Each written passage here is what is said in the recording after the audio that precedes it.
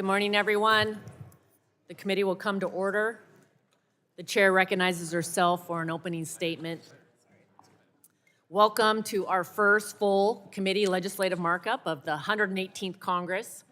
We will consider 20 bills from 3 of our subcommittees to help secure our energy future and global competitive edge. In 15 of the bills, we're leading to ensure reliable, clean, secure, and affordable delivery of energy.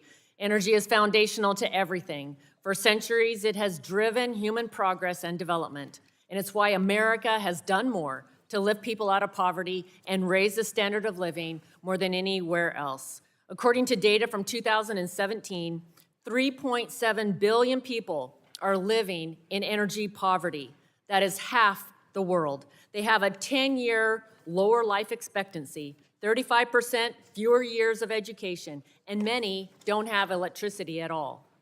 Our goal today is to celebrate how abundant energy resources have unleashed prosperity and invited people from across the globe to come to America to achieve their hopes and dreams. We've accomplished this as a leader in reducing emissions with the highest environmental and labor standards in the world. We cannot afford to move backwards with a reckless command and control, so-called climate agenda that forces people to pay more and go without reliable energy. Unfortunately, that is what we see right now and what President Biden has pursued since his first day in office. From the gas station to the grocery store, his war on American energy is making life harder and more expensive for the hardworking people of this country. Families on average have been forced to pay $10,000 more over the last 2 years for everyday goods and services. More than a third of households say they have foregone food and medicine in order to pay their energy bills. It shouldn't be this way. President Biden is also weakening our security and making us dangerously dependent and reliant on China's supply chains that are more harmful to the environment and use slave labor. China's overall share of energy minerals processing surpasses OPEC's share of oil markets in many key areas, from 40% to 100% of key materials and processing. DOE has noted that China's control of key materials in renewable energy is, quote, across the board. To win the future, we cannot allow our energy security to be surrendered to the CCP. Our energy and climate solutions before us today are just the beginning of our work to unleash American energy, lower costs, and secure our supply chains. We want to lift barriers to expanding our energy supplies, remove red tape over exportation and importation of LNG, and build more pipelines with our North American allies and across the states. We also want to repeal taxes that will harm communities, shut down production, and raise prices across the entire economy. We are leading to prevent bans on key energy technologies and stop the administration from closing off markets that would increase prices even more. All of this will help open critical markets for energy to boost production and help drive down cost. Other bills focus on securing critical energy materials to be less reliant on Chinese supply chains. That includes bolstering the Department of Energy's responsibilities to assess, identify, and address supply chain vulnerabilities. Further, several bills today reduce regulatory red tape for onshoring critical minerals, processing, and refining facilities without compromising environmental protections. That's how we beat China and advance prosperity for America. In addition to these energy and environment bills, we are also taking action on several solutions from our Innovation, Data, and Commerce Subcommittee. We know that the CCP wants to replace us as a global economic and technological leader. We must protect American data from CCP's malicious behaviors and make sure technologies of tomorrow are developed with our values. That's why we're leading on 5 solutions that will bolster our competitive edge and help secure people's personal information from the CCP. Overall, I look forward to our markup today, and I thank all of my colleagues for their work. We have a long list of bills to work through, and I know we will improve the lives of those we serve and secure a better future here at home. Thank you. I now recognize the gentleman from New Jersey, Representative Pallone, for 5 minutes for an opening statement. Thank you, Madam Chairwoman. Today, committee Republicans are continuing to push forward their partisan agenda and undermining our nation's bedrock environmental laws in the process. Republicans love to talk about taking an all-of-the-above approach to building out our energy assets, but none of the bills we're marking up today address or even reference clean energy. Instead, Republicans are rushing through 8 partisan energy bills that have no chance of ever becoming law. Many of these are the same bills that Republicans pushed through the last time they were in charge of the House, back when there was a Republican president and a Republican-controlled Senate, and they still couldn't get this legislation over the finish line. But here they are again attempting to move the same old bills. And this is not serious legislating, in my opinion. Republicans are posturing to the big oil and gas friends at the detriment of the American people. H.R. 1058 is nothing more than a shadow approval of the Keystone pipeline. It establishes that every single cross-border energy project is assumed to be in the public interest unless proven otherwise, a pretty major assumption for Republicans to make unilaterally. H.R. 1130 removes the requirement that the Department of Energy determine that LNG exports are within the public interest. This Republican bill would lead to more American LNG being sent to China, and again, so much for Republican claims of being tough on China. Meanwhile, the 7 environmental bills we're marking up today endanger the health and safety of the communities we represent.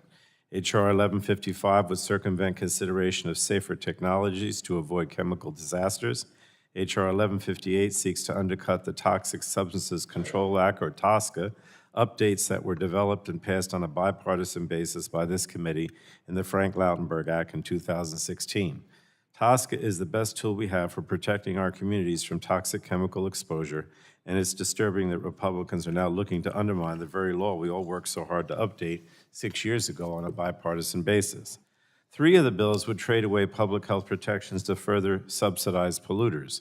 H.R. 1140 sets a dangerous precedent by allowing the Environmental Protection Agency to waive any clean air requirements, fee, or standard for any critical energy resource. H.R. 1070 grants Solid Waste Disposal Act permits to owners or operators of critical energy resource facilities without requiring basic public health and environmental safety standards. And H.R. 1131 would automatically grant a flexible air permit to every industrial facility linked to critical energy resources, even those with abysmal track records of Clean Air Act violations. 2 bills would repeal programs enacted by the Inflation Reduction Act, programs that would reduce pollution, lower the deficit, and leverage private sector investments in clean energy projects. H.R. 1023 would revoke the Greenhouse Gas Reduction Program, which invests $27 billion to rapidly deploy low and zero-emission technologies.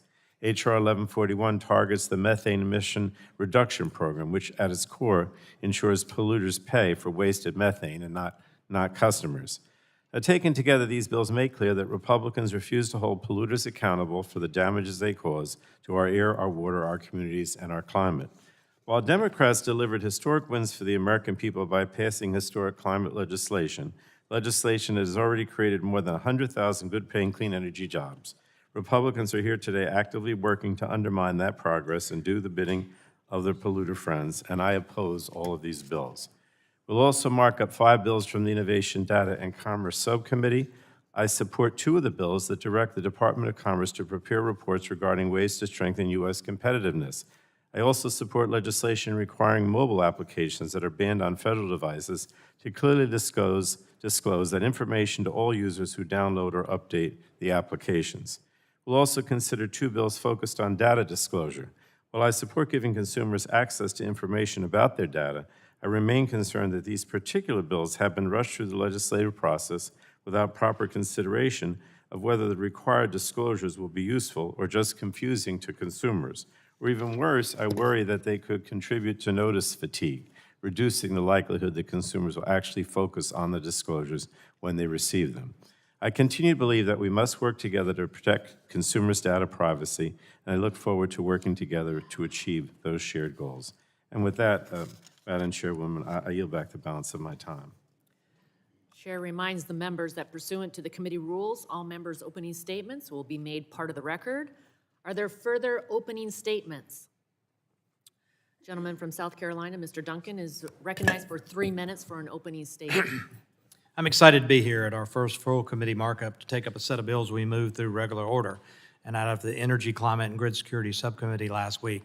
These bills will help increase American energy production, restore our energy leadership for the United States of America. The United States has incredible energy potential. We have vast resources of oil, natural gas, and other critical minerals essential for energy dominance. Only a few years ago, we achieved energy independence, which benefits our economic and national security. There is no national security without energy security. Unfortunately, the energy agenda imposed by the Biden administration the last couple of years has disincentivized private sector investment in our energy infrastructure by implementing a top-down government regulation on the energy sector. This has led to decreased energy production and energy infrastructure development. In fact, according to the Energy Information Administration, in 2022, the least amount of interstate natural gas pipeline capacity was added since it began tracking that data in 1995. This is a direct consequence of the Biden administration's anti-energy policies. My state of South Carolina has seen its population grow in recent years because it has been a haven for manufacturing. We worry if we can maintain this reputation over the next several years solely due to the inability to build out essential energy infrastructure. We have an abundance of natural gas in the Northeast and Appalachia, but unfortunately, under the current regulatory structure, it only takes one state to block access to this safe, reliable energy source, and that will ensure continued growth and prosperity in my state. And this issue is not unique to South Carolina. The good news is that Republicans have solutions to reassert our energy dominance and lower prices. The energy bills we are taking up today will protect American energy production from federal bans. It will work to ease energy infrastructure permitting from pipelines to cross-border infrastructure.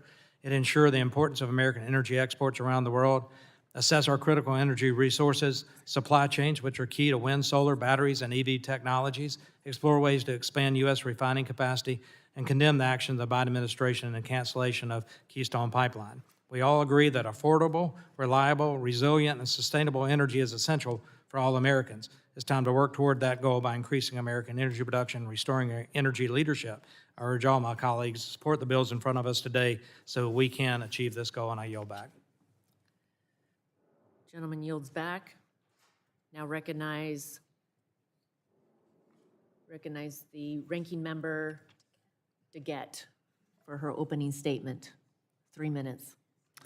I thank the gentlelady, and I've got to say, I'm a bit disappointed with the bills that we're considering today because almost all of the 20 bills are partisan messaging bills that are just being rammed through the committee. 8 of the bills are from the Energy Subcommittee, and unfortunately, all of them are partisan.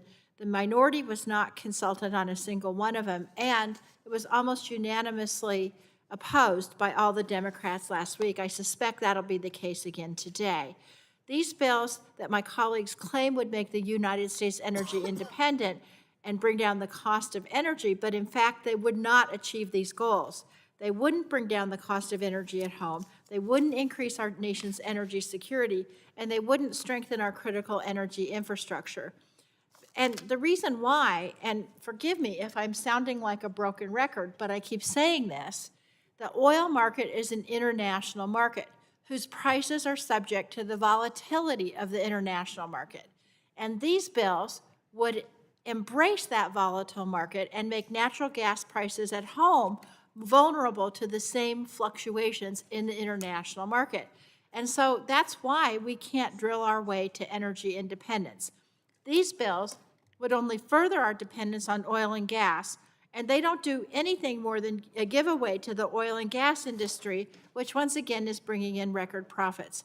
H.R. 1130, the Unlocking Our Domestic LNG Potential Act, would repeal a public interest determination required for the export of U.S. LNG, making American natural gas further subject to the volatility of the global market, which only will destabilize prices here at home. H.R. 1115, the Promoting Interagency Coordination Review for Natural Gas Pipelines Act, would essentially require FERC to rubber stamp the construction of new natural gas pipelines while running roughshod over the ability of other agencies to review its work. And two pieces of legislation, H.R. 1058 and H. Conres 14, would attempt to revive the Keystone XL pipeline, which was terminated nearly 2 years ago. And so those are the energy bills. From the Environment Subcommittee, we've got 7 partisan bills that would gut our bedrock environmental laws that protect the air we breathe and the water that we drink. These are another gift to the oil and gas industry, and they're going to undo critical programs that will put us on the path to a better future. And so the bills that we have today, they don't do anything to protect our environment or ensure energy security. Instead, they just send a message to the oil and gas industry that they get to call the shots. But being an optimist, I have a word of positive thought to say. We're getting these messaging bills out of the way. I think that's a good thing, because maybe after this, we can actually get down to the business of legislating in a bipartisan way to have a clean energy future, to have energy independence, and to begin to bend the climate curve. And with that, Madam Chair, I yield back.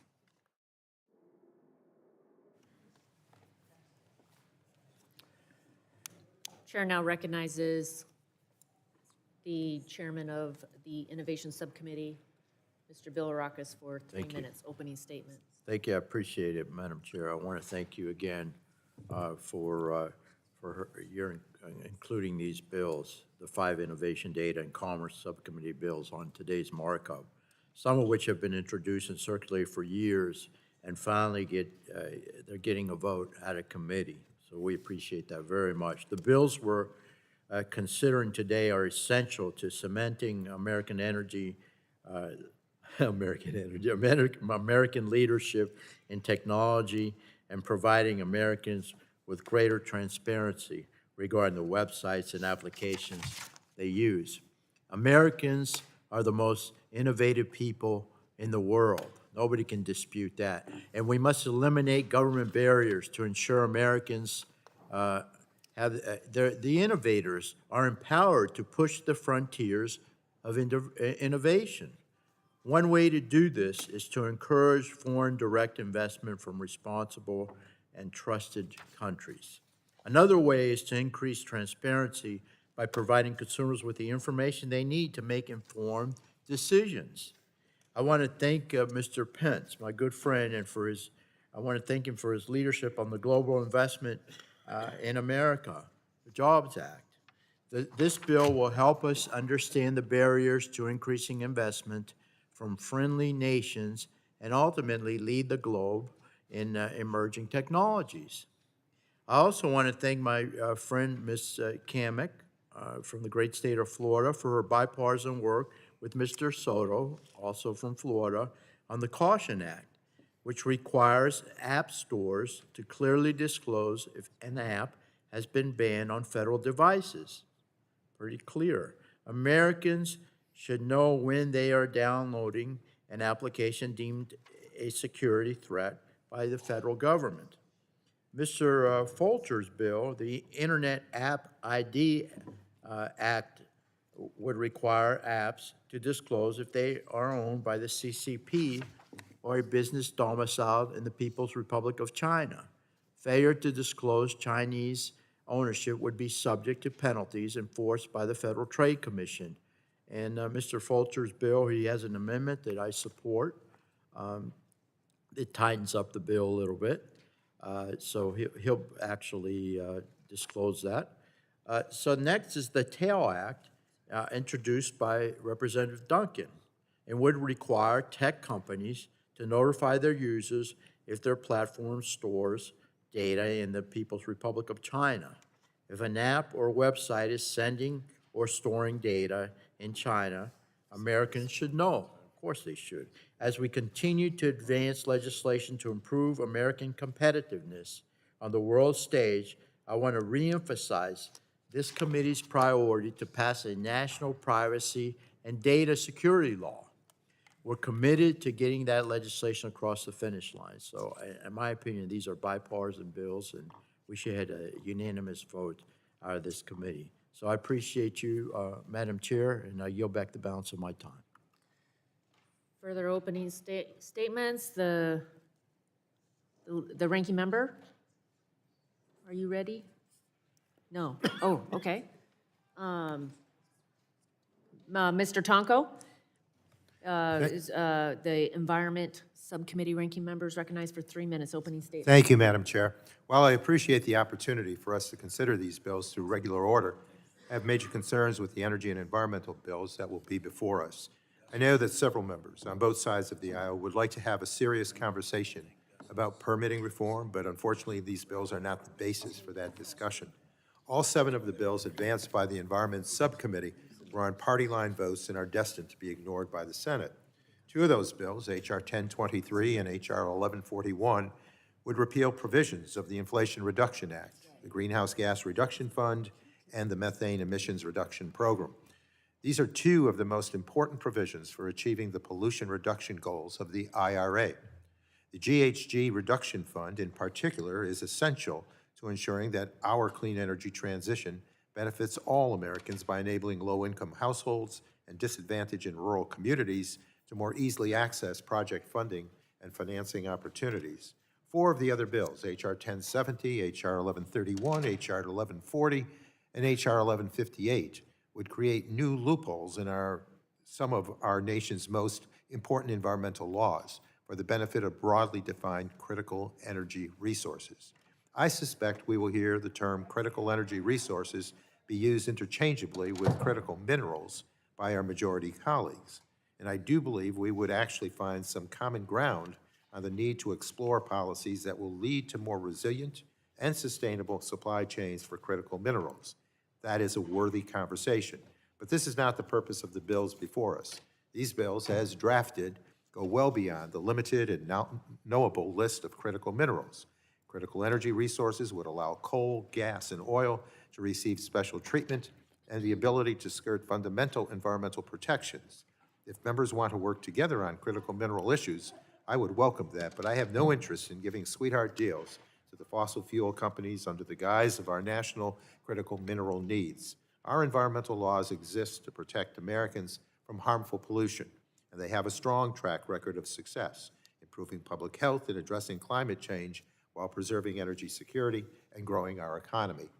Unfortunately, the bills from the Environmental Subcommittee are not going to protect our constituents' air and water, and therefore I must urge their opposition today.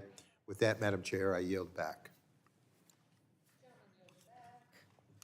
I now recognize the chairman of the Environment Subcommittee, Mr. Johnson, for 3 minutes for the purpose of an opening statement.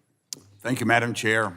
Last week, the Subcommittee on Environment, Manufacturing, and Critical Materials favorably forwarded 7 bills to the full committee for consideration, and each of those bills will be marked up today. These bills are part of an effort to end the outsourcing of our short and long-term energy security needs to foreign countries, particularly those that don't like us very much and actively leverage the resources against the United States and its allies.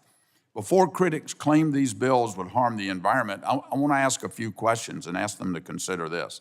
Is the goal to lower emissions or to eliminate specific types of energy sources?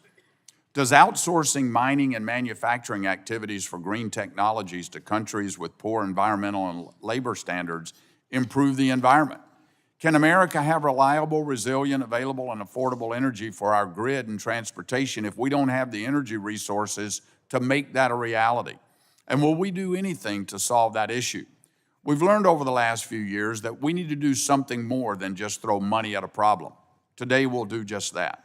For instance, Representative Carter's bill addressing permitting for refining and processing of critical energy resources. Right now, there is no refining of critical minerals in the United States.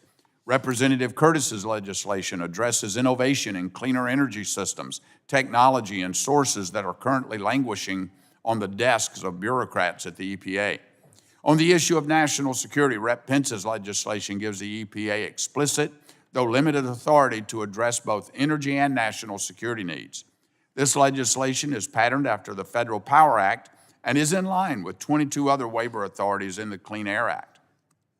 Mr. Crenshaw's bill tackles the practical and economic problems posed by an EPA regulation on gasoline refining that could intentionally destroy our domestic refining capacity and increase prices at the pump. For synchronizing U.S. energy spending and policy, we're considering legislation to clarify the use of EPA's existing flexible permit program for critical energy resources and the natural gas tax, and address the Democrats' big green slush fund that was jammed through the last reconciliation package. Madam Chair, I want to clarify that this isn't all that needs to be done in these and other areas to better unleash American energy, reinvigorate innovation in energy technologies, and bolster our domestic supply chains, but it is a big step in the right direction. I look forward to reporting these bills to the House floor and working with members on both sides to address these challenges and more going forward. And with that, I yield back whatever remaining time I have, Madam Chair. Gentleman yields back. Are there further opening statements?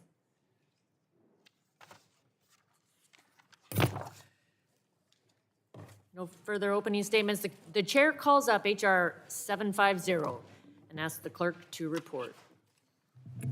Committee print of H.R. 750 as forwarded by the Subcommittee of Innovation, Data, and Commerce. To require any The first person reading that of the bill sells... is dispensed with. The bill will be open for amendments at any order, at any point, so ordered. Does anyone seek to be recognized? Thank you, Chairwoman Rodgers. I have an amendment For at the what desk. purpose does the gentlelady seek recognition? I have an amendment at the desk. Amendment in the nature of a substitute to H.R. 750 offered by Ms. Kamick. Strike all after the enacting clause and insert the following. Section 1, short title. This act may be cited as the Chinese-owned applications using the Information of Our Nation Act Okay, of dispense with the reading, 2023. please, Madam Clerk. And without objection, ladies recognized for 5 minutes. Thank you, Chairwoman Rodgers, for holding this markup today to consider a number of very important pieces of legislation. I'm glad that we are considering the Caution Act, which I am proud to lead with my friend and colleague from Florida, Mr. Soto. TikTok, which is owned by ByteDance, a privately held company that is headquartered in Beijing, has become a topic of recent discussion. However, one important fact to remember about the so-called private companies in China is that there is nothing private about them at all. Every single technology company operating in China is subject to Chinese laws, which require companies to provide user data to the CCP.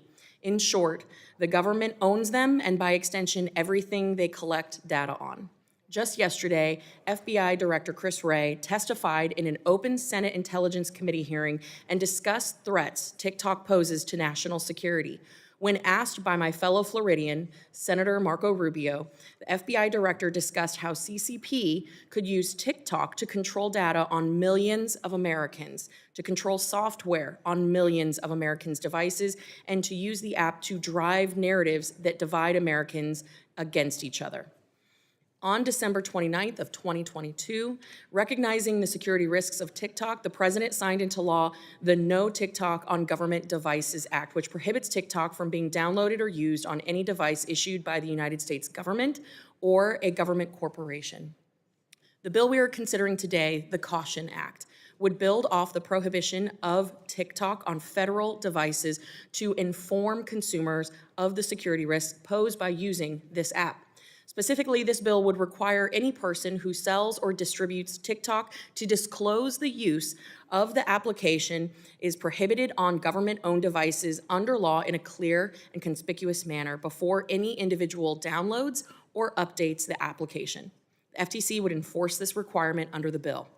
Every single person using TikTok in the United States, at minimum, deserves to know that the federal government has banned the use of the app on federal devices due to legitimate security risks. Again, I would like to thank Mr. Soto for helping lead this effort with me, and would like to thank Chair Rodgers for considering the Caution Act in today's markup. I encourage all of my colleagues and members of this committee to support it, and I yield back. Gentlelady yields back. Is there discussion of the amendment? Further discussion?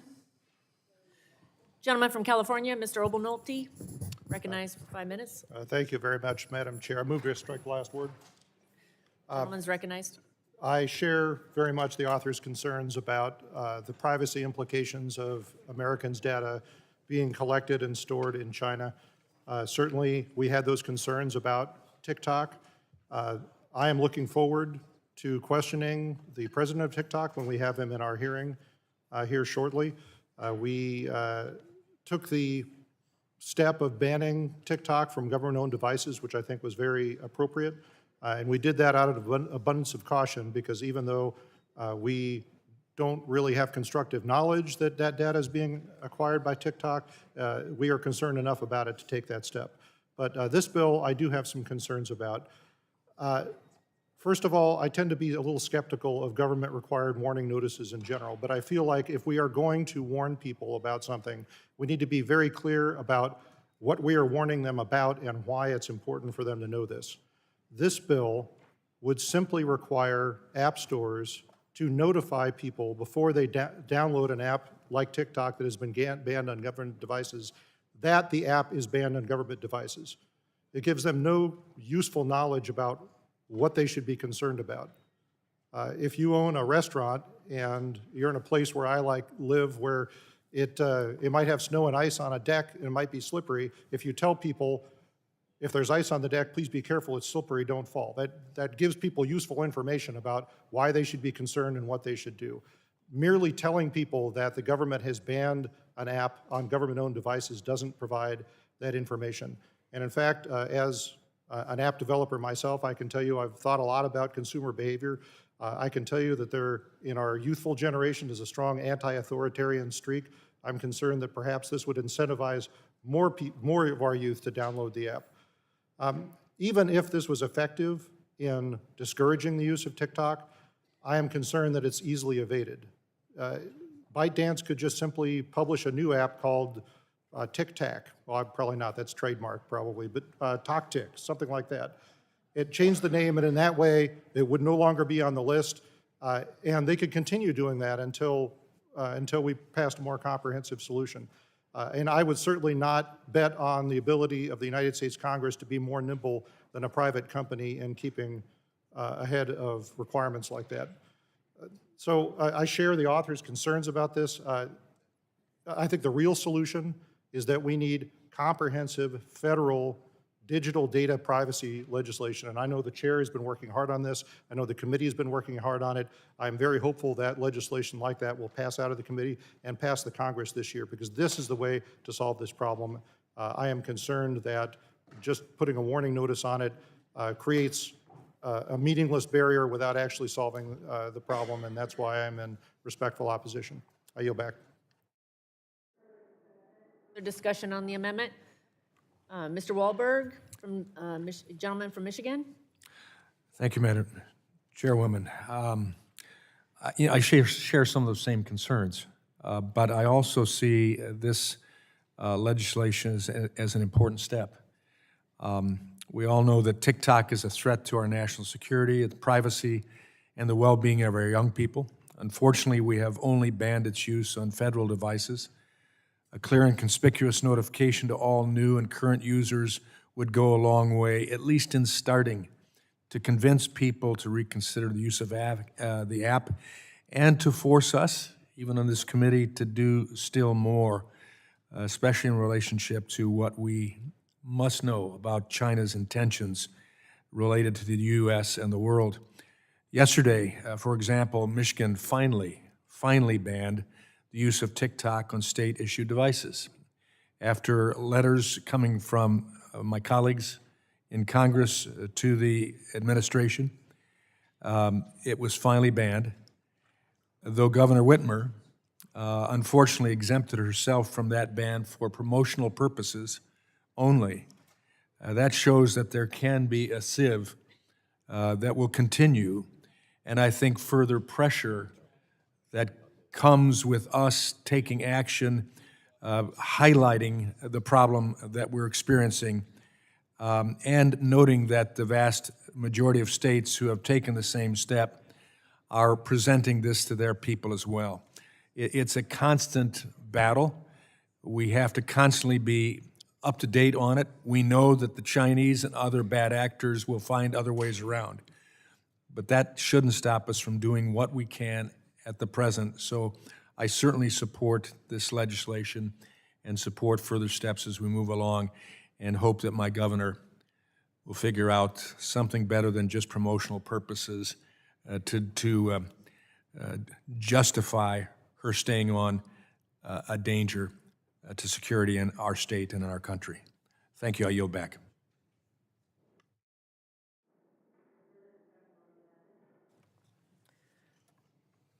Further discussion, seeing none. There's no further discussion. The vote occurs on the amendment. All those in favor shall signify by saying aye. Aye. Those opposed, nay. The ayes have it. The amendment is agreed to. Question now occurs on approving H.R. 750 as amended. All those in favor say aye, or you already did that. Okay, da-da-da-da-da. Oh, so this is on final passage now. Question now occurs on approving H.R. 750. We have requested a roll call vote. Clerk will call the roll. Rodgers. Aye. Rodgers votes aye. Burgess. Burgess votes aye. Latta. Latta votes aye. Guthrie. Guthrie votes aye. Griffith. Griffith votes aye. Bilirakis. Bilirakis votes aye. Johnson. Johnson votes aye. Bouchon. Bouchon votes aye. Hudson. Hudson votes aye. Wahlberg. Wahlberg votes aye. Carter. Carter votes aye. Duncan. Duncan votes aye. Palmer. Dunn. Curtis. Curtis votes aye. Lesko. Lesko votes aye. Pence. Pence votes aye. Crenshaw. Crenshaw votes aye. Joyce. Joyce votes aye. Armstrong. Armstrong votes aye. Weber. Weber votes aye. Allen. Allen votes aye. Balderson. Balderson votes aye. Fulcher. Fulcher votes aye. Pfluger. Pfluger votes aye. Harshbarger. Harshbarger votes aye. Miller Meeks. Miller Meeks votes aye. Kamick. Kamick votes aye. Obernolte. Obernolte votes no. Pallone. Pallone votes aye. Eshoo. Eshoo votes aye. DeGette. DeGette votes aye. Schakowsky. Schakowsky votes aye. Matsui. Matsui votes aye. Castor. Sarbanes. Sarbanes votes aye. Tonko. Aye. Tonko votes aye. Clark. Clark votes aye. Cardenas. Cardenas votes aye. Ruiz. Peters. Peters votes aye. Dingle. Vesey. Vesey votes aye. Custer. Custer votes aye. Kelly. Kelly votes aye. Barragan. Barragan votes aye. Blunt Rochester. Blunt Rochester votes aye. Soto. Soto votes aye. Craig. Aye. Craig votes aye. Schreier. Trahan. Trahan votes aye. Fletcher. Fletcher votes aye. Ms. Castor is not recorded. Castor votes aye. Ruiz is not recorded. Ruiz votes aye.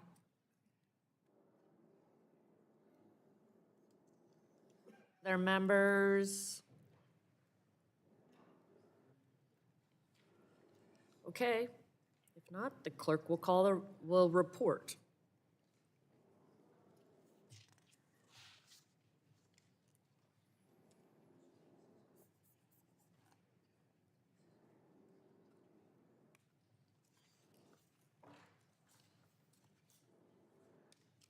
Chair Rodgers, on that vote, we have 47 ayes and 1 no.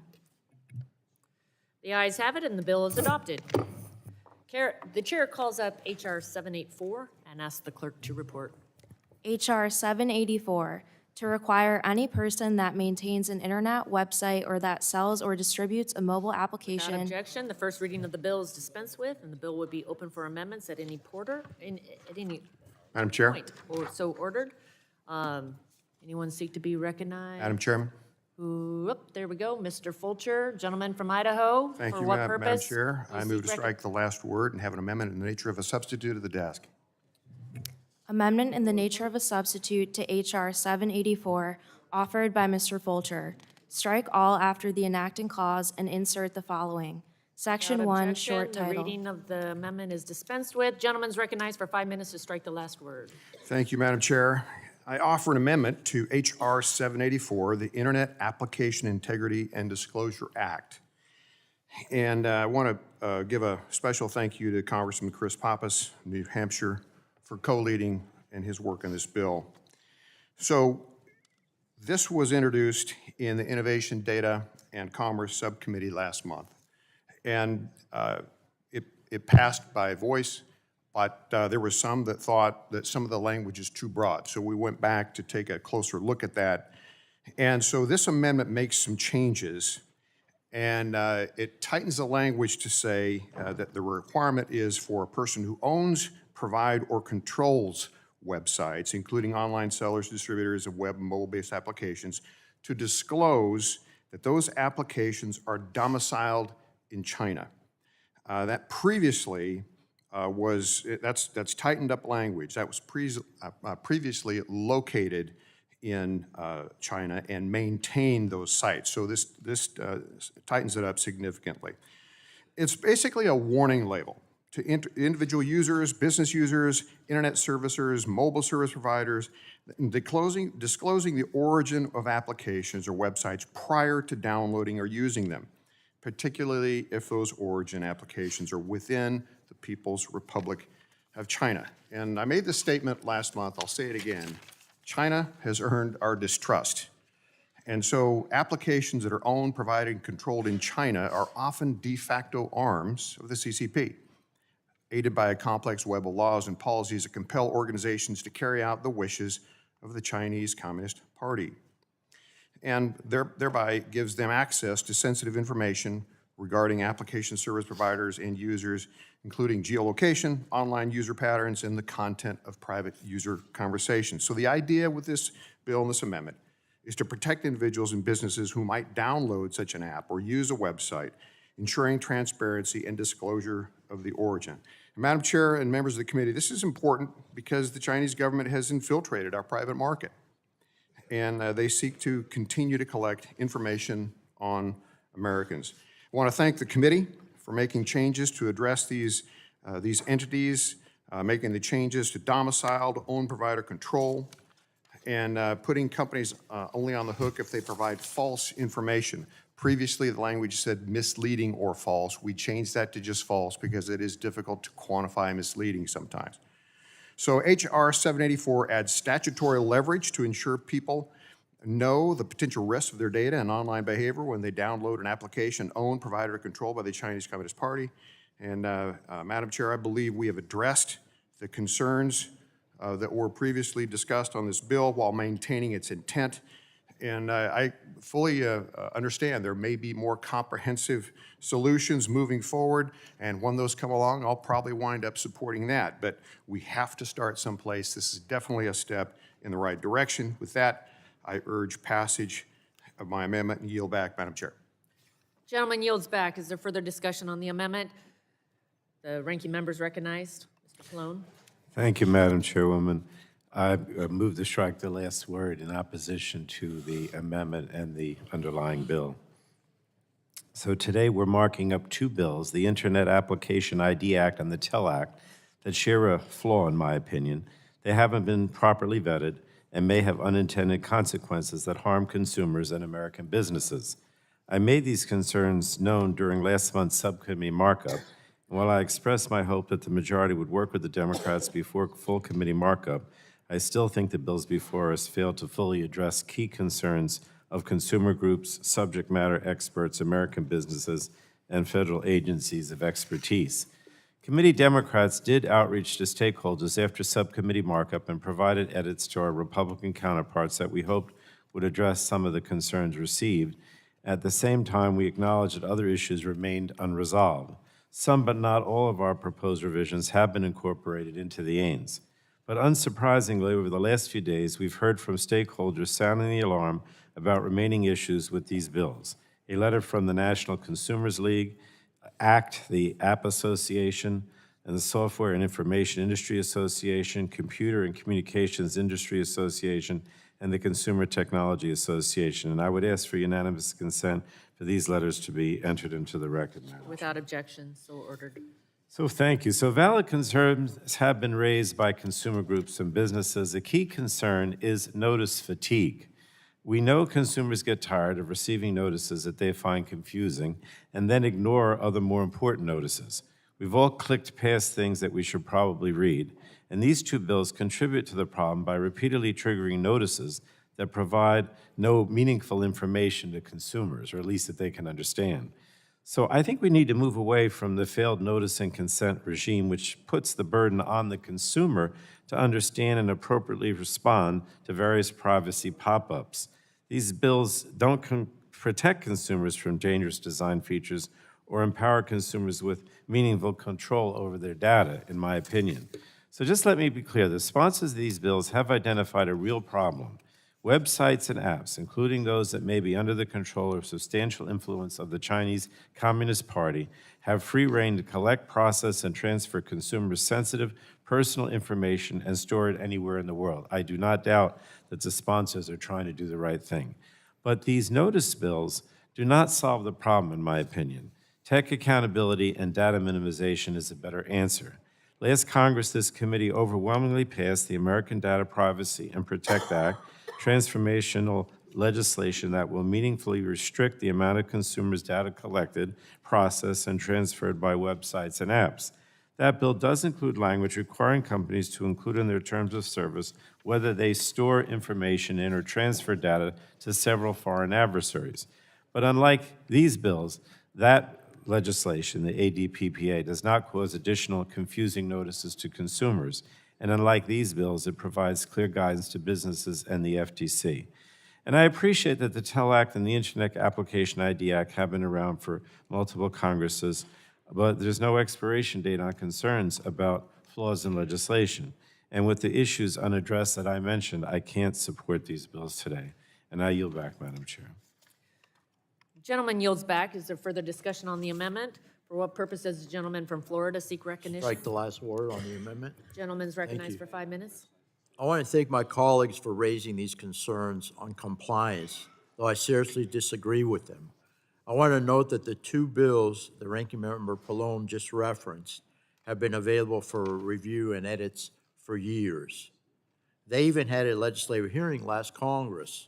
Our nation's tech companies, especially the largest tech companies like Apple or Google, have the know your customer compliance regimes to understand who they are conducting business with. While I understand the concerns with compliance, the legislation before us today all the legislation requires a knowingly standard, which should ease concerns about mistaken noncompliance. Understanding who you are signing a contract with and conducting due diligence is something we expect American businesses to do.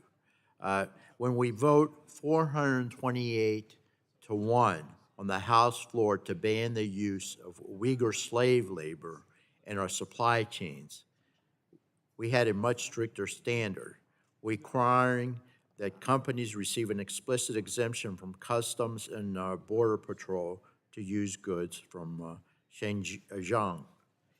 In contrast, the bills before us have a much lower knowing standard. The TEL Act requires that an app or website which knowingly stores and maintains data in the People's Republic of China it alerts the users to that fact. The Caution Act requires that phone app stores alert their users that an app has been banned on federal devices. Americans should know that they're downloading spyware. The Internet App ID Act requires that apps or websites which are knowingly owned in part or in full by the Chinese Communist Party or an entity domiciled in the People's Republic of China disclose this fact to their users. Once data is in China, the Chinese Communist Party has unfettered access to it. Companies who are knowingly giving the Chinese Communist Party access to American data should be required to disclose this fact to their users. It's as simple as that, Mr. Chair. So, Madam Chair. So in any case, I urge my colleagues to pass these bills as amended, and I yield back the balance of my time. Let's get them on the floor as soon as possible. Gentleman yields back. Does anyone else seek to be recognized? The lady from California, for what purpose? will you seek recognition? To strike the last word, Madam Chairwoman. Gentlelady's recognized for Speak on 5 the bill. minutes. Thank you. I've long been a champion of privacy and data protection. I've also warned about the dangers of America's data and technology in the hands of the PRC for many years. I was one of the first to raise the alarm about Huawei years before, actually well over a decade before others did. We all agree that we need to ensure America's data is protected from the exploitation of the PRC. But this can't be accomplished with messaging bills.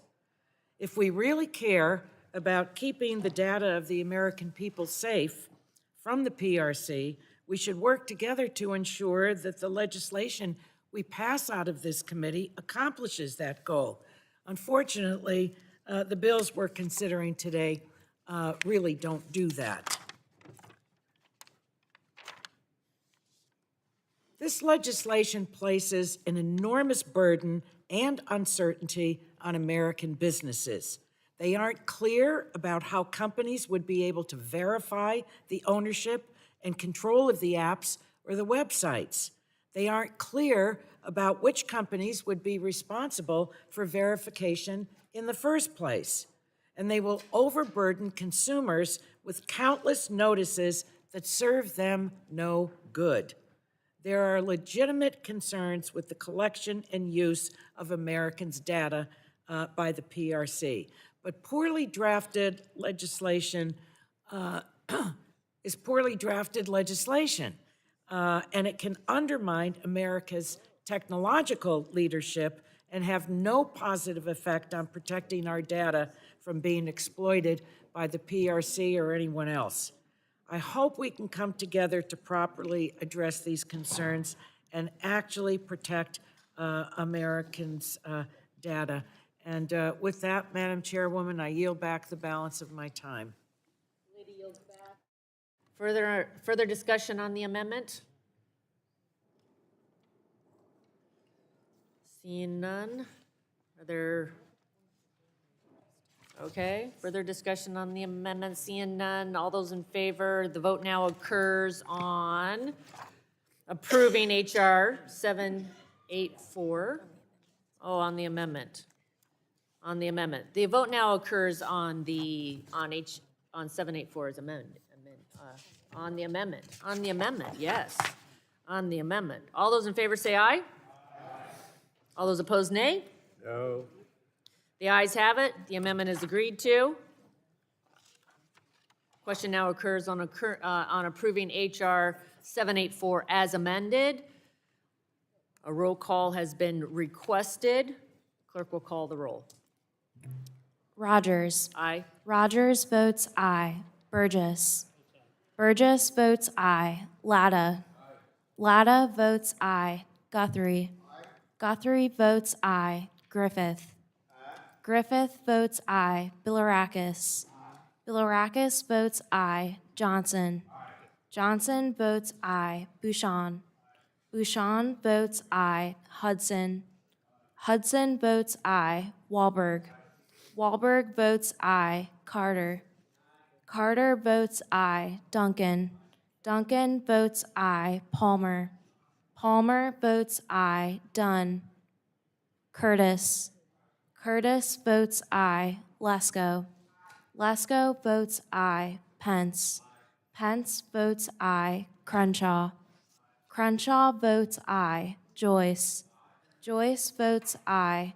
Armstrong. Armstrong votes aye. Weber. Allen. Allen votes aye. Balderson. Balderson votes aye. Fulcher. Fulcher votes aye. Fluger. Fluger votes aye. Harshbarger. Harshbarger votes aye. Miller Meeks. Miller Meeks votes aye. Kamick. Kamick votes aye. Obernolte. Obernolte votes no. Pallone. No. Pallone votes no. Ashew. Ashew votes no. Deget. Deget votes no. Schakowsky. Schakowsky votes no. Matsui. Matsui votes no. Castor. Castor votes no. Sarbanes. Sarbanes votes no. Tonko. No. Tonko votes no. Clark. Clark votes no. Cardenas. Cardenas votes no. Ruiz. Ruiz votes no. Peters. Peters votes no. Dingle. Dingle votes no. VC. VC votes no. Custer. Custer votes no. Kelly. Kelly votes no. Barragan. Barragan votes no. Blunt Rochester. Blunt Rochester votes no. Soto. Soto votes no. Craig. Craig votes aye. Schreier. Trahan. Trahan votes no. Fletcher. Fletcher votes no. Craig. Cancel each other out. What did he say? I don't know. Mr. Weber was not recorded. Mr. Weber votes no.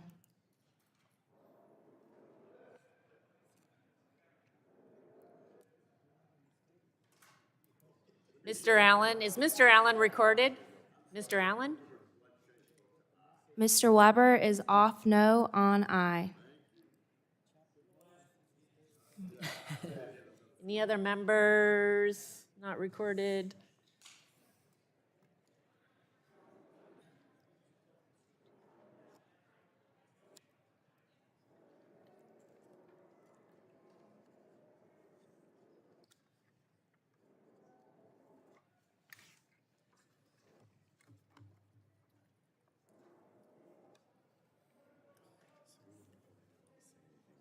Or no, we have a separate thing.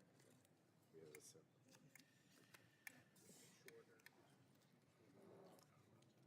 Chair Rodgers, on that vote, we have report. 28 ayes and 22 noes. The ayes have it, and the bill is adopted. Chair calls up H.R. 742 and asks the clerk to report. H.R. 742, to require that any person that maintains an internet Without objection, the website. first reading of the bill is dispensed with, and the bill is open for an amendment, at any point, so ordered. Does anyone seek to be recognized on the bill? 742, for what purpose does the gentleman from South Carolina seek recognition? Mr. Chairman, I move to strike the last word. Gentleman's recognized for 5 minutes to strike the last word. Thank you so much. I rise today to speak on behalf of my bill, H.R. 742, the Telling Everyone the Location of Data Leaving the U.S. Act, or TEL Act, and this amendment in the nature of a substitute that is being brought up. TEL makes a simple requirement of all mobile applications and websites. If you store and maintain data in the People's Republic of China, or if users' data is in any way accessible by the Chinese Communist Party or any other Chinese state-owned entity, you must disclose that to the consumer. The Americans have the right to know. Due to past actions, I believe, by past Congresses, you now have to agree to allow apps to track you, and you have to be warned or notified that cookies may be downloaded by websites to your computers and devices. The American people deserve to know which apps on their phone or programs on their laptop are collecting personal data to give to the Chinese in quantities far greater than those from the big white balloon and in far greater depth. The bill also provides that failure to disclose is a violation under the Unfair Deceptive Acts clause, and it gives the FTC enforcement authority to fine companies who either fail to disclose or who would knowingly disclose false information. The big white Chinese spy balloon was a wake-up call to America. This bill should be a wake-up call to big tech, which is why they're squirming. Our constituents are sick and tired of their data being exposed to the CCP, and we wonder what it's being used for. Our message to big tech is simple.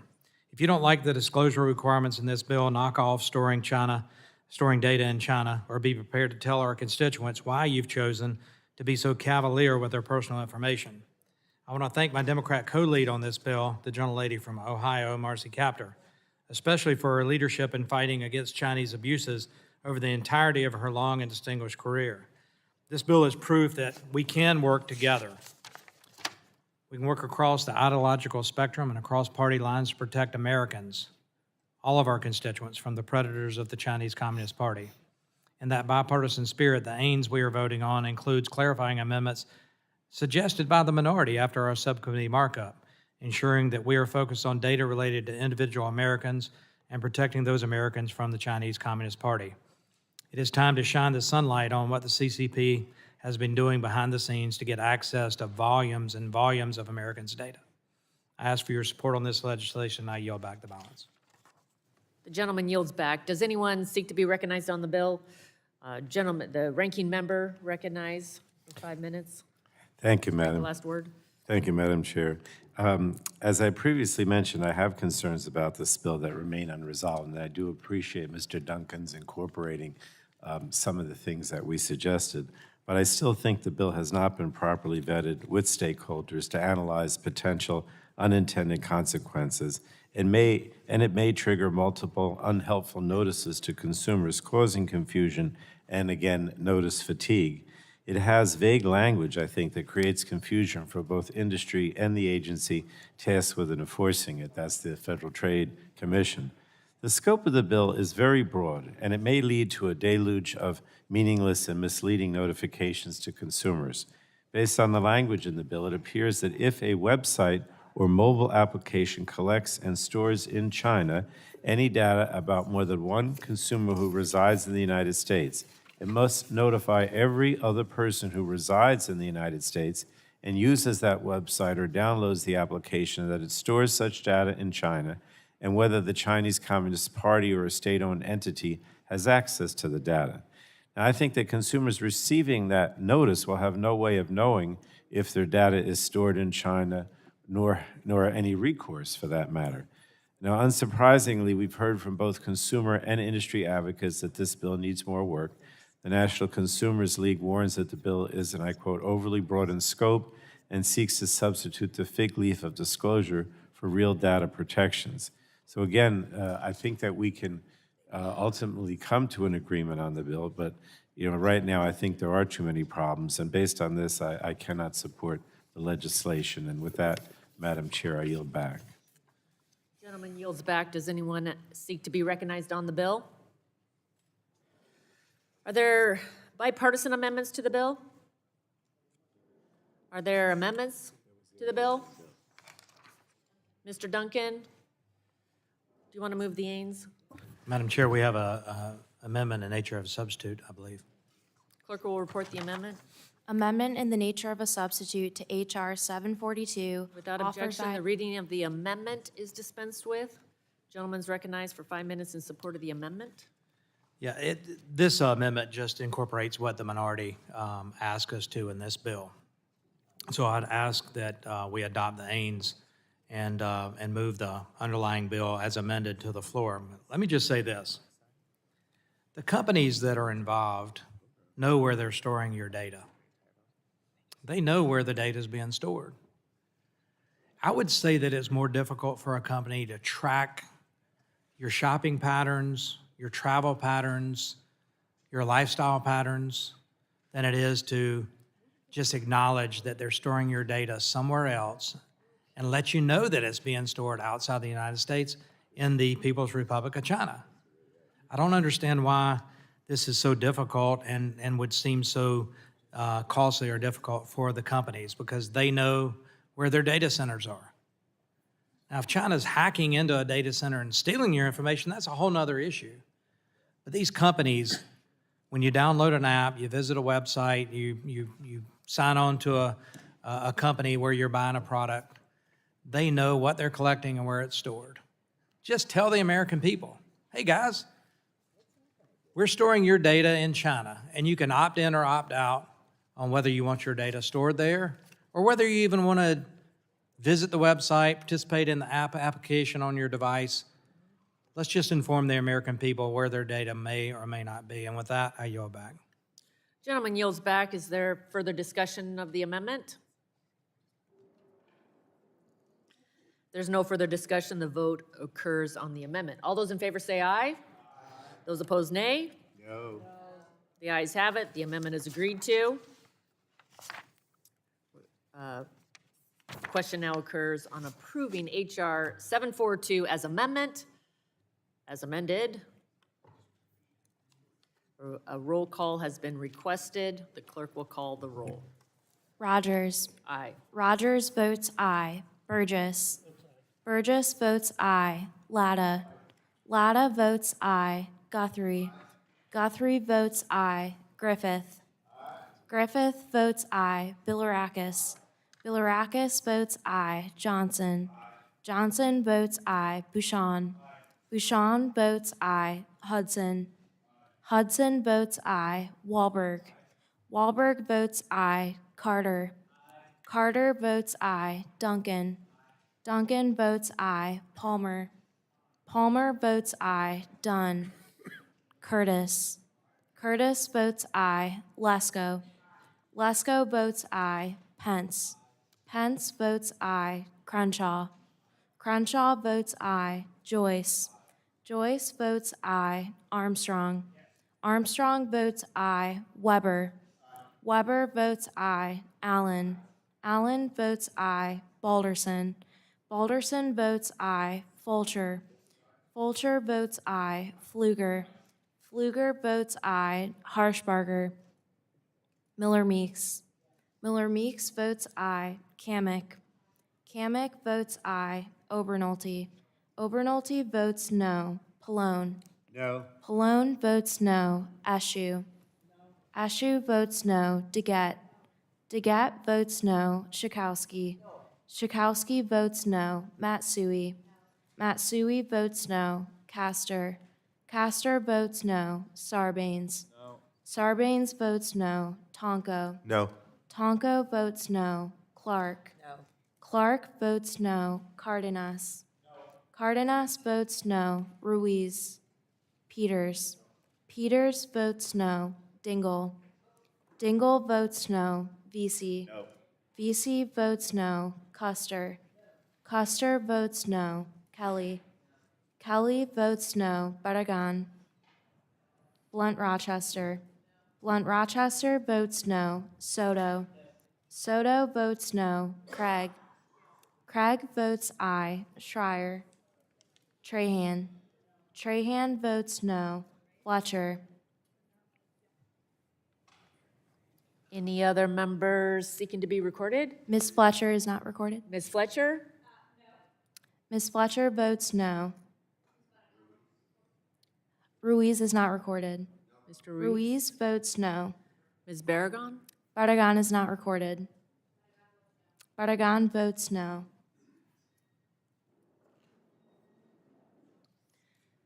Ms. Harshberger? Ms. Harshbarger is not recorded. Harshbarger votes aye.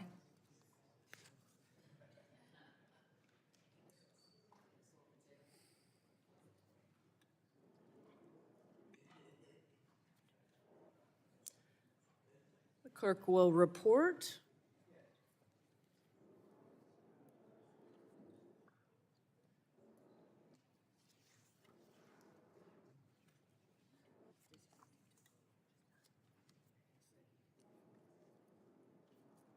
Chair Rodgers, on that vote, we have 28 ayes and 22 noes. The ayes have it, and the bill is adopted. Chair calls up H.R. 813 and asks the clerk to report. H.R. 813, to direct the Secretary of Commerce in Without coordination with objection, the the heads... first reading of the bill is dispensed with, and the bill will be open for amendment at any point. So ordered. Does anyone seek to be recognized on the bill? For what purposes, gentlemen from Indiana seek to be recognized? Madam Chair, I have an amendment at the desk and would like to strike the last word. Amendment in the nature of a substitute to H.R. 813, offered by Mr. Pence. Strike all after Without the objection, enacting the reading of clause. the amendment is dispensed with. The gentleman is recognized for 5 minutes in support of his amendment. Thank you, Madam Chair. I thank my colleague, Ranking Member Schakowsky, for working with me on this amendment. This amendment to H.R. 813 includes technical fixes and clarifying updates to strengthen the legislation and move forward on a bipartisan basis. The Global Investment in American Jobs Act seeks to improve the attractiveness of foreign investment from allied nations and identify barriers that are holding back American competitiveness. Over 200,000 Hoosiers are directly employed by international companies, 56% of which are in the manufacturing sector. Because of our long storied history as a leader in the manufacturing industry, companies across the world have keyed into Indiana. Before companies started outsourcing operations to China and other countries, company towns had lifted small and rural communities across the Hoosier state. Take Cummins Engine Company, for example. I've lived in Columbus, Indiana my entire life, and nearly every family, my own included, has some connection to the company that has helped build and grow our city. Beyond Indiana, communities across the country share similar stories where foreign investment has lifted up communities with stable, good-paying jobs. International companies in the U.S. employ 8 million workers and over the past 5 years have created 400,000 new manufacturing jobs. As companies across the world rethink their partnerships with the Chinese Communist Party, we have an opportunity to leverage investment from allied nations. Importantly, this legislation would also seek to uncover actions from the Chinese Communist Party to gain access to the U.S. markets and circumvent national security laws. For decades, China has built a calculated strategy to corner global supply chains through IP theft and free market manipulation. H.R. 813 addresses anti-competitive practices of the CCP to undermine innovation and to gain footholds in next-generation technologies. I urge support of this bill, and I yield back the balance of my time. The gentleman yields back. Is there discussion of the amendment? For what purpose does the lady from Illinois seek to be recognized? I seek to strike the last word. Ladies recognized for 5 minutes. So I really want to thank my colleague, Representative Pence, and also Chair of the Subcommittee, Bill Rodgers, for their engagement with me concerning the issues that I raised at the subcommittee hearing. Foreign direct investment can enhance our global competitiveness, that's certainly for sure. But we must also understand its importance for American workers. China is not the only adversary that foreign direct investment from among other countries that we ought to pay attention to, and thank you for including that in the amendment. And the bill is stronger for our bipartisan collaboration. I appreciate it so much. And with that, I yield back. Is there further discussion of the amendment? Lady from Delaware, for what purpose do you seek recognition? Madam Chair, I move to strike the last word. Ladies recognized for 5 minutes. Thank you, Chair Rodgers.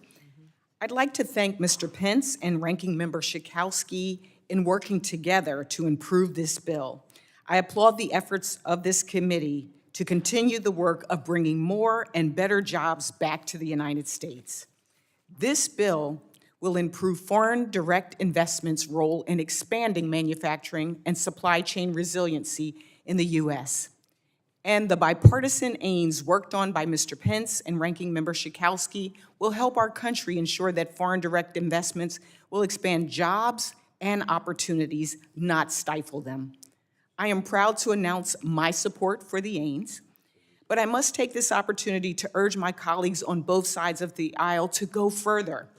This measure can only be successful if it is part of a larger and fully comprehensive strategy to reshore jobs to the United States.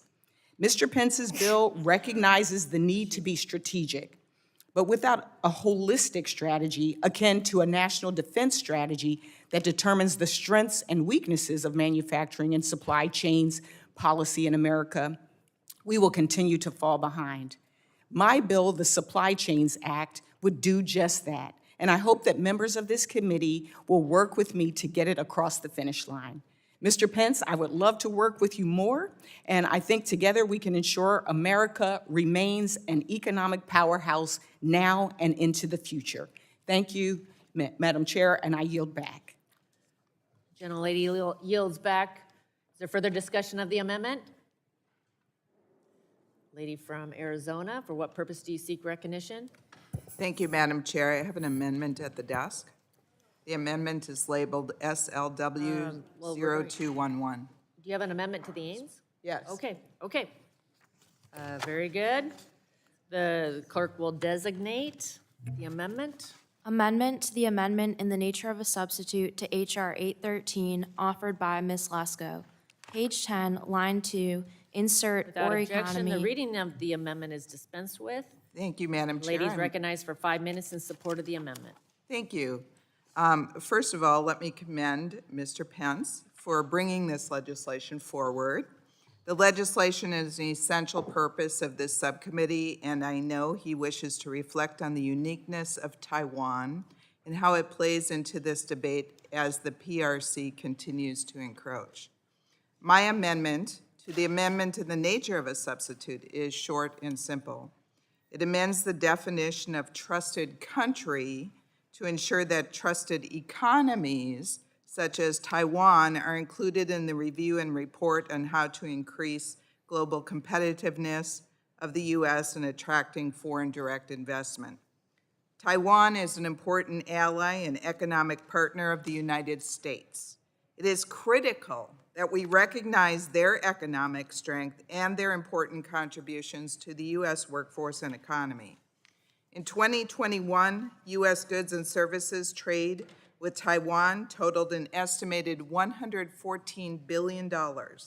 This is significant to American workers and businesses.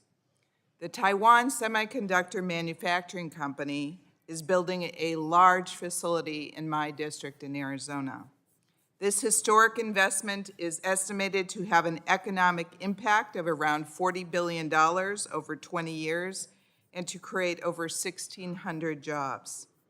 This is the kind of foreign direct investment that this bill aims to increase. The amendment is very short. All it does is insert "or economy" after country. I urge my colleagues to vote in favor of this amendment and the underlying bill, and I yield back. Further discussion on the amendment?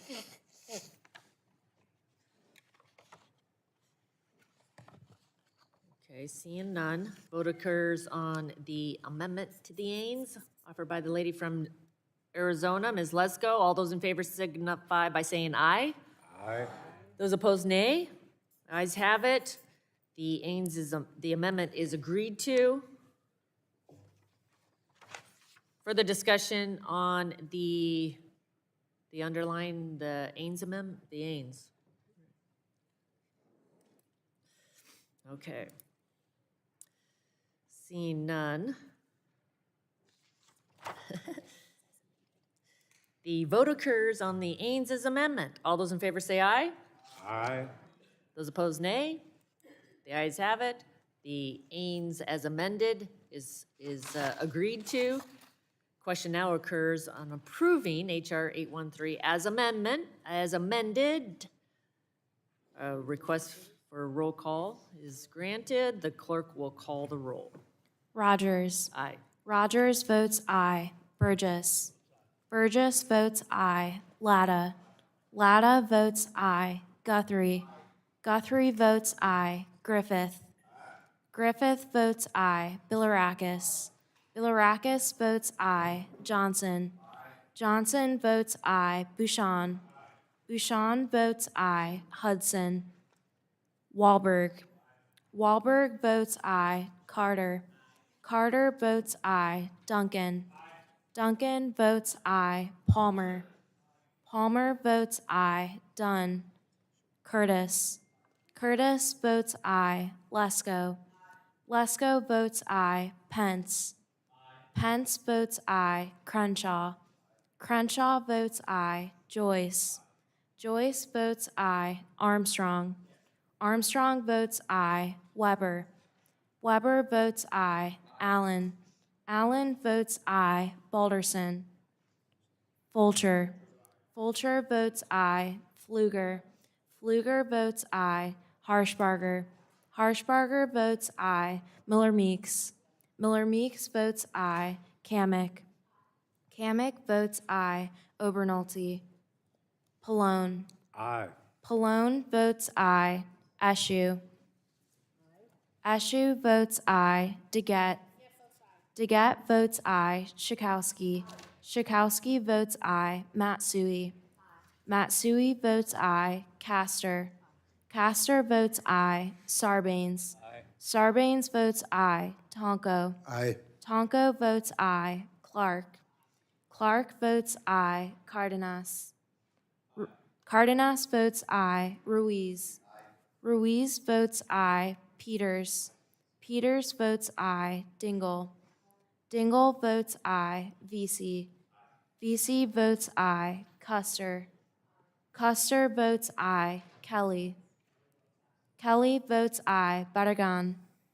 Barragan votes aye. Blunt Rochester. Blunt Rochester votes aye. Soto. Soto votes aye. Craig. Craig votes aye. Schreier. Trahan. Trahan votes aye. Fletcher. Fletcher votes aye. Mr. Obernolte votes aye. Mr. Hudson? Mr. Hudson votes aye. Yes? Mr. Balderson votes aye. Mr. Boulderson? Any other members seeking to be recorded?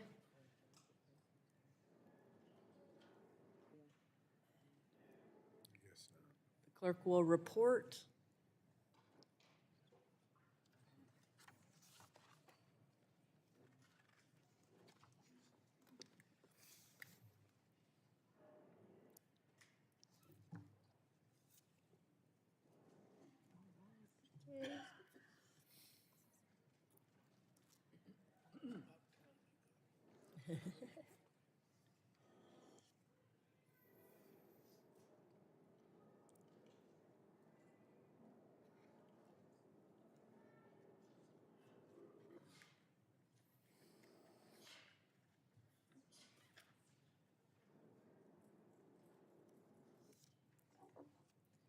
Chair Rodgers, on that vote, we have 50 ayes and 0 noes.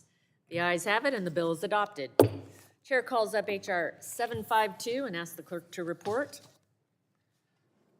H.R. 752, to require Select USA to coordinate with state-level economic development Without organizations. objection, the first reading of the bill is dispensed with, and the bill will be open for amendment at any point. So ordered. Does anyone seek to be recognized on the bill? For what purpose does the gentleman from Indiana seek recognition? Madam Chair, I move strike the last word. Gentleman, Mr. Pence is recognized for 5 minutes to strike the last word. Thank you, Madam Chair. I urge my colleagues to join me in supporting H.R. 752, the Securing Semiconductor Supply Chains Act, which I co-led with Congresswoman Eshu. This bipartisan bill seeks to uncover barriers to expanded foreign direct investment into domestic manufacturing for semiconductor chips. Over the past few years, Hoosiers in southern Indiana felt the ripples in our economy caused by shortages of semiconductor chips. Auto manufacturers like Honda in Greensburg and engine developers like Cummins told me firsthand the potential impacts on day-to-day operations because of this chip shortage. We learned the hard way that our economy cannot rely solely on adversarial nations to secure semiconductor chips. My greatest priority in Congress has been fighting for policies that have the opportunity to create good-paying jobs for Hoosiers and all Americans. I urge support for this bill, and I yield back the balance of my time. Gentleman yields back. Further discussion on the amendment. Lady from California, Ms. Eshu, what purpose do you seek recognition? Move to strike the last word, Madam Chairwoman. Ladies recognized for 5 minutes to strike Thank the last you. word. In 1990, the United States manufactured nearly 40% of all semiconductors. Today, the United States manufactures about 12%. Not a good number. This lack of domestic semiconductor manufacturing poses, and we all know this, it poses a significant risk not only to our economy, but our national security. As we witnessed recently, the supply chain is fragile and can be disrupted easily with really serious consequences. Last Congress, I was proud to vote for the CHIPS and Science Act. This is a generational investment to rebuild America's semiconductor industry and our manufacturing economy. Now, to continue this work, Representative Pence and I introduced this legislation, which we're proud of, and I thank him and I salute him not only for his leadership, but for his partnership. This is an important piece of legislation because it will direct the Department of Commerce's Select USA program to develop strategies to attract investment in U.S. semiconductor manufacturers and supply chains. It will leverage the considerable down payment that Congress just made and expand opportunities for the private sector to invest in American manufacturing. The United States was once a great manufacturer of semiconductors. My congressional district, actually, was named for the materials that go into semiconductors. It's the Silicon Valley District of California. This bipartisan, bicameral bill, along with the investments made in the CHIPS and Science Act, will bring the U.S. back to be what we want it to be, #1 in the world in semiconductor manufacturing and maintain leadership in technological innovation. So I thank Mr. Pence for his leadership. And with that, Madam Chairwoman, I yield back the balance of my time. Gentlelady yields back. Anyone seek to discuss the bill? For what purpose does Ms. Matsui seek recognition? Madam Chair, I move to strike the last word. Ladies recognized for 5 minutes to strike the last word. I want to first thank Mr. Pence and Ms. Eshoo for this bill. As the lead House Democrat on the CHIPS Act, I'm no stranger to the challenges we face in securing a resilient domestic supply chain of semiconductors. The critical technology truly underpins our modern economy, but we are not where we need to be. When Congressman McCall and I introduced the CHIPS Act, this issue was not receiving the attention we felt it deserved. That was until the pandemic exposed the vulnerabilities in both the global and domestic supply of semiconductors. Thankfully, Congress stepped up to the plate and passed our bill. And just last week, Secretary Raimondo released the first notice of funding opportunity, and I've been heartened by her progress and remain committed to working with her to get this money out the door quickly. But we all know there's more work to be done. I'm glad to see this committee keeping the drumbeat up on this issue because our adversaries aren't waiting. The policies in this bill will help ensure we maximize the impact of the $52 billion we secured in the CHIPS Act. What we're doing now poses the potential to reassert American leadership for a generation. I'm committed to that work, and I'm sure all of us are. Our work is still not done, but I'm excited to help everyone here advance this bill. Thank you very much. I yield back. Gentlelady yields back. Is there further discussion on the bill? Seeing none, the vote occurs on the bill. 752, roll call has been recorded. The clerk will call the roll. Rodgers. Aye. Rodgers votes aye. Burgess. Burgess votes aye. Latta. Latta votes aye. Guthrie.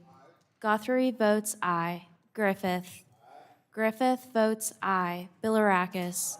Bilirakis votes aye. Johnson. Bouchon. Bouchon votes aye. Hudson.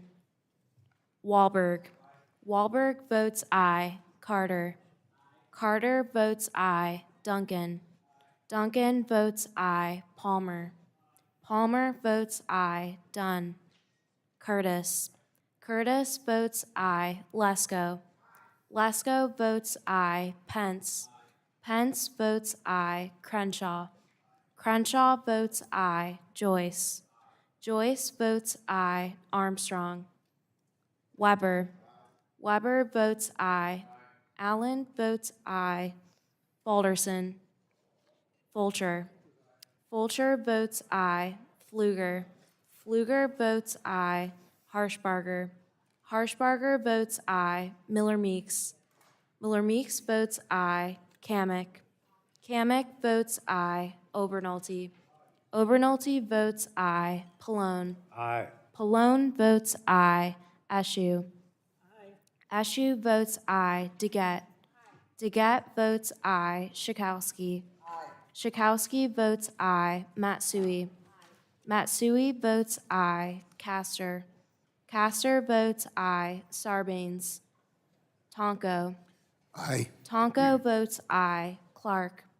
Clark votes aye. Cardenas. Cardenas votes aye. Ruiz. Peters. Peters votes aye. Dingle. Dingle votes aye. VC. VC votes aye. Custer. Custer votes aye. Kelly. Kelly votes aye. Barragan. Barragan votes aye. Blunt Rochester. Blunt Rochester votes aye. Soto. Soto votes aye. Craig. Schreier. Trahan. Trahan votes aye. Fletcher. Fletcher votes aye. Any other members seeking to be recorded? Mr. Hudson? Mr. Ruiz is not recorded. Oh, yep, Mr. Ruiz. Mr. Ruiz votes aye. Mr. Hudson? Mr. Johnson? Hudson votes aye. Sorry, yep. Mr. Johnson is not recorded. Mr. Johnson votes aye. Ms. Craig? Ms. Craig votes aye. Mr. Balderson?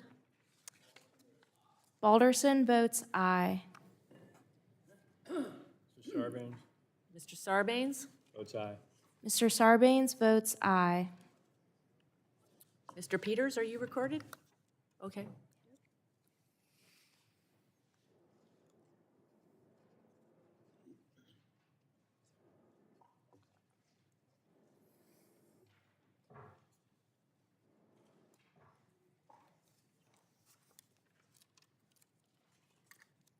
Clerk will report.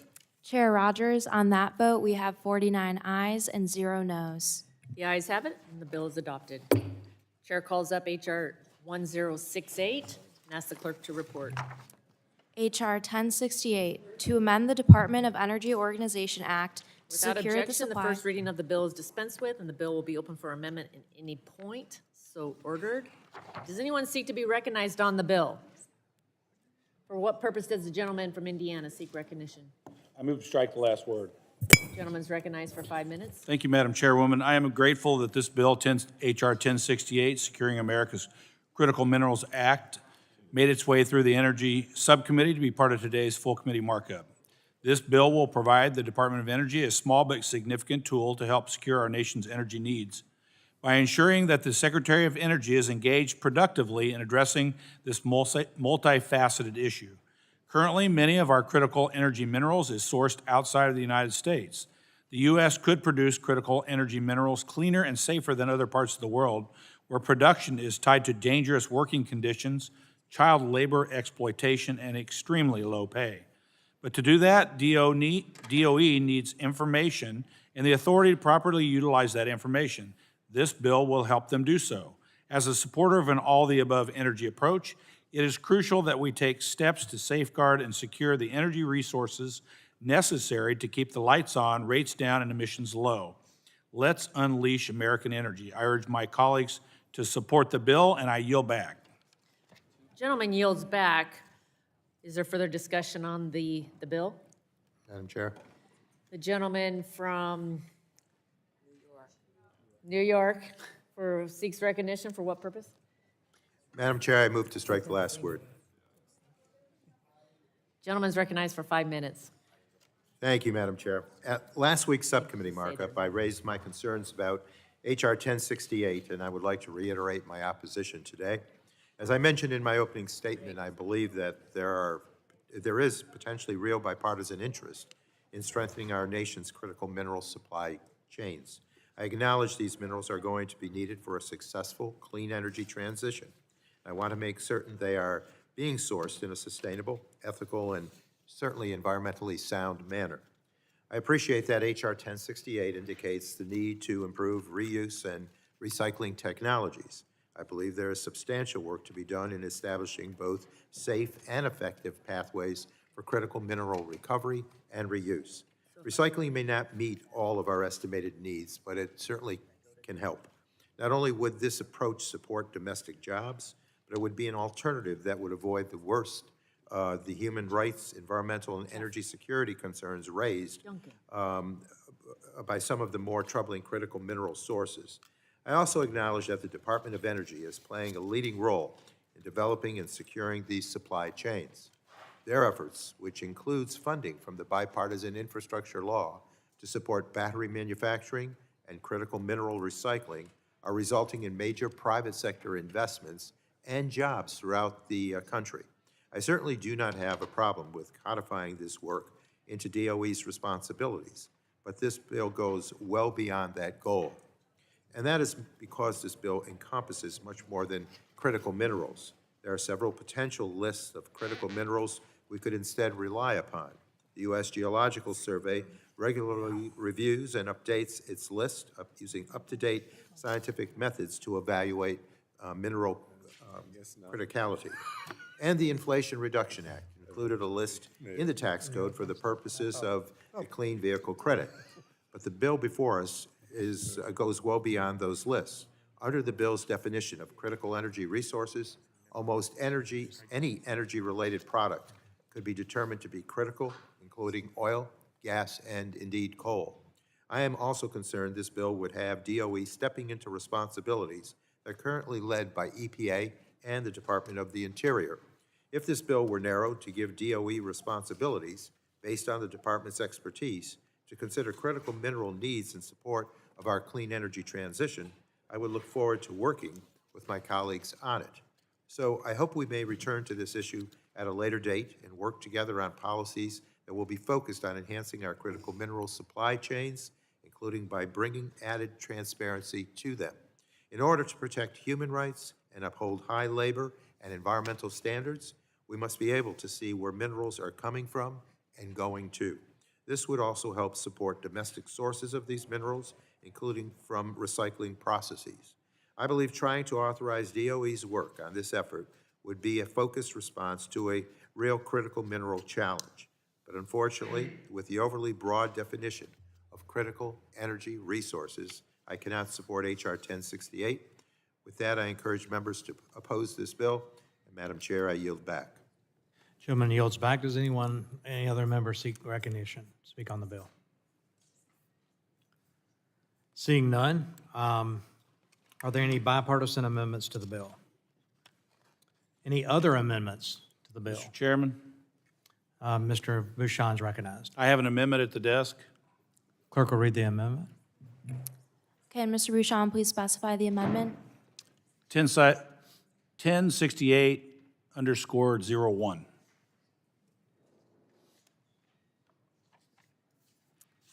Amendment to H.R. 1068 offered by Mr. Bouchon. Page 3, line 17, strike and, page 3, line 18. Without insert- objection, further reading of the amendment is dispensed with, and the chair will now recognize Mr. Bouchon for 5 minutes to explain the amendment. Thank you, Mr. Chairman. My amendment makes some clarifications to the underlying bill following technical assistance and discussion on the bill last week. It is safe to say that everyone on this committee recognizes the importance of critical minerals and other energy resources necessary to provide for American energy needs. We also know we must consider the potential vulnerabilities of existing supply chains and domestic production and processing capacity. This should be a bipartisan goal. My Democrat colleagues previously raised concerns that this bill has the potential to expand DOE authority over domestic production. The legislation with my amendment will provide the Department of Energy with durable cabinet-level authority to assess supply chains for critical energy resources. Those are the materials of our advanced energy systems, materials that are required for a diverse, all-the-above energy transition. Additionally, my amendment clarifies that DOE, in consultation with other agencies, shall facilitate strategies to strengthen our energy supplies without intruding on areas led by other agencies, consistent with DOE's central role over American energy policy. The amendment makes clear that DOE's assessment will include how energy security of the United States is affected by the reliance of the United States on imports of critical energy resources. DOE is the right agency to do this. The goal is to enable DOE to keep with its historic role assuring our nation's energy security, to help address supply chain vulnerabilities, shortages, and to combat China's dominance of critical mineral and material supply chains. This legislation and the amendment will address supplies of the broader set of energy-related resources important for energy systems, the energy technologies, and the energy security of the United States. I urge my colleagues to support this amendment and the underlying bill. I yield back. Gentleman yields back. Does any other member seek recognition to speak on the amendment? Seeing none, now the underlying question is adoption of the amendment, the Bouchon Amendment. All those in favor say aye. Aye. Opposed, no. And the ayes have it. Now the vote will be on the bill as amended. What's the number? 1068. For adoption of the bill as amendment. All those in favor say aye. Aye. Opposed, no. No. In the opinion of the chair, the ayes have it, and the bill is agreed to. I'm sorry? Roll call? Okay, a roll call has been requested, so the clerk will call the roll. Rodgers. Burgess. Burgess votes aye. Latta. Latta votes aye. Guthrie. Guthrie votes aye. Griffith. Bilirakis. Bilirakis votes aye. Johnson. Bouchon. Bouchon votes aye. Hudson. Hudson votes aye. Wahlberg. Wahlberg votes aye. Carter. Carter votes aye. Duncan. Duncan votes aye. Palmer. Palmer votes aye. Dunn. Curtis. Curtis votes aye. Lesko. Lesko votes aye. Pence. Pence votes aye. Crenshaw. Joyce. Joyce votes aye. Armstrong. Weber. Weber votes aye. Allen. Allen votes aye. Balderson. Balderson votes aye. Fulcher. Fulcher votes aye. Pfluger. Pfluger votes aye. Harshbarger. Harshbarger votes aye. Miller Meeks. Miller Meeks votes aye. Kamick.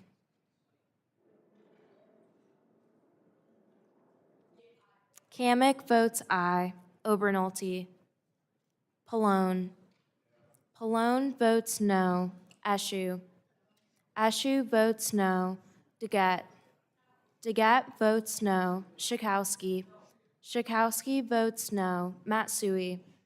Matsui votes no. Castor. Castor votes no. Sarbanes. Sarbanes votes no. Tonko. No. Tonko votes no. Clark. Clark votes no. Cardenas. Cardenas votes no. Ruiz. Peters. Dingle. Dingle votes no. Vesey. Vesey votes no. Custer. Kelly. Kelly votes no. Barragan. Blunt Rochester. Blunt Rochester votes no. Soto. Soto votes no. Craig. Schreier. Trahan. Trahan votes no. Fletcher.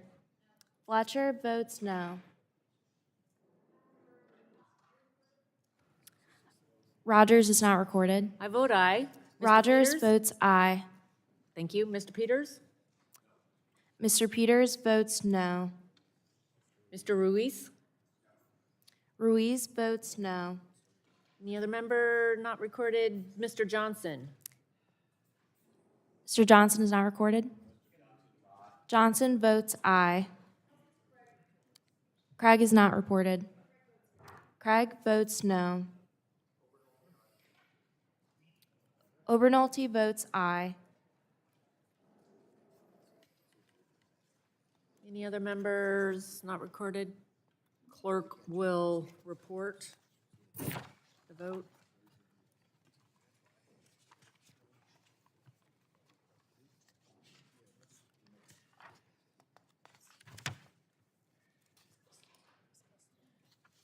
Oh, Ms. Custer? Ms. Custer, how is Ms. Custer reported? Ms. Custer is not recorded. Custer votes no.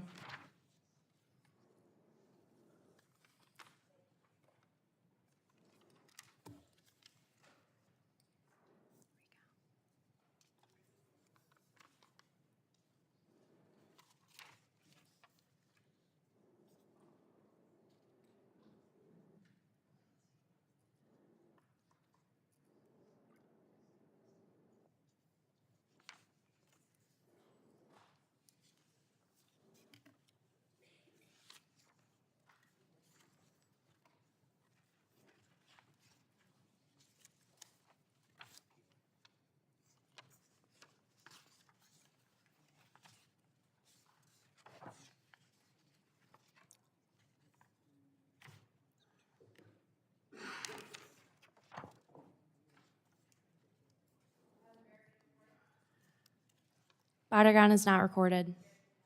Bardagon votes no. Griffith is not recorded. Griffith votes aye.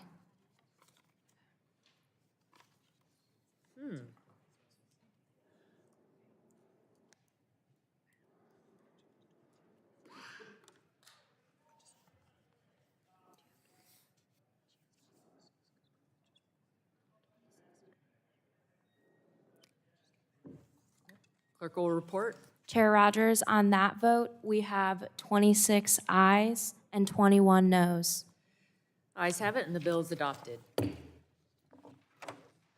Chair calls up HR 1121 and asks the clerk to report.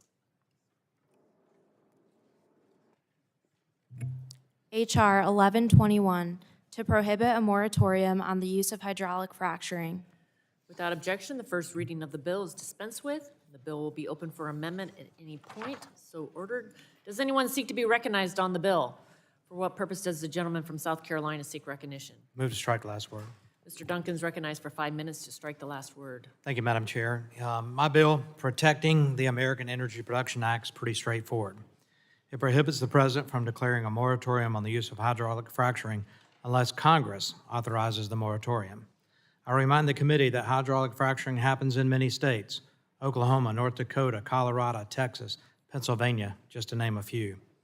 It also expresses the sense of Congress that states should maintain primacy for the regulation of oil and gas production on state and private lands.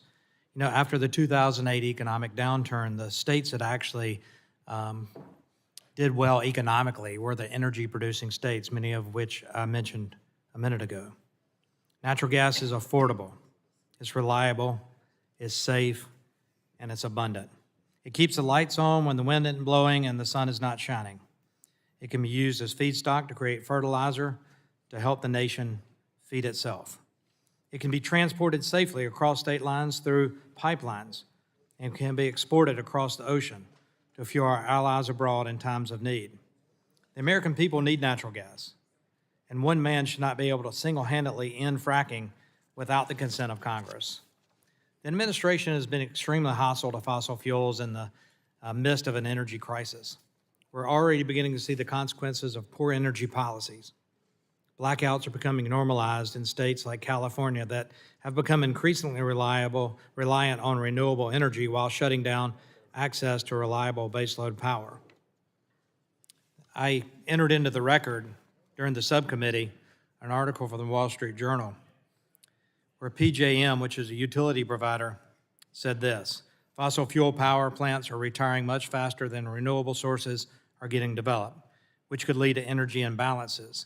That's a delicate way of saying that you can expect shortages and blackouts if you take that energy generation out of the mix.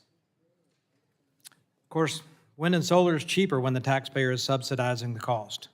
Unfortunately for the ratepayer, this is a poor investment. The reality is, not all energy is the same.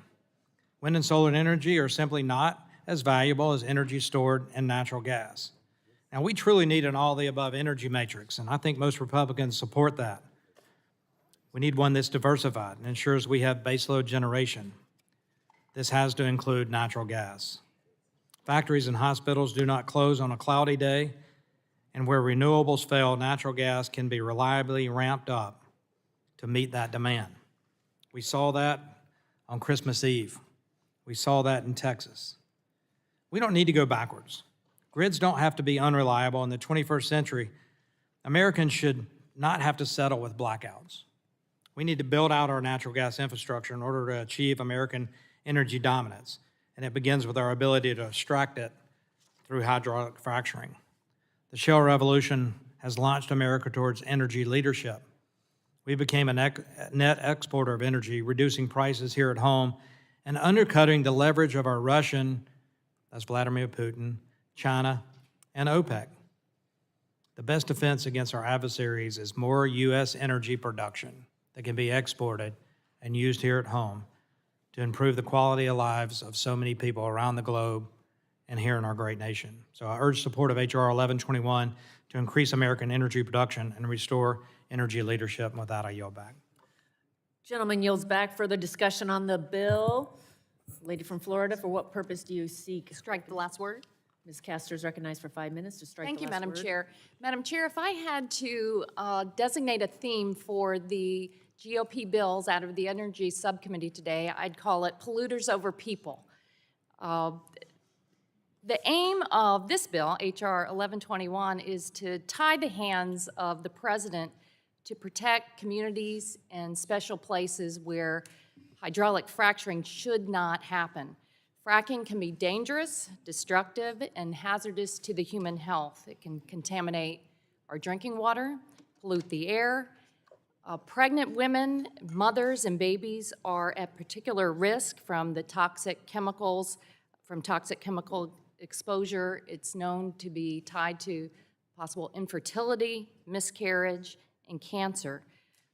The Congressional Research Service has also said that fracking produces a large amount of wastewater, approximately 10 barrels of wastewater for every barrel of product.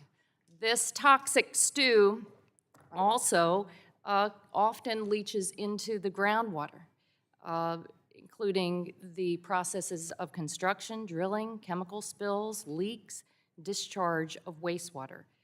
And if that's not enough, frack gas is an instigator of methane pollution. Methane traps 80 times more heat in the atmosphere than carbon dioxide.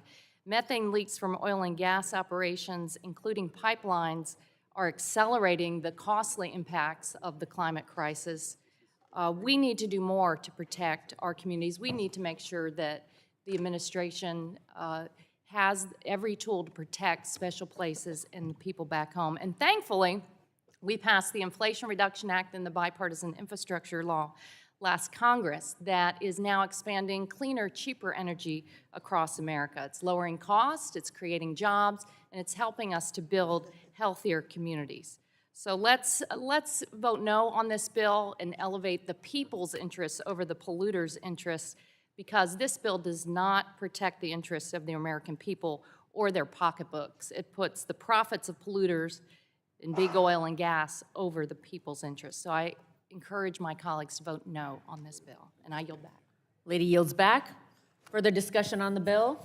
Gentleman from Texas, for what purpose do you seek recognition? Move strike last word. Dr. Burgess, recognized for 5 minutes. Look, this only ties the hands of a president who needs his hands tied right now, because the American people are suffering under the effects of these executive orders that this president has pushed forward. And look, you don't have to take my word for it. Look at the price at the pump. Look at the price of the grocery store. This president's unilateral war on energy has decimated the American economy, not to mention put us at greater risk as far as our foreign policy. Now, look, if Congress decides that there's going to be greater restrictions, then that's on us.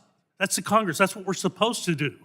But what this bill says is that the president cannot change current law. Current law was established by this committee in 2005, the Energy Policy Act, and did not place regulations on fracking on purpose. Now, fracking at the time was relatively new on the scene, but what happened subsequently was the boom in natural gas production, so much so that it alarmed Vladimir Putin, and he tried to get this country to rein in fracking because he couldn't compete. He could not compete. Now, look, the good news is that since the fracking revolution happened, the amount of carbon in the atmosphere has diminished year over year since 2005, and America has led the way on that. Let us continue to lead the way. Do not give the president the authority to unilaterally undo what the People's House did back in 2005. So I thank the chairman of the subcommittee for bringing this important sense of Congress to our attention, and we should absolutely tie the president's hands when they need to be tied. Now, Will the gentleman yield? yes, I'll be happy to yield. I just want to ask the gentleman a question because I'm a little confused. Did the president issue an executive order having a moratorium on fracking? Reclaiming my time, the president made it well known during the 2000 campaign, on the few times that he did public appearances, in answer to a young woman's question, yes, I will outlaw fracking. That is his intention. So I what don't think this, he did it, what this sense of Congress does say, no, you cannot do that, Mr. President. And the reason to fear that type of activity is because he has done it. He did so with the Keystone Pipeline. He's done so with other energy initiatives as executive orders. But we are a representative democracy, and that should be the purview of the United States Congress, the House of Representatives. We've already spoken on this. If it needs to be changed, we should be the ones to make that change, not the President of the United States. I yield back. Thanks gentleman yield for a calling question. me a young woman. Happy to yield to the Mr. Griffith. So is the gentleman saying that part of the reason for this, in his opinion, is that when the president did the Keystone XL pipeline and then we bring legislation in today, we're told, well, it's already done, the president's already done it, that's past history. We're trying to be proactive and eliminate the possibility so that we don't have to hear our colleagues on the other side say, well, the president's already done that, it's too late to do something. We're trying to be ahead of it and make sure that we're protecting energy in advance. Is that correct? That is absolutely correct. Once again, I thank the gentleman from Virginia for making me sound smarter than I am. Will the Now gentleman I'll yield to yield? the gentleman from South Carolina. I want to thank the chairman. I want to thank the gentleman from Virginia for pointing out that we're a constitutional republic. We have 3 branches of government. The Democrats, you know, they didn't want a Republican president unilaterally making law, and that's what this president would be doing, unilaterally making law, or overriding existing law, as the gentleman from Texas pointed out. Congress has a role in governing this nation, legislating, debating, talking about the issues our constituents care about, debating it, and letting the winner win on a floor vote, and passing that bill to an executive branch that can sign it. That's how the process is supposed to work. It's not supposed to be the unilateral action by a dictator in the White House, because that's not how our founding fathers designed this republic. We have a role in this, and we should never allow a president unilaterally override the will of Congress. As the gentleman from Texas pointed out, this is the law. We passed that. So I thank the gentlemen, both of them, and I yield back. Thank you. I yield back. Further discussion on the bill. The ranking members recognized for 5 minutes. Thank you. I don't disagree with the idea that the legislature has, in this case, Congress, should continue to exercise its power. I do think too much authority has been granted to the executive branch, not only, you know, over the last 30, 40 years, if not beyond. But the point I'm trying to make, and I think Ms. DeGette made it, is that we don't have any reason to believe that the president is going to do this. I mean, he may have made some statements in the past, but there's no indication that the White House is going to seek this kind of moratorium. And I just think, you know, part of my problem here with so many of these bills today on the Republican side, particularly in the energy and environmental areas, is that, you know, I think we're wasting our time, and they're just message vehicles because, you know, if there's no expectation that something like this is going to happen, it's highly unlikely that the Senate would take it up or even consider it. And I just think that we should be spending our time on things that, you know, problems that we actually have to face rather than, you know, message vehicles that say, oh, well, he may do this, and so therefore we should preclude it because we think that the legislature has that authority. I mean, you could do that for, you know, we could spend days and months just on things like that, and I think it's more important for us to deal with things that are actually likely to happen. So, I mean, I would oppose the bill or the resolution in part because it's anticipating something that we have no reason to believe is going to happen. You know, the issue of fracking itself is very complex, but there's really no reason to believe that the president is going to move forward with this, and so I just think it's kind of a waste of time. I yield back. Gentleman yields back. Further discussion on the bill. Gentleman from Texas, for what purpose do you seek recognition? Madam Chair, I move to strike the last word and speak in support of this bill. Mr. Pfluger is recognized for 5 minutes in support of I think the chairwoman, you know, in answering the question of whether or not we have reason to believe that the president would do something like this, I think we can point to dozens of examples, and I'll start just after the inauguration in 2021 when we had multiple executive orders that were issued assaulting this industry. And it was a salvo of different ways to target the industry, and it actually started with the permitting and the leasing on federal lands, of which the Permian Basin has quite a few acres of federal lands. I represent Midland and Odessa. And you look at the ways since then which the administration has targeted it, and you can go to virtually any agency in the United States government, any department in the United States government, and look at the over-regulatory, over-burdensome posture that they have taken to deny the industry from actually operating efficiently and providing affordable, reliable energy that needs to be delivered to American families, which is one of the leading causes of inflation that we've seen. So yes, I do believe that we have reason to believe this because we've seen it, we've heard it, it's in the rhetoric, and it's in the actual execution of almost every piece of legislation, executive orders, and regulatory posture that we see coming from the Biden administration. And furthermore, I don't think that this is putting polluters over people because you see the decrease in emissions and the increase in production that we have shown over the past decade or so. And it's just amazing compared to other countries around the world. I think it is high time to put Midland over Moscow and not the opposite. I yield back. Yield. Would the gentleman yield? Would the gentleman yield? Of course I will yield. I thank the gentleman. I move to strike the last word and speak in support of this, but I want to respond to that comment you just made about elevating Midland over Moscow. There are numerous reports that indicate that Russian propaganda machine has influenced our energy policy in the United States. I've got some of these reports here. I'm doing additional research into this. But I really think this committee needs to look into that, Mr. Chairman. I mean, this goes all the way back to 2016 when Secretary of State Hillary Clinton made a statement in a speech to a private audience, and she said, we're even up against phony environmental groups, and I'm a big environmentalist, she said, but these are funded by the Russians.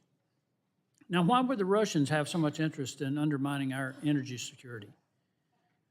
It might be to their economic benefit. Mr. Pfluger, would you agree with that? Couldn't agree more, Mr. Palmer. There's evidence that China's involved in this. Do you think this might be a way for them to undermine our national security, Mr. Pfluger? Do you think that might be the case? Absolutely. I think that there's a lot more here, and I think there are a lot of people in our government that have been influenced by Russian propaganda, by Chinese propaganda, that is a serious threat, not only to our economic security, but to our overall well-being of people here in the United States and our national security. And I think we need to look into it, Mr. Chairman. I yield back. I yield back to the gentleman. Yield back. Gentleman, yield back. Any other discussion on the amendment? Go down there to the end. Survey. Thank you, Mr. Chairman. You know, we've had a long bipartisan history of not wanting fracking in Florida. It's been a bipartisan coalition that dates back to our Florida legislative days and now here in the Congress. We've also seen a similar coalition with offshore drilling. We get our water from the aquifer. Our top industries are tourism and agriculture. In fact, many of you may enjoy beef or orange juice from our state or enjoy the beaches, which I know I've heard a lot of folks on both sides of the aisle talk about that. You know, President Biden, as do I, recognize there are traditional energy states. We heard about Texas, obviously Pennsylvania and other areas. And look, the good news is national gas production is increasing. It was 98.02 billion cubic feet per day in 2022. In 2023, it'll estimatedly be at 100.34 billion cubic feet per day, and in 2024, it'll be estimated to be at 102.29 billion cubic feet per day. And natural gas is a bridge fuel, right? It's been helping our state, like Florida and others, wean off coal and be a bridge. So we aren't seeing this just be attacked or go down. We're seeing production continue to rise in the Biden administration at a responsible level. We're concerned about tying the president's hands.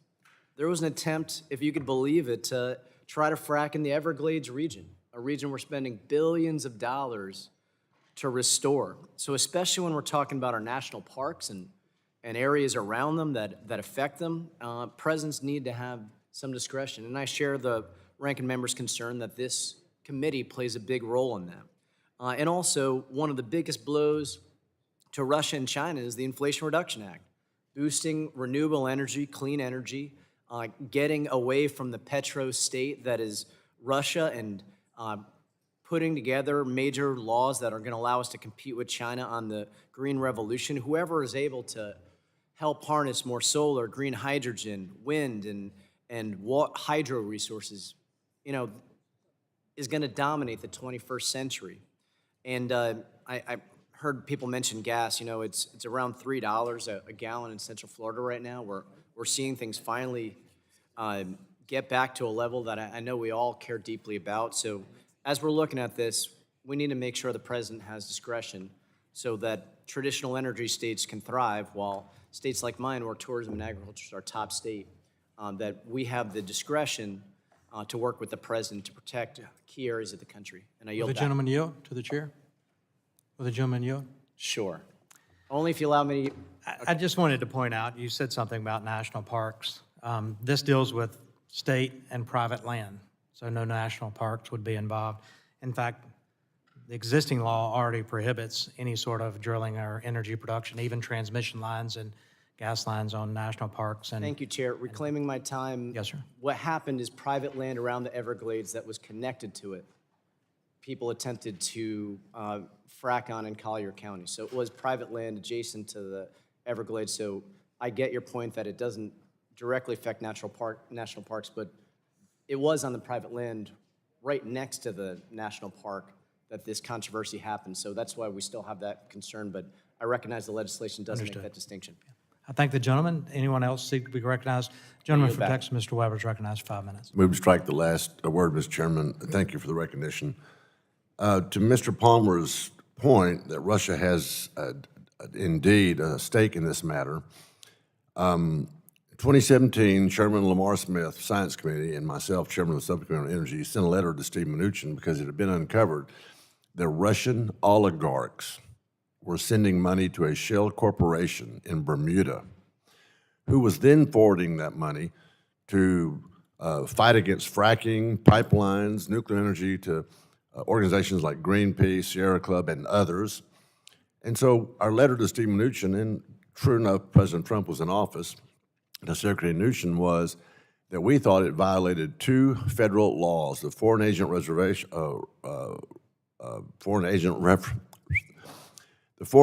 Registration Act and also money laundering. And for whatever reason, it was never looked into. Of course, to Mr. Palmer's point, Russia has indeed stake in this matter. That's easy to see. They've been trying to downplay our fossil fuel, our fracking, our energy production for a long time, and sadly, a lot of people have bought into that. So that's something that we need to overcome, number one. Number two, yes, we're trying to preempt the President of the United States from banning fracking. Of course we are, because he doesn't understand the energy that's available in this country and how important it is to national security. When you talk about the Keystone Pipeline that comes into my district over by Beaumont, 830,000 barrels of product a day, you remember that the Colonial Pipeline system was hacked into a couple of years ago, shut down for 4 or 5 days. That system, which feeds the entire part of the southeast part of the United States, carries 3.1 million barrels of product, gas, diesel, and jet fuel. At 830,000 barrels of crude oil a day, the Keystone Pipeline is over 1/4 of the productivity and output of the entire Colonial Pipeline system. The President, to prove that he doesn't understand, notwithstanding his comments, and as Gary pointed out during the campaign, that he was going to do a number on fossil fuels, to prove that he doesn't understand, furthermore, he goes to Venezuela, he goes to Saudi Arabia with a gas can in hand and begs them to produce more oil. And we're saying, Mr. President, why don't you come to Texas and beg us to produce more oil? There's more oil available right here in the United States. There's more natural gas available right here in the United States. Let's depend on American energy, American jobs, American ingenuity, American know-how, jobs for us. So that's the reason that we are, indeed, this bill is a good bill. And with that, Mr. Chairman, I'll yield back. Gentleman yields back. Anyone else seeking recognition on the bill? The gentleman from Georgia is recognized for 5 minutes. Thank you, Mr. Chairman. Just a little bit of history. Under the Reagan administration, we were producing about 9 million barrels. In the Obama administration, we dropped to 6 million barrels. Under the Trump administration, we increased to almost 13 million barrels, and currently we are back down to about 10 million barrels of oil. We consume about 20 million barrels of oil a day. And so obviously we have to make up that difference. And we have, and of course, when we were producing 13 million barrels of oil, the price of a barrel of oil was between market price was between $30 and $40 a barrel. We were energy dominant and we control the cost of a barrel of oil. That is economic power that we no longer have. The other problem with natural gas, which it was mentioned, and what I'm told by those producers is they can't get the natural gas where it needs to go. We need permits for pipelines. Now, that's what the people on the ground are saying. Natural gas burns 42% cleaner than anything out there compared to coal. So somewhere in this administration, they are holding up the production of natural gas and the distribution of natural gas and the production of oil. What this legislation does, it says we're going to put this back in the hands of the Congress of the United States because we're the people's house and we're hearing from the people. And they're tired of paying, the cost of a gallon of gasoline and 1 month of their salary. So I support this legislation. I yield back. Will the gentleman yield? Mr. Allen. Yield. Thank you. I'd like to just point out that it was only 15 years ago that Europe was producing as much natural gas as Russia. Just 15 years ago. Well, what happened? They decided they were too good to frack. So today, they buy fracked natural gas from Russia. And I just, as I listen to this conversation, I have to ask myself, that's great to ban it in certain states, and I certainly respect states' ability to do that. But to think that they're using less natural gas because they have banned it, it's coming from someplace. And by the way, my district thanks you because a lot of it's coming from Utah, so we're happy to help with that. But I think it's sometimes a mistake to say, look, we're too good for fracking, but we're okay buying fracked natural gas from our enemies or for someplace that's not as clean as ours. And with that, I yield back. Gentleman from Georgia yield back. Gentleman yields back. Any further discussion on the bill? Seeing none, we'll now proceed to a vote. All those in favor of approving H.R. 1121 will say aye. Those opposed, no. No. In the opinion of the chair, the ayes have it, and a roll call vote has been requested, so the clerk will call the roll. Rodgers, Burgess, Latta. Latta votes aye. Guthrie. Guthrie votes aye. Griffith. Griffith votes aye. Bilirakis. Bilirakis votes aye. Johnson. Johnson votes aye. Bouchon. Bouchon votes aye. Hudson. Hudson votes aye. Wahlberg. Wahlberg votes aye. Carter. Carter votes aye. Duncan. Duncan votes aye. Palmer. Palmer votes aye. Dunn. Curtis. Dunn votes aye. Curtis. Curtis votes aye. Lesko. Lesko votes aye. Pence. Pence votes aye. Crenshaw. Joyce. Joyce votes aye. Armstrong. Armstrong votes aye. Weber. Weber votes aye. Allen. Allen votes aye. Balderson. Balderson votes aye. Fulcher. Fulcher votes aye. Pfluger. Pfluger votes aye. Harshbarger. Harshbarger votes aye. Miller Meeks. Miller Meeks votes aye. Kamek. Kamek votes aye. Obernolte. Obernolte votes aye. Pallone. Pallone votes no. Eshu. Eshu votes no. DeGette. DeGette votes no. Schakowsky. Matsui. Matsui votes no. Castor. Castor votes no. Sarbanes. Sarbanes votes no. Tonko. No. Tonko votes no. Clark. Clark votes no. Cardenas. Cardenas votes no. Ruiz. Ruiz votes no. Peters. Peters votes no. Dingle. Dingle votes no. VC. VC votes no. Custer. Custer votes no. Kelly. Barragan. Blunt Rochester. Kelly votes. Barragan votes no. Blunt Rochester. Soto. Soto votes no. Craig. Craig votes no. Schreier. Trahan. Trahan votes no. Fletcher. Fletcher votes aye. Any members not recorded? How's Ms. Rodgers recorded? Ms. Rodgers is not recorded. Rodgers votes aye. How's Mr. Burgess recorded? Mr. Burgess is not recorded. Burgess votes aye. Any other members, Ms. Clerk? Kelly is not recorded. Kelly votes no.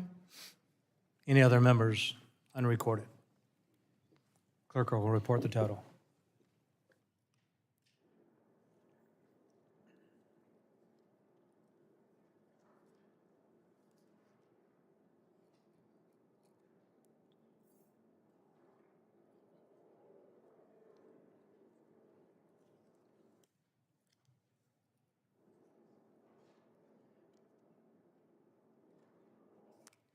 Rep. Duncan, on that vote, we have 29 ayes and 19 noes. The ayes have it, and the bill is reported favorably to the House. The chair will now call up H.R. 1085 and ask clerk to report. H.R. 1085, to require the Secretary of Energy to direct the National Petroleum Council to issue a report with respect to petrochemical refineries in the United States and for other purposes. Without objection, the first reading of the bill is dispensed with, and the bill is open for amendment at any point so ordered. Does anyone seek to be recognized on the bill? Mr. Ladd is recognized for 5 minutes. Well, thank you, Mr. Chairman, and sorry about my allergies, but strike the last word. Gentleman's recognized. Well, thank you very much, Mr. Chairman. Over the past several weeks in both our legislative hearing and our energy subcommittee markup, I've had the opportunity to speak on my legislation, the Refinery Act, which aims to address the problems we're facing when it comes to boosting our petrochemical refining capacity in this country. And now I want to repeat myself, but it bears repeating how important it is the United States addresses the problem of our reduced refining capacity. With the closure or repurposing of refineries, many of the remaining refineries are struggling to keep up with the energy demand. Less refining capacity means increased fuel prices, which of course are passed on to consumers. H.R. 1085, the Refiner Act, will direct the National Petroleum Council to examine the importance of petrochemical refineries to energy security and issue a report that contains an analysis of these refineries and opportunities to expand capacity. This legislation will give us the answers we need to restore America's ability to meet the energy demands of our constituents and into the future. I urge my colleagues to approve H.R. 1085, and Mr. Chairman, I yield back the balance of my time. Gentleman yields back. Does anyone else seek to be recognized? Gentleman, ranking member from New Jersey is recognized. Thank you, Chairman. I'd like to speak in opposition to H.R. 1085. Frankly, there are a number of issues with this bill that are inspiring my opposition. The first is that the bill requires that the National Petroleum Council carry out the study on U.S. refining capacity. Now, while the NPC is a valuable consultative body for the Department of Energy, it is, at the end of the day, an advisory body representing the views of the oil and gas industry. So the commercial interests of NPC's various members are impossible to disentangle from its recommendations, and it's not the proper body, in my opinion, to write an objective report to Congress on declining refining capacity. If the majority wanted an unbiased report, they could have asked the GAO to write the report. They even could have asked the GAO to consult with the MPC if they wanted to make sure that industry's perspectives were included. But the fact that there's not an unbiased author involved in the process gives away the majority's game here a bit, and I don't think this committee needs to indulge the industry anymore. I also want to note something that's lacking in the requirements for the report. The bill asks the NPC to assess any federal or state executive actions, regulations, or policies that have caused a decline in American refining capacity. But unfortunately, the bill purposely, I think, leaves out statutory changes, such as the lifting of the crude oil export ban from the list of changes that the NPC is directed to consider. The lifting of the crude oil export ban in 2015 is the main driver of the refinery closures we've seen over the last 7 years. A GAO analysis published in 2020 found that the repeal of the crude oil export ban narrowed margins for crude oil refineries that, at least on the East Coast, eventually went out of business. Refineries on the East Coast were particularly hard hit as they depended on supplies of domestic crude which, after the export ban was lifted, was shipped internationally rather than to these refineries here in the United States. So according to data from the Energy Information Administration, the refining capacity of East Coast refineries has decreased by 36% since the lifting of the ban in 2015. And I know that at one of the hearings that we had this year, this was brought out dramatically. So, the problem is that Bill addresses none of these factors that I'm raising. It puts its thumb on the scale for the report, weighing in for a predetermined and desired outcome from the, influenced by the oil and gas. And I can't support it, and I would urge members of this committee to oppose the bill, and I yield back. Gentleman yields back. Any other members seeking to be recognized on the bill? Seeing none, we'll now call up the vote on H.R. 1085. All those in favor, say aye. Aye. Opposed, no? No. In the opinion of the chairs, the ayes have it. The roll call vote has been requested. The clerk will call the roll. Rodgers. Burgess. Burgess votes aye. Latta. Latta votes aye. Guthrie. Griffith. Griffith votes aye. Bilirakis. Johnson. Bouchon. Hudson.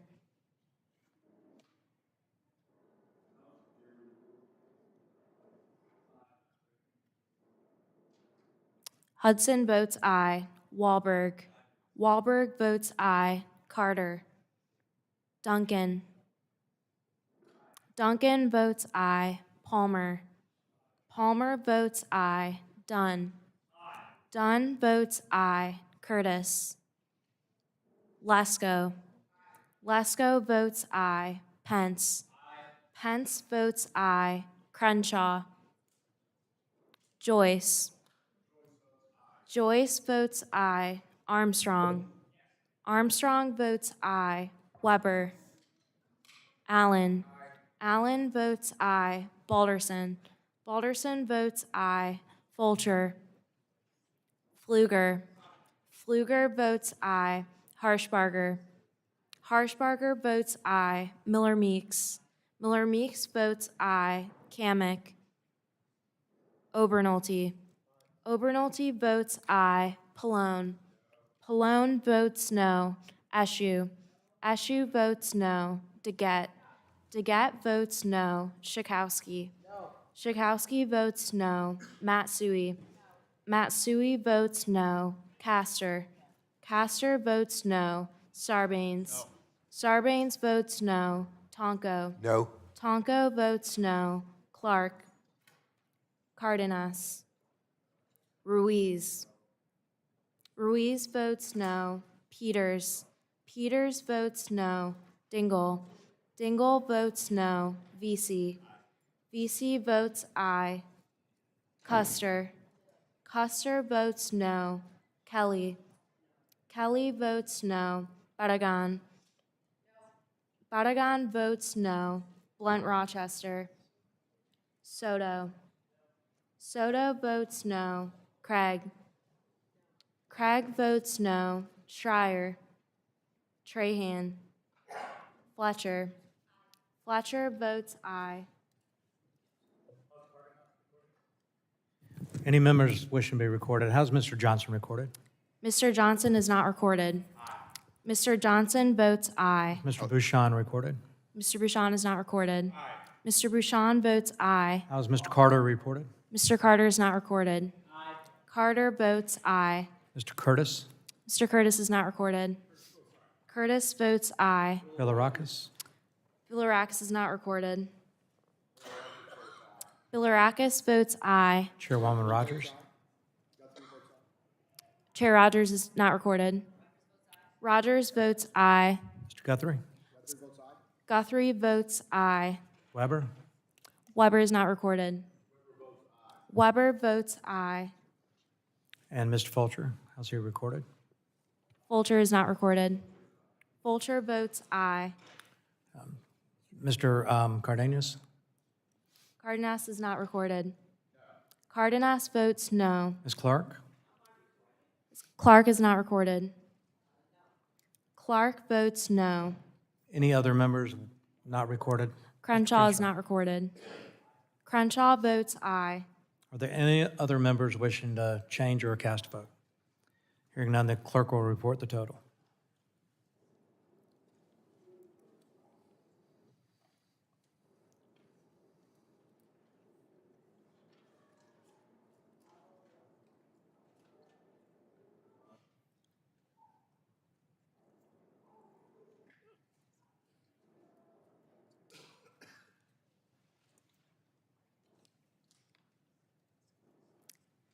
Rep. Duncan, on that vote, we have 30 ayes and 18 noes. The ayes have it, and the bill will be reported favorably to the House.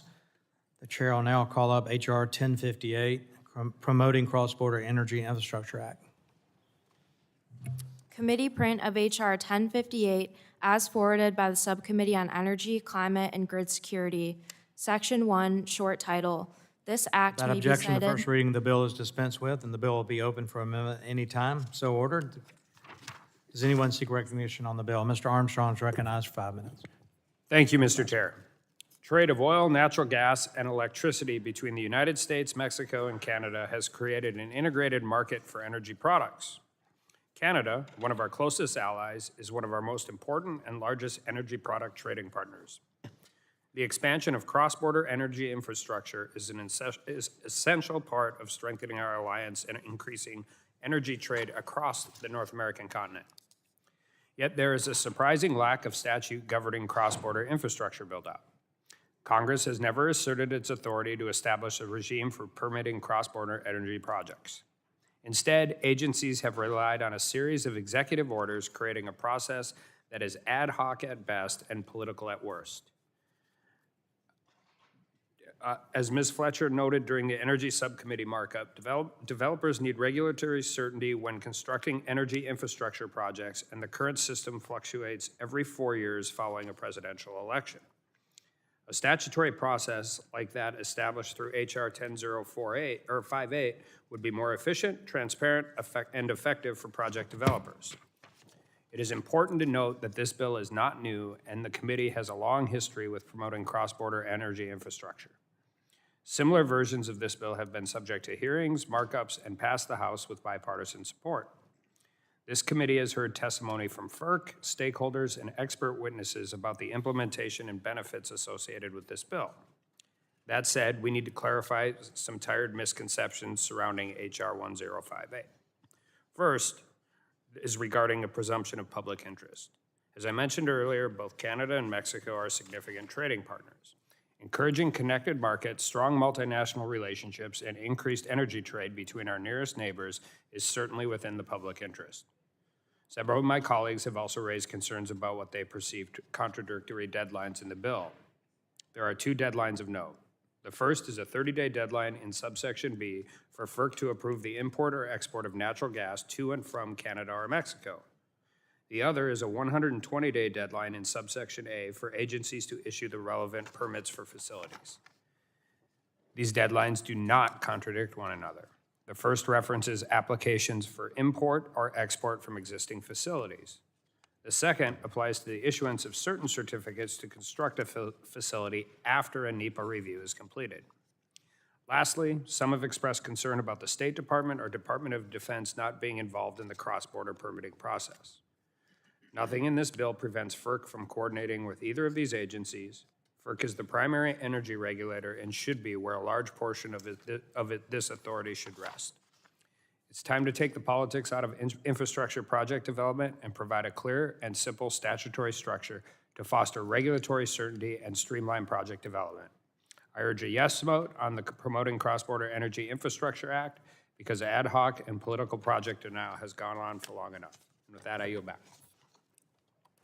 Gentleman yields back. Any other member seeking recognition? The gentlelady from Florida is recognized. I have an amendment at the desk, Mr. Chair.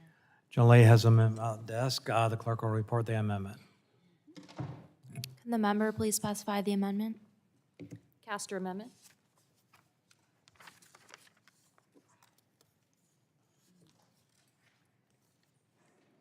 O3. 03, you said? Okay, thank you.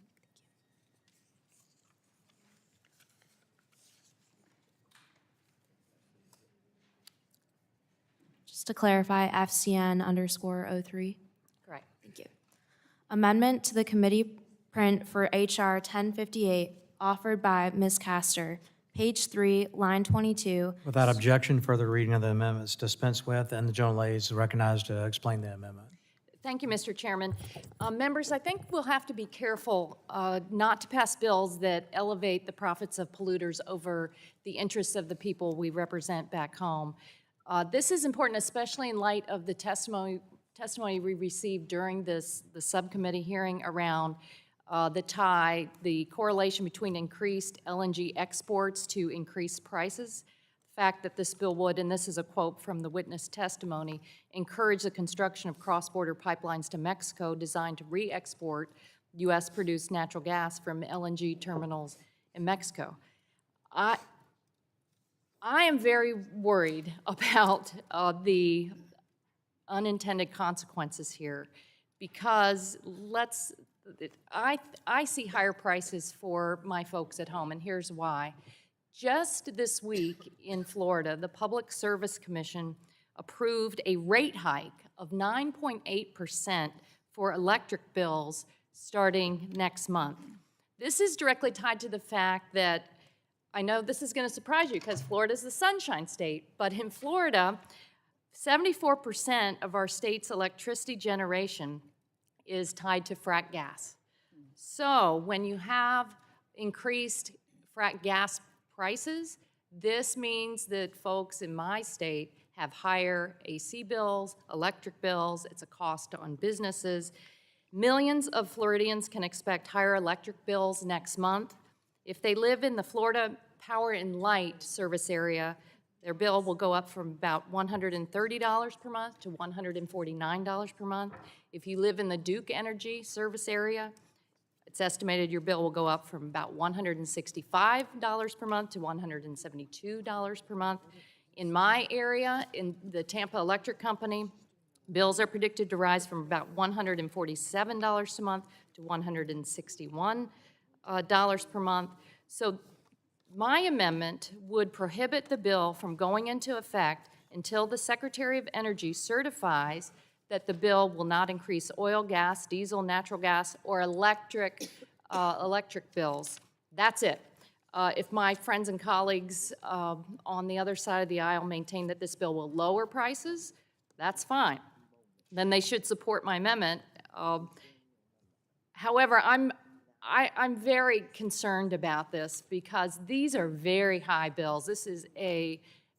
We should be investing in cleaner, cheaper energy, using the abundant resources that are free, come from the sun, come from the wind, come from energy efficiency, rather than doubling down on these expensive volatile fuels. But in any event, this bill will help us ensure that electric bills and other bills are not going to rise by promoting the cross-border provisions. So I urge you all to support my amendment, put the people's interest over polluter profits, and I yield back my time. Mr. Lay yields back. Mr. Chairman. Mr. Wahlberg is recognized.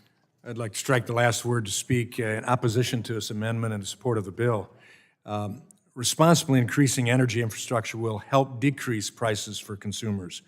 The past 2 years, we've witnessed how hostile this administration is to producing more American energy. This amendment guts the bill by effectively delaying implementation of this important provision by allowing the Secretary to not act on a permit application. H.R. 1058, the Promoting Cross-Border Energy Infrastructure Act, would establish a more uniform, transparent, and more modern process to authorize the construction, operation, and maintenance of international border crossing facilities for oil and natural gas and the transmission of electricity. By taking the approval power away from the political impulses of the White House and firmly placing it with the expert agencies, FERC and Department of Energy, H.R. 1058 will increase regulatory certainty for cross-border facilities and improve project outcomes. Despite concerns we heard from my Democrat colleagues and hear now with this amendment, it explicitly states that both FERC and DOE can consult other appropriate federal agencies in issuing certificates. It doesn't cut the Department of State or DOD out of the process. The legislation also includes the text of my Pipes Act, which prohibits the president from revoking any presidential permit or authorization for the construction, operation, or maintenance of any cross-border oil or natural gas pipeline or electric transmission facility. The amendment was included with bipartisan support. During the subcommittee markup, I heard statements that questioned whether these cross-border pipelines and facilities are in the public interest. So let me go through briefly just a few of the reasons they are. Pipelines are safer and more environmentally friendly to transport oil and gas than both rail and truck. We've seen that recently. Canada and Mexico are some of our closest and most important allies. Spurning them through inconsistent action from the White House impacts all three countries' economies. Just one pipeline, Line 5 in Michigan, transports the majority of Michigan's propane needs that people use to heat their homes, as well as hundreds of thousands of barrels per day of light crude oil and light synthetic crude. It's how the planes that we take back and forth from many places, including Michigan to D.C., are fueled. If we close the pipeline, nearly 34,000 jobs could be lost across the Midwest and could result in a $20.8 billion loss in economic activity. As a reminder, the legislation isn't just about pipelines. We're talking cross-border transmission lines as well. And a recent study found that advancing intercontinental electricity transmission systems could reduce up to 10% of carbon dioxide emissions alone. Cross-border transmission facilities also make our grid more resilient and lowers costs for consumers for air conditioning as well. How are these facilities not in the public interest? The approval and revocation of cross-border facilities should not be up to the whims of the President. H.R. 1058 would provide regulatory certainty for these essential industries and our significant energy trading partners. I encourage my colleagues to support the legislation and oppose this amendment, and I yield back. Further discussion on the amendment?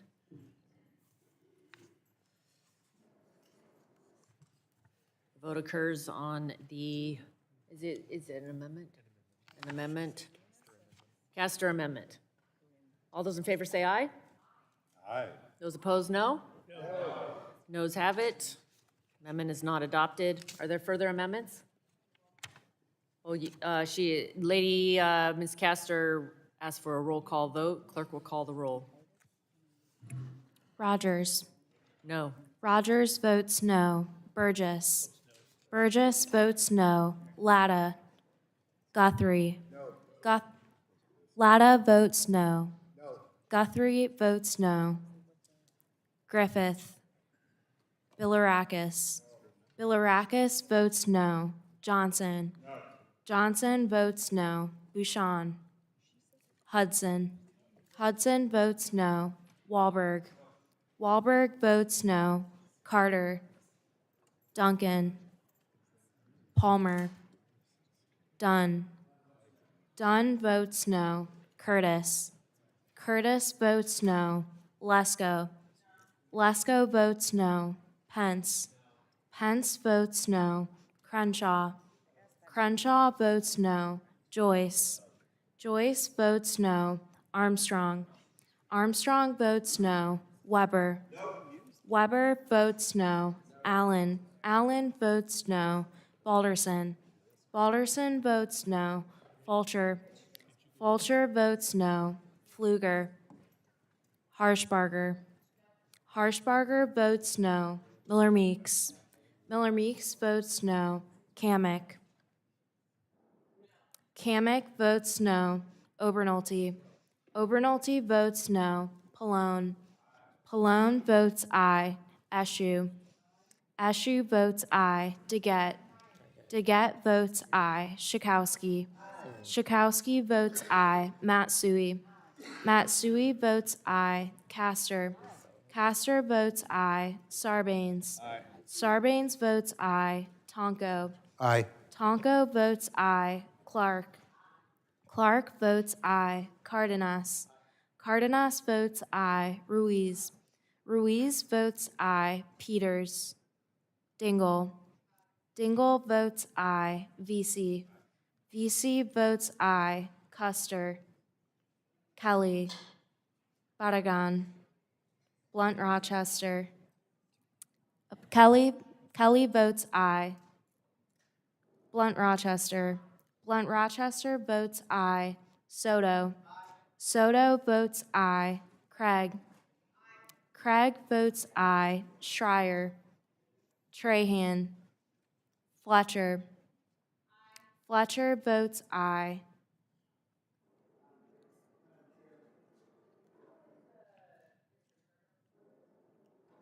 Mr. Curtis is not recorded. Mr. Carter? Excuse me, Mr. Carter. Mr. Carter votes no. Is Mr. Palmer reported? Mr. Palmer is not recorded. Mr. Palmer votes no. Is Mr. Duncan recorded? Mr. Duncan is not recorded. Mr. Duncan votes no. How is Mr. Pfluger recorded? Mr. Pfluger is not recorded. Mr. Pfluger votes no. How's Dr. Bouchon recorded? Dr. Bouchon is not recorded. How's Ms. Dr. Bouchon votes no. How's Ms. Barragan recorded? Barragan is not recorded. Barragan votes aye. How is Mr. Curtis recorded? Mr. Curtis is recorded as no. Mr. Griffith is not recorded. Mr. Griffith votes no.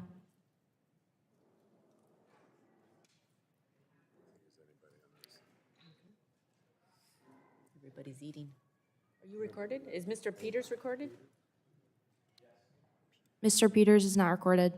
Mr. Peters votes aye.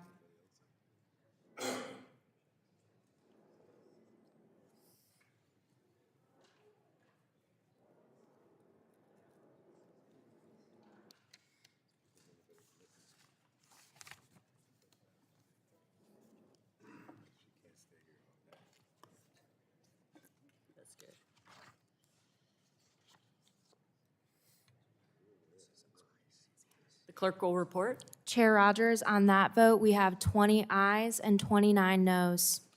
The noes have it. The amendment is not adopted.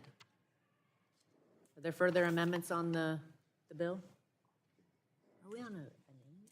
We just finished an amendment, and there's no aims being made. Okay. Further amendment, is there? Mr. VC, for what purpose do you seek recognition? Madam Chair, I have an amendment at the desk, number 1058 FCN 05. Clerk will report the amendment. Amendment to the committee print for H.R. 1058 offered by Mr. VC. Page 5, after line 5, insert the following. Scope of NEPA review.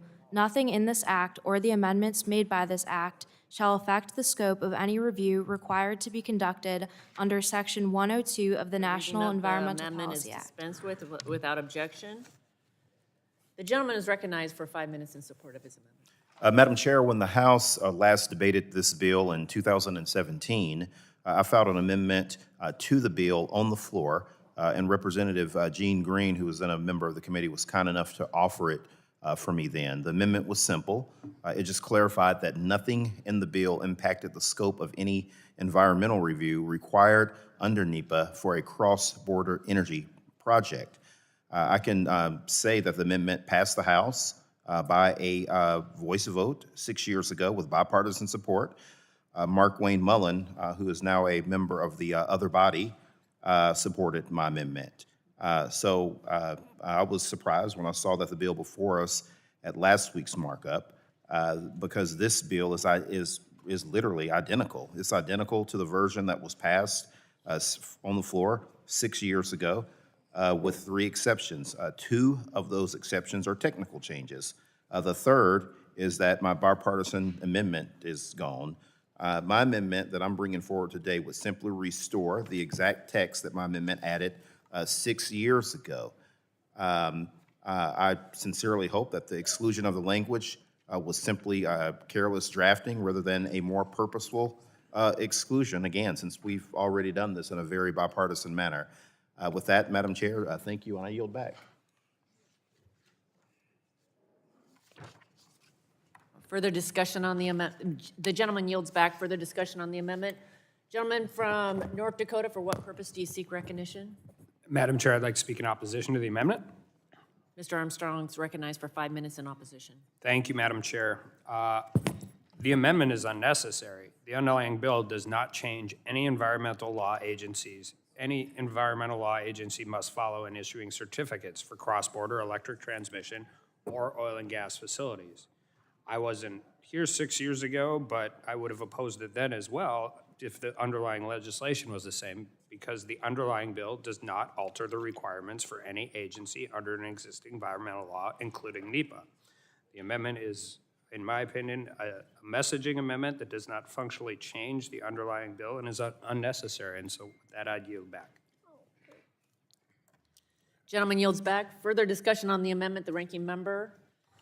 Thank you, Madam Chair. I'd like to express support for my colleague, Mr. Visa's amendment, but I also note that while the amendment represents an important addition to the bill, it unfortunately does not fix the underlying problems with the bill. The underlying bill still gets rid of traditional FERC and Department of Energy consultations with the Departments of State and Defense for natural gas pipelines and transmission lines. It asks FERC and DOE to transform themselves from energy regulators into referees of international affairs. It also asks FERC to cite oil pipelines, an activity the agency has never done before, without any additional revenues to build the staff capacity necessary to do so. It has contradictory deadlines for natural gas imports and exports to Mexico, and these are not new issues with the bill. They were all present in the bill that this committee voted on 6 years ago, and it's a shame that our majority ignored them and is ignoring them now, particularly that they stripped Mr. Vesey's amendment that was approved by voice vote on the floor from the bill. So I urge my colleagues to support Mr. Vesey's amendment, but still oppose the underlying bill, and I yield back. Gentleman yields back. Further discussion on the bill, on the amendment. Seeing none, question is on the amendment. All those in favor say aye. Aye. Those opposed, no? Noes have it. Amendment is not agreed to. Mr. VC requests a recorded vote. Clerk will call the roll. Rodgers. No. Rodgers votes no. Burgess. Burgess votes no. Latta. Latta votes no. Guthrie. Guthrie votes no. Griffith. Bilirakis. Bilirakis votes no. Johnson. Johnson votes no. Bouchon. Hudson. Wahlberg. Carter. Duncan. Palmer. Dunn. Dunn votes no. Curtis. Curtis votes no. Lesko. Lesko votes no. Pence. Pence votes no. Crenshaw. Crenshaw votes no. Joyce. Joyce votes no. Armstrong. Armstrong votes no. Weber. Allen. Allen votes no. Balderson. Balderson votes no. Vulture. Vulture votes no. Pfluger. Pfluger votes no. Harshbarger. Harshbarger votes no. Miller Meeks. Kamick. Kamick votes no. Obernolte. Obernolte votes no. Pallone. Pallone votes aye. Eschew. Eschew votes aye. DeGette. DeGette votes aye. Schakowsky. Schakowsky votes aye. Matsui. Matsui votes aye. Castor. Sarbanes. Aye. Sarbanes votes aye. Tonko. Aye. Tonko votes aye. Clark. Clark votes aye. Cardenas. Cardenas votes aye. Ruiz. Ruiz votes aye. Peters. Dingle. Dingle votes aye. VC. VC votes aye. Custer. Kelly. Kelly votes aye. Barragan. Barragan votes aye. Blunt Rochester.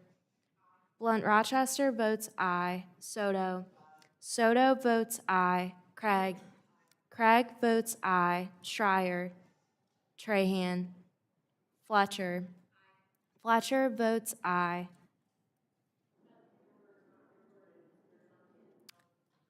Mr. Duncan is not recorded. Mr. Duncan votes no. Mr. Carter is not recorded. Mr. Carter votes no. Mr. Bouchon is not recorded. Mr. Bouchon votes no.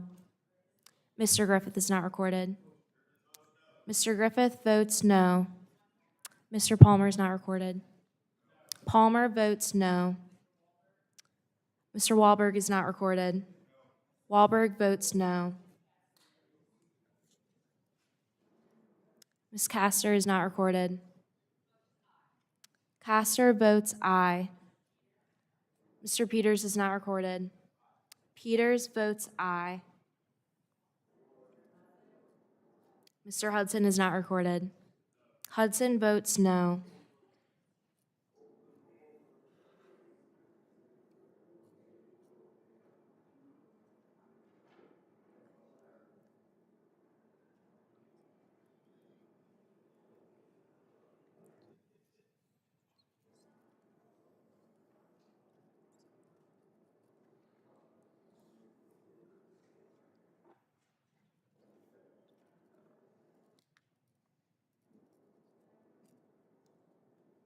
Chair Rodgers, on that vote, we have 20 ayes and 27 noes. Mr. VC amendment is not adopted. Are there further amendments?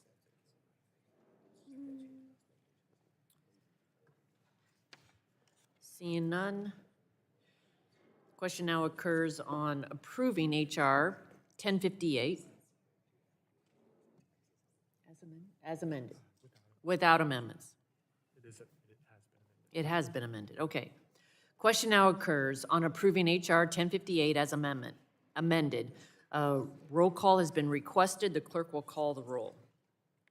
Rodgers. Aye. Rodgers votes aye. Burgess. Latta. Latta votes aye. Guthrie. Guthrie votes aye. Griffith.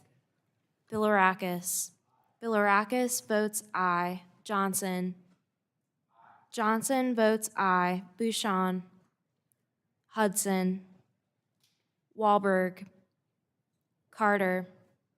Duncan. Mr. Duncan. Mr. Duncan votes aye. Palmer. Palmer votes aye. Dunn. Dunn votes aye. Curtis. Curtis votes aye. Lesko.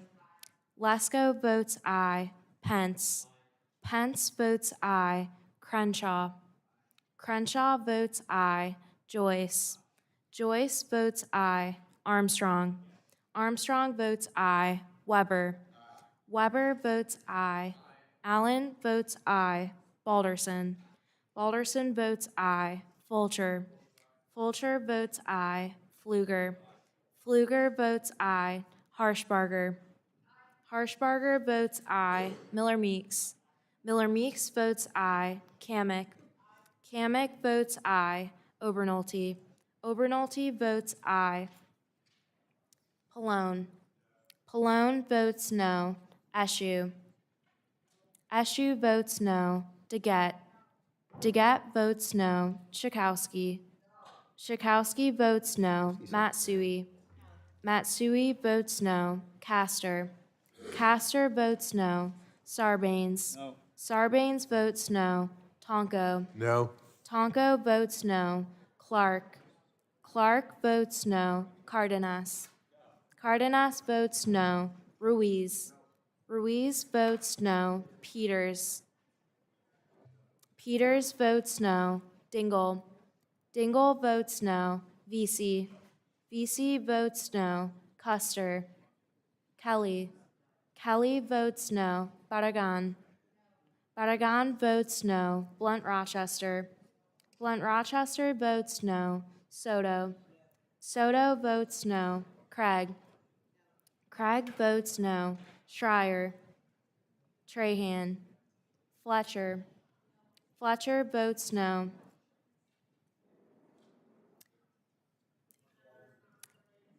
Mr. Wahlberg Burgess? is not Okay. recorded. Mr. Wahlberg votes aye. Dr. Burgess? Dr. Burgess is not recorded. Votes aye. Burgess votes aye. How is Mr. Carter recorded? Carter is not recorded. Carter votes aye. How is Mr. Hudson recorded? Mr. Hudson is not recorded. Hudson votes aye. How is Mr. Griffith? Mr. Griffith is not recorded. Griffith votes aye.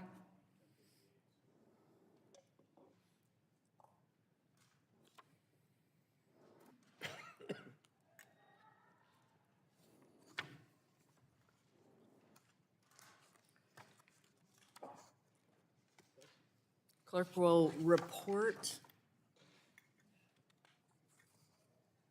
Chair Rodgers, on that vote, we have 28 ayes and 20 noes. The ayes have it, and the bill is adopted. The chair calls up H. Con Res 14 and asks the clerk to report.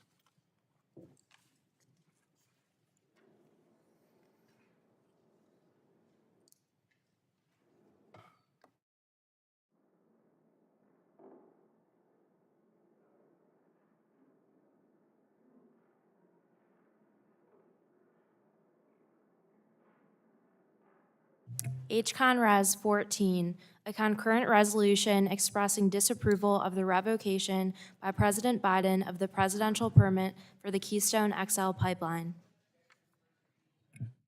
Resolution is dispensed with, and the resolution will be open for amendment at any point so ordered.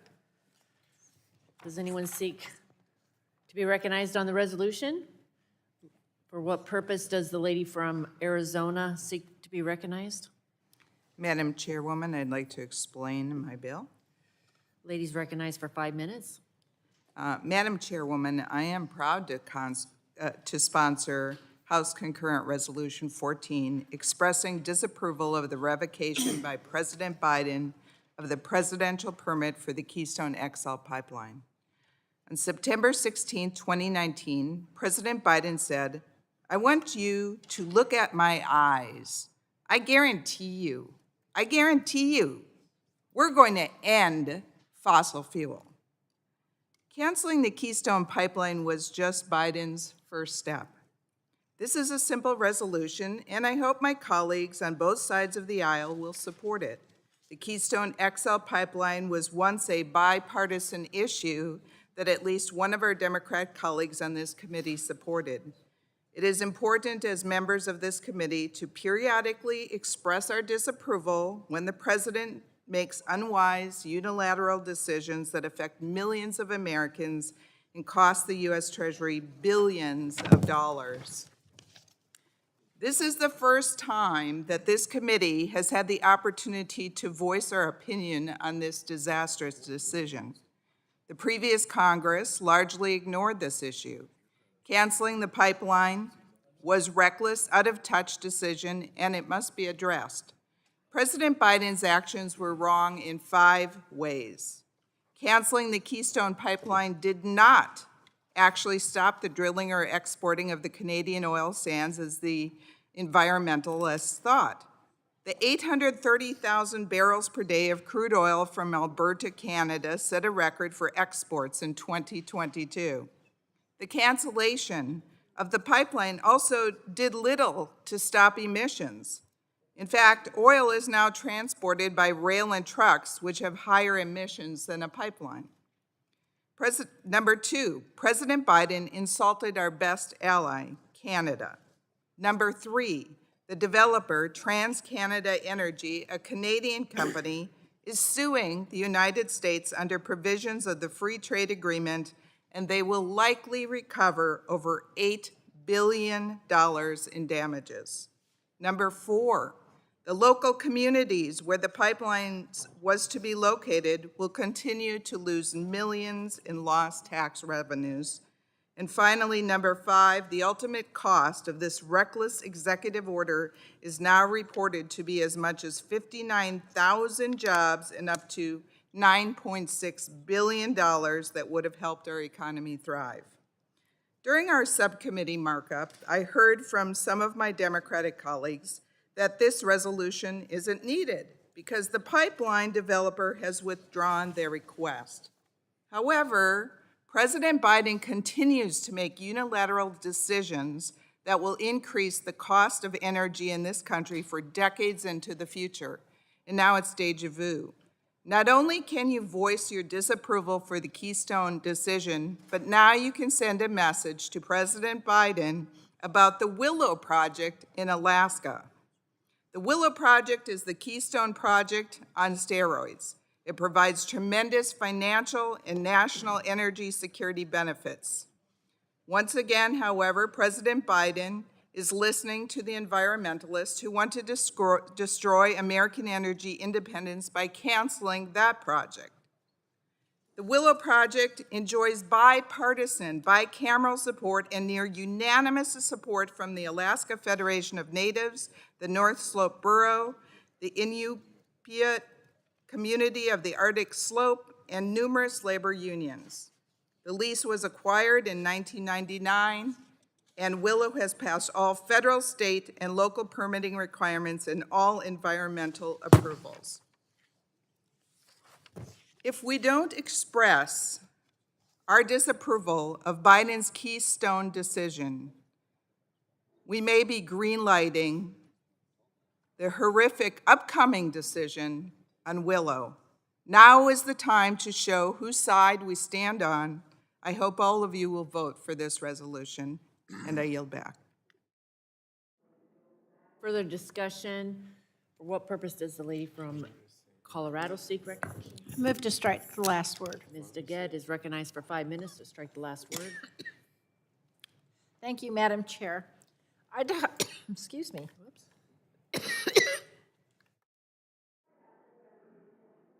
Talked about this resolution at the Energy Subcommittee markup, so I'll be brief today. But this resolution, as the sponsor even acknowledges, is looking backward, not forward, because the Keystone XL pipeline project has been dead for 2 years now. Originally, it was commissioned in 2010, which was 13 years ago.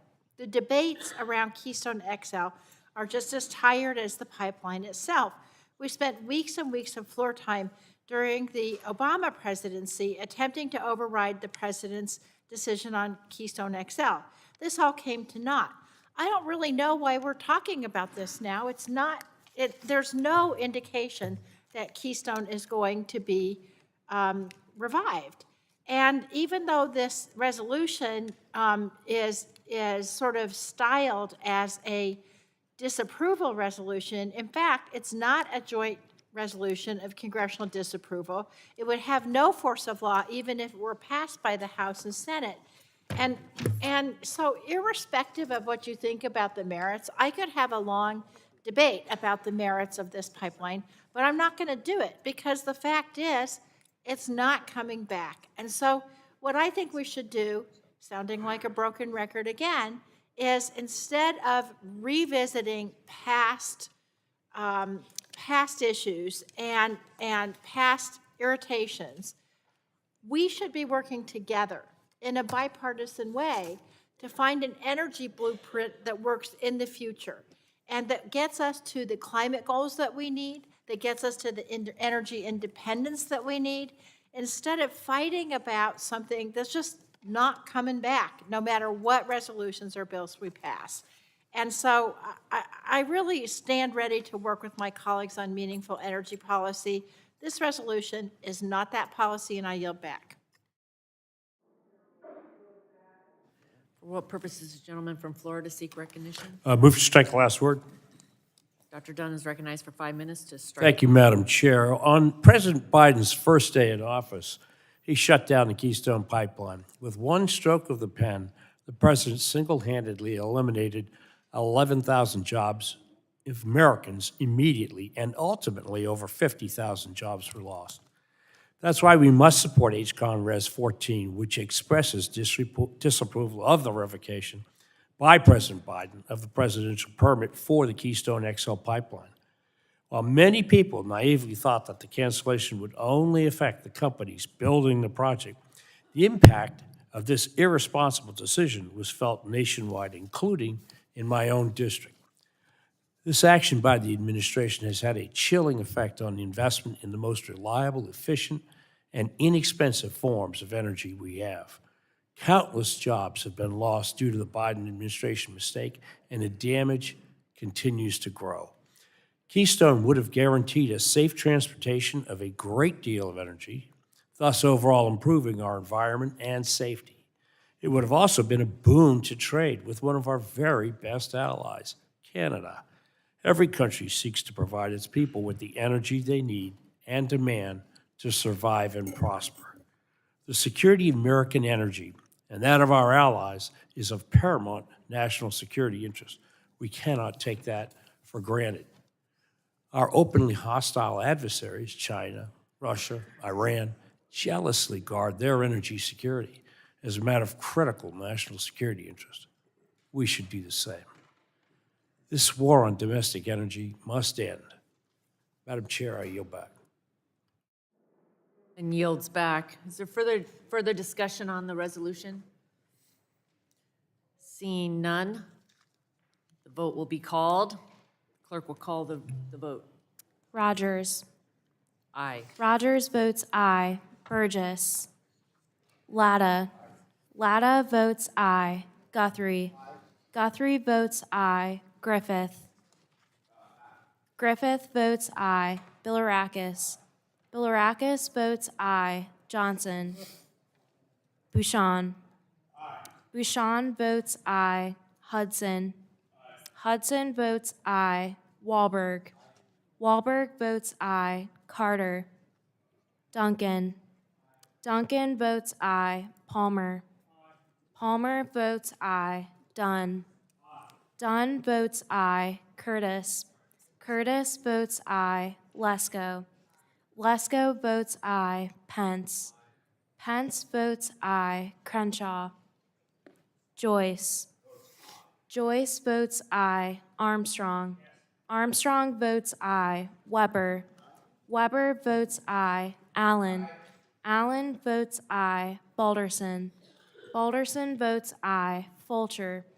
Fulcher votes aye. Pfluger. Pfluger votes aye. Harshbarger. Harshbarger votes aye. Miller Meeks. Miller Meeks votes aye. Kamick. Kamick votes aye. Obernolte. Obernolte votes aye. Pallone. No. Pallone votes no. Eshu. Eshu votes no. Deget. Deget votes no. Schakowsky. Schakowsky votes no. Matsui. Matsui votes no. Castor. Castor votes no. Sarbanes. Sarbanes votes no. Tonko. No. Tonko votes no. Clark. Clark votes no. Cardenas. Cardenas votes no. Ruiz. Ruiz votes no. Peters. Peters votes no. Dingle. Dingle votes no. Vesey. Vesey votes no. Custer. Custer votes no. Kelly. Kelly votes no. Barragan. Barragan votes no. Blunt Rochester. Blunt Rochester votes no. Soto. Soto votes no. Craig. Craig votes no. Schreier. Trahan. Fletcher. Fletcher votes no. How is Mr. Johnson recorded? Mr. Johnson is not recorded. Johnson votes aye. How's Mr. Burgess recorded? Mr. Burgess is not recorded. Burgess votes aye. How is Mr. Carter recorded? Mr. Carter is not recorded. Carter votes aye.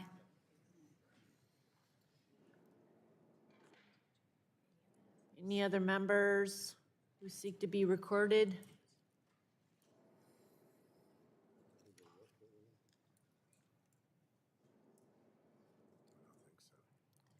Clerk will report the vote. Chair Rodgers, on that vote, we have 28 ayes and 21 noes. The ayes have it. H-Con Res 14 is adopted. The chair calls up H-Con Res 17 and asks the clerk to report. H-Con Res 17, a concurrent resolution expressing the sense of Congress that the federal government should not impose any restrictions on the export of crude oil or other petroleum Without products. objection, the first reading of the resolution is dispensed with. Resolution will be open for amendment at any point, so ordered. Does anyone seek to be recognized on Madam the Chair? resolution? For what purpose does the gentleman from Kentucky seek? I move to strike the last word. Gentleman, Mr. Guthrie is recognized for 5 minutes to strike the last word. Thank you, Chair Rodgers. I want to thank the committee for including this bill today, this resolution today. As I said during the subcommittee markup, this resolution affirms Congress's bipartisan vote signed by President Obama in 2015 to repeal the decades-long export ban on crude oil and petroleum products.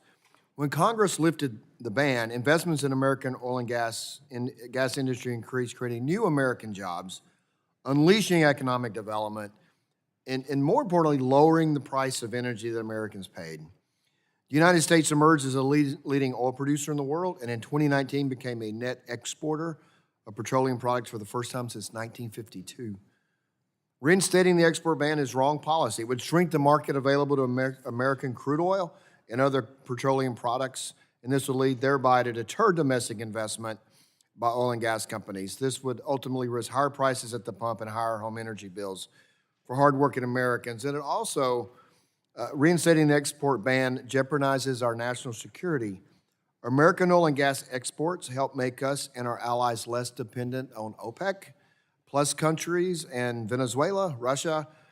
If you make yourself dependent on dictators, you make yourself vulnerable to dictators. We've seen this play out in Europe.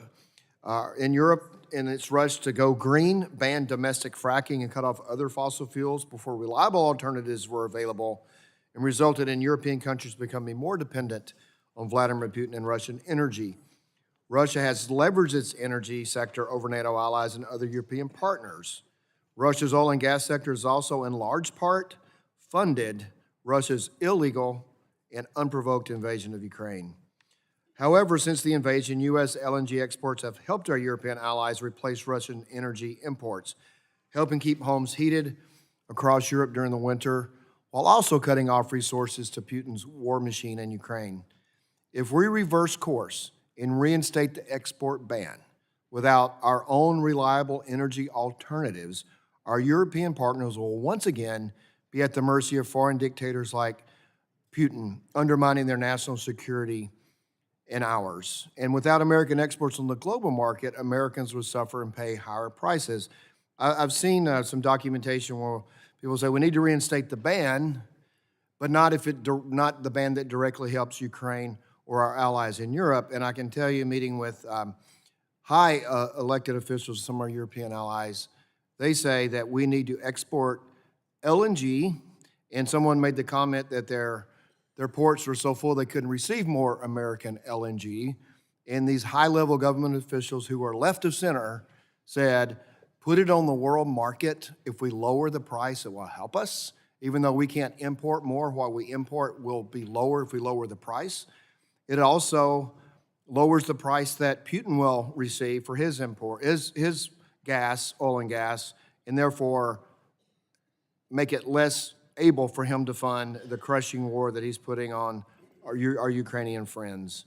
So it was brought up during the markup, I think, that about exports to China and how does this deal with exports if we have issues. And so with just an open exports, so there's going to be an amendment that I'll offer at the appropriate time that will ensure that, and I'll kind of say what the amendment will be at the appropriate time. It assures that not banning exports, except with respect to the export of crude oil or other petroleum products to a foreign person or foreign government subject to sanctions under any provision of the United States law. So this would be subject to sanctions and restrictions like any other in the United States law. With that, I will... Will the gentleman yield? I will yield. I'd like to speak in support of my colleague from Kentucky on this issue, and I think that there's a practical side to this that needs to be considered. And that practical side is that the refineries that were built mostly in the 1970s are tooled, and the inner workings of them modified, if you will, to deal with a different type of crude oil product than what we produce here in the United States. And a lot of that is a different gravity weight. Some will call it heavier crude, and different from what we produce. So the practical side is that we can't afford to not continue to export because we have some competitive advantages here that people want the light sweet crude that we produce, the clean burning crude that they can get from the United States. And so there's a practical side, but it's also on the importance of continuing the investment in the United States because we do it cleaner, more efficiently, and better. It is absolutely a national security issue. With that, I yield back. I yield back. Further discussion on the resolution? There is an amendment. You want to go there first? Are there bipartisan amendments on the resolution? Are there other amendments on the I have an resolution? amendment. Gentleman's recognized. Madam Chair, I have an amendment at the desk. Clerk will report the amendment. Amendment to H. Conraz 17, offered by Mr. Guthrie, after the second clause Without of the objection, preamble. the reading of the amendment is dispensed with. The gentleman is recognized for 5 minutes in support of his amendment. Thank you, Madam Chair. I just said this, but I will just say it for about 30 seconds.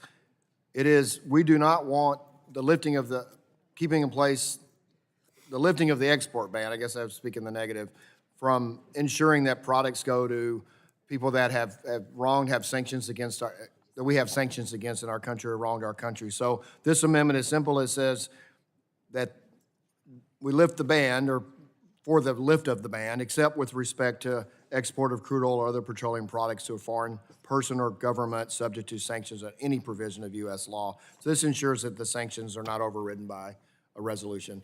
And if there's any further discussion, I will yield back. Gentleman yields back. Is there further discussion on the amendment? No further discussion. The vote occurs on the amendment to the resolution. All those in favor signify by saying aye. Aye. Those opposed, nay. The ayes have it. The amendment to the resolution is agreed to. Is there further discussion on the resolution? The ranking member is recognized for 5 minutes to speak on the resolution. I have an amendment at the desk. Oh, you have an amendment? Yeah. Okay, gentleman has an amendment, or the ranking member has an amendment. Would the clerk report the amendment? Can Mr. Pallone please specify the amendment? It's labeled H, Conres 17_01. Amendment to H-Con Res 17, offered by Mr. Pallone, strike whereas the United States and all that follows through superpower and insert the following. Whereas before the crude oil Without export objection, the ban, reading of the amendment is dispensed with, and the ranking member, Mr. Pallone, is recognized for 5 minutes in support of his amendment. Thank you, Madam Chair. I strongly believe that the underlying resolution is meaningless. The Biden administration has made no formal proposal to restrict the export of crude oil or petroleum products, and currently there are no restrictions on the export of crude oil. Furthermore, when the Republican Congress in 2015 lifted the crude oil export ban, they wrote in an exception allowing the president to place restrictions on the export of crude oil in the case of a national emergency for reasons of national security, or if the export of crude oil has caused material supply shortages and adverse effects on employment. Now, if the Republicans really believed in the message of this resolution, they would have introduced a bill repealing those exceptions. Not that I'm advocating that, but that would have had some impact. This resolution has no impact. But I also think the resolution is misguided. It celebrates the 2015 lifting of the export ban, but does nothing to talk about the impacts that it created in communities like mine in New Jersey. My amendment corrects the record. It notes that the U.S. has lost 10 refineries since we lifted the crude oil export ban, including a third of the refining capacity on the East Coast, a direct result of the lifting of the export ban.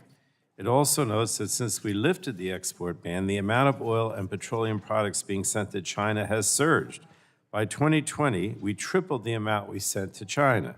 And 2 months ago, Republicans were on the floor, aghast at the prospect of sending our strategic oil reserves to China, but apparently they only care about that 2% of our oil exports to China and not the other 98%, which continues to surge.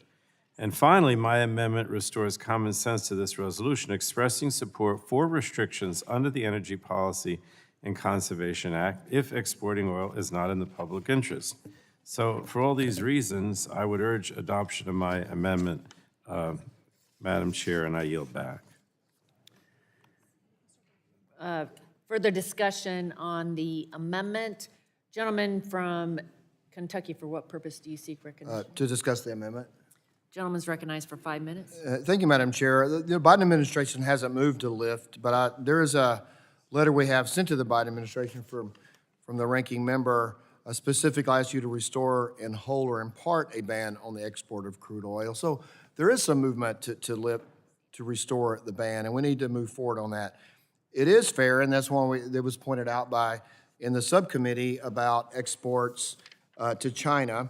And so that's why I filed the amendment to accept with respect to export of crude oil or other petroleum products to a foreign person or foreign government subject to sanctions or any provision of United States law. So there would be opportunity to do that if sanctions were brought forward in that respect. And then on the refinery capacity, I think I speak without fear of contradiction that everybody on this side of the aisle would love to work with anyone on the other side of the aisle for permitting for refineries, for rebuilding refineries, and then for supporting my colleague from Kentucky, Andy Barr's position on ESG financing to make sure that the capital is available for people to build more refineries. So we share the concern of refinery capacity and would like to work together to move that forward. Would the gentleman yield? I will yield. I mean, again, China is not under sanctions, right? Right. So this doesn't do anything to prevent continued surge in exports to China. All I'm trying to say is I don't want to keep reiterating the same thing. We did this on the floor, but you were so worried about it coming from the Strategic Petroleum Reserve, but nothing in the resolution or the amendment that we adopted prevents exports to China. That's my point. Right, it does. It doesn't.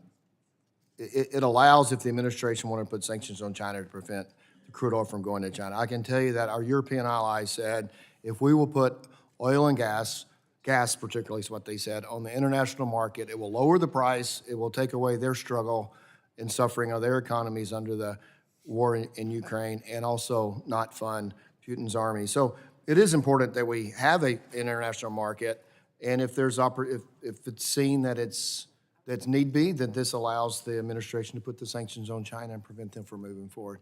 So I will yield back.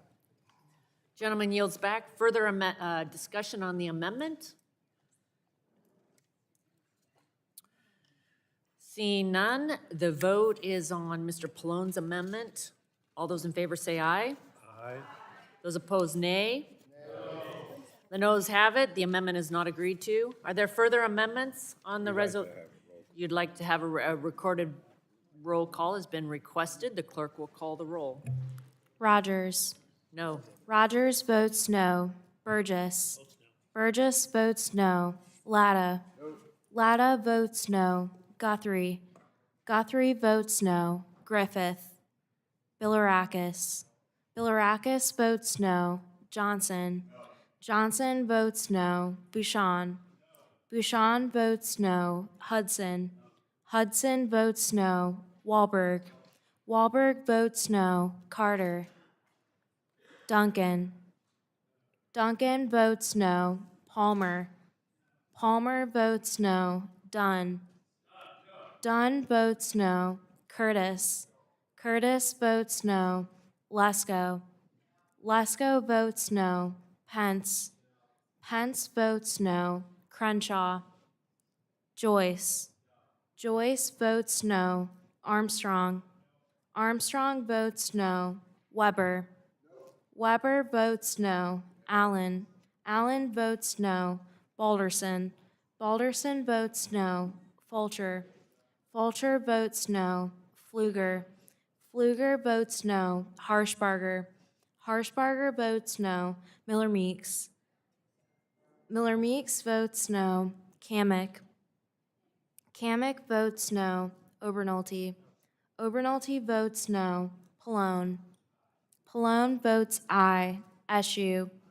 Eshoo votes aye. DeGette. DeGette votes aye. Schakowsky. Matsui. Matsui votes aye. Castor. Castor votes aye. Sarbanes. Sarbanes votes aye. Tonko. Aye. Tonko votes aye. Clark. Clark votes aye. Cardenas. Ruiz.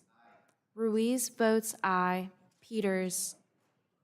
Peters votes aye. Dingle. Dingle votes aye. Vesey. Vesey votes aye. Custer.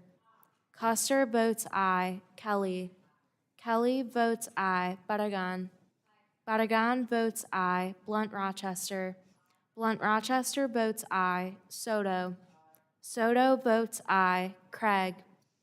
Craig votes aye. Schreier. Trahan. Fletcher. Fletcher votes aye.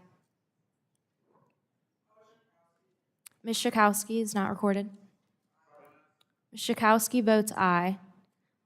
Mr. Cardenas is not recorded. Mr. Cardenas votes aye. Recorded? Mr. Griffith is not recorded. Mr. Griffith votes no. Any other members seeking to be recorded? Mr. Carter, how's Mr. Carter recorded? Mr. Carter is not recorded. Mr. Carter votes no.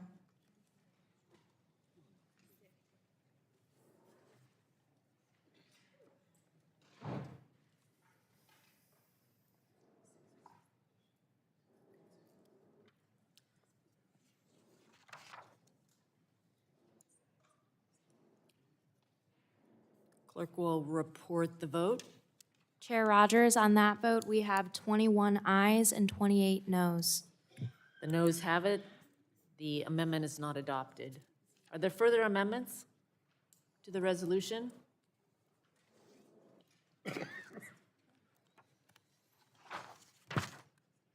Question now occurs on adopting HCon Res 17 as amended. All those in, actually, we're going to have a recorded vote. Clerk will call the roll. Rodgers. Aye. Rodgers votes aye. Burgess. Burgess votes aye. Latta. Latta votes aye. Guthrie.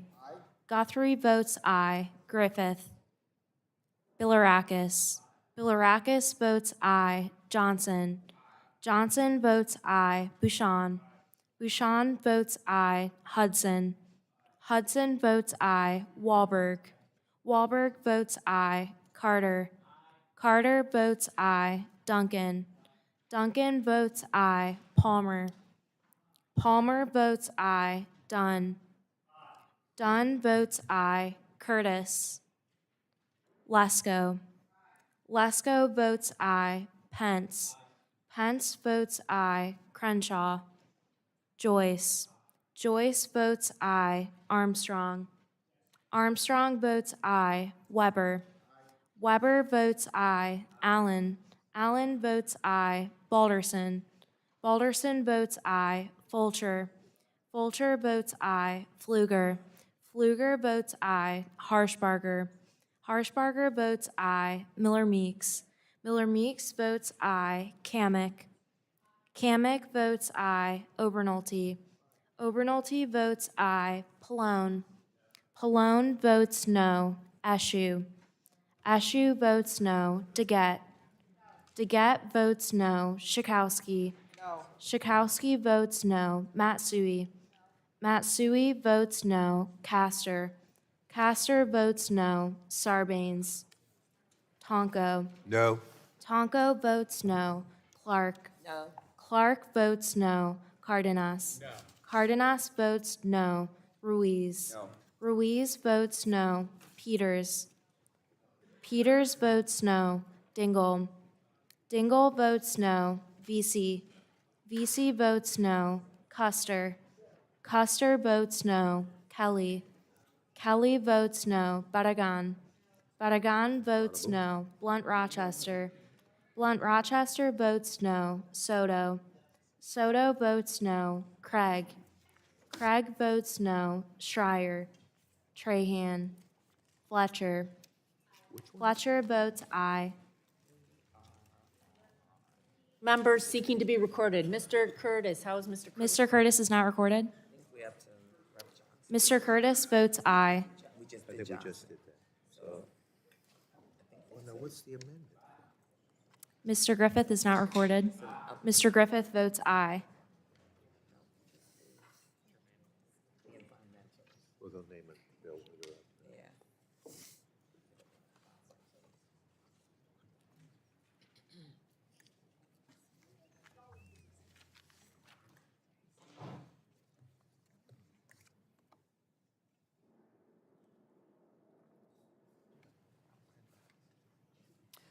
Clerk will report.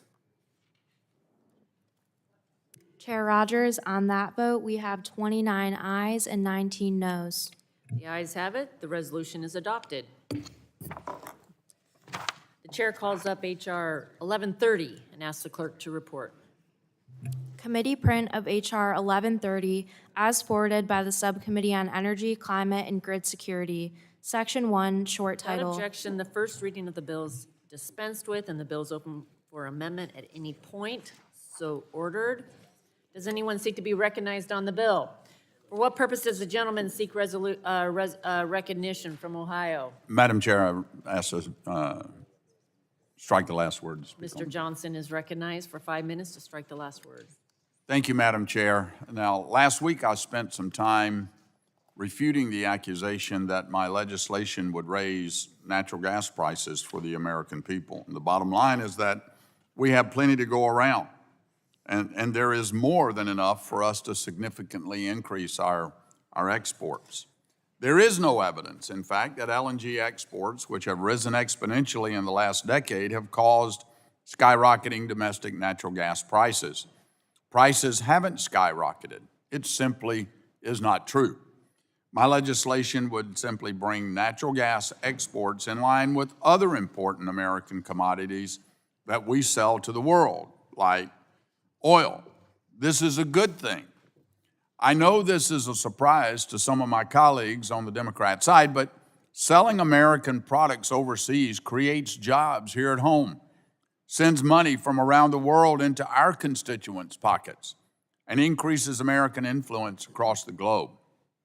Now, recently, critics of this legislation have said, if we sell LNG on the global market, China might buy some of it, and that's bad for America. Well, you know what I say to that?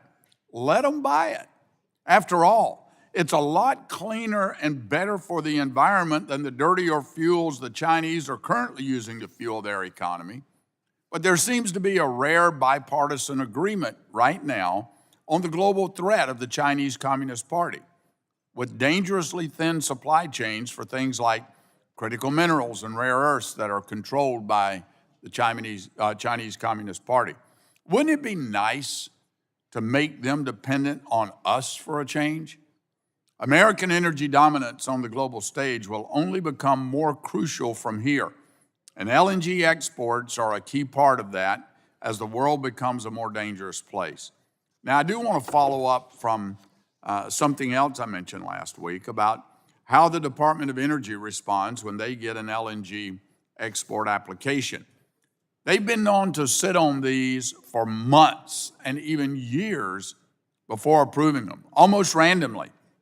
And when they do approve them, they do so at highly convenient times, very suspect. For example, the night before the Energy Secretary was about to come before our committee last year, they approved an export permit. And now, as we're looking to send LNG legislation to the floor, we just got word this week they've approved another one. An LNG exporter who already has an existing operation asked the Department of Energy if they could export a bit more LNG than they were previously approved for. The Department of Energy said yes, over 500 days later after they asked. To my colleagues, we can do better than this. America can do better. As I said last week, this is low-hanging fruit if anyone is serious about permitting reform in this country. So, Madam Chair, I will conclude with this, which I call the 3 pillars of American LNG. As I said, American energy exports project our geopolitical power overseas, making the world rely less on cruel, energy-rich dictators like Russia's Vladimir Putin or the Chinese Communist Party's President Xi. Next is the carbon benefit. American natural gas is the cleanest in the world. Our producers do it better than anyone else. And the only question is, will the next billion people be lifted out of poverty, fueled by clean-burning American natural gas or much higher carbon-emitting fuels? And lastly, while unleashing LNG exports is beneficial to the exporting companies and to the competition against China and Russia, at the end of the day, the reason I champion this legislation isn't solely because of all of that. The most important pillar of our LNG strategy at the end of the day, what this legislation is about, is what American energy dominance is about and what it means back home. To the critics of this legislation, I want to tell you, LNG exports and American energy production aren't a political football. This is real life to the oil and gas workers, truck drivers, pipeline builders, and small businesses in rural Appalachia that sit atop the Marcellus and Utica shale plays. I've seen firsthand the benefits of the shale revolution in forgotten parts of this country. We have an enormous resource under our feet. This legislation would keep drillers drilling and our wells producing here in Ohio, Pennsylvania, West Virginia, Texas, and all of America's energy-rich regions. I urge my colleagues to support this legislation. Thanks, Madam Chair, and I yield back. Back. Further discussion on the legislation. Ms. DeGette, for what purpose do you seek recognition? I have an amendment at the desk, Madam Chair, D01. The clerk will report the amendment. Amendment to the committee print for H.R. 1130, offered by Ms. DeGette. Page Without 1. objection, the reading of the amendment is dispensed with. The lady from Colorado is recognized for 5 minutes in support of her amendment. I thank the chair. What this bill proposes to do is to remove the requirement that natural gas exports to countries that the United States lacks a free trade agreement with will be examined by the Department of Energy to see if they're in the public interest. I really disagree with that policy. During our joint Energy and Environment Subcommittee hearing that increased LNG exports increases prices for home, we heard testimony that that would happen. I mean, we did hear that testimony. Now, I, for one, do not think that we should stop exporting natural gas. Let me say that again. I support exporting natural gas, but I do think that if we're going to export natural gas, we should make sure that every facility that's doing it does it consistent with the public interest. So this bill removes common sense barriers that prevent U.S. LNG from going to foreign adversaries like China. I want to point out at this point, Madam Chair, that in 2021, we sent 453 billion cubic feet of natural gas to China, which was 13% of all our production that year. And that wasn't a fluke. Madam Chair, I would ask unanimous consent to insert a Reuters article into the record entitled, China Gas Holdings Signs 2 20-year LNG supply deals with Venture Global. Without objection. What this article talks about is how China is continuing to snap up American LNG, and it notes how this deal will make it harder for our European allies to secure LNG in the long term. So what it's about is us sending China LNG instead of our European allies. So even if my colleagues don't think that many LNG exports should be subject to public interest determinations, surely I would say LNG exports to China that will make life more difficult for our European allies should go through public interest review. The committee simply can't just rubber stamp efforts by China to snap up LNG before Europe has a chance. And I, for one, find it a little ironic that on the floor we're voting on legislation to prohibit exporting oil and gas from the Strategic Petroleum Reserve to China, but it's apparently okay if we export LNG without a public interest determination whether this is going to harm the U.S. or our allies. And so that's why I'm proposing this common sense amendment. It restores public interest review for any LNG exports to China, Russia, North Korea, Iran, and any other country under U.S. sanctions. I think it's common sense that exports to those countries should go through scrutiny. And so let's find some common ground here. Let's vote for this amendment, and I yield back. Gentlelady yields back. Further discussion on the amendment. Gentleman from Mr. Johnson is recognized for 5 minutes. Madam Chair, I strike the last word in opposition to the amendment. Gentleman is recognized. Madam Chair, the underlying bill is about removing outdated restriction on exportation of LNG. Increasing U.S. LNG will provide the productive capacity of our nation's energy resources, increasing supplies that benefit all Americans and increases our ability to assist our allies and compete in global markets. This amendment is a poison pill. It guts the core policy of this bill and seeks to add unnecessary restrictions. Our bill already provides that nothing in this change to the National Gas Act limits the ability of the President to impose sanctions on or to prohibit imports or exports from foreign persons or governments, including countries designated as state sponsors of terrorism. This covers the concerns of the amendment and preserves the overriding policy goals of the legislation. This amendment is meant simply to kill these key reforms, and I urge a no vote on the amendment, and I yield back. Gentleman yields back. Is there further discussion on the amendment?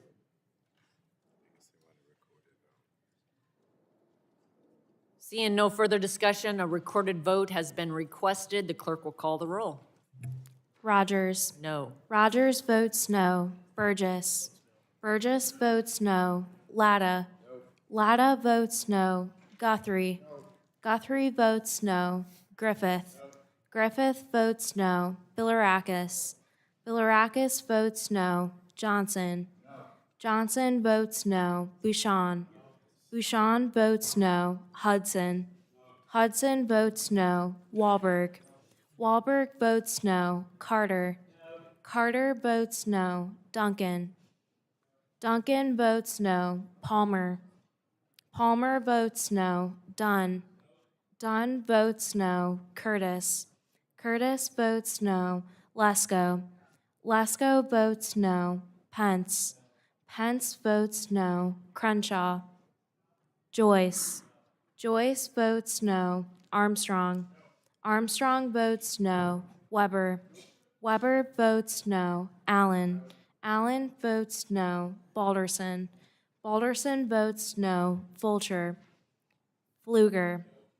Fluger votes no. Harshbarger. Harshbarger votes no. Miller Meeks. Miller Meeks votes no. Kamick. Kamick votes no. Obernolte. Obernolte votes no. Pallone. Pallone votes aye. Eshu. Eshu votes aye. Deget. Deget votes aye. Schakowsky. Schakowsky votes aye. Matsui. Matsui votes aye. Castor. Castor votes aye. Sarbanes. Sarbanes votes aye. Tonko. Clark. Clark votes aye. Cardenas. Cardenas votes aye. Ruiz. Ruiz votes aye. Peters. Peters votes aye. Dingle. VC. VC votes aye. Custer. Custer votes aye. Kelly. Kelly votes aye. Barragan. Barragan votes aye. Blunt Rochester. Blunt Rochester votes aye. Soto. Craig. Craig votes aye. Schreier. Trahan. Fletcher. Fletcher votes aye. Any member seeking to be recorded? Mr. Soto is not recorded. Mr. Soto votes aye.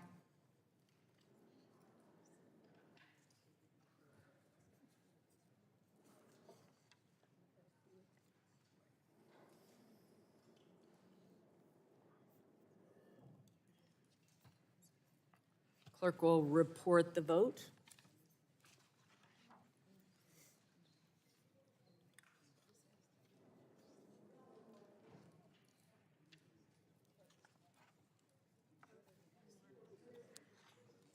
Oh, Mr. Fulcher is not recorded. Fulcher votes no. oh, it's amendment. Ms. Dingle is not recorded.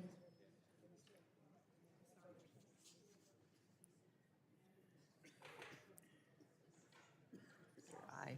I think, Dingle votes no. I think you want to vote.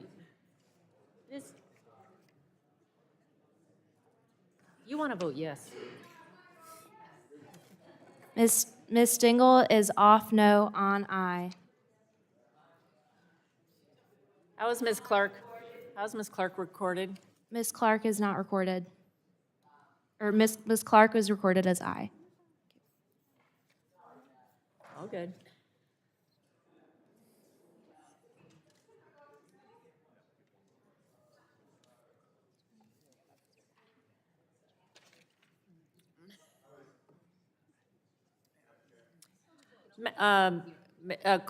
Madam Clerk, how is Mr. Tonko recorded?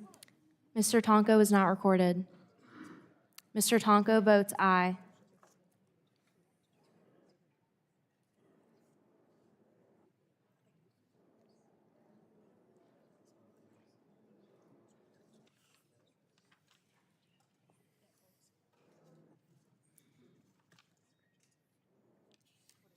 Clerk will report.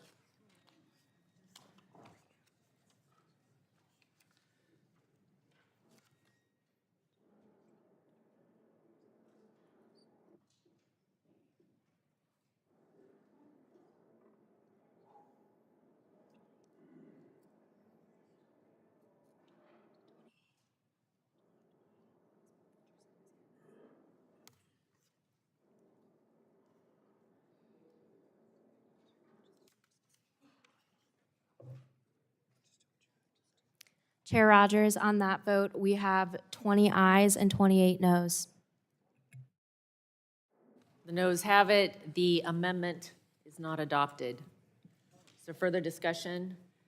For what purpose? Just a point of personal privilege. Lady from Florida, Ms. Castor. Colleagues, you may see our former colleague, Congressman Dennis Ross, in the audience. He's brought students from Southeastern University, where he has brought students every semester to see the democratic process in here on Capitol Hill, so I wanted to welcome them to the Energy and Commerce Committee.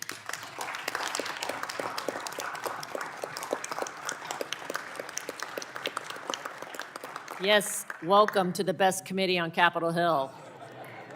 All right. Further amendments?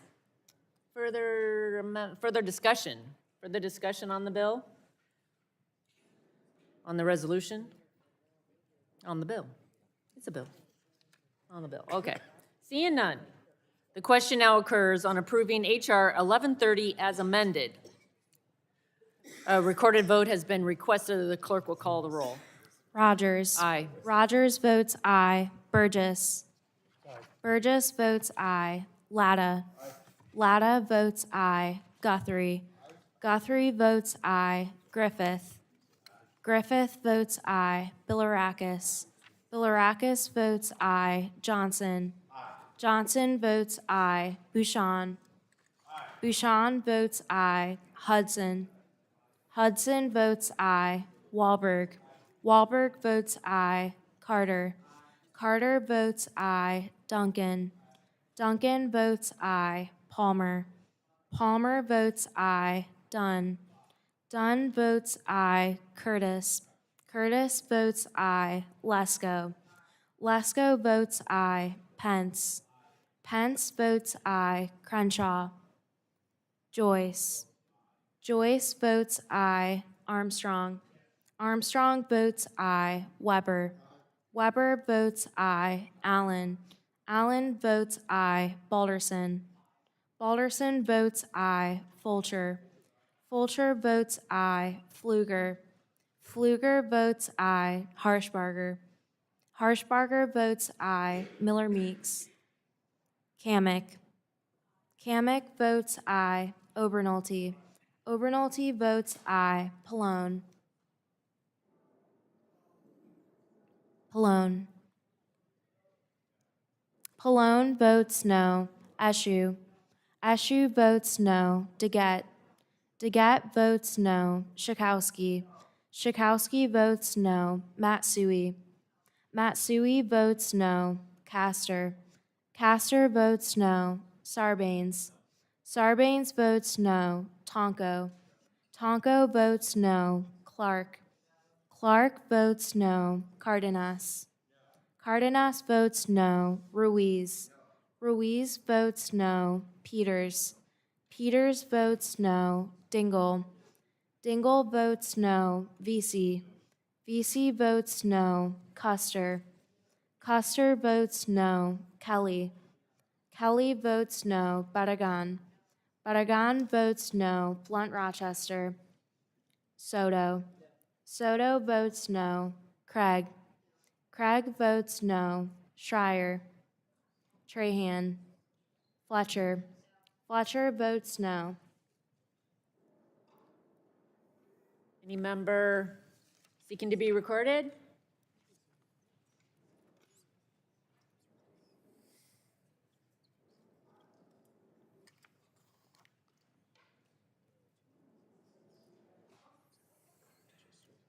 Clerk, oh, one more. Oh, how is Miss Blunt Rochester recorded? Miss Blunt Rochester is not recorded. Miss Blunt Rochester votes no. Clerk will report the vote. Chair Rodgers, on that vote, we have 27 ayes and 21 noes. The ayes have it, the bill is adopted. The chair calls up H.R. 1115 and asks the clerk to report. Committee print of H.R. 1115 as forwarded by the Subcommittee on Energy, Climate, and Grid Security. Without Section objection, 1. the first reading of the bill is dispensed with, and the bill will be open for amendment at any point, so ordered. Does anyone seek recognition on the bill? Gentleman from Texas, for what purpose do you seek recognition? Thank you, Madam Chair. I'm grateful that this bill, the Promoting Interagency Coordination for the Review of Natural Gas Pipelines Act, is being considered in the full committee today. Specifically, this establishes the Federal Energy Regulatory Commission, or FERC, as the lead agency to coordinate between federal, state, and local agencies in the NEPA review process for pipelines under the Natural Gas Act.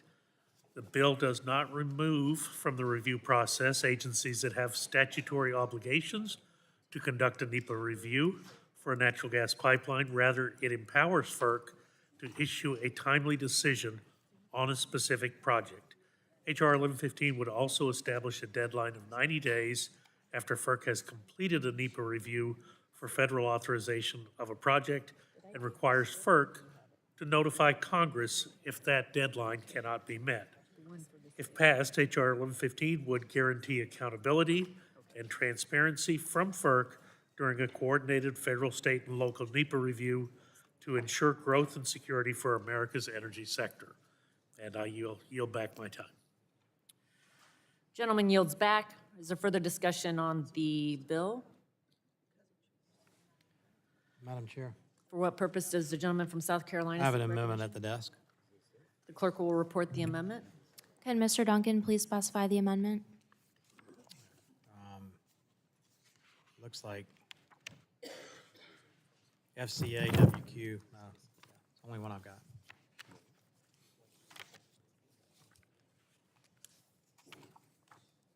I'm sorry, could you please repeat? I'm sorry. You don't have it? Did you say FC Amendment 03? Amendment?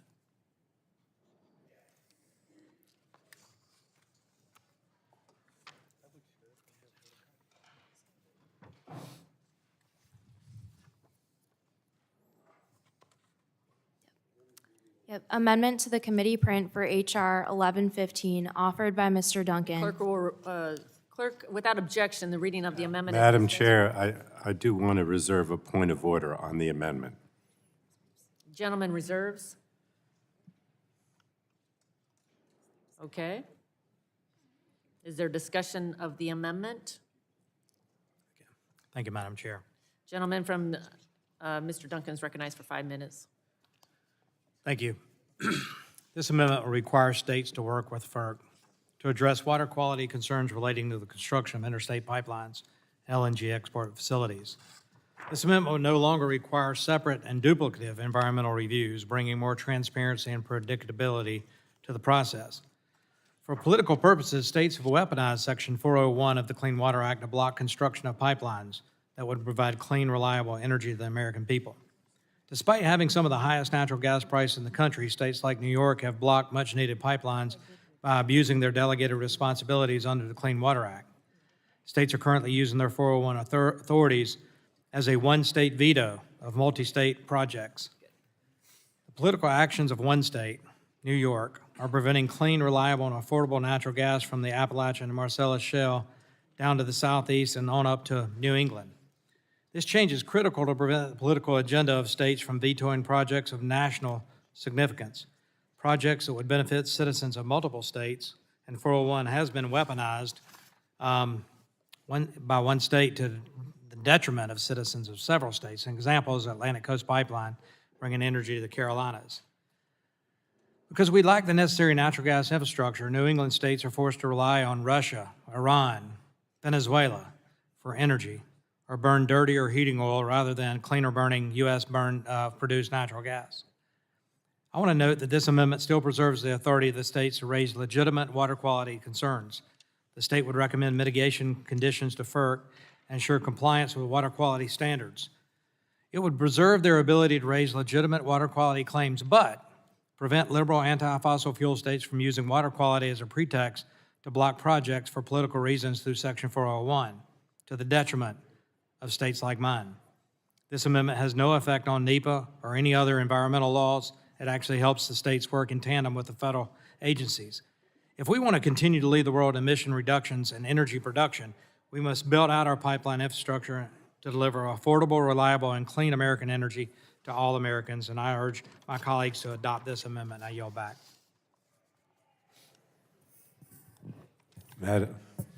Madam Chair, For what purpose does the ranking member seek recognition? I insist on my point of order. The gentleman will state his point of order. Madam Chair, I'd like to make a point of order on the pending amendment. The pending amendment violates the germaneness requirement of Rule 16, Clause 7 of the Rules of the House of Representatives.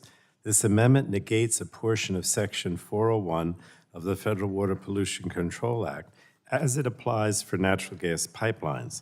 There is longstanding precedent that the Federal Water Pollution and Control Act is referred to the House Committee on Transportation, excuse me, it's hard for me to say that, and Infrastructure. Because this amendment turns off Section 401 of that law, it triggers T&I jurisdiction, violating the subject matter germaneness test of Rule 16 because it turns off a statute that is referred to a committee not triggered by the underlying bill. So I urge the chair to hold that this amendment is not germane. Does the amendment sponsor wish to be heard on the point of order? Mr. Duncan is recognized on the point of order. Yes, Madam Chair.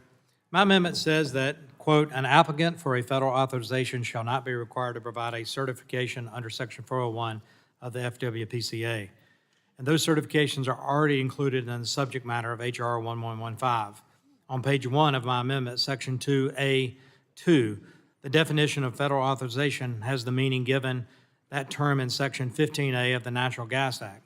Under Section 15A of the Natural Gas Act, the term federal authorization, 1, means any authorization required under federal law with respect to an application for authorization under Section 717B of this title, or a certificate of public convenience and necessity under Section 717F of this title, and 2, includes any permits, special use, authorization, certifications, opinions, or other approvals may be required under federal law with respect to an application for authorization under Section 717B of this title, or a certificate of public convenience and necessity under Section 717F of this title. So the Section 401 certification is already included in the subject matter of H.R. 1115, and this amendment is clearly germane. I yield back. Chair is ready to rule. Mr. Pallone makes a point of order that the amendment offered by Mr. Duncan is not germane. Clause 7 of Rule 16, the germaneness rule, provides that no proposition on a subject different from that under consideration shall be admitted under color of amendment. H.R. 1115 provides for the coordination of federal authorizations under the Natural Gas Act. The amendment would provide that a certification under Section 401 of the FWPCA is not necessary for a federal authorization. The chair finds that the amendment falls within the subject matter of the underlying bill. The parliamentarians have held that an amendment does not have to be entirely devoid of another committee's jurisdiction so long as it contains the jurisdiction of the committee considering it. It is therefore germane. The point of order is overruled. Is that your effort to extend our jurisdiction? That's right, If always. it is, I'm all for it. Okay. Ms. Clark wants to speak in opposition. Okay. For what purpose would Ms. Clark seek recognition? Madam Chair, I move to strike the last word. Ladies recognized for 5 minutes. To strike. Frankly, Madam Chair, I cannot overstate my opposition to this amendment. It completely guts Section 401 of the Clean Water Act as it applies to natural gas pipelines and removes states' ability to deliberate on and issue permits for these pipelines. Let's be clear here. I never want to hear my colleagues on the other side of the aisle talk about states' rights again if they're going to support this amendment that would completely strip away any state's ability to protect its water resources and the health of its residents. This amendment would also make FERC into an environmental regulator, asking it to pick and choose between proposed conditions for states to apply to natural gas pipelines. FERC, as an agency, has many responsibilities, but it is simply not designed to be an environmental regulator. This is not its expertise. This is not its experience. This amendment gives FERC no extra resources to allow it to grow its staff to deal with this explosion of responsibility. It's a handout to fossil fuel companies at the expense of our streams, our rivers, our lakes, our livelihoods, and our health. I urge all members to oppose this amendment, and I yield back the balance of my time. Lady yields back. Further discussion on the amendment? Gentleman from California, for what purpose do you seek recognition? Move to strike the last word. Gentleman's recognized for 5 minutes. Madam Chair, I speak in strong support of H.R. 1115, and I thank my friend, the gentleman from Texas, Dr. Burgess, for bringing it forward. This bill merely improves coordination between federal and state agencies regarding the permitting and construction of natural gas pipelines. That's important for my district because my constituents are paying over twice as much for natural gas this winter as they were the winter before. Some places in my district, that is over 3 times as much. That is disproportionately impacting the segment of our population that can least afford to pay it. That's the working class and the people who are impoverished. That's a very real problem for my district. Unfortunately, this shortage has been exacerbated by the actions of both federal and state governments. For example, in my district in 2019, the state government passed a new regulation prohibiting the leasing of any state lands for the purpose of natural gas pipelines, making the supply shortage even more acute. Natural gas remains the predominant source of electricity generated in California, particularly so because our hydroelectric capacity has been cut in recent years because of the drought. That's one of the reasons why, with the spike in natural gas prices, that electricity prices that my constituents pay are over twice as high for residential electricity as in neighboring states, over 3 times as high for commercial electricity, over 4 times as high for industrial electricity. That has a very real and meaningful impact on the quality of life of the people that I represent. This bill would make things better. It does not weaken environmental protections. It merely improves coordination between federal and state agencies, and I think it makes a lot of sense. I urge its adoption. I yield back. Gentleman yields back. Further discussion on the amendment?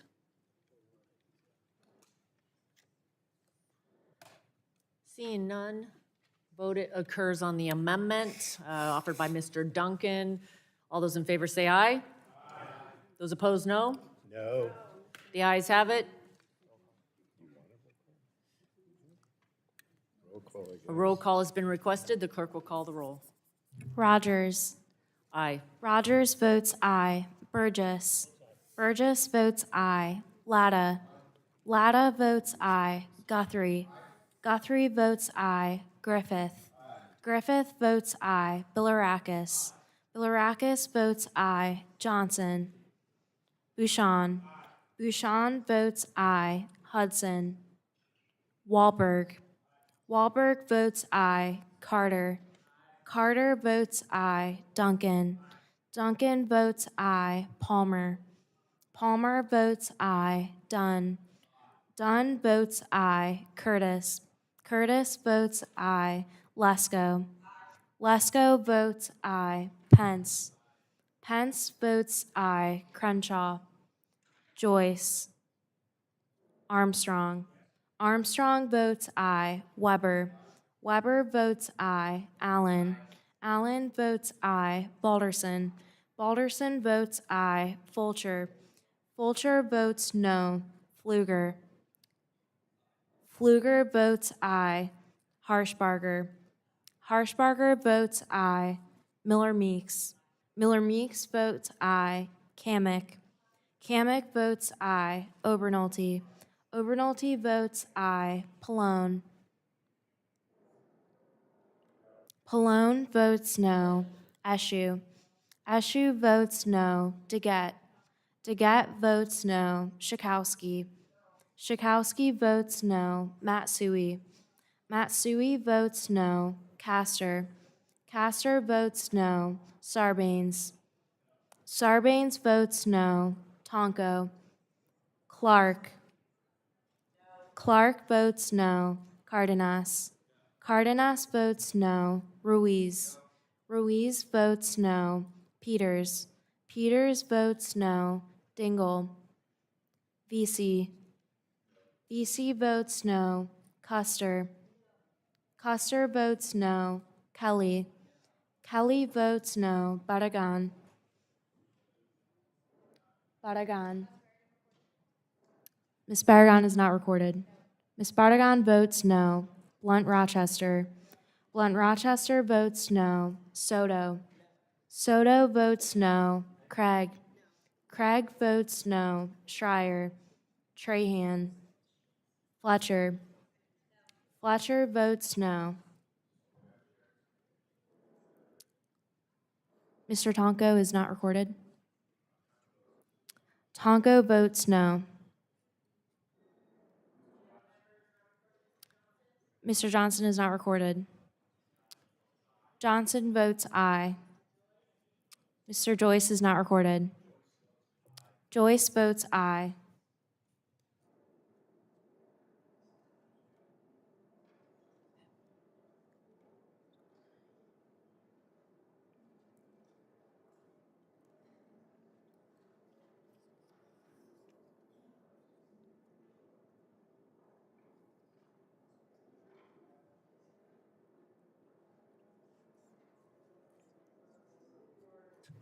Clerk will report the vote.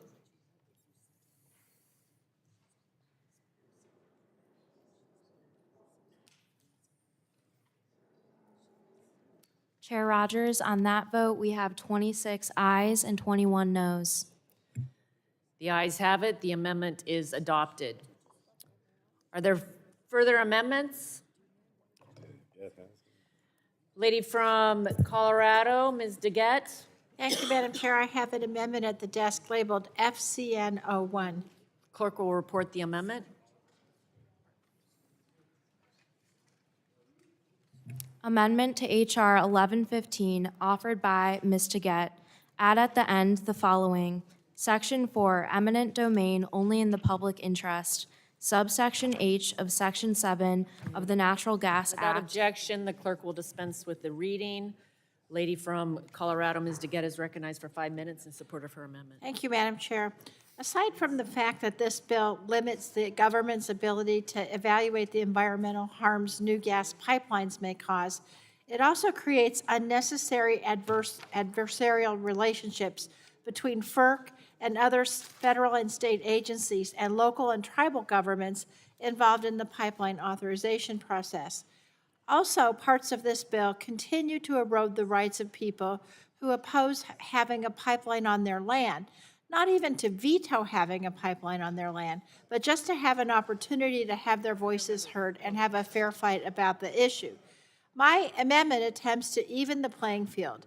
It simply says that FERC may not allow a pipeline developer to invoke eminent domain authority under the Natural Gas Act unless FERC finds that the use of eminent domain authority is in the public interest. The Natural Gas Act has no requirement that FERC make a finding of public interest before issuing a certificate of public convenience and necessity that allows a natural gas pipeline to begin construction and operations. But that means that it requires no investigation of public interest before allowing any pipeline developer to utilize eminent domain authority. Frankly, Madam Chair, I think this should be a bipartisan issue because Republicans and Democrats should be concerned about the implications of anybody being allowed to use eminent domain authority without a review about whether usage is in the public interest or not. And so this was a bipartisan amendment. In the last Congress, it was offered by then Energy Subcommittee Ranking Member Rush, and somehow Mr. Griffith also supported it when he offered this amendment 6 years ago. And so I'm hoping everybody on this committee will support this amendment. And I urge its adoption and yield back. Gentlelady yields back. Further discussion on the amendment. Gentleman from Texas is recognized. Mr. Burgess for 5 minutes. I thank the chair. So the amendment actually rewrites the Natural Gas Act, introducing new standards and upending decades of precedent with respect to the use of eminent domain. This amendment is not necessary. Eminent domain is a tool of last resort, very rarely used. The Natural Gas Act already contains robust public interest protections. No person may construct a pipeline unless FERC determines that the proposed pipeline will serve the public convenience and necessity. Existing law, current law, the Natural Gas Act, the public interest standard is transparent and effective. This amendment would add a new and potentially conflicting standard that has never been the subject of any hearing. We have never heard from FERC on this, and we have no idea how, in fact, it would be implemented. So I share my colleagues' concern about the use of private lands, but I have concerns that this amendment is only designed to stop pipelines and deprive the American people of the energy that they so desperately need. And I yield back. Gentleman yields back. Further discussion on the amendment? Seeing none, the question occurs, a recorded vote has been requested. The vote, clerk will call the vote on the Daggett amendment. Rodgers. No. Rodgers votes no. Burgess. Burgess votes no. Latta. Guthrie. Griffith. Bilirakis. Bilirakis votes no. Johnson. Bouchon. Hudson. Wahlberg. Wahlberg votes no. Carter. Duncan. Duncan votes no. Palmer. Palmer votes no. Dunn. Dunn votes no. Curtis. Curtis votes no. Lesko. Lesko votes no. Pence. Pence votes no. Crenshaw. Joyce. Joyce votes no. Armstrong. Armstrong votes no. Weber. Weber votes no. Allen. Allen votes no. Balderson. Balderson votes no. Fulcher. Fulcher votes no. Pfluger. Pfluger votes no. Harshbarger. Harshbarger votes no. Miller-Meeks. Kamick. Kamick votes no. Obernolte. Obernolte votes no. Pallone. Pallone votes aye. Eshoo. Eshoo votes aye. Daggett. Daggett votes aye. Schakowsky. Schakowsky votes aye. Matsui. Matsui votes aye. Castor. Castor votes aye. Sarbanes. Sarbanes votes aye. Tonko. Aye. Tonko votes aye. Clark. Clark. Clark votes aye. Cardenas. Cardenas votes aye. Ruiz. Ruiz votes aye. Peters. Peters votes aye. Dingle. Vesey. Vesey votes aye. Custer. Custer votes aye. Kelly. Kelly votes aye. Barragan. Barragan votes aye. Blunt Rochester. Blunt Rochester votes aye. Soto. Soto votes aye. Craig. Craig votes aye. Schreier. Trahan. Trahan votes aye. Fletcher. Are any members unrecorded? How is Mr. Johnson recorded? Mr. Johnson is not recorded. Mr. Johnson votes no. How's Mr. Guthrie reported? Mr. Guthrie is not recorded. Guthrie votes no. How's Mr. Latta recorded? Mr. Latta is not recorded. Latta votes no. How's Mr. Bouchon recorded? Mr. Bouchon is not recorded. Bouchon votes no. How's Mr. Carter recorded? Mr. Carter is not recorded. Carter votes no. How's Mr. Griffith recorded? Mr. Griffith is not recorded. Mr. Griffith votes aye. Any other members unrecorded? If not, the clerk will... Miss- Up. Ms. Miller Meeks is not recorded. Miller Meeks, how does Ms. Miller Meeks? Miller Meeks votes no. Any other members? If not, the clerk will report the total.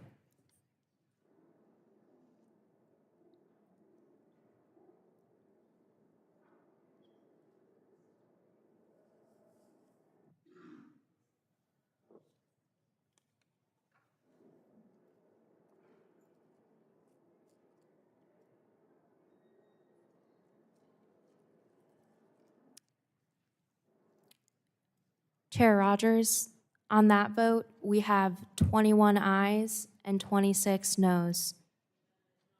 The amendment is not agreed to.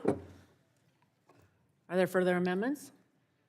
The ranking member is recognized. Thank you, Madam Chair. I have an amendment at the desk numbered FC Amendment 04. Clerk will report the amendment.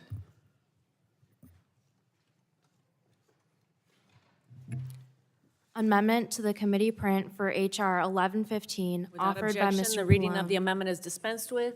Ranking members recognized for 5 minutes in support of the amendment. Thank you. Nearly 6 years ago, when Republicans last had control of the House, they moved this bill, H.R. 1115, through this committee. And at the time, they had control of the House, but also control of the Senate and the White House, and the bill did not make it into law. They then reintroduced this bill earlier this year and did not change a single word. Now, keeping up with that theme, my amendment has not changed since I first offered it 6 years ago either, because the problem with this bill is fundamentally the same.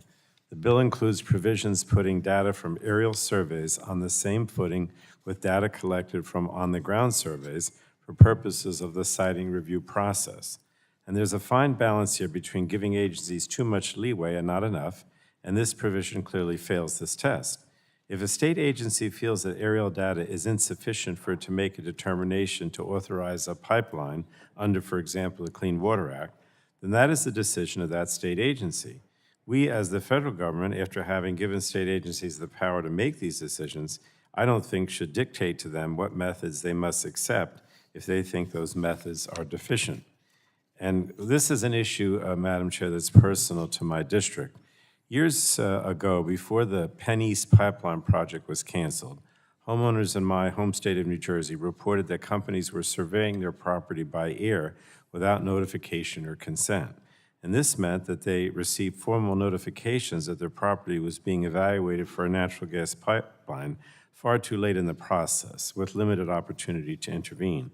So in a bill that I think is filled with bad policy, obviously I oppose the underlying bill, but this remote survey provision, I think, really takes the cake. It should be stripped from the bill, and I urge all my colleagues to support my amendment for that reason, and I yield back. Gentleman yields back. Further discussion on the amendment. Gentleman from Texas, Mr. Burgess, is recognized for 5 minutes. I thank the chair. I do want to speak in opposition to this amendment. It is, in fact, unnecessary, and it does, in fact, strike an important environmental safeguard. The underlying bill allows pipeline operators to perform aerial remote surveys on rights-of-way to obtain preliminary environmental data. For example, remote surveys allow operators to examine wetlands without disturbing sensitive plants and animals. And under the bill, remote surveys are supplemental. Any information gathered must be verified by ground surveys. The amendment itself has just one purpose. It is there to stop pipelines. Unfortunately, the energy demands of this country are such that pipelines are going to continue to be necessary. So I urge a no vote on the amendment and an aye vote on the underlying bill. Gentleman yields back. Further discussion on the amendment? Seeing none, the vote occurs on the ranking member's amendment. A requested vote has been, a recorded vote has been requested. Clerk will call the vote. Rodgers. No. Rodgers votes no. Burgess. Burgess votes no. Latta. Latta votes no. Guthrie. Griffith. Griffith votes no. Bilirakis. Bilirakis votes no. Johnson. Johnson votes no. Bouchon. Bouchon votes no. Hudson. Wahlberg. Wahlberg votes no. Carter. Carter votes no. Duncan. Duncan votes no. Palmer. Palmer votes no. Dunn. Dunn votes no. Curtis. Curtis votes no. Lesko. Lesko votes no. Pence. Pence votes no. Crenshaw. Joyce. Joyce votes no. Armstrong. Armstrong votes no. Weber. Weber votes no. Allen. Allen votes no. Balderson. Balderson votes no. Fulcher. Fulcher votes no. Pfluger. Pfluger votes no. Harshbarger. Harshbarger votes no. Miller Meeks. Miller Meeks votes no. Kamick. Kamick votes no. Obernolte. Obernolte votes no. Pallone. Aye. Pallone votes aye. Eshoo. Eshoo votes aye. Deget. Deget votes aye. Schakowsky. Schakowsky votes aye. Matsui. Matsui votes aye. Castor. Castor votes aye. Sarbanes. Sarbanes votes aye. Tonko. Aye. Tonko votes aye. Clark. Clark votes aye. Cardenas. Cardenas votes aye. Ruiz. Ruiz votes aye. Peters. Peters votes aye. Dingle. Dingle votes aye. Vesey. Vesey votes aye. Custer. Custer votes aye. Kelly. Kelly votes aye. Barragan. Barragan votes aye. Blunt Rochester. Blunt Rochester votes aye. Soto. Soto votes aye. Craig. Craig votes aye. Schreier. Trahan. Trahan votes aye. Fletcher. Fletcher votes aye. Any other members seeking to be recorded? Mr. Guthrie. Guthrie votes no.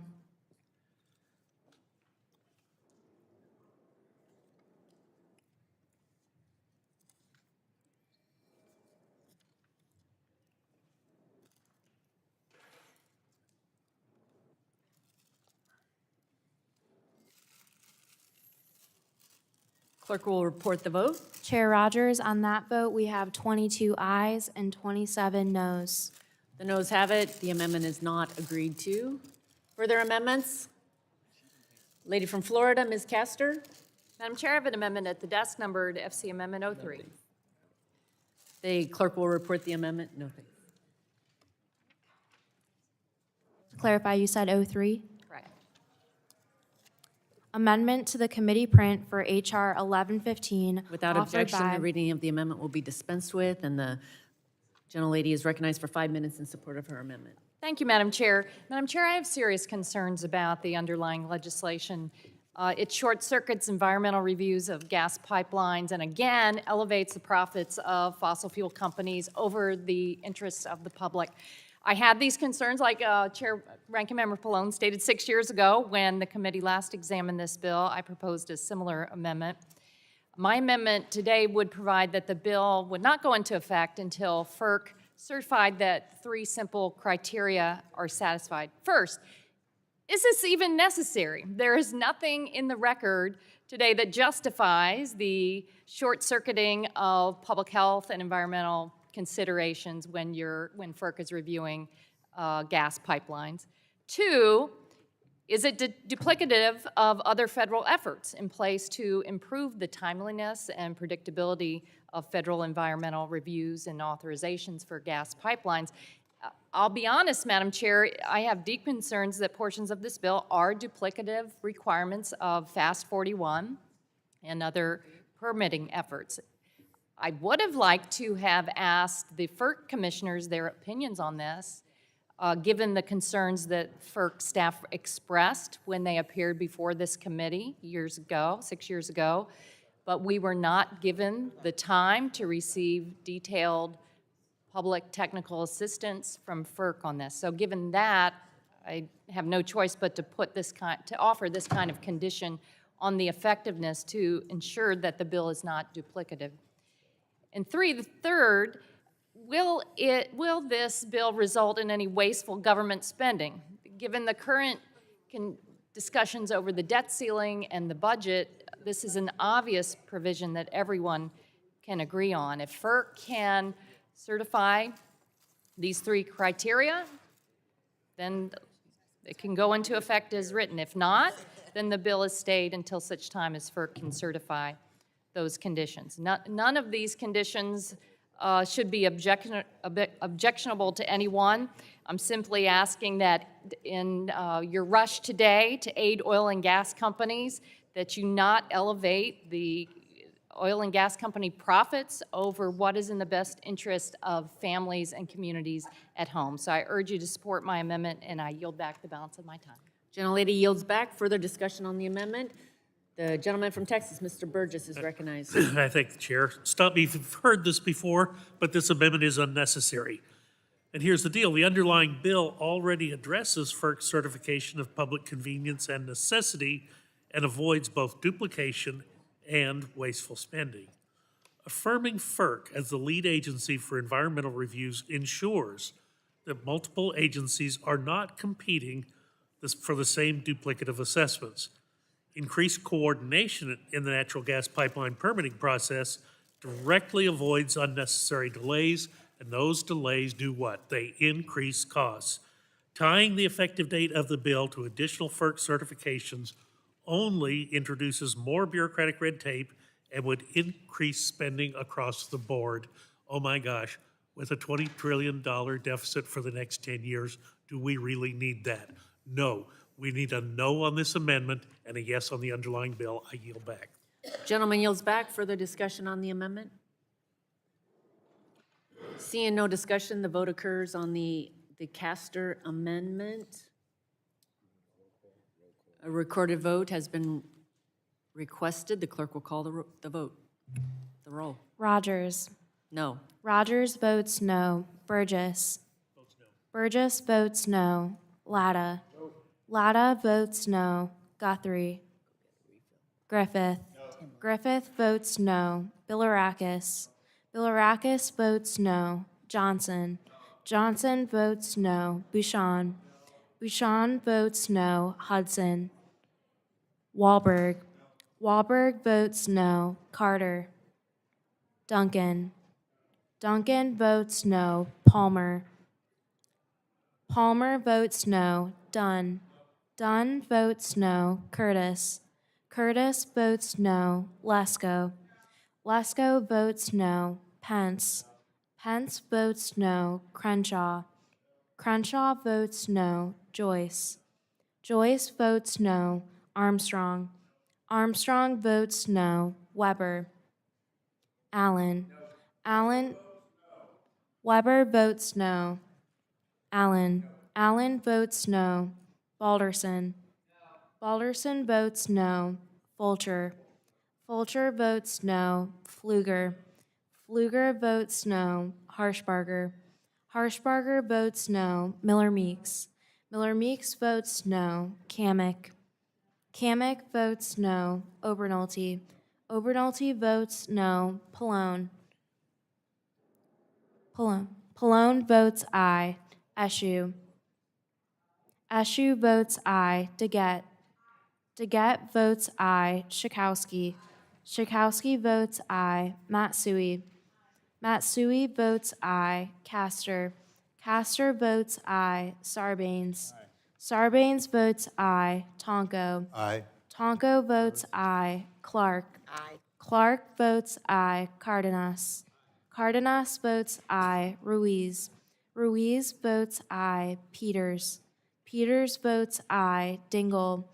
Dingle votes aye. Vesey. Vesey votes aye. Custer. Custer votes aye. Kelly. Kelly votes aye. Barragan. Barragan votes aye. Blunt Rochester. Blunt Rochester votes aye. Soto. Soto votes aye. Craig. Craig votes aye. Schreier. Trahan. Trahan votes aye. Fletcher. Fletcher votes aye. Ed? Who do you see? Oh, Mr. Guthrie. Okay. Mr. Guthrie votes no. I thought you were pointing to someone.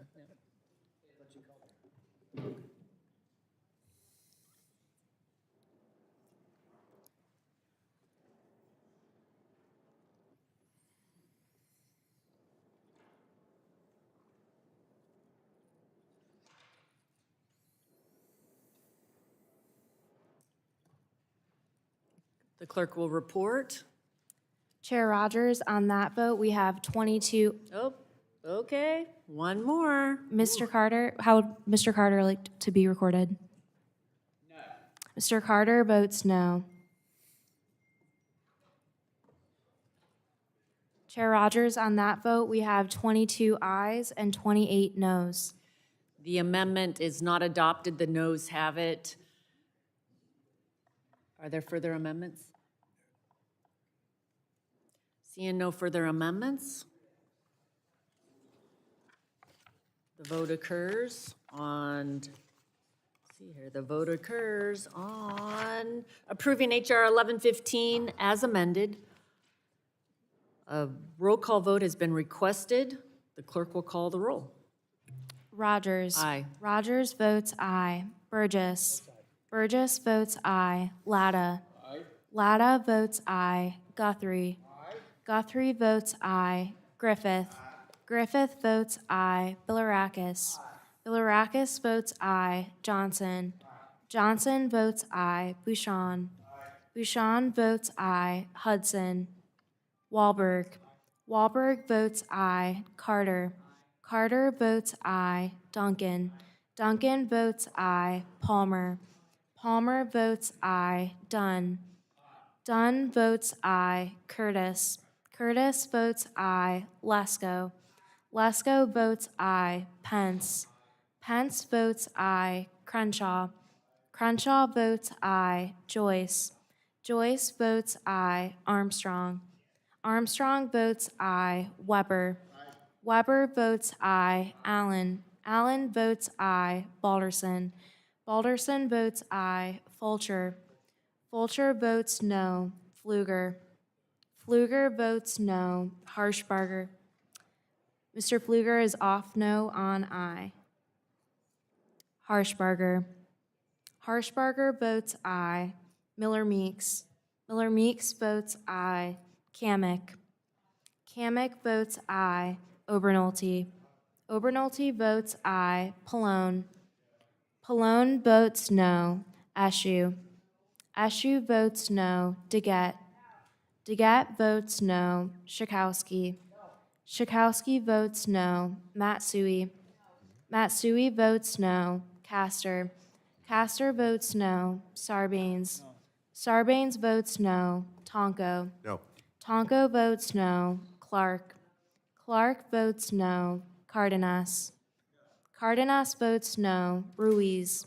Ruiz votes no. Peters. Peters votes no. Dingle. Dingle votes no. Vesey. Vesey votes no. Custer. Custer votes no. Kelly. Kelly votes no. Barragan. Barragan votes no. Blunt Rochester. Blunt Rochester votes no. Soto. Soto votes no. Craig. Craig votes no. Schreier. Trahan. Trahan votes no. Fletcher. Fletcher votes no. Any members seeking to be recorded?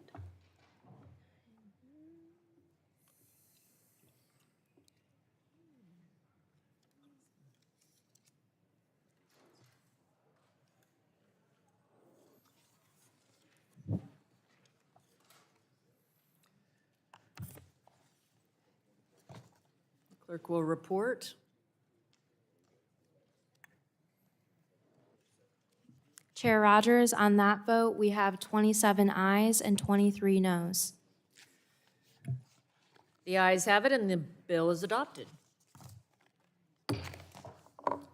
Chair calls up HR 1070 and asks the clerk to report. Committee print of HR 1070 as forwarded by the Subcommittee on Environment. Without objection, the first reading of the bill is dispensed with, and the bill will be open for amendment at any point, so ordered. Does anyone seek to be recognized on the bill? For what purpose does the gentleman seek recognition? Ask to strike the last word and speak in favor of the bill. Mr. Carter is recognized for 5 minutes to strike the last word. Madam Chair, I'd like to speak in favor of H.R. 1070. I think it's all too appropriate that this bill came up in the very first markup of the renamed Environment, Manufacturing, and Critical Minerals Subcommittee last week. The name change reflects our very real shared desire and need to bring more manufacturing and critical mineral supply chains to the United States. Again, they aren't called critical minerals for nothing. They are the minerals that fuel our modern advanced economy and high standard of living. They are in each one of our pockets with our own cell phones. They are in solar panels and wind energy. I'm a medical professional by training, and they're needed in everything from technologies for surgery to x-rays to fighting the common cold. We need to look at ourselves and acknowledge that we don't have enough in the United States to ensure we have enough of these essential materials to supply our country. I don't care who you are. My colleagues across the aisle may point to all the money they've borrowed from our children as examples of investments we will make. But those investments will be wasted if it takes years and billions more dollars than they intended because of excessive regulations and permitting requirements. That is why we need this bill. Today, it can take anywhere from 7 to over 20 years, 7 to 20 years, to bring a new mineral to market with millions, if not billions of dollars required. No wonder companies' investors have looked elsewhere to do this work. I said it last week, but I'll say it again. No wonder China supplies us with the vast majority of these critical minerals. They don't just dig it out of the ground, they're also by far the world's biggest refiner of these minerals. We are behind in this race, and it's not even close. The time to act is now. My bill would take a step in the right direction to demonstrate that the U.S. is back in the business of processing critical minerals. My bill would simply allow for facilities dealing with critical energy resources like these minerals to receive an interim status permit for handling, storing, or treating on-site hazardous waste. This will allow projects to continue, be constructed, and have the certainty that operations will be able to occur instead of being held hostage by the EPA or other authority waiting for their paperwork to get approved. I'm not advocating or even saying we should blindly let those processing these minerals haphazardly handle hazardous material and waste. I'm saying that I trust our system and its numerous existing protections that have made us the cleanest energy producer in the world. I want to repeat that. I'm saying that I trust our system and its numerous existing protections that have made us the cleanest energy producer in the world. In fact, under existing EPA regulations, interim permit holders must comply with notification, waste treatment, storage, and disposal requirements, as well as specific hazardous waste and waste facility standards. Mines and other facilities are already subject to over dozens of federal and state laws. This bill is just one part of a much larger effort to fix permitting in our country and extend the official invitation to those who seek to come build in America again. I urge support for this bill, and I yield back. Gentleman yields back. Further discussion? Madam Chair. Gentleman from, do you have anybody? Not yet. Okay. Gentleman from Georgia, for what purpose do you seek recognition? I move to strike the last word, speak in favor of this legislation. Mr. Allen's recognized for 5 minutes. I was happy last week to support advancing this legislation during our Environmental Manufacturing and Critical Materials Subcommittee markup, and I'm happy to support it today. We have said permitting reform is critical towards reshoring manufacturing in America and strengthening our domestic supply chains. The U.S. has an abundant supply of critical minerals, and to ensure we can extract, process, and refine them here in the U.S., we must address permitting shortfalls. It is alarming that China is a world leader in extracting and processing critical materials. Not only that, but we don't even register globally when it comes to processing those materials in the United States. Mr. Carter's bill, my colleague from Georgia, H.R. 1070, takes a step forward in assuring investors that putting their money into new American manufacturing is not a lost cause. Under the Resource Conservation and Recovery Act, a mineral processing facility that generates Resource Conservation and Recovery Act regulated waste needs a permit if it does one of three things on site. It stores the waste for 90 days, treats the waste, or disposes of the waste. This permit must be applied for 180 days before physical construction of the facility can begin, and no facility can operate without a permit. I understand the Resource Conservation and Recovery Act permitting process can take years to be finalized, as my colleague addressed. Under the Carter bill, a facility that processes or refines critical energy resources can apply for and automatically be given an interim permit, helping to provide some level of assurance to an investment. And I want to be clear, this bill is not a blank check to evade environmental and safety safeguards. The permit establishes the site-specific administrative and technical standards that the facility must meet.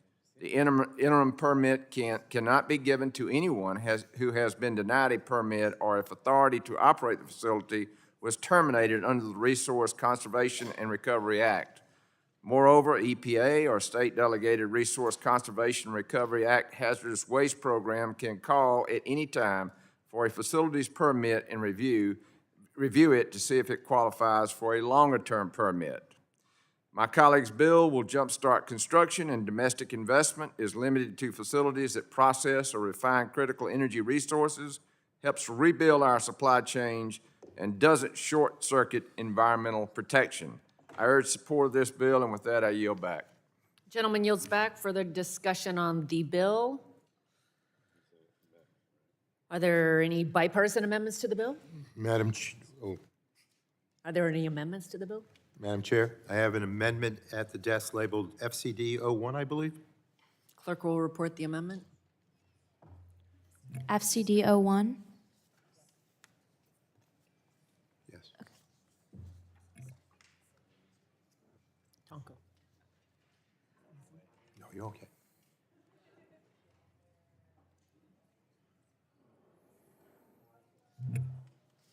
Amendment to the committee print for HR 1070 offered by Mr. Tonko.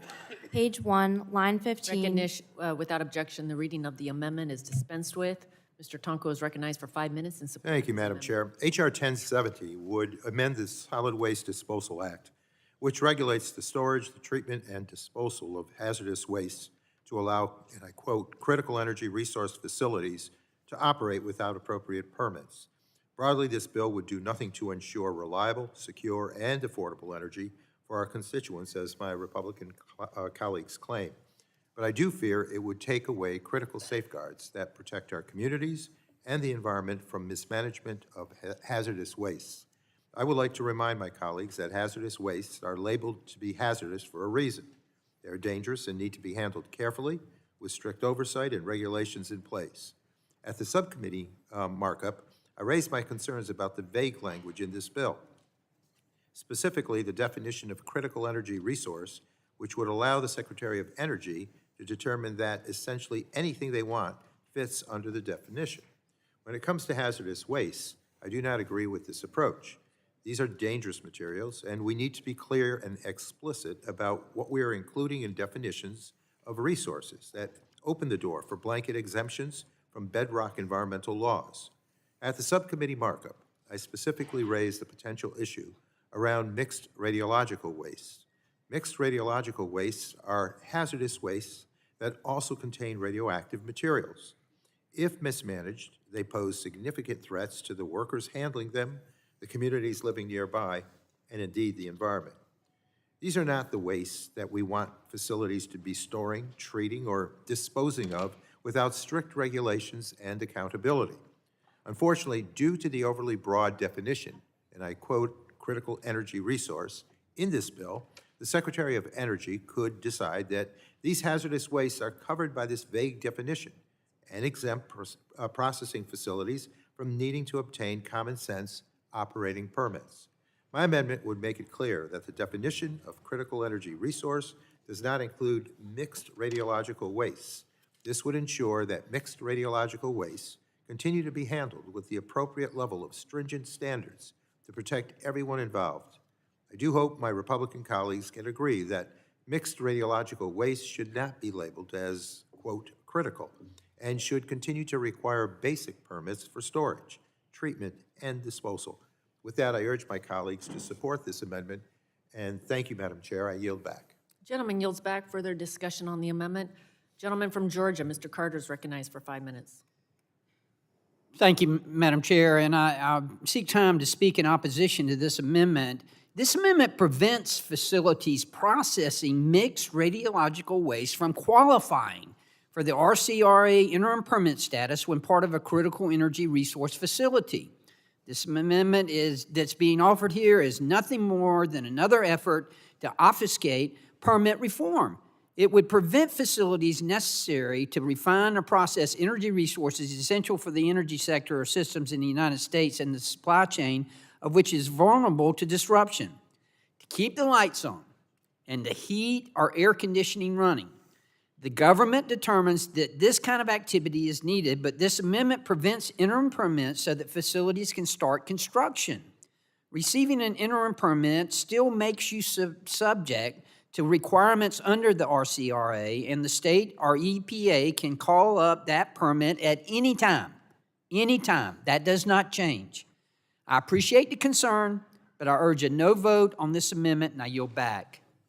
Gentleman yields back. Further discussion on the amendment?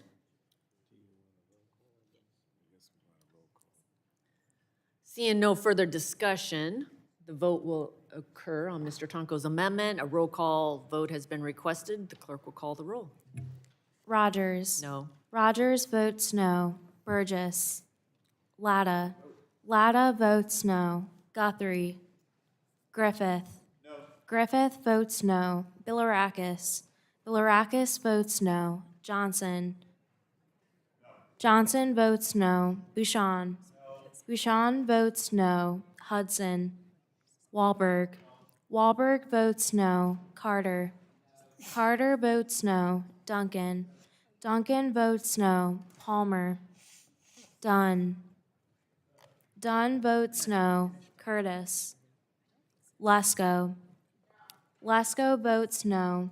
Pence. Crenshaw. Crenshaw votes no. Joyce. Joyce votes no. Armstrong. Armstrong votes no. Weber. Weber votes no. Allen. Allen votes no. Balderson. Balderson votes no. Fulcher. Fulcher votes no. Pfluger. Pfluger votes no. Harshbarger. Harshbarger votes no. Miller Meeks. Miller Meeks votes no. Kamick. Kamick votes no. Obernolte. Obernolte votes no. Pallone. Yes. Pallone votes aye. Eshu. Eshu votes aye. Deget. Deget votes aye. Schakowsky. Schakowsky votes aye. Matsui. Matsui votes aye. Castor. Castor votes aye. Sarbanes. Aye. Sarbanes votes aye. Tonko. Aye. Tonko votes aye. Clark. Clark votes aye. Cardenas. Cardenas votes aye. Ruiz. Ruiz votes aye. Peters. Dingle. Dingle votes aye. VC. VC votes aye. Custer. Kelly. Kelly votes aye. Barragan. Blunt Rochester. Blunt Rochester votes aye. Soto. Soto votes aye. Craig. Craig votes aye. Schreier. Trahan. Trahan votes aye. Fletcher. Fletcher votes aye. Any members who would like to be recorded? Mr. Guthrie is not recorded. Guthrie votes no. Mr. Pence is not recorded. Pence votes no. Mr. Curtis is not recorded. Curtis votes no. Mr. Palmer is not recorded. Palmer votes no.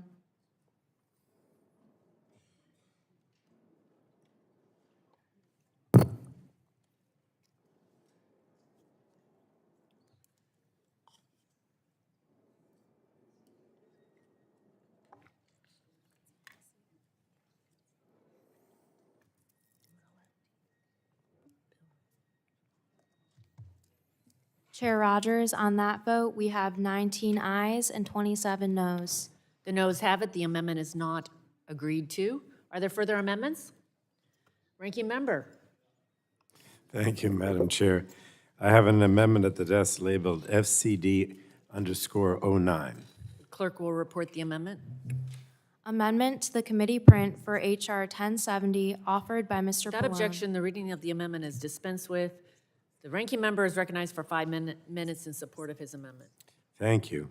We've already heard about the dangerous potential impacts of H.R. 1070.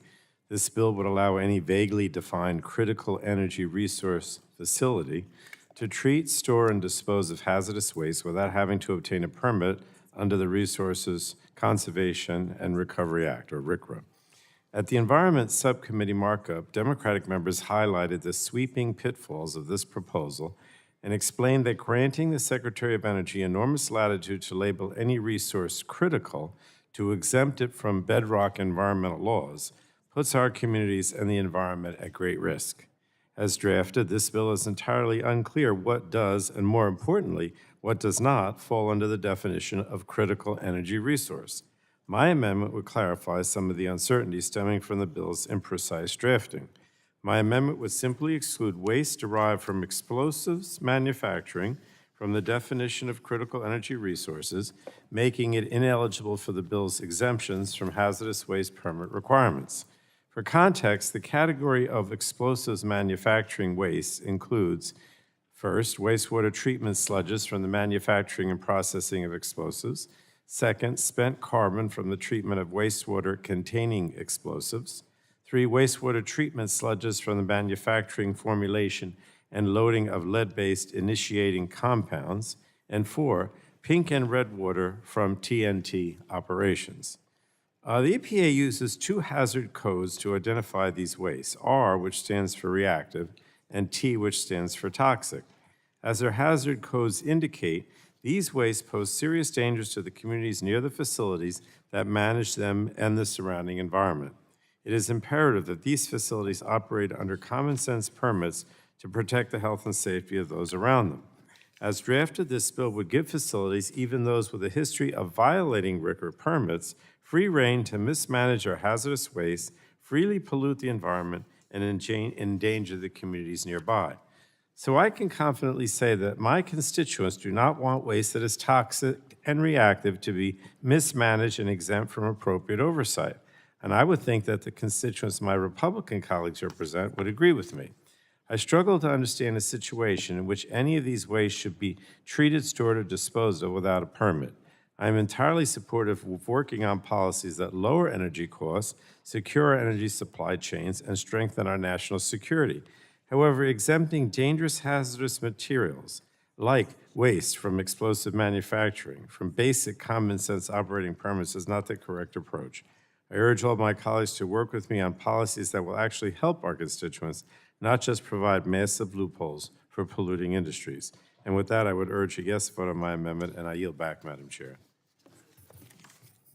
It's Mr. Chair, but that's okay. That's all. I realize, Mr. Johnson, that you were That's okay. substitute. Do any other members wish to speak on the amendment? The gentleman from Georgia, Mr. Carter, is recognized. Mr. Chairman, I seek time to speak in opposition to this amendment. This amendment, once again, prevents facilities that are processing waste from explosives or the other materials that the gentleman referred to from qualifying for the interim permit status when part of a critical energy resource facility. This is nothing more than the other side of the aisle, again, trying to block permit reform. That's all it is. This is not going to happen.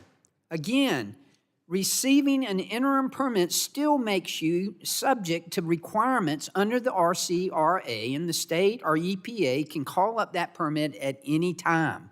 That does not change. I appreciate the concern, but I urge a no vote. This is nothing more, again, than trying to stop and trying to block permit reform.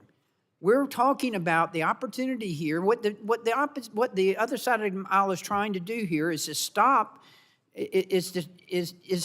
what we need to be doing in the way of wind and solar energy. We need these critical minerals, and we can do this, but the permitting is killing us. We're having to wait anywhere from 1 to 7 years. This would allow us to be able to continue on, still making sure that we're following the permits as they should be. There's no danger whatsoever here. So I would urge a no vote on this amendment, and I yield back. The gentleman yields back. Are there other members wishing to speak on the amendment?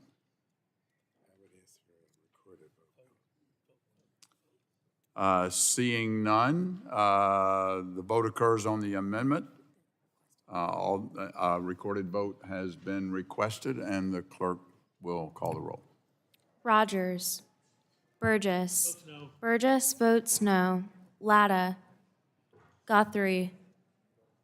Latta votes no. Griffith. Griffith votes no. Bilirakis. Bilirakis votes no. Johnson. No. Johnson votes no. Bouchon. Bouchon votes no. Hudson. Wahlberg. Carter. Carter votes no. Duncan. Duncan votes no. Palmer. Palmer votes no. Dunn. Curtis. Lesko. Lesko votes no. Pence. Pence votes no. Crenshaw. Crenshaw votes no. Joyce. Joyce votes no. Armstrong. Armstrong votes no. Weber. Weber votes no. Allen. Allen votes no. Balderson. Balderson votes no. Fulcher. Fulcher votes no. Pfluger. Pfluger votes no. Harshbarger. Harshbarger votes no. Miller Meeks. Miller Meeks votes no. Kamek. Kamek votes no. Obernolte. Obernolte votes no. Pallone. Pallone votes aye. Eschew. Eschew votes aye. Deget. Deget votes aye. Schakowsky. Matsui. Matsui votes aye. Castor. Castor votes aye. Sarbanes. Sarbanes votes aye. Tonko. Clark. Clark votes aye. Cardenas. Cardenas votes aye. Ruiz. Ruiz votes aye. Peters. Peters votes aye. Dingle. Dingle votes aye. Vesey. Vesey votes aye. Custer. Kelly. Kelly votes aye. Barragan. Barragan votes aye. Blunt Rochester. Blunt Rochester votes aye. Soto. Craig. Craig votes aye. Schreier. Trahan. Trahan votes aye. Fletcher. Fletcher votes aye. Mr. Guthrie is not recorded. Guthrie votes no. How's Mr. Tonko report? Mr. Tonko is not recorded. Tonko votes aye. How's Mr. Dunn report? Mr. Dunn is not recorded. Chair Rodgers? Dunn votes no. Chair Rodgers is not recorded. Chair Rodgers votes no.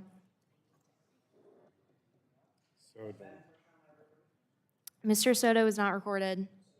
Soto votes aye. Ms. Custer is not recorded. Custer votes aye. Ms. Schakowsky is not recorded. Schakowsky votes aye. Are there other members needing to be recorded? The clerk will report the tally.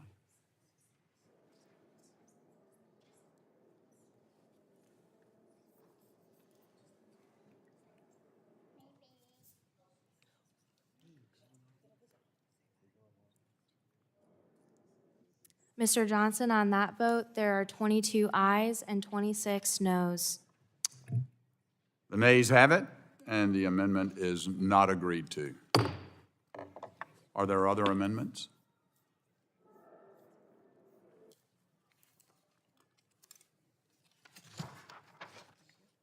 Then, seeing none, the question now occurs on approving H.R. 1070. All those in favor, say aye. Aye. All those opposed, no. No. The ayes have it, and the bill is agreed to. A roll call has been requested. The clerk will call the roll. Rodgers. Burgess. Burgess votes aye. Latta. Latta votes aye. Guthrie. Guthrie votes aye. Griffith. Griffith votes aye. Bilirakis. Johnson. Aye. Johnson votes aye. Bouchon. Bouchon votes aye. Hudson. Wahlberg. Carter. Carter votes aye. Duncan. Palmer. Palmer votes aye. Dunn. Dunn votes aye. Curtis. Lesko. Lesko votes aye. Pence. Crenshaw. Crenshaw votes aye. Joyce. Joyce votes aye. Armstrong. Armstrong votes aye. Weber. Weber votes aye. Allen. Balderson. Balderson votes aye. Fulcher. Fulcher votes aye. Pfluger. Pfluger votes aye. Harshbarger. Harshbarger votes aye. Miller Meeks. Miller Meeks votes aye. Kamick. Kamick votes aye. Obernolte. Obernolte votes aye. Pallone. Pallone votes no. Eschew. Eschew votes no. DeGette. DeGette votes no. Schakowsky. Schakowsky votes no. Matsui. Matsui votes no. Castor. Castor votes no. Sarbanes. No. Sarbanes votes no. Tonko. No. Tonko votes no. Clark. Clark votes no. Cardenas. Cardenas votes no. Ruiz. Ruiz votes no. Peters. Peters votes no. Dingle. Dingle votes no. Vesey. Vesey votes no. Custer. Custer votes no. Kelly. Kelly votes no. Barragan. Barragan votes no. Blunt Rochester. Blunt Rochester votes no. Soto. Soto votes no. Craig. Craig votes no. Schreier. Trahan. Trahan votes no. Fletcher. Fletcher votes no. Mr. Allen is not recorded. Allen votes aye. Mr. Bilirakis is not recorded.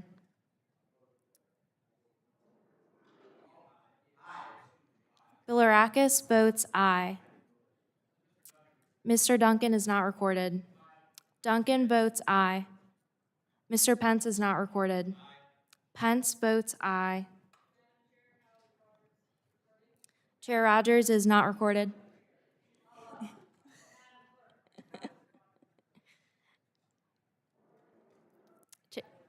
Chair Rodgers votes aye. Mr. Wahlberg votes aye. Are there other members needing to be recorded? The clerk will report.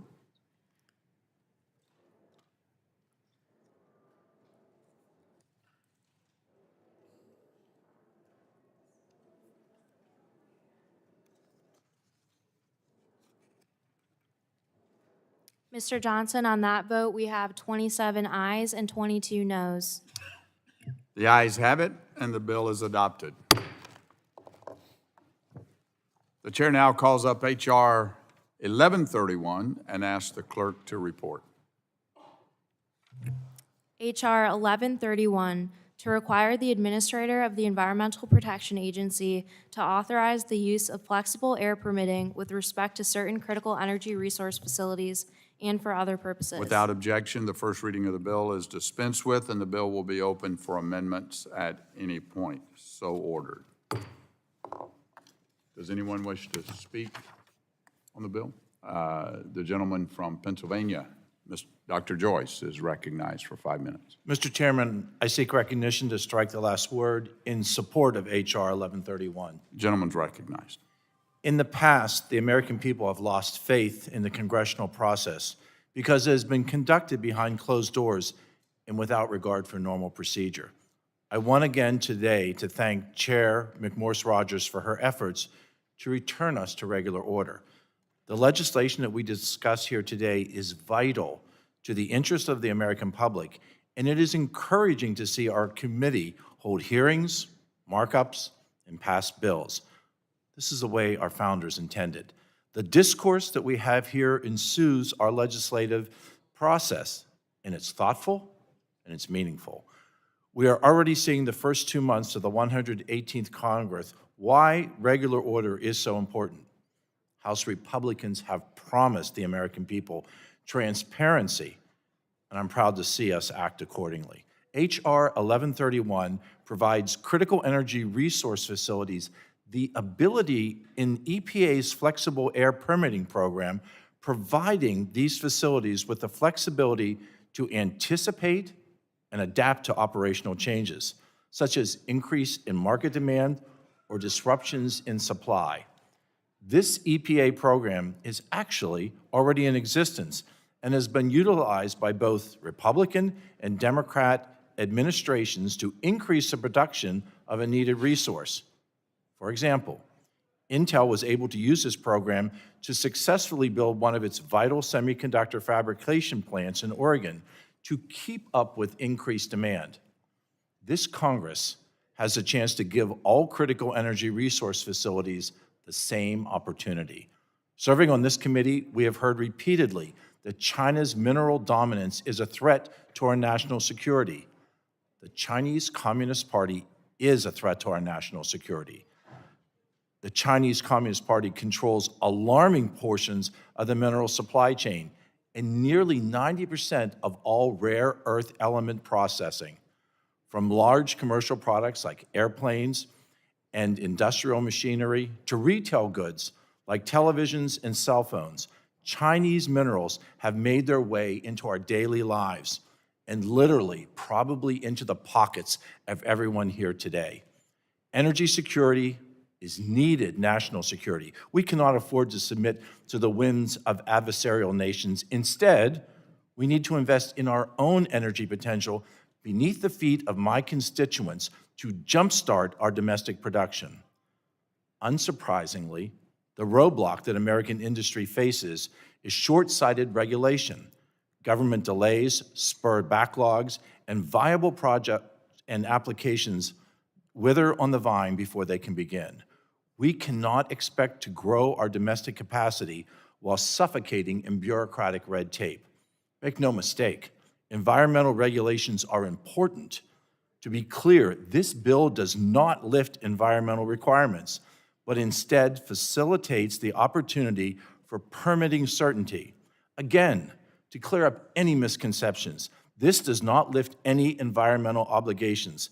Participants will have to comply with all Clean Air Act requirements. H.R. 1131 is not about cutting regulations, but giving critical resource producers certainty. It allows the EPA administrator to consider broader use of flexible air permits. It does not force the administrator to grant flexible permits. This is the sort of common sense permitting reform that we have been talking about in this committee, and we should be able to find common ground on it. Entities with flexible market responsive operations with 5-year permits can cut time, delays, and costs associated with the permitting approval process. The benefits that these programs provide are clear regulations, the ability to grow, and the assurance that operations meet environmental standards.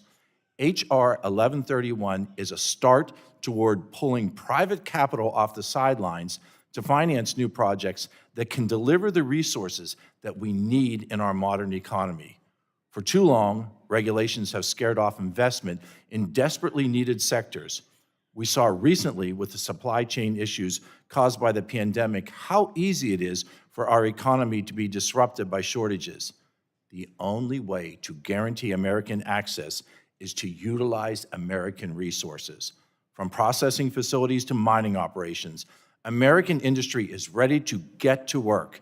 Providing the private sector with permitting certainty is the first step in breaking China's tight hold over the global critical mineral supply and reclaiming American energy dominance. Thank you, Mr. Chair, and I yield. The gentleman yields back. Do other members wish to? Mr. Pallone is recognized for 5 minutes. Thank you. I'm just wanted to say, and you know, I'm not trying to make things difficult. I know the time is short, but Dr. Joyce mentioned regular order, and you know, I just want you to know that I really appreciate the fact that Chairwoman Rodgers is proceeding with regular order on these bills. But I think both of us have tried, whenever we've been in charge, to proceed with regular order. The problem is that from time to time, we get the House leadership, be it Democrat or Republican, that because they want to act quickly, don't go through regular order. And we saw that with your leadership in the first month or so, where many bills came to the floor that were under this committee's jurisdiction, went directly to the floor without having regular order. And of course, that happens sometimes as well when the Democrats were in charge.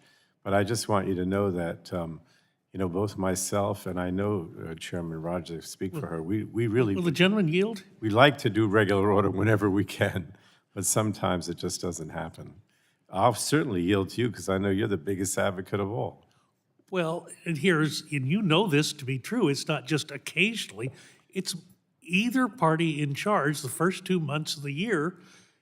You haven't constituted the committees, barely constituted the Rules Committee. I mean, it's hard to have regular order during the first 2 months. That's why when you passed your rules package 2 years ago, when we passed our rules package this time, we embedded in those first rules the bills that would be coming to the floor during the first 2 months. Now we're past the 1st of March. That time has passed. Yes, things are proceeding through regular order, so we should congratulate ourselves on how successful this has been through both the subcommittee process and the full committee process. And I'll yield back to the ranking member. And I certainly appreciate having appeared before you on the Rules Committee on many occasions, and I'm sure will in the future. I'm not trying to take away from what Dr. Joyce said.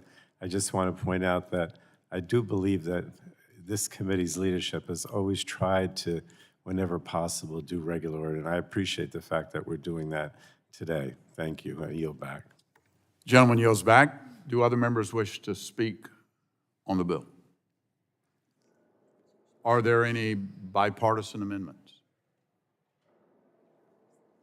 Are there any amendments? Mr. Chair.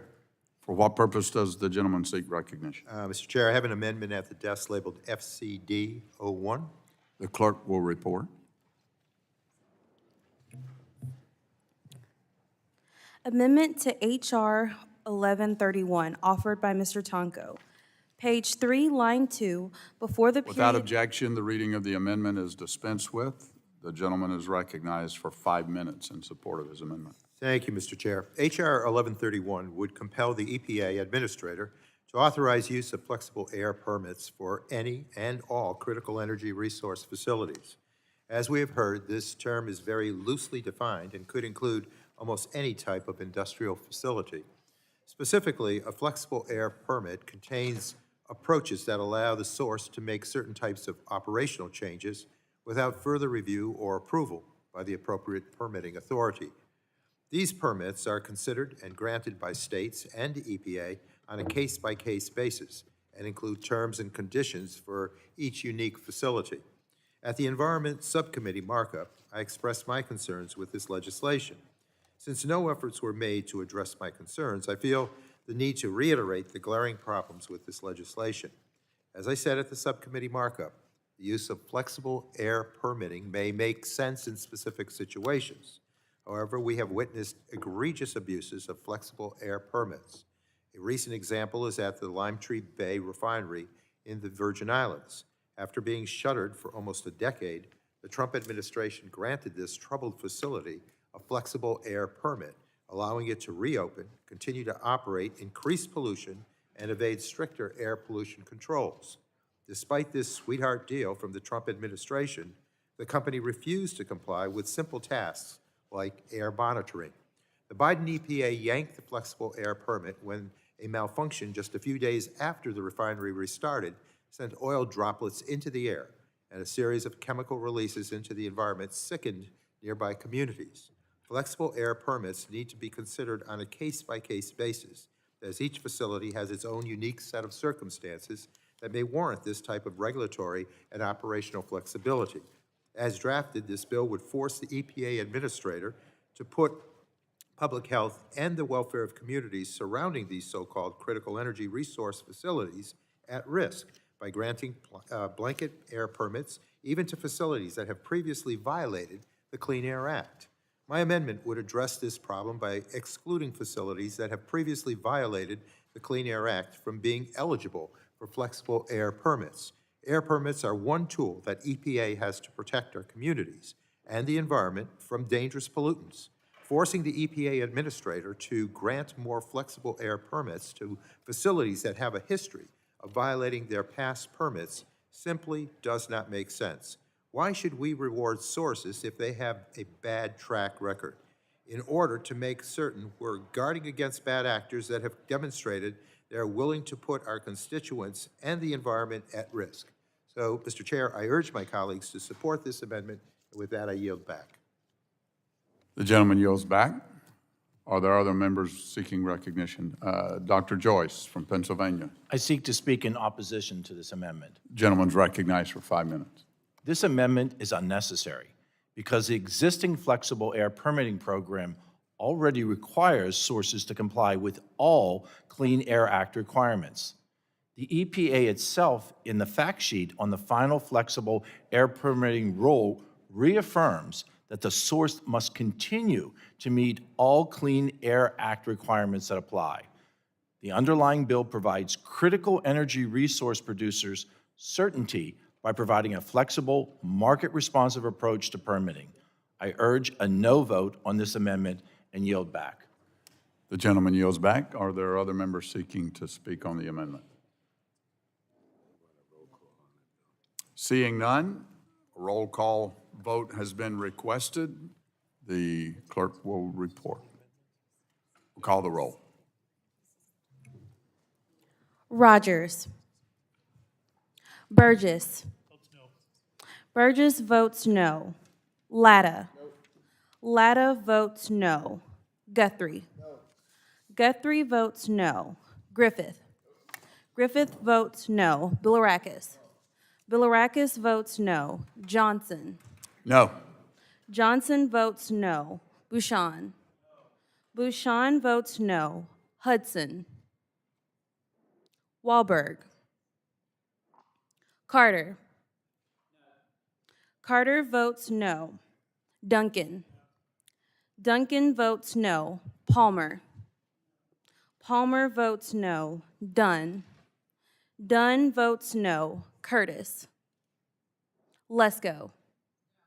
Lesko votes no. Pence. Pence votes no. Crenshaw. Joyce. Joyce votes no. Armstrong.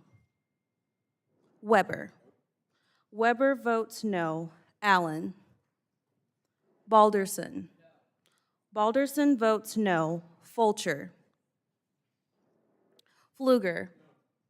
Pfluger votes no. Harshbarger. Harshbarger votes no. Miller-Meeks. Miller-Meeks votes no. Kamick. Kamick votes no. Obernolte. Obernolte votes no. Pallone. Pallone votes aye. Eshoo. Eshoo votes aye. DeGette. Schakowsky. Schakowsky votes aye. Matsui. Matsui votes aye. Castor. Castor votes aye. Sarbanes. Sarbanes votes aye. Tonko. Aye. Tonko votes aye. Clark. Aye. Clark votes aye. Cardenas. Cardenas votes aye. Ruiz. Ruiz votes aye. Peters. Peters votes aye. Dingle. Dingle votes aye. Veazey. Veazey votes aye. Custer. Custer votes aye. Kelly. Kelly votes aye. Badagon. Aye. Badagon votes aye. Blunt Rochester. Blunt Rochester votes aye. Soto. Soto votes aye. Craig. Craig votes aye. Schreier. Trahan. Trahan votes aye. Fletcher. Fletcher votes aye.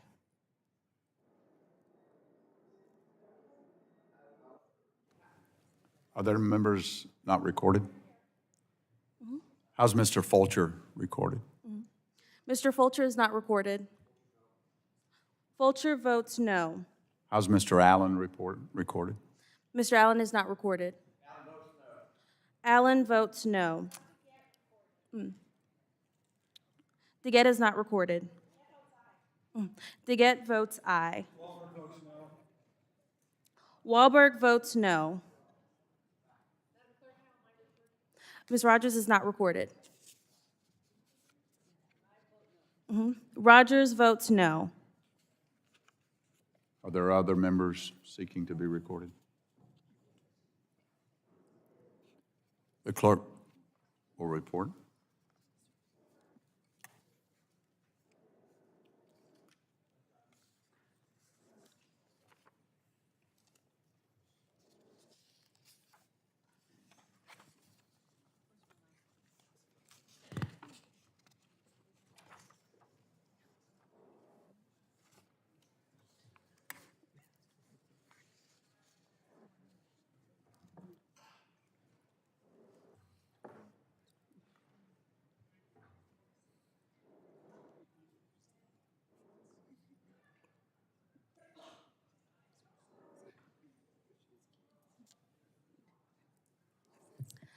Chair, on that vote, we have 22 ayes and 25 nays.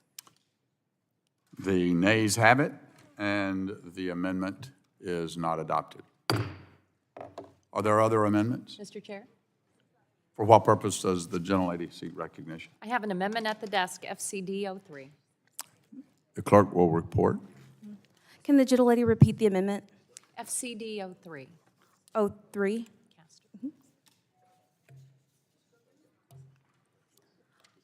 Amendment to HR. Without objection, the reading of the amendment is dispensed with, and the gentlelady is recognized for 5 minutes in support of her amendment. Thank you, Mr. Chairman. Colleagues, the Clean Air Act is the most important federal law protecting the air that we breathe from harmful pollution. Many vulnerable and working-class communities suffer disproportionate risk from daily exposure to air pollution. Often, they bear the burden of cumulative impacts. We see this often in our neighborhoods for our Black neighbors, Latino neighbors, working-class neighborhoods. The EPA has found that living near sources of air pollution like industrial facilities can lead to health problems like asthma, reduced lung function, cardiovascular disease, and premature death. This amendment would make sure that before this legislation can take effect, the EPA administrator publish a determination that the legislation will not cause a disproportionate burden of adverse human health and environmental effects and will not result in disparate economic impacts to vulnerable and low-income communities. There was a witness that appeared during the Environment Subcommittee who testified about all the bills, but I think it's particularly appropriate, applicable to this bill. He said that it creates a false narrative aimed at circumvention of critical environmental and public health protections in order to greenlight harmful corporate polluters at the expense of frontline communities and vulnerable people. In addition, just saying you have carte blanche if you're a critical energy resource facility it's a bridge too far. It's entirely vague. It creates a massive loophole. If Mr. Joyce would like to work on refining some of this, I'd be happy to work with him on it. And the good news is that the last Congress passed the Inflation Reduction Act and the bipartisan infrastructure law that is establishing the policies necessary to lower costs, to clean up the air, to create jobs across America in the clean energy economy. And since they have passed, we've seen all sorts of important clean energy investments happening all across America. There's money being put back into the pockets of all of our neighbors, and really, I think our time would be better spent working together to do just that. So there are better ways there are better ways to go about increasing the amount of critical energy resources in America, and thankfully we're on track to do that already. So I urge my colleagues to adopt my amendment to protect vulnerable and lower income communities from the disproportionate impacts of air pollution, and I yield back my time. Gentlelady yields back. Are there members wishing to speak on the amendment? Dr. Joyce from Pennsylvania. Mr. Chair, I seek to speak in opposition to the amendment. Gentleman's recognized for 5 minutes. This amendment is an effort to gut the underlying bill by slow-walking implementation and making it contingent on a determination by the EPA administrator. Furthermore, the amendment is unnecessary because the existing flexible air permitting program already requires sources to comply with all Clean Air Act requirements. The underlying bill provides critical energy resource producers certainty by providing a flexible, market-responsive approach to permitting that already maintains all of the human health and environmental protections of the Clean Air Act. I urge a no vote on the amendment and yield back. The gentleman yields back. Do any other members seek to be recognized on the amendment? A recorded vote. Seeing none, a recorded vote has been requested, and the clerk will call the roll. Rodgers. Burgess. Burgess votes no. Latta. Latta votes no. Guthrie. Guthrie votes no. Griffith. Griffith votes no. Bilirakis. Johnson. Johnson votes no. Bouchon. Bouchon votes no. Hudson. Wahlberg.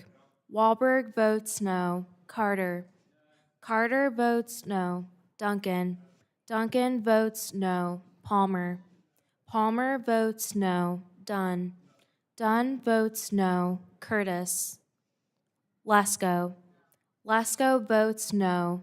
Pence. Pence votes no. Crenshaw. Joyce. Joyce votes no. Armstrong. Weber. Weber votes no. Allen. Allen votes no. Balderson.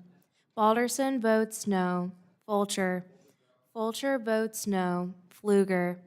Pfluger votes no. Harshbarger. Harshbarger votes no. Miller Meeks.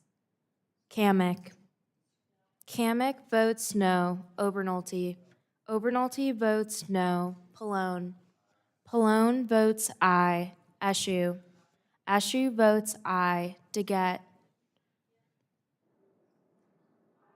DeGette votes aye. Schakowsky. Schakowsky votes aye. Matsui. Matsui votes aye. Castor. Castor votes aye. Sarbanes. Sarbanes votes aye. Tonko. Aye. Tonko votes aye. Clark. Aye. Clark votes aye. Cardenas. Cardenas votes aye. Ruiz. Peters. Peters votes aye. Dingle. VC. VC votes aye. Custer. Custer votes aye. Kelly. Kelly votes aye. Barragan. Barragan votes aye. Blunt Rochester. Blunt Rochester votes aye. Soto. Soto votes aye. Craig. Craig votes aye. Schreier. Trahan. Trahan votes aye. Fletcher. Fletcher votes aye. Are there members seeking to be recorded? Mr. Ruiz is not recorded. Mr. Ruiz votes aye. How's Mr. Bilirakis recorded? Mr. Bilirakis is not recorded. Bilirakis votes no. How's Chair Rodgers recorded? Chair Rodgers is not recorded. Rodgers votes aye. No. Rodgers is off aye on no.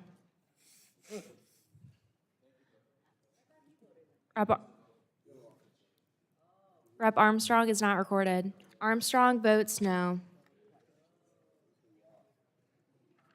Are there other members seeking to be recorded? The clerk will report.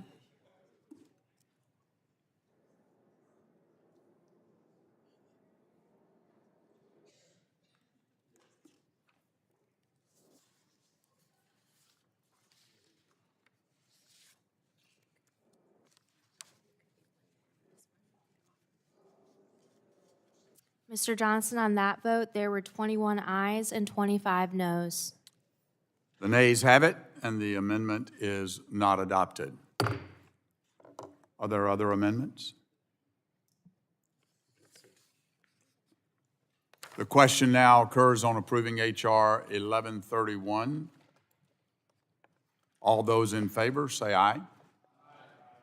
All those opposed, no. Yes. The ayes have it, and the bill is agreed to.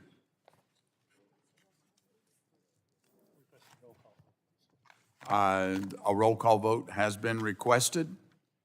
The clerk will call the roll. Rodgers. Burgess.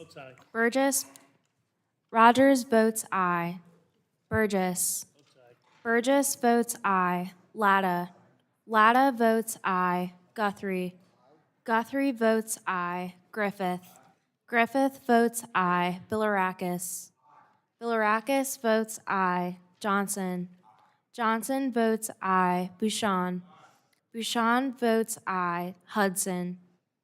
Wahlberg. Wahlberg votes aye. Carter. Carter votes aye. Duncan. Duncan votes aye. Palmer. Palmer votes aye. Dunn. Curtis.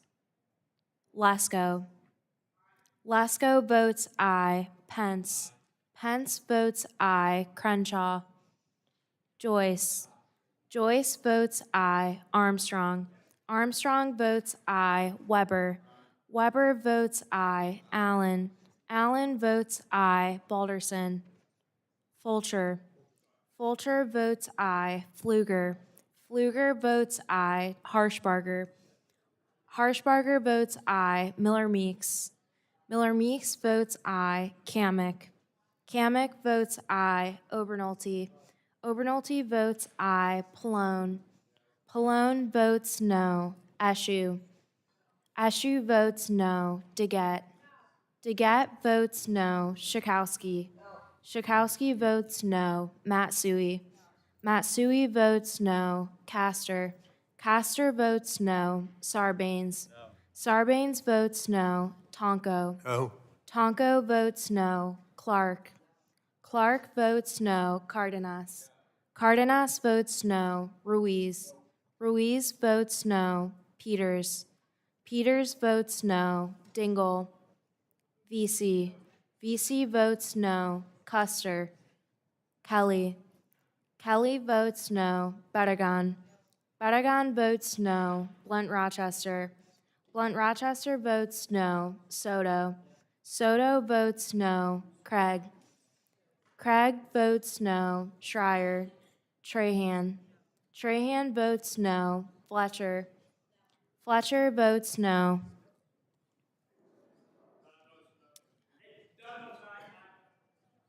Dunn votes aye.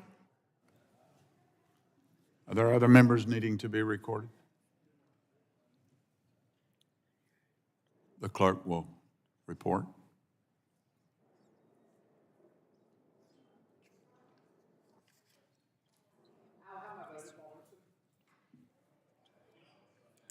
How's Mr. Balderson Mr. recorded? Balderson is not recorded. Balderson votes aye.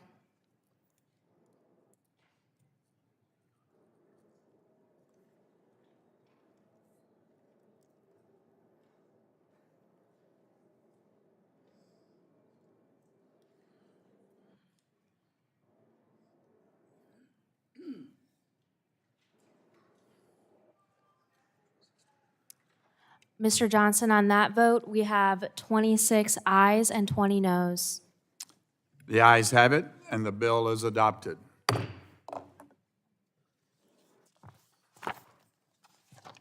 The chair now calls up H.R. 1140 and asks the clerk to report. H.R. 1140, to authorize the Administrator of the Environmental Protection Agency. Without objection, the reading of the bill is dispensed with, and the bill will be open for amendment at any point. So ordered. Does any member wish to speak on the bill? Mr. Chairman, I move strike the last word. Gentleman from Indiana is recognized for 5 minutes. Thank you, Mr. Chairman. I urge my colleagues to join me in supporting H.R. 1140. This bill provides the executive branch with a new and important tool to waive burdensome regulations for processors or refiners that may serve as an impediment to adequate supplies of energy resources. And I quote, "If the Administrator of the Environmental Protection Agency, in consultation with the Secretary of Energy, determines that by reason of a sudden increase in demand for or a shortage of a critical energy resource or another cause, the processing or refining of a critical energy resource at a critical energy resource facility is necessary to meet the national security or energy security needs of the United States, the administrator may issue a temporary waiver of any requirement under the Clean Air Act. And I want to note for some of the amendments that are being offered, we also have the administrator shall ensure that any waiver of a requirement under the Clean Air Act does not result in a conflict with a requirement of any other applicable state, federal, or local environmental law or regulation and minimizes any adverse environmental impacts. You know, in the event of a supply crisis, this bill will ensure that Hoosiers can access the energy resources they need. As expert witnesses have testified before our committee, the U.S. is entering the most mineral and metal-intensive era in our human history. Meanwhile, the need for more oil and gas is only going to grow, which we've had many folks testify to that. An increased demand for all types of resources could also raise the risk associated with unexpected supply disruptions. Given our nation's energy system's heavy reliance on foreign imports, adversarial nations could exploit our vulnerability, restrict access to critical markets, and undermine our national interests. The everyday livelihood of Hoosiers in southern Indiana should not hinge on the whims of countries that may not share our values. By providing temporary regulatory relief to processors and refiners of critical resources in an emergency, we can leverage American ingenuity to prevent the catastrophic impacts of an energy crisis. Importantly, as I've read from the text, these temporary waivers would need to be crafted in the public interest in consultation with the Secretary of Energy. This common sense bill is a critical next step to reestablishing American energy dominance and putting our nation back on track. I urge support for this bill, and I yield back. The gentleman yields back. Does anyone wish to be recognized to speak on the bill? Are there any amendments? For what purpose does the gentleman from California seek recognition? I have an amendment at the desk. The clerk will report the amendment. FCN 01. Amendment to H.R. 1140, offered by Mr. Cardenas. Add at the end the following. Without objection, the reading of the amendment is dispensed with, and the gentleman is recognized for 5 minutes in support of his amendment. Thank you, Mr. Chairman.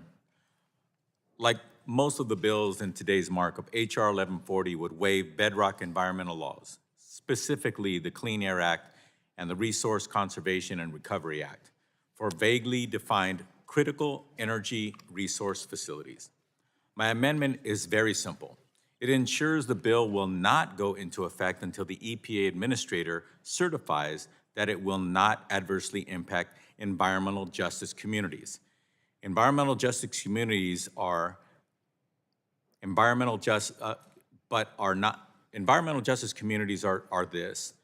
They're communities that are low-income communities, underserved communities, communities next to highly polluting facilities, and communities with poor air quality. No, I didn't just describe Texas like I pointed out. I just described environmental justice communities. I'll be willing to bet that each of us has at least one community like this in each one of our districts. And why is that? Is because when we didn't know any better as a growing, amazing economy, we polluted communities and we did things unbeknownst to us that it was causing harm not only to the people of those communities, but in many cases would cause harms for decades to come. But we know better now.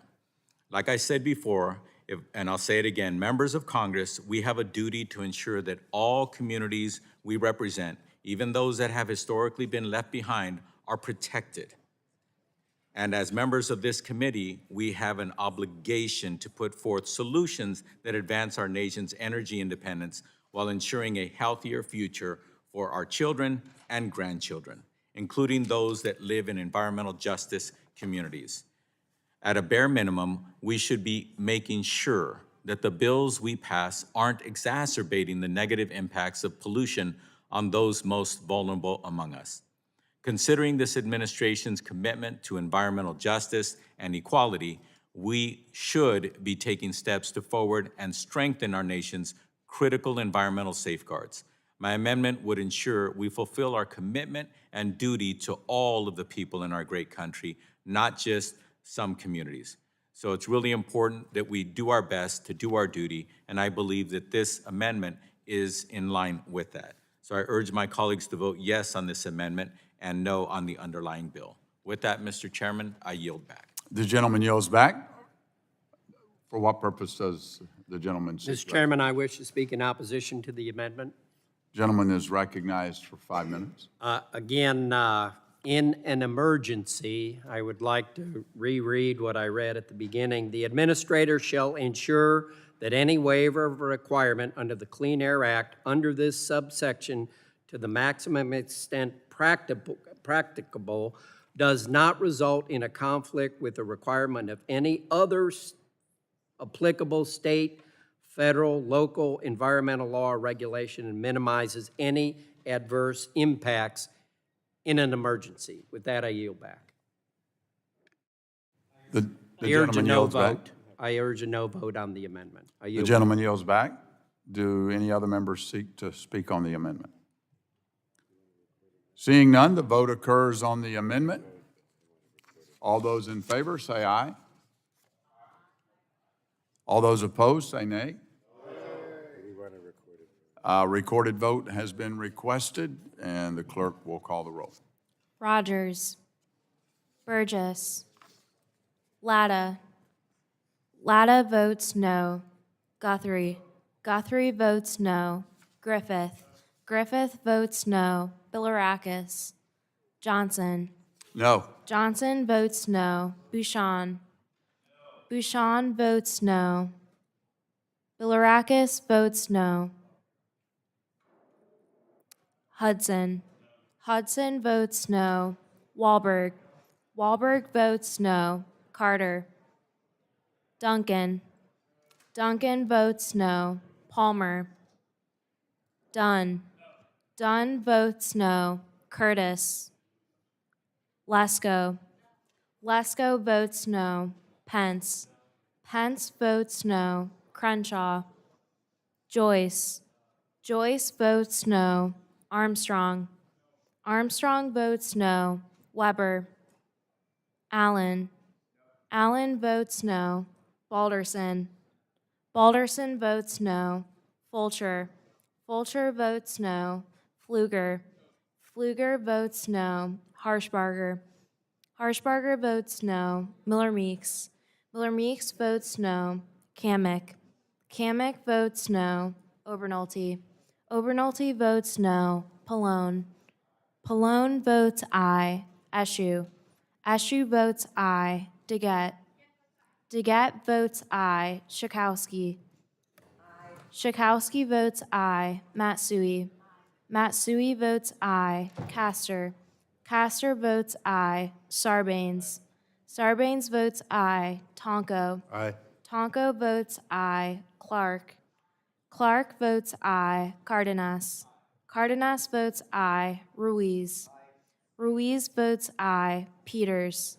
Peters votes aye. Dingle. VC. VC votes aye. Custer. Custer votes aye. Kelly. Kelly votes aye. Barragan. Barragan votes aye. Blunt Rochester. Blunt Rochester votes aye. Soto. Soto votes aye. Craig. Craig votes aye. Schreier. Trahan. Trahan votes aye. Fletcher. Fletcher votes aye. Chair Rodgers is not recorded. Rodgers votes no. Are there other members seeking? How is Mr. Weber? Mr. Weber is not recorded. Weber votes no. Are there other members seeking to be recorded? The clerk will report.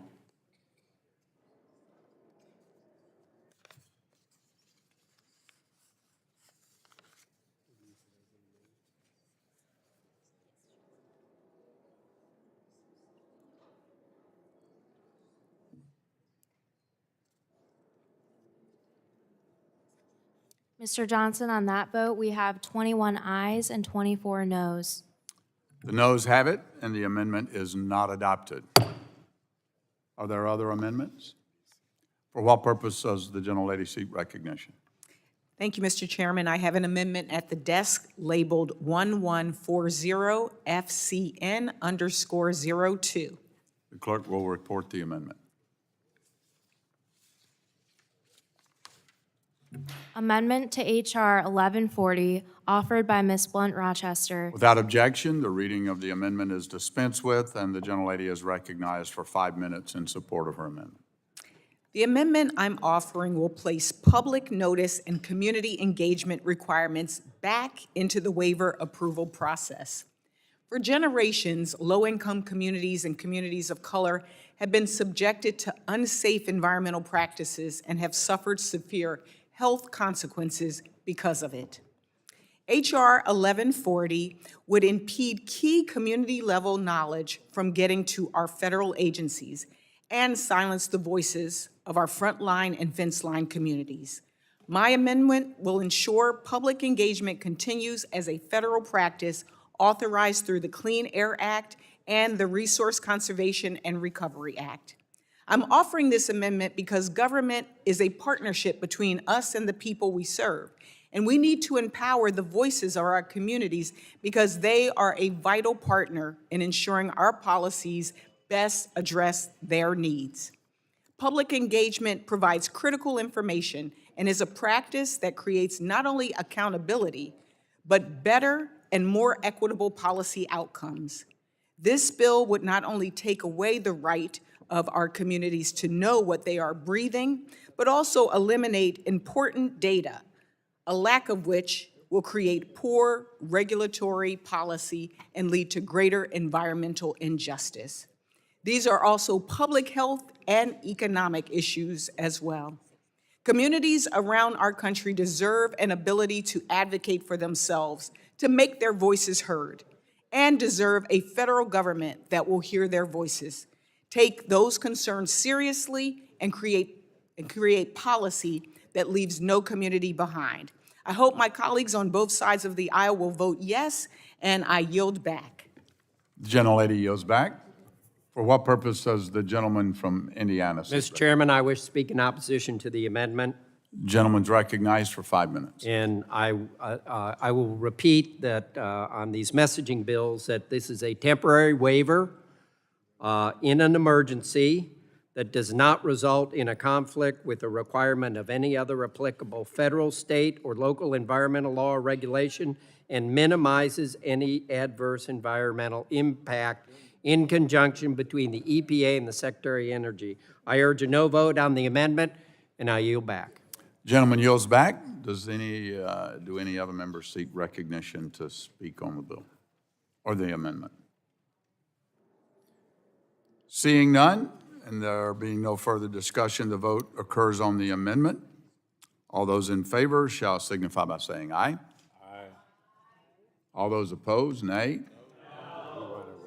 And a roll call vote has been requested, so the clerk will call the roll. Rodgers. Rodgers votes no. Burgess. Burgess votes no. Latta. Latta votes no. Guthrie. Guthrie votes no. Griffith. Griffith votes no. Bilirakis. Bilirakis votes no. Johnson.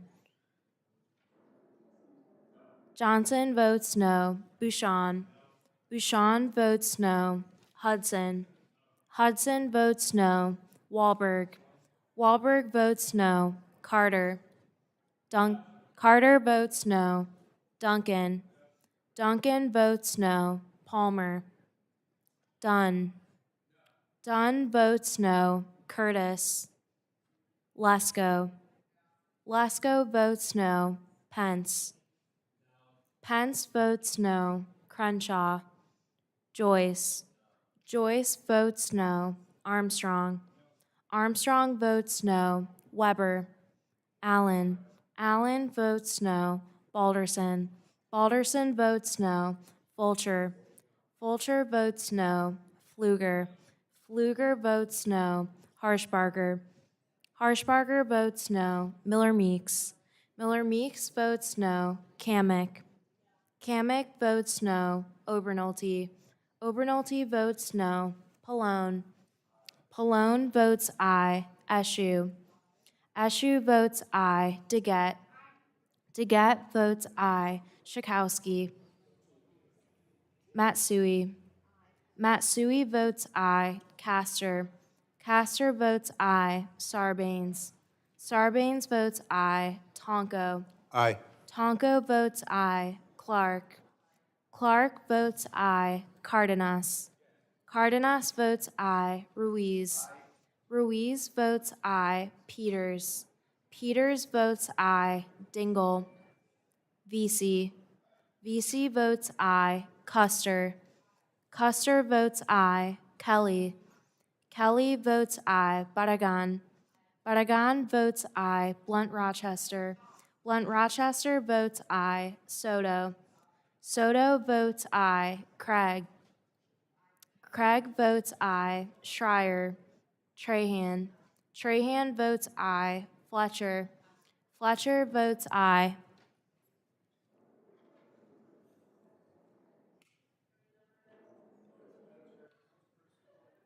Mr. Curtis is not recorded. No. Curtis votes no. Mr. Weber? Mr. Weber is not recorded. Weber votes no. How is Mr. Crenshaw recorded? Mr. Crenshaw is not recorded. Crenshaw votes no. How is Ms. Schakowsky? Ms. Schakowsky is not recorded. Schakowsky votes aye.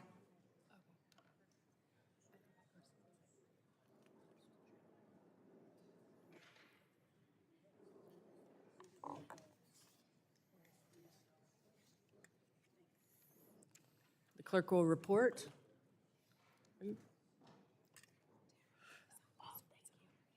Chair Rodgers, on that vote, we have 21 ayes and 28 noes. The noes have it, and the amendment is not agreed to. Are there further amendments? No.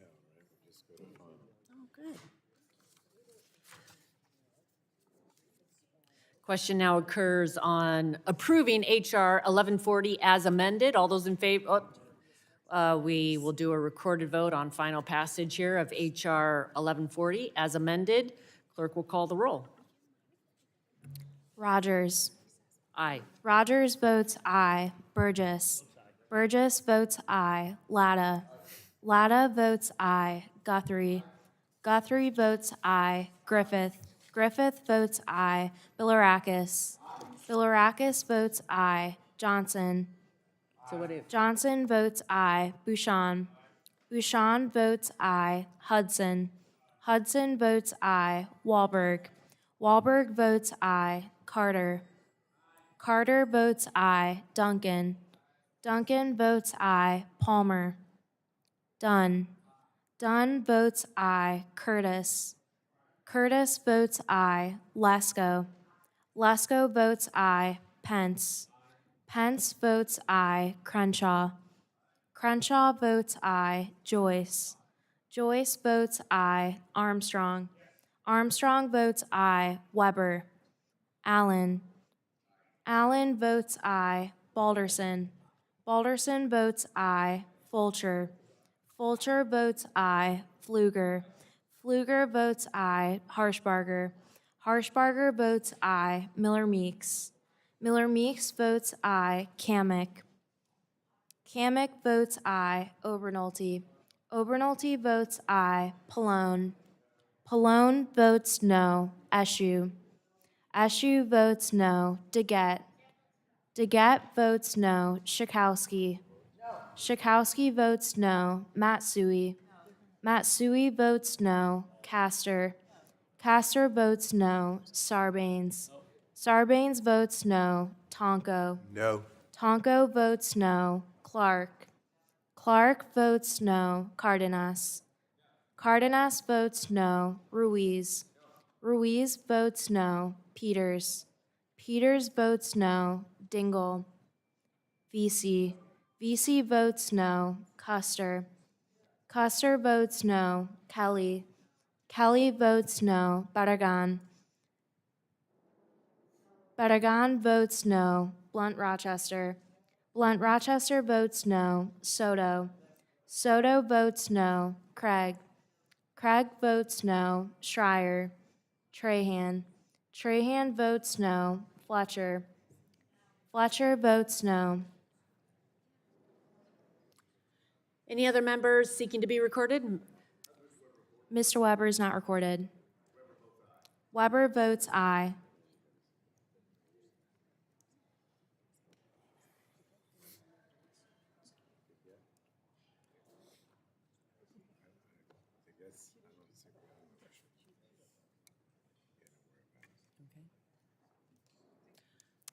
Chair, Report? Chair Rodgers, on that vote, we have 28 ayes and 21 noes. The ayes have it, and the bill is adopted. Chair calls up HR 1150. Chair calls up HR 1158 and asks the clerk to report. H.R. 1158, to amend the Toxic Substances Control Act with respect to new critical energy resources and for other Without purposes. objection, the first reading of the bill is suspended with, and the bill will be open for amendment at any point, so ordered. Does anyone seek to be recognized on the bill? For what purpose does the gentleman from Utah seek recognition? Madam Chair, I request to strike the last word to speak on the amendment. The gentleman, Mr. Curtis, is recognized for 5 minutes to Thank you. strike the last word. Thank you. I'd like to kind of start at a 30,000-foot view with the Elimination of Future Technology Delays Act. The bill deals a lot with how we deal with risk and how we interpret risk. And I'd like to point out, for those who feel like no risk is ever acceptable, that we all drive an automobile, we put a seatbelt on, and there is a risk of an accident. Yet, that's an acceptable risk. Some actually drive an automobile without a seatbelt and text, and that's an unacceptable risk. And I think this bill tries to find the right place between what is an appropriate risk and what is not. Also, I'd like to, as we start talking about this, tie this into renewables. I, with many of my colleagues and my Democratic colleagues, support the fact that we want to enhance our renewables. There is a risk that lithium batteries can explode. Wind turbines can kill birds. Solar panels can catch fire. However, the benefits of these technologies outweigh the risk.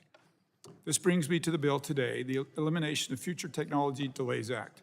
H.R. 1158 focuses only on the unreasonable risk approach to critical energy resources, those that DOE has determined are essential for the energy sector and energy system, and for which the supply chain is vulnerable to disruption. If you believe reducing carbon emissions by technology innovation is important, this bill's for you. The bill prevents EPA from proactively asking a new technology maker to suspend or withdraw their application unless EPA has first reviewed their notice. That sounds pretty reasonable.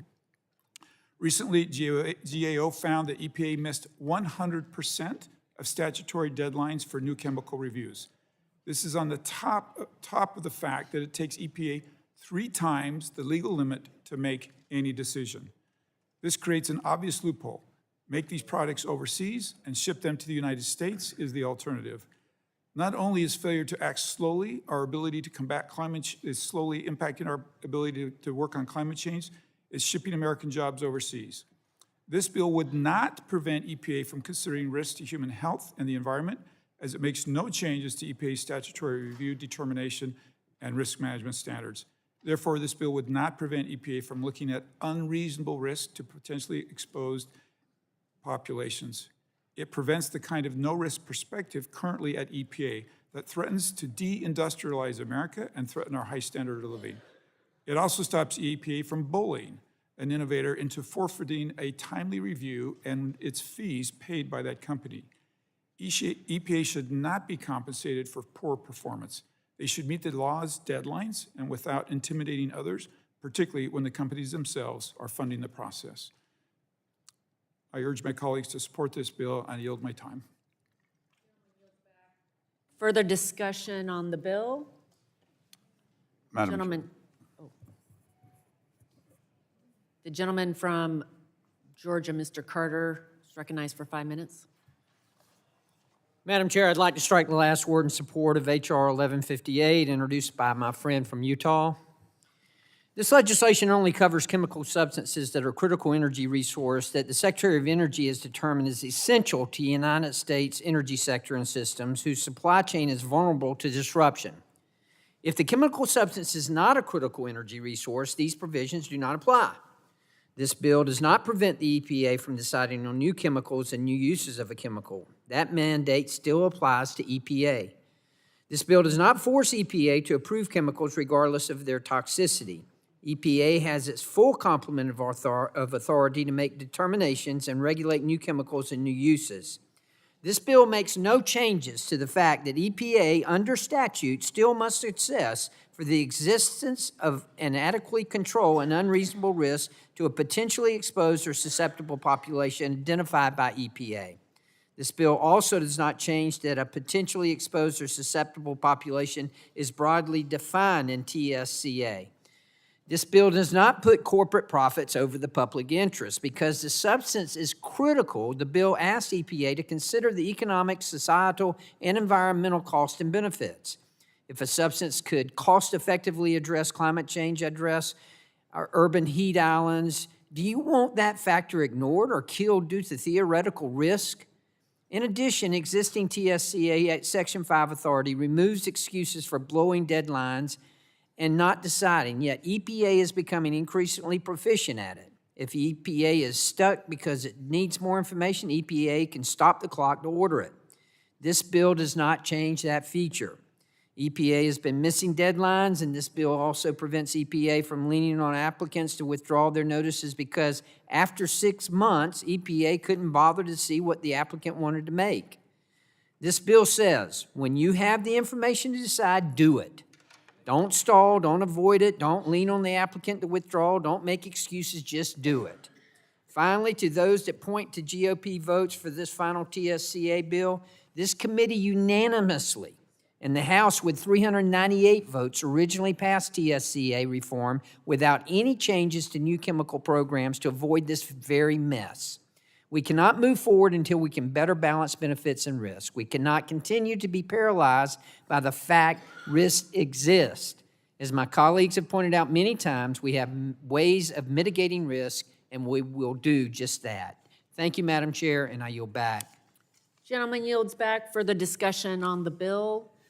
Gentleman from South Carolina is recognized for 5 minutes. Thank you, Madam Chair. It's been a long day.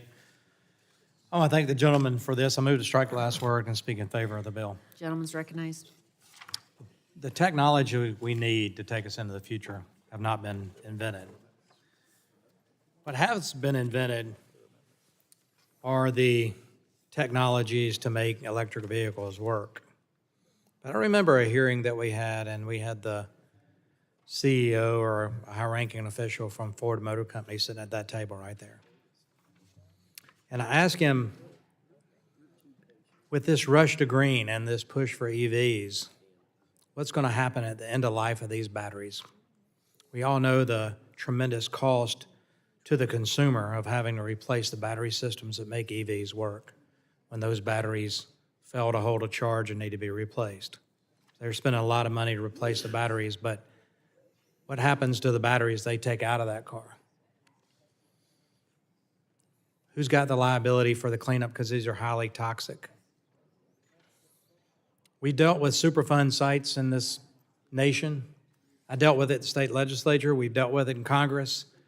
It's been a tremendous burden and cost to the taxpayers of America. There will be toxic, dead batteries that will be disposed of by someone. Now, does the manufacturer take those batteries back and have a resulting cleanup of those batteries, recycling or whatever? Ford couldn't answer the question. He said, we'll deal with that later. I said, no, we can't deal with that later. We've got to deal with it today, especially at the rate that we see electric vehicles being manufactured in this country and around the globe. Toxic substances that need to be disposed of in a responsible manner. Technology needs to be developed today, and a lot of the things that this bill deals with will probably help in that recycling. But we're not there yet. My fear is that that consumer will dispose of those batteries themselves because the manufacturer won't take those batteries back.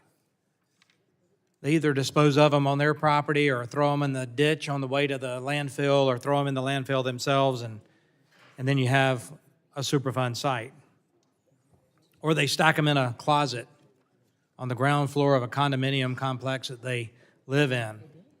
And then we have an inclement event like a hurricane that puts salt water into that closet and creates a fire where there might be children living upstairs in another apartment that get caught up in that fire. Where's the liability fall at that point? Is it with the manufacturer? Is it with that car owner that replaces batteries? Is it with the battery manufacturer? Is it with the state? Ultimately, is it going to be with the taxpayers? These are things we have to think about. I want to look at, talk about the forward thinking of this bill, and I think it's very well founded, and I support it. But we have got to do more, especially in the recycling and end-of-life process for these batteries, because it's coming. And the price tag could be coming due for my constituents, and I don't want to pay for landfill Superfund cleanup sites in Indiana or wherever they may be. I'm not, Indiana just happened to come to mind. I don't want anybody to get mad at me there. But ultimately, taxpayers have to pay for that. We can deal with this now, we can deal with this today, and we need to deal with it yesterday. And with that, I yield back. Is there further discussion on the bill? Madam Gentleman Chair. from Ohio, for what purpose do you seek recognition? Madam Chair, I seek to strike the last word in support of the bill. Gentleman's recognized for 5 minutes. Section 2 of TOSCA states two things. First, it's the United States policy that authority over chemicals should not unduly impede nor create unnecessary economic barriers to technological innovation. Second, Congress intends TOSCA to be implemented in a reasonable, quote, reasonable and prudent manner, and EPA must consider, quote, the environmental, economic, and social impact of any action the administrator takes or proposes to take. Unfortunately for new chemicals, what the statute says and what EPA does could not be more different. TOSCA prevents innovation without EPA permission, and the law requires EPA to decide in 90 days or 180 days if the EPA needs time. Yet data shows that the EPA is dragging its feet to make decisions, considers risks of any magnitude to be unreasonable, that all conditions of use are foreseeable regardless of likelihood, and is getting worse with no real effort to change. GAO recently noted EPA has been getting worse with time, with a dramatic spike in inefficiency coming in the last 2 years. 79% of reviews didn't meet the mark, and 100% failed last year. I know some of my colleagues claim that more money in government bodies can solve the issue, or the fault lies with the innovators, not the government. This disregard for American innovators has real consequences. New pre-manufacturing notices have dropped by almost 2/3 in the last 7 years. Domestic research and development on new products dropped by 80% from 2019 to 2021. A loss of at least $6.2 billion in U.S. gross domestic product is expected if nothing is done. Jobs and innovation are moving overseas. We need a course correction now, Madam Chair. This legislation will right some serious flaws and provide durable relief. It does not undermine the EPA's authority to review submissions, and again, I urge support for the bill and a more sustained effort to help American innovation. And with that, I yield back. Gentleman yields back. Further discussion on the bill? Are there any bipartisan amendments? Are there other amendments? How about we break? Okay, we'll come back and do the amendments immediately following the votes on the floor. So the committee is at recess for the purpose of votes on the floor, and we'll return after that. to debate the amendments. Committee stands at recess. The amendments.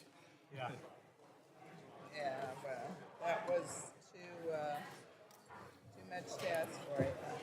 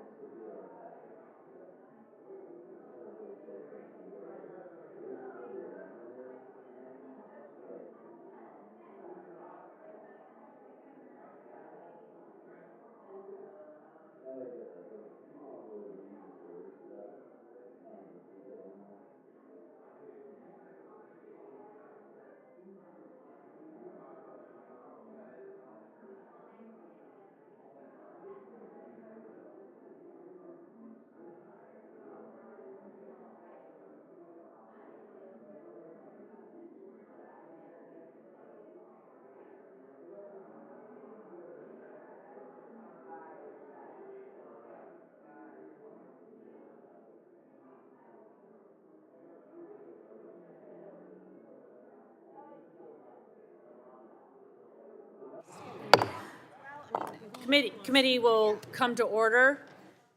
We're going to continue consideration on HR 1158. We were getting started on amendments. Are there any bipartisan amendments? I already asked that. Are there amendments to 1158? For what purpose does the lady, Ms. Clark, seek recognition? Madam Chairwoman, I'd like to strike the last word. Ladies recognized for 5 minutes to strike the last word. Madam Chair, I have an amendment at the desk. The clerk will report the amendment. Yes, it's titled 1158 FCN-01. Amendment to H.R. 1158, offered by Ms. Clark. Add at the end the following: non-application to PFAS, notwithstanding subparagraph D, this paragraph shall not apply with respect to any chemical substance that is a perfluorical or polyfluorical substance. I hate when that happens. This is where the chair says you don't need to read that. Okay, sorry, without objection, the reading of the amendment is dispensed. Ladies recognized for 5 minutes on her. Thank you, Madam Chair. This bill creates an unnecessary and harmful regulatory process, essentially circumventing critical health protections for so-called critical energy resources, an incredibly vague and overly broad term. Under this misguided bill, a chemical classified as a critical energy resource would be allowed to be put on the market without any determination of the risk to the public health, effectively allowing potentially dangerous chemicals into our homes and communities. It would also require EPA to consider non-risk factors when making safety determinations about these designated chemicals, essentially prioritizing economic costs over safety. I'm disturbed how this legislation could bypass risk evaluations for untested PFAS chemicals for the sake of energy innovation. PFAS chemicals are a class of man-made chemicals that have been linked to a range of serious health consequences, including cancer, heart disease, diabetes, and serious reproductive and developmental issues. Research has found that these chemicals are harmful even at extremely low doses. So I'm gravely concerned with the potential of this bill unleashing PFAS into our water sources. A report by the Physicians for Social Responsibility found PFAS was used in fracking in over 1,200 oil and gas wells, including wells in Ohio, Pennsylvania, Colorado, Louisiana, Oklahoma, Texas, and Wyoming. This bill would allow the oil and gas industry to flood water systems with untested PFAS without any considerations on the health effects on our communities. Instead of taking action to help clean up PFAS contamination and protect our most vulnerable populations from exposure, Republicans want to create a new, watered-down regulatory scheme to fast-track the approval of new and potentially more harmful PFAS. And why? Because it could be critical to energy development. That's not only dangerous, but unnecessary. The EPA already has the authority to consider critical and essential uses of chemicals, like uses in energy industries, when they define the protocols for risk management. It is wholly unnecessary to sacrifice public health and safety by circumventing reviews for PFAS chemicals. That's why I'm offering this common sense change. This amendment simply excludes PFAS from being considered under the regulatory pathway created under this bill.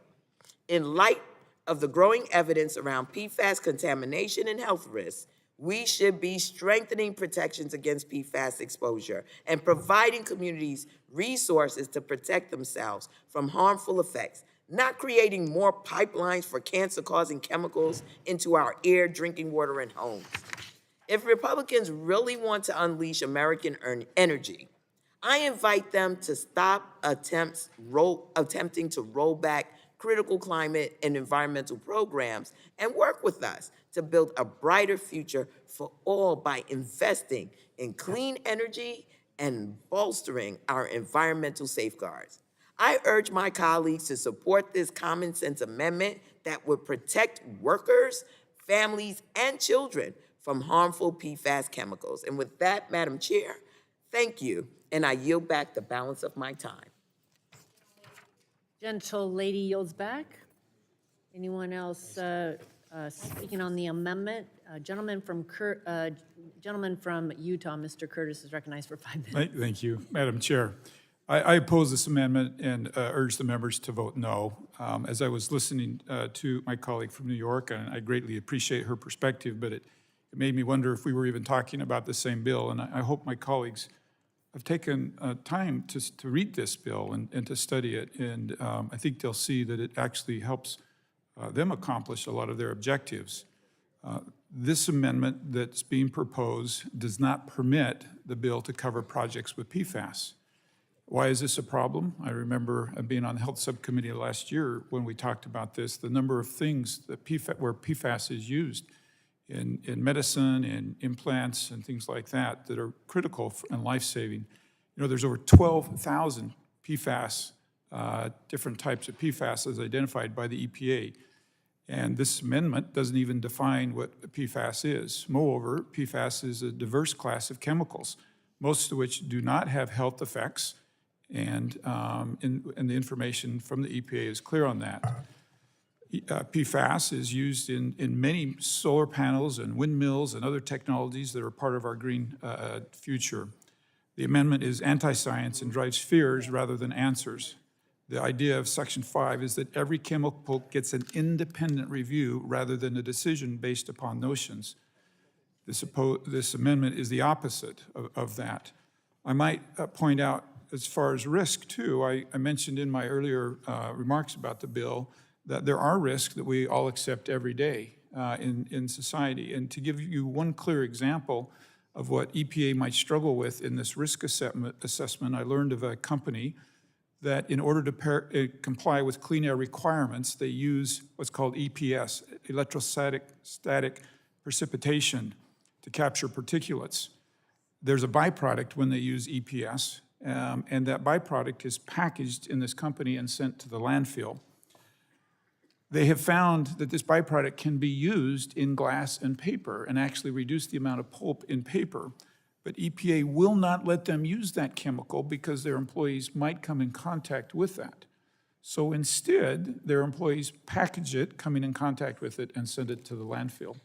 And that's the type of risk that EPA must determine may be an acceptable risk for them to determine that it's as dangerous for them to send that to the landfill as it to use it otherwise. And so I urge a no vote and yield my time back. Gentleman yields back. Further discussion, Mrs. Dingle from Michigan is recognized for 5 minutes. Thank you, Madam Chair. And with all due respect, first of all, I move to strike the last word. Ladies recognized to strike the last word for 5 minutes. And would like to speak in support of the gentlelady's amendment, which would ensure that PFAS chemicals do not circumvent reviews under the Toxic Substances Control Act, or TOSCA. With all due respect for my colleague, and I love him dearly, and we're working on bills together, some important ones. PFAS is a forever chemical that is in 98% of the people's blood. The firefighters were in town the last 2 days. I cannot believe anybody in this committee did not talk to them. They are scared to death about the PFAS that is in their firefighting equipment. They are, one of them today, someone I met from a Republican member's district actually, told me that 75% of their firefighters in their group are getting cancer. This is HR 1158, and I don't know that that's a fact, by the way. That was just an emotional statement made to me, but it's how they feel. HR 1158 guts critical public health protections for chemicals classified under the vague term critical energy resources. If this legislation were to pass, a chemical determined to be a critical energy resource could enter commerce without determination of safety, potentially allowing toxic chemicals into our communities. EPA would also be required to consider non-risk factors when making safety determinations about these designated chemicals, thereby prioritizing economic costs over safety. I am deeply disappointed that my colleagues specifically mentioned using this authority to streamline the review of critical uses of PFAS chemicals in the name of energy innovation. PFAS chemicals have been linked to cancer, developmental issues, and other serious health problems at extremely low doses. Communities across the nation, including my own in Michigan, are looking to us to address the contamination that they are seeing in the air, the soil, the water, wildlife, and in our own bodies. That's why I am concerned that Republicans are willing to speed up the review of PFAS chemicals, and without critical public health protections this committee passed in the Lautenberg Act. EPA should be doing a thorough review that follows the science, not a company's bottom line, to ensure that any PFAS chemical entering the market is regulated to prevent harmful exposure to workers and communities. And to be clear, EPA has the authority to consider critical and essential uses of chemicals. There is no evidence that we need to compromise between public health and a clean energy future. In fact, under current new chemical reviews, EPA is able to support the introduction of new energy-related chemicals into the market while protecting human health and the environment. It is crucial that chemicals for these technologies be produced and used in a manner that does not harm vulnerable groups such as workers and frontline communities. I support my colleague's amendment. It would ensure that, considering the mounting concerns and evidence that at least some PFAS chemicals may pose health risks, EPA conduct thorough health protective reviews and manage the risks associated with the chemicals before workers and families are exposed. I say to my colleagues, people used to think, I'm a lousy cook. I use Teflon pans. Teflon had the PFAS. It's in socks. It's in cosmetics. It was in food wrappers. We just got a new study showing that it was 100% in every fish that was caught in the Great Lakes. That's why I've championed the PFAS Action Act and why I will continue to advocate for a strong regulatory framework for PFAS chemicals. I urge my colleagues to support Ms. Clark's amendment. I strongly encourage my Republican counterparts to rethink this legislation, and I yield back the balance of my the time. gentlewoman yield. Yes. So, Ms. Dingell, may I first admire your passion? I'm intense. And I so value that. I wish you could slice off just a little bit of that and give it to me. I would take it. We're going to do it on dental together. Yes, we are. So I also very much like your work and value that. And I would simply say to your response, I join you in your concern about PFAS. But I want to be really clear that if not careful, if somebody hadn't read the bill and was just listening to this conversation, they might think this was a bill that's giving a green light to PFAS. And I have just a few seconds, but I want to just clarify. We're asking EPA to do their job on time. That's what we're asking with this bill. There's a small provision that says, yes, you can consider other things like the risk that I've tried to outline, that there is some acceptable risk. But I'm out of time, and I do appreciate your comments. Thank you. I yield back. We yield back. We have no more time. Gentlelady yields back. Further discussion on the amendment? Seeing none, we'll call for the yeas and nays. A recorded vote has been requested. Clerk will call the roll. Rodgers. No. Rodgers votes no. Burgess. Latta. Latta votes no. Guthrie. Guthrie votes no. Griffith. Griffith votes no. Bilirakis. Bilirakis votes no. Johnson. Johnson votes no. Bouchon. Bouchon votes no. Hudson. Wahlberg. Carter. Duncan. Duncan votes no. Palmer. Palmer votes no. Dunn. Curtis. Curtis votes no. Lesko. Lesko votes no. Pence. Pence votes no. Crenshaw. Crenshaw votes no. Joyce. Joyce votes no. Armstrong. Weber. Weber votes no. Allen votes no. Balderson. Fulcher.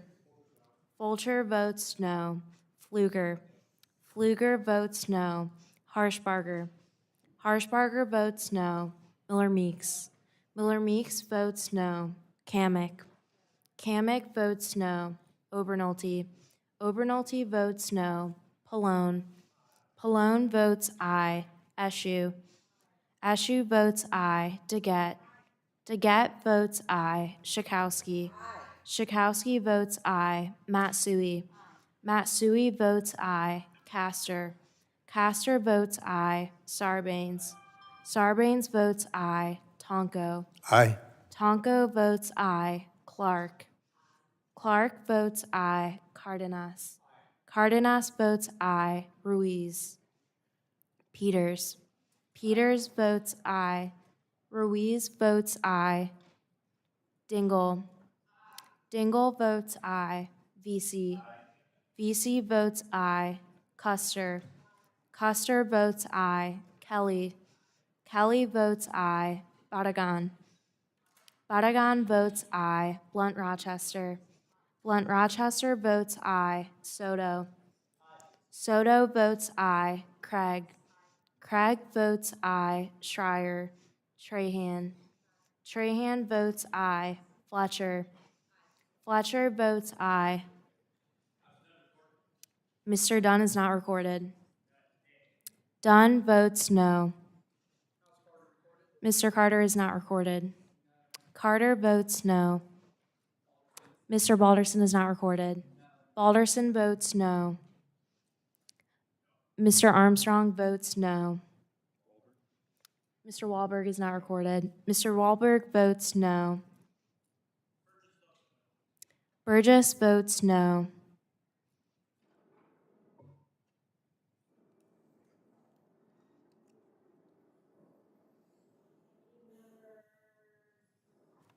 Requesting to be recorded. Okay. Good. Clerk will report the vote. Chair Rodgers, on that vote, we have 22 ayes and 28 noes. The noes have it. The amendment is not agreed to. Any further amendments? Mr. Sarbanes, for what purpose do you seek recognition? I have an amendment at the desk. Clerk will report the amendment. Can Mr. Sarbanes please specify the amendment? Yeah, it's 1158 FCN_03.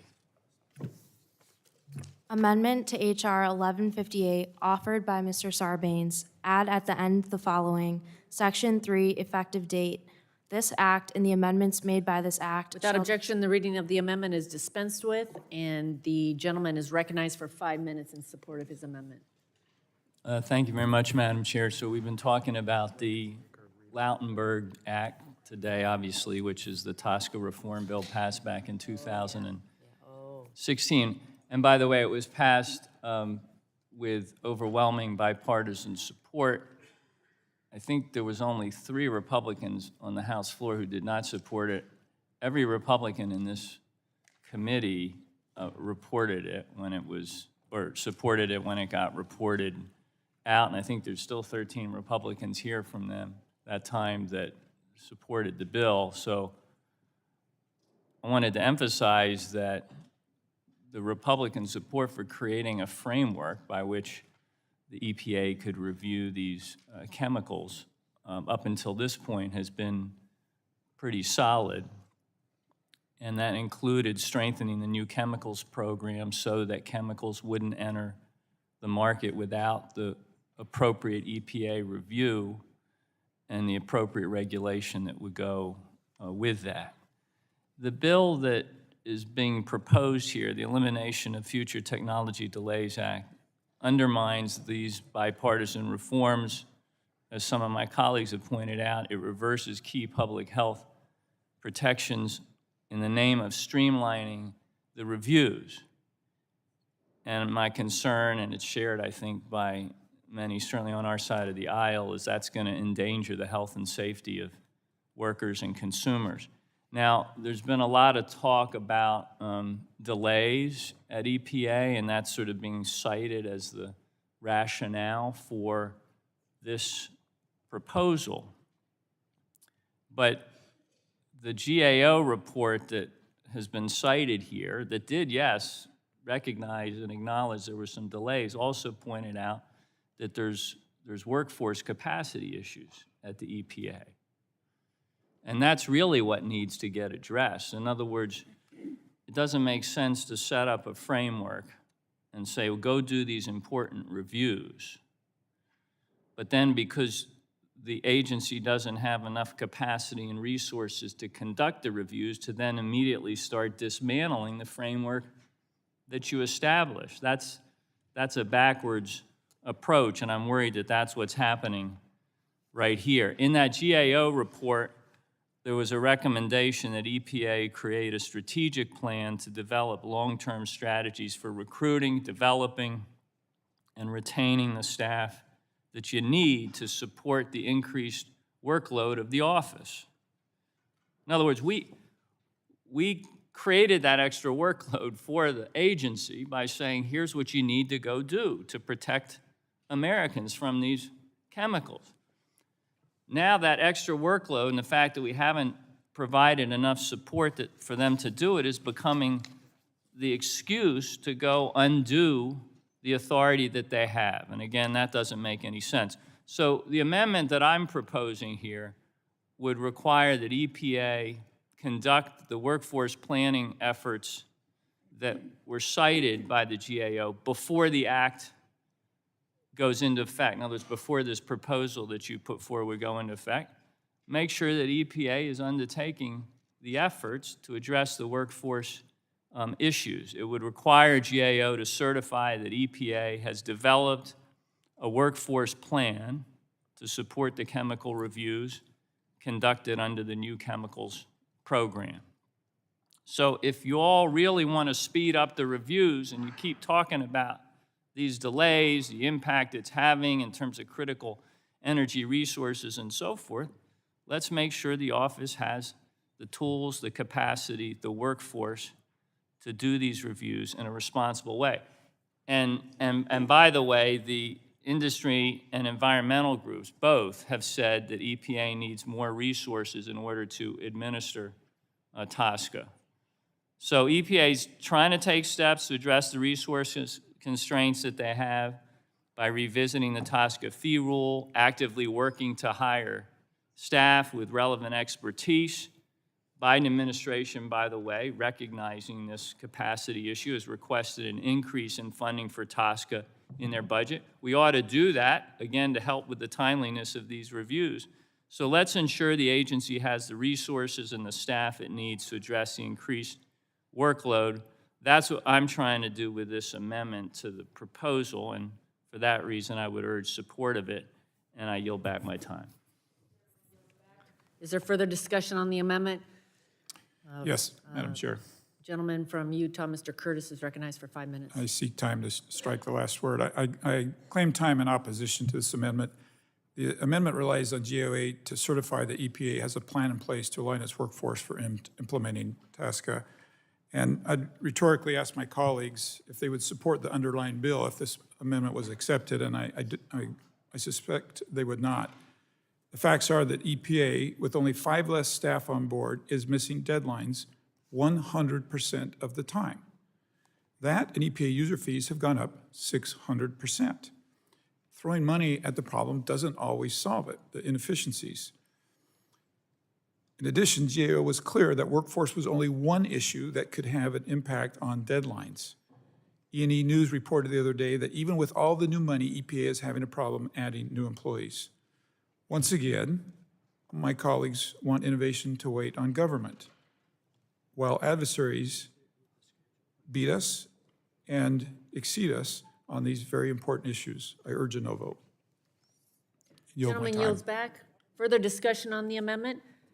Mr. Tonko, for what purpose do you seek recognition? Madam Chair, I move to strike the last word. Gentleman's recognized for 5 minutes to strike. the Thank last you, word. Madam Chair. I offer my support for the gentleman's amendment. Before I make comment on the amendment, I would like to ask to introduce into the record a memo from 46 organizations which urge opposition to the bill. Without objection, so ordered. Thank you. So back to the support of Representative Sarbanes' amendment. At the subcommittee markup, I expressed my concerns about this bill. I really do not believe that any given Secretary of Energy should be assumed to be an expert so as to determine a chemical's potential risks to public health, workers, or the environment. So I cannot support allowing a DOE determination to short-circuit EPA's new chemical review process or allow costs to be taken into consideration in the risk assessment stage. There's no question that the Lautenberg Act, which transformed TOSCA, asked EPA to do much more. Before TOSCA reform, nearly 80% of new chemicals entered commerce without a formal determination from EPA about the chemical's safety. The Lautenberg Act provided EPA with new authorities to better protect Americans from chemical risks, including requiring an affirmative determination on every new chemical before it entered the market. And for several years following that bill's enactment, EPA was asked to do more with less. During the Trump administration, we saw budget requests that would have starved the agency of resources. Staff levels dropped, and employee morale, indeed, was low. I appreciate that the Biden administration has been working hard to hire more skilled people into the federal service. In 2021, this committee received testimony from Assistant Administrator Friedoff from EPA's Office of Chemical Safety and Pollution Prevention. We heard firsthand the challenges they were having on staffing and resources. Since then, I know EPA has worked to reform TOSCA's fee rule, but that is only part of the solution. EPA does need to do more to align its workforce planning with its statutory responsibilities. So I support Mr. Sarbanes' amendment, which would encourage EPA to get the people and resources it needs in place to conduct timely chemical reviews. And before enacting a new loophole to undermine the goals of the new chemical program, I hope we can work together to provide EPA with the resources that it truly needs to scale up the office. We should not be choosing between public health and energy development. We should not be promoting the false narrative that undercutting health protections embedded in TOSCA are an acceptable risk to take. So with that, I urge members to support the amendment, and Madam Chair, I yield back. Yields back? Oh.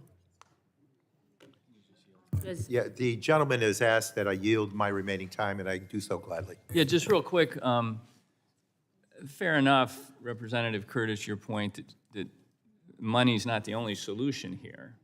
And in fact, the amendment is not suggesting that the bill not take effect until all the capacity issues are addressed. It's saying that it will not take effect until the EPA has put in place a process, a timeline, a plan, a strategic approach to address these issues. So it is going to, it's asking the EPA to step up, get more aggressive about how it's thinking on the workforce side and its capacity side about these challenges. So it's a combination both of resources, and I still think that we need more resources there, and focus and planning from EPA. And again, I think that's why it's a reasonable amendment, and I'll yield back to the... The gentleman yields back, and I yield back, Madam Chair. Gentleman yields back. Further discussion on the amendment? Gentleman from Ohio. Thank you, Madam Chair. I'll strike the last word in 5 opposition minutes. to the amendment. Go ahead.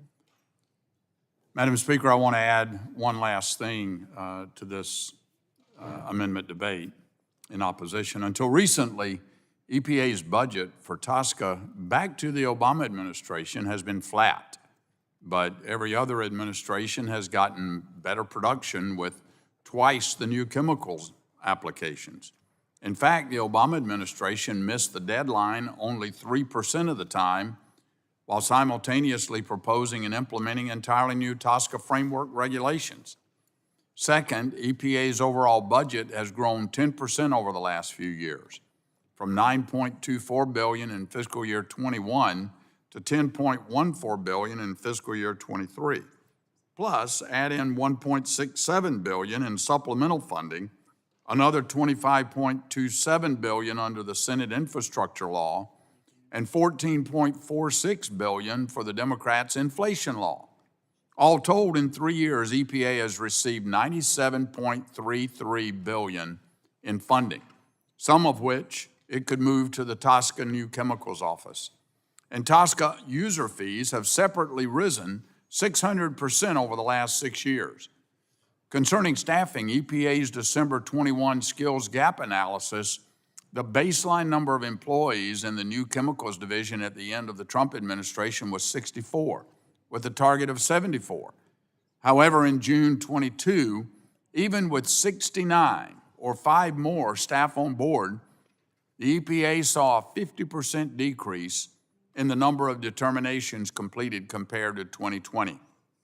And EPA has gone from 458 determinations in 2017 to 116 last year. So I think these statistics and the money that they've been allocated speak for themselves.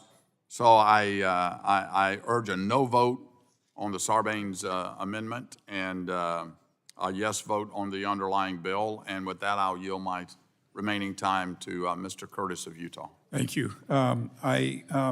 If I understand the amendment correctly, it would say that this doesn't take effect until a plan is submitted by the EPA. And I think I'm wondering out loud why the EPA would ever submit a plan if they knew simply not submitting a plan would mean the bill would never be implemented. So I offered to my colleague I could perhaps support the amendment under 2 conditions. And one was if there was a reasonable timeline in how soon they would submit that plan. And 2, if I generally knew that would change his mind and he would vote for the underlying bill. And I would offer that I would change my mind and support his amendment under those conditions. And with that, I yield back. And I yield back, Madam Chair. Gentleman yields back. Further discussion on the amendment? Seeing none, a recorded vote has been requested. The clerk will call the roll. Rodgers. No. Rodgers votes no. Burgess. Latta. Latta votes no. Guthrie. Guthrie votes no. Griffith. Griffith votes no. Bilirakis. Bilirakis votes no. Johnson. Johnson votes no. Bouchon. Bouchon votes no. Hudson. Wahlberg. Wahlberg votes no. Carter. Carter votes no. Duncan. Duncan votes no. Palmer. Palmer votes no. Dunn. Dunn votes no. Curtis. Curtis votes no. Lesko. Lesko votes no. Pence. Pence votes no. Crenshaw. Crenshaw votes no. Joyce. Joyce votes no. Armstrong. Armstrong votes no. Weber. Weber votes no. Allen. Allen votes no. Balderson. Balderson votes no. Fulcher. Fulcher votes no. Pfluger. Pfluger votes no. Harshbarger. Harshbarger votes no. Miller Meeks. Miller Meeks votes no. Kamick. Kamick votes no. Obernolte. Obernolte votes no. Pallone. Aye. Pallone votes aye. Eshoo. Eshoo votes aye. DeGette. DeGette votes aye. Schakowsky. Schakowsky votes aye. Matsui. Matsui votes aye. Castor. Castor votes aye. Sarbanes. Sarbanes votes aye. Tonko. Clark. Clark votes aye. Cardenas. Cardenas votes aye. Ruiz. Ruiz votes aye. Peters. Dingle. Dingle votes aye. VC. VC votes aye. Custer. Custer votes aye. Kelly. Kelly votes aye. Barragan. Blunt Rochester. Blunt Rochester votes aye. Soto. Soto votes aye. Craig. Craig votes aye. Schreier. Trahan. Trahan votes aye. Fletcher. Fletcher votes aye. How is Mr. Peters recorded? Mr. Peters is not recorded. How's Mr. Tonko? Mr. Peters votes aye. Mr. Tonko is not recorded. Tonko votes aye. How's Mr. Burgess recorded? Mr. Burgess is not recorded. Burgess votes no. Any other members seeking to be recorded?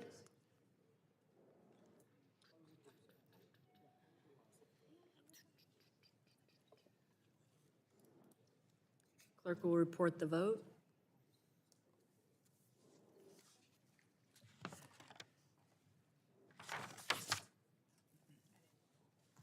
Chair Rodgers, on that vote, we have 21 ayes and 28 noes. The noes have it, the amendment is not adopted. Are there further amendments? No, okay, good.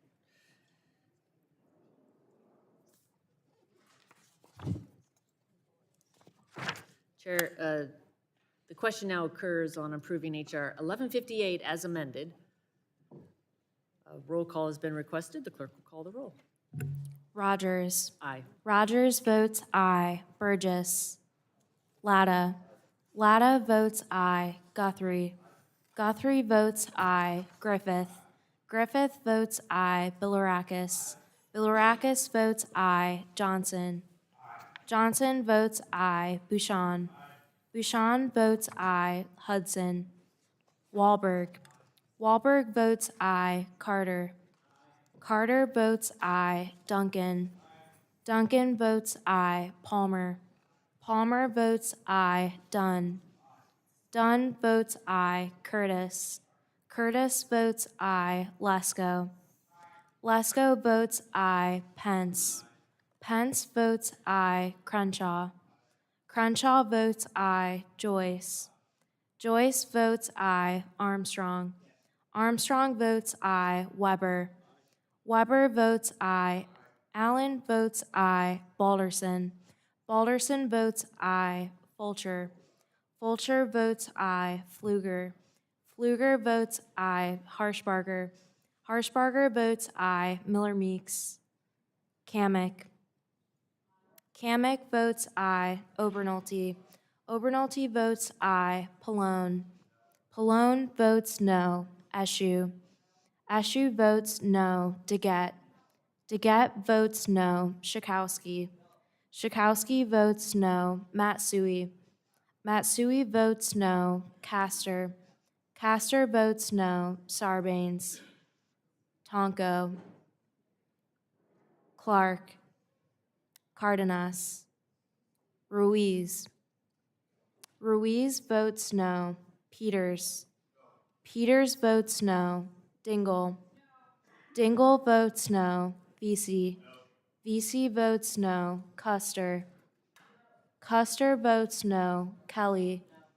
Kelly votes no. Barragan. Blunt Rochester. Blunt Rochester votes no. Soto. Soto votes no. Craig. Craig votes no. Schreier. Trahan.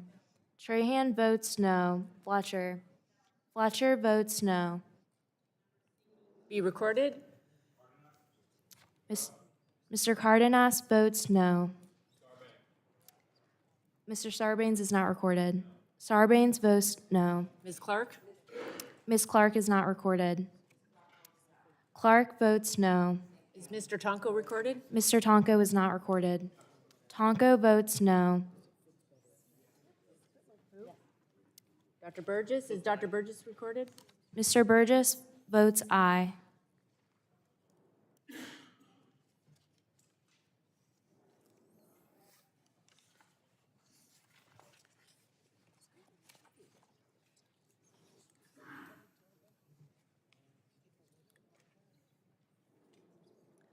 Clerk will report. Chair Rodgers, on that vote, we have 27 ayes and 21 noes. The ayes have it, and the bill is adopted.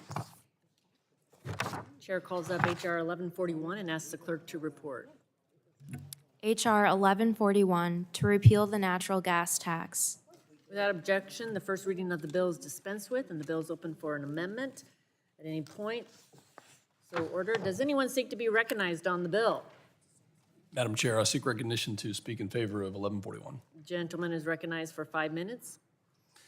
Thank you, Madam Chair. Yesterday, Secretary Granholm said that she is so grateful for the relief high American oil and natural gas production has brought to Europe in the wake of Russia's invasion of Ukraine. And while I couldn't agree more, this is quite a departure from the administration's rhetoric for the past 2 years and an even bigger departure from their policies. Climate Advisor John Kerry also recognized the unbelievable technological capacity of U.S. natural gas and oil companies, and he's right to do so. As of 2021, the U.S. emission intensity level was 3 times lower than China, 4 times lower than India, and over 4 times lower than former Soviet Union countries. This decline in emissions is due to increased production of U.S. natural gas. Even as the industry sets production records, methane emissions from oil and gas have continued their downward trend. Nearly 9% since 2005, 4% since 2020, and all in all, for several decades, almost 15%, without the government telling them to do any of this. Between 2005 and 2019, CO2 emissions from the U.S. power sector declined by 28%, with the generation of power from natural gas accounting for more than half of said decline. American producers accomplished these reductions in emissions while increasing production and helping wean Europe off Russian gas due to free market policies, not government intervention. My legislation being marked up today, the Natural Gas Tax Repeal Act, will repeal the ill-conceived tax included in the IRA, which, if implemented, will handicap technological innovation, reduce supplies of affordable energy, and increase both cost and emissions. I'd like to enter a letter for the record, Madam Chair, that was written in 2021 by several Democratic members of this committee. In fact, a Democratic letter to the former leadership, including Speaker Pelosi. And to use their words and quote from the letter, it said, "Limiting capital for these industries will impede their ability to continue investing in the technologies needed to meet growing demand for energy while reducing emissions. We firmly believe that the budget reconciliation bill should not unduly disadvantage any industry and oppose the targeting of U.S. oil and natural gas and refining with increased taxes and fees and the exclusion of natural gas production from clean energy initiatives." It's ironic that we're looking at this letter today when the president's budget came out specifically targeting and tax increases for the oil and gas industry. Without objection, so ordered. Thank you, Madam Chair. My colleagues are right on this letter. I agree with them. This policy will cost American jobs. It will move America farther away from energy independence, and it will slow technological advances towards more efficient ways of doing business. It's unfortunate that even when writing this letter, they still voted in favor of the IRA bill. If you really want to start reducing greenhouse gases, then produce here.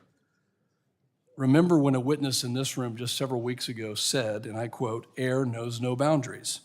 He was a climate activist, and he was right. And because of that, we should reward the location and the area where we are producing cleaner and more efficiently, where we've done much more than the rest of the world. And not because the government is telling us, but because industry and innovation lead, and they do the right thing. And it's because they're providing affordable, reliable energy here and for our allies. But instead, the president wants to reward China, Russia, OPEC, and foreign producers instead of actually cutting emissions. Air knows no boundaries, but yet we're outsourcing the production of energy, which is much less efficient and dirtier with higher methane emissions and other toxins than our own production and our own reductions. Every witness that we've had in this Congress has testified that hydrocarbons and fossil fuels will continue to increase and that they're here to stay. Any realistic view of energy demand understands that they are going to grow in quantity. Let's reward quality. Stop this madness. Stop the assault. Produce here. So I urge a yes vote on the passage of H.R. 1141 to repeal this tax, unleash American energy, and stop punishing American producers. With that, I yield back. Gentleman yields back for the discussion. The ranking member recognized for 5 minutes. Thank you, Madam Chair. And I respect Mr. Pfluger, but I just want to say that I really disagree with your analysis of what this methane provision in the Inflation Reduction Act would do. First of all, I want to say that methane has a warming capability 80 times greater than carbon dioxide. It is literally a super pollutant. More than half of the warming that we'll experience over the next 20 years will be from the continued release of methane and other short-lived pollutants due to current emissions. And we have to work to limit methane emissions immediately if we want to effectively tackle climate change and protect public health. When some of us, and there were some Republicans too, went to the last Paris conference. I don't even remember if it was in Egypt. I think it was in Egypt. We were very proud of the fact that we could go there and say that the United States was taking the lead on reducing methane, because it really was one of the major, if not the major thing, that countries pursuant to the Paris Agreement were trying to effectuate. And what I want to stress is really two things: that if you cut methane pollution from oil and gas, it's one of the most immediate and cost-effective ways to slow the rate of global warming, but at the same time improving air quality and protecting public health. And if you focus on the super pollutant, it'll bring much needed protection to communities living near these polluting facilities, many of which are in my home state of New Jersey.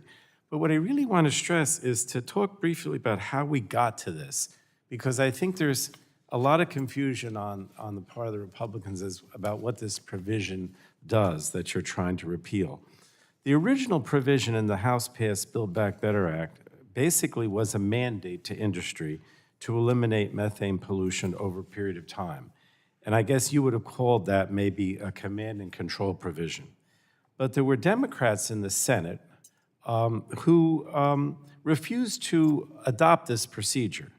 They said that in their states that they believed that industry could support a methane reduction plan if certain conditions were met, and that's what we did. They said, first of all, we don't want it to be a regulation. We want it to be an incentive through a tax to actually address this issue. And they said that, that what they were really trying to do was to make sure that if they got a permit to to set up the pipes and capture the permit so it could be reused, which they supported, and we didn't impose any kind of a fee while they were trying to accomplish that, or even if they couldn't get the permit, that we would extend it and there would be no fee until they actually had the permit, and provided them with financial incentives before there was any fee that they could support this. And so the program actually provides $1.5 billion to fund and provide assistance to accelerate reduction from petroleum and natural gas systems. And about half of that was for small producers. The biggest concern was for the small producers. So what I want you to understand is that this was done with industry. I'm sure there's always going to be some industry people that say, well, let's repeal it. But it really was done with industry. It was done as a way of trying to capture the methane and reusing it. And it was done in a way that provides the money up front before any penalty would actually be imposed. And if the EPA didn't give you the permit because it was taking too long, because there was some concern about that, you didn't have to pay any fee until you actually got the permit. So I don't know how to, I guess the reason I'm so, I mean, in many ways, I think that this bill is kind of the most egregious to me, because we went, of everything that's being discussed today, because we went so far to deal with the industry, come up with something that wasn't command and control, come up with something that was actually going to have a significant impact on reducing a terrible pollutant without really hurting anybody in any significant way. And I know my time is about to run out, but I really think this is a step in the wrong direction. And I think, and I don't want to tell you that you don't know what you're doing, but I really think that if you look at what's actually being accomplished here, it's not at all what you think. It's not this mandate. It's not a command and control. It's actually a way of trying to incentivize the oil and gas industry to do the right thing. And for the most part, they don't object to it. So, again, I don't know if you're going to believe me, but this is the history of what we were trying to accomplish, and I just wanted you to know that. So, that's why I oppose this, this bill, for all these reasons. Thank you, Madam Chair. Gentleman yields back. Further discussion? Gentleman from Texas, for what purpose do you seek recognition? Thank you, Madam Chair. I seek to yield time to Mr. Pfluger for the purpose of response. Gentleman is recognized for 5 minutes. Thank you, Madam Chair. I appreciate the dialogue, but I think the facts here don't support what we just heard. First off, there was no Republican say in the IRA. There was no Republican discussion. There was no work that was done across the aisle with any member of the opposite party. And in the field hearing, which I referred to in our subcommittee markup, we went to Midland, Texas, we talked to the producers, we engaged with local trade organizations, and we had these conversations. And quite frankly, not a single one of them likes this, but I think the thing we can agree on is every single one of them talked to us about the methods, tactics, techniques, and procedures that they have demonstrated reducing methane over the past couple of decades. And they've done it at a level while we've increased crude oil production to the tune of 1 million barrels to now over 5.5 million barrels in the Permian Basin. They've done it to the level where natural gas production has now risen to a level where we, as the United States of America, are the #1 producer. And so I appreciate the ability to have this discussion. We're already doing this. And so I don't believe that industry was consulted. Those that have the most to lose on this are the independent producers who produce 85 to 90% of the crude oil, natural gas, and hydrocarbon production in our country. And that's why this is, to me, egregious, is because we should be celebrating the fact that they're doing this on their own and not actually penalizing them. And we should be penalizing countries like China and others in the form of nearshoring production here, keeping the jobs in the United States of America and creating a strong energy sector that underpins our entire economy. And when you look at the president's budget today, he announced $31 billion in new taxes on the energy sector, specifically the oil and gas sector. No, it's committee. That came out today. And the verbiage that he uses is to attack the tax credits and incentives that all businesses get, specifically in the energy industry. I would love to have a conversation. We agreed to have that conversation in the subcommittee hearing, and I hope that we can move forward because we cannot afford, it was said earlier in this hearing, that something about keeping, that the light bulb wants to come on, keeping the lights on, and I think doing that starts with good American energy that's affordable and reliable. And I think the gentleman from Texas. Well, I'm going to reclaim my I'll time. yield back to you, Mr. Burgess. And Mr. Fluker, I agree with you absolutely, but really, it's not just the independent petroleum producers who are penalized. It is ultimately the consumer who is penalized. Ultimately, they are the ones who are going to pay the price. Did the gentleman from North Dakota seek time? I'll happy to yield to the gentleman from North Dakota. Thank you, Mr. Chair. I was part of a lot of these conversations. I was part of this debate on the floor, and I think it's important to recognize the vast majority of my friends in the oil and gas industry that negotiated this deal produce 85% of their oil off of U.S. shore. 85% of their oil is produced outside of U.S. territory.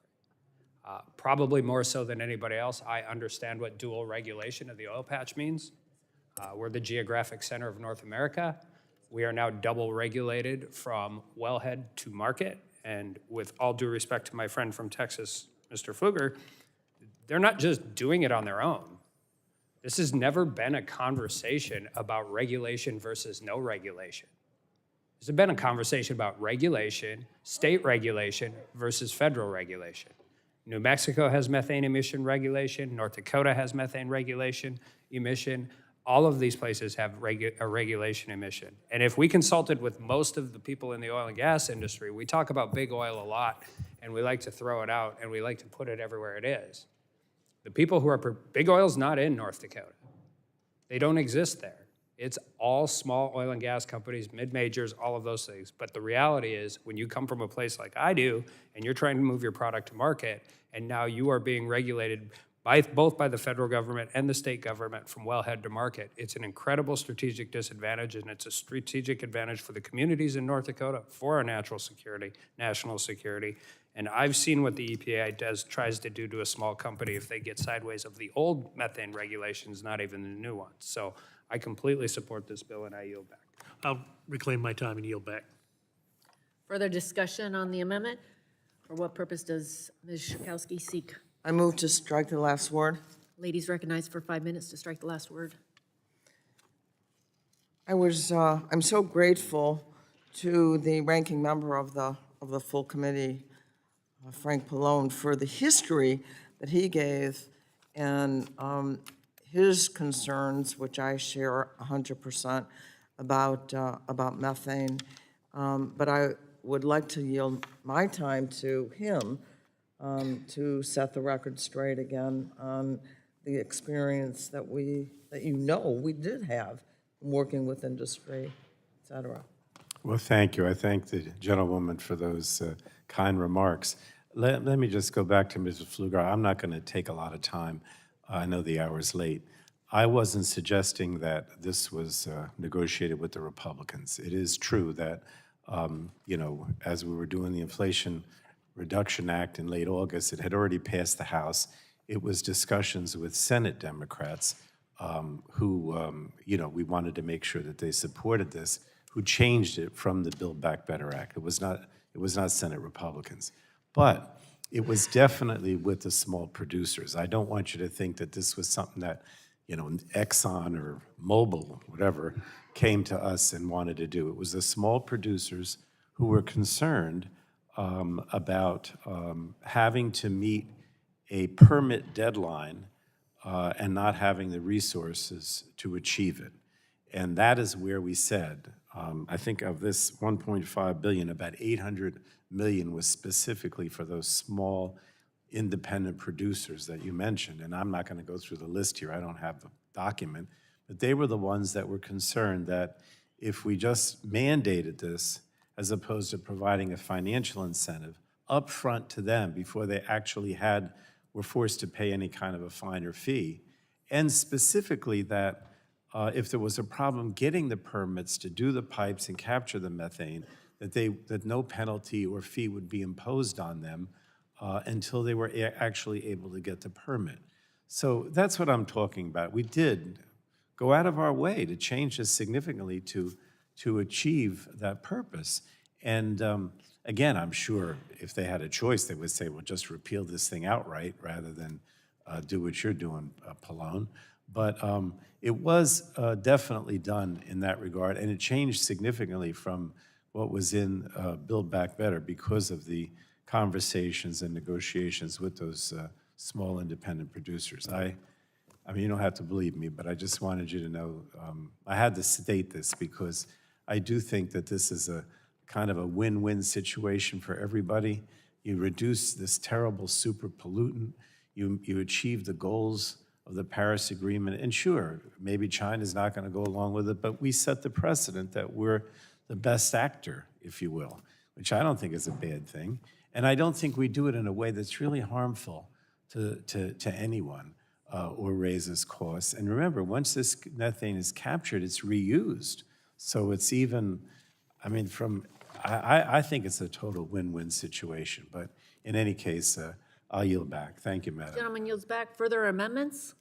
Or further discussion? For what purpose does the lady from Florida seek recognition? Madam Chair, I have an amendment at the desk numbered 1141 FCN-01. Okay, just a minute here. Did I mess up? Yeah. I did.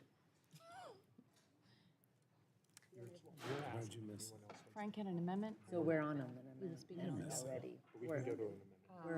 We're on the bottom. Is it underlined bill? We were on the underlying bill.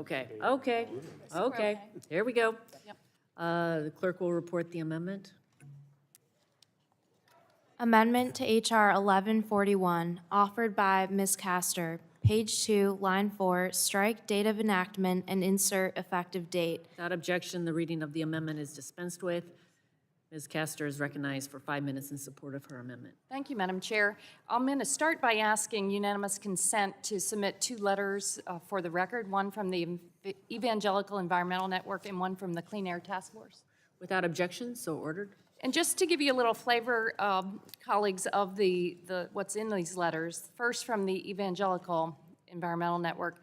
As pro-life evangelicals, we have a special concern for the unborn. We want children to be born healthy and unhindered by the ravages of pollution even before they take their first breath.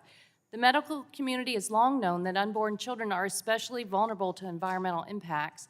Of these impacts, fossil fuels are the most serious threat to children's health worldwide.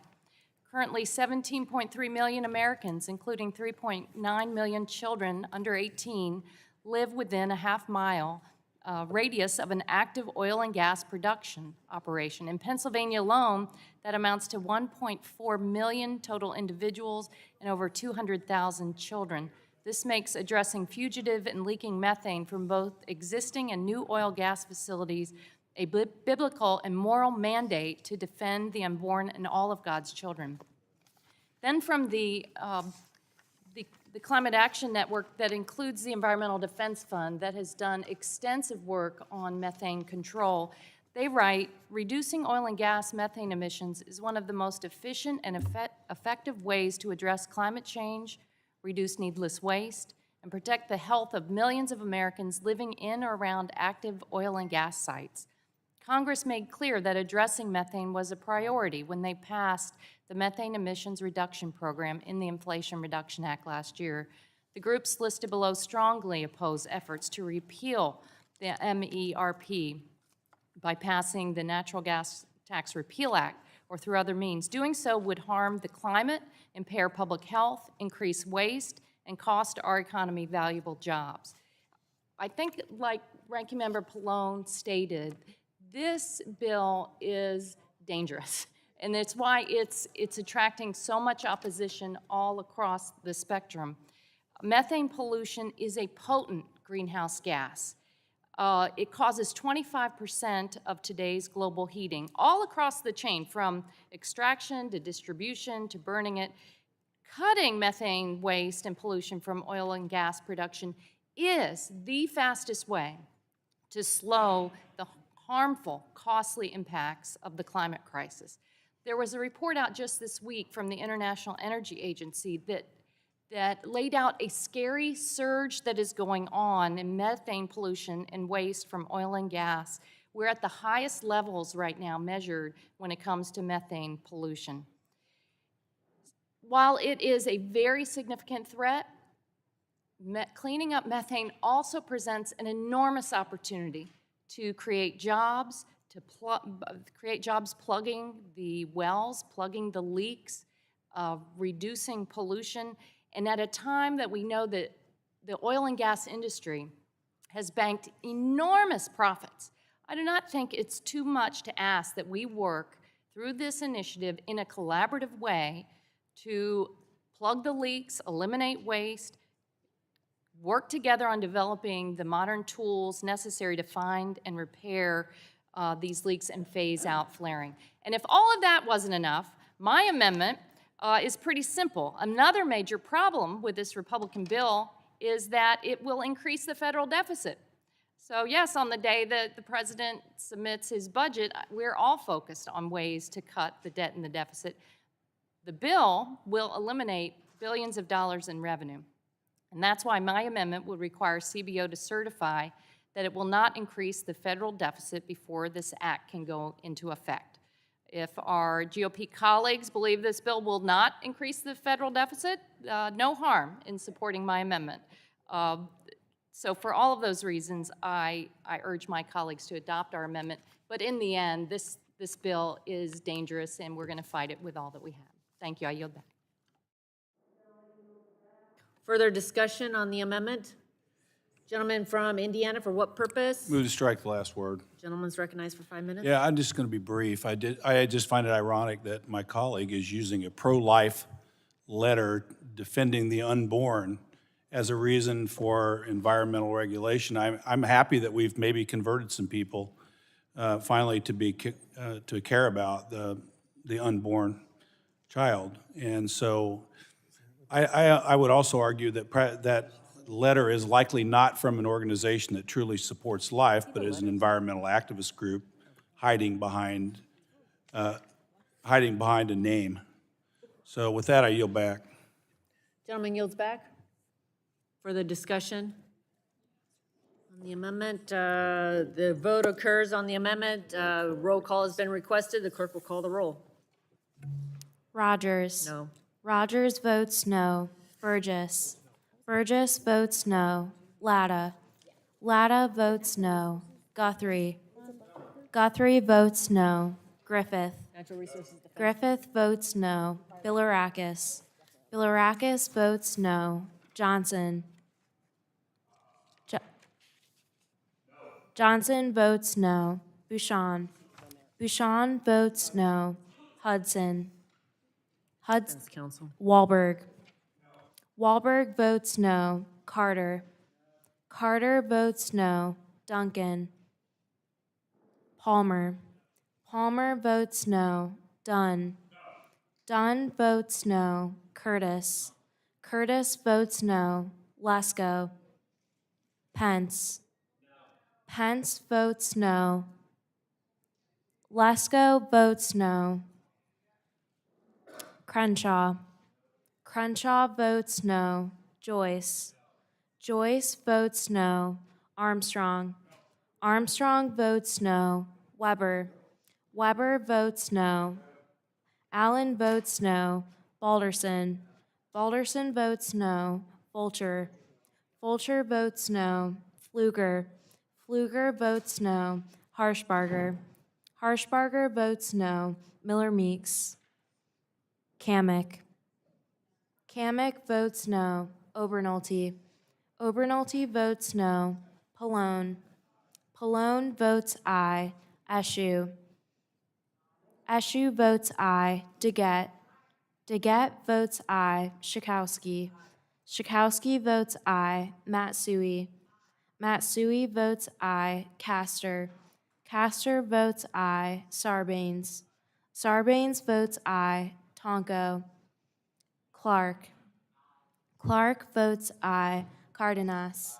Cardenas votes aye. Ruiz. Ruiz votes aye. Peters. Peters votes aye. Dingle. Dingle votes aye. Vesey. Vesey votes aye. Custer. Custer votes aye. Kelly. Kelly votes aye. Barragan. Blunt Rochester. Blunt Rochester votes aye. Soto. Soto votes aye. Craig. Craig votes aye. Schreier. Trahan. Trahan votes aye. Fletcher. Fletcher votes aye. Mr. Duncan is not recorded. Duncan votes no. Mr. Tonko is not recorded. Tonko votes aye.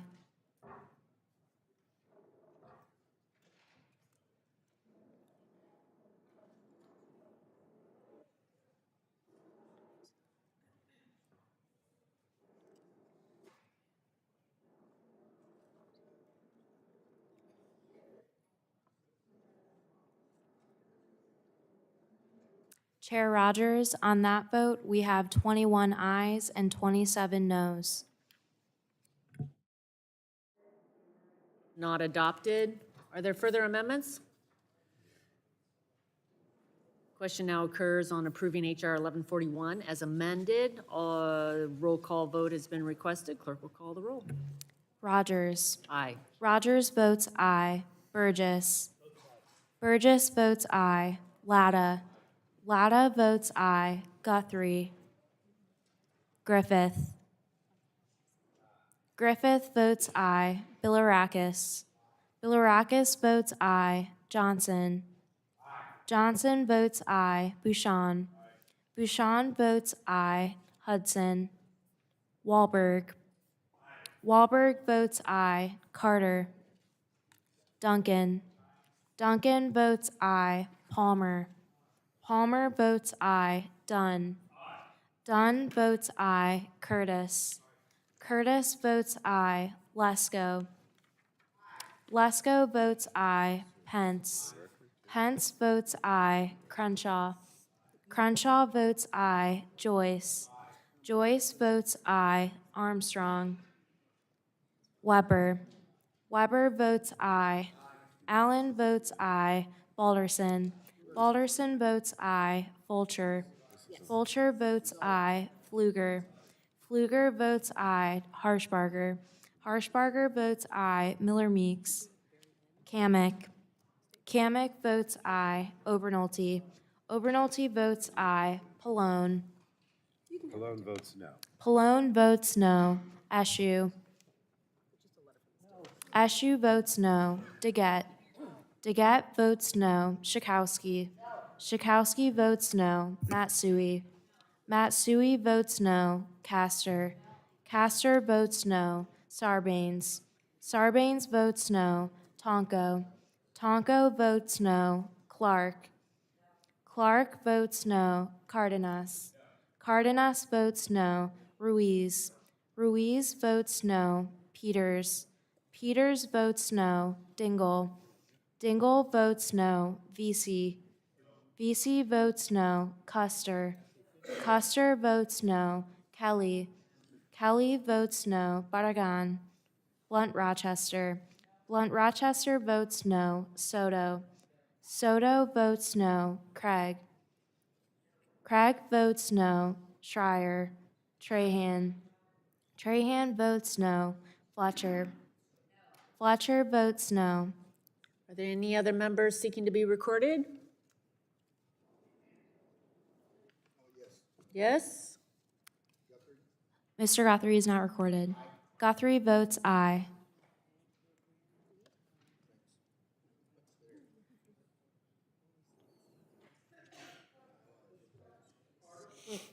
How's Mr. Carter reported? Or recorded? Mr. Carter is not recorded.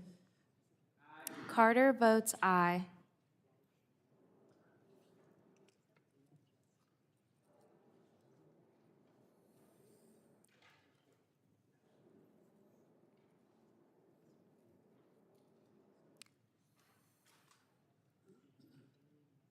Chair Rodgers, on that vote, we have 26 ayes and 21 noes. The ayes have it, and the bill is adopted.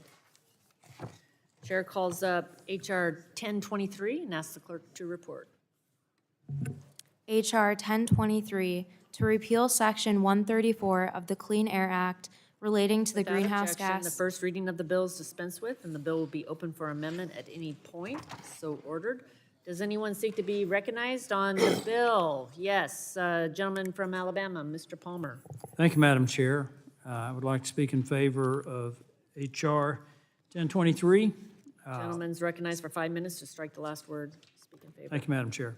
My bill to repeal the Greenhouse Reduction Fund is a great opportunity to right some of the wrongs that were in the misnamed Inflation Reduction Act. While millions of American families and senior citizens are struggling to make ends meet because of inflation caused in large part by higher energy costs, Congress should not have established this $27 billion slush fund for green advocacy groups. For almost a decade, climate alarmists have advocated for a national green bank to fund the rush to green. This idea wasn't popular enough to pass in a standalone legislation, so in pure Washington, D.C. fashion, it was stuffed into the 700-page Inflation Reduction Act and jammed through Congress. Meanwhile, more and more Americans with less means were being pushed into energy poverty by these left-wing energy policies. Democrat and Biden administration energy policies have driven up household energy costs and the cost of all goods and services. These policies have undermined our economic security and I believe undermined the security of millions of American households. There are over 20 million American households right now that are behind on paying their household energy bills. That's 1 in 6 households that can no longer afford their utility bills, and because of much higher inflation, they're struggling with higher food and medicine prices, higher costs for school supplies and clothing for themselves and their children. These are the realities of Democrat and Biden administration policies undermining our economic security and now, I believe, our national security. As I pointed out previously, the modern world depends on 4 things: cement, steel, plastics, and fertilizer. As a result of the cutbacks in energy and the changes in energy policy that we've experienced in the last few years, we are losing these energy-intensive industries to China. China now produces 61% of the world's cement, 31% of the world's plastics, and 50% of the world's steel, all of which is needed for the construction of turbines and solar arrays, and all of which are needed to raise people out of poverty and are essential to our national security. As we should all have learned from the war in Ukraine, no nation should allow itself to become dependent on an adversarial nation for anything essential to our economy and our national security. That is exactly what the Democrat and Biden administration policies are doing by forcing America to rely on solar arrays and wind turbines for the energy we need to power our economy and our homes, and their goal of eliminating the use of natural gas. We would make America dependent on China, and China, with the Communist Party in charge, is very clearly a powerful adversary. We're facing enormous threats to our energy security, reliability, and affordability. This is not due to a shortage of resources. It is the result of the failure to improve and expand our natural gas hydrocarbon infrastructure. It is due to policies that undermine investment and that have created disincentives because of excessive regulations. It is due to the reckless closing of hydrocarbon energy generation facilities and attempting to replace them with renewables. This has resulted in a net loss of power output that we are being warned will lead to rolling blackouts, not just in California, but across the nation. As I've already stated, this is no longer just about our economic security. It is a matter of national security that we must take action to address. The North American Reliability Corporation has warned that the greatest threat to the U.S. power grid is changing the resource mix. NERC has also stated that natural gas is a critical, reliable source for power generation.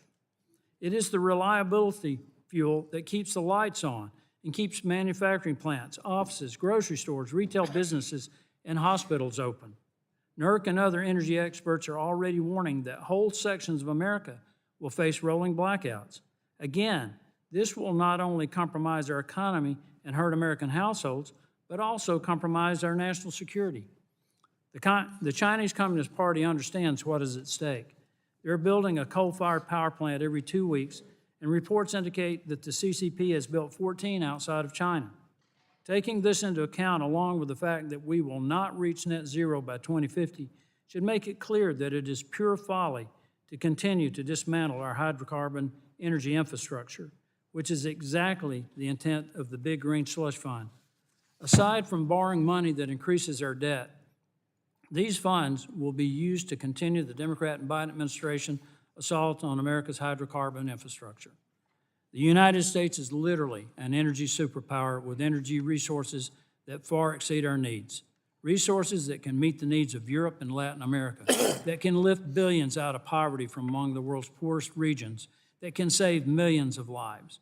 By expanding our ability to meet these needs, we can not only generate much needed revenues to reduce our deficit, but create tremendous goodwill and better geopolitical relations.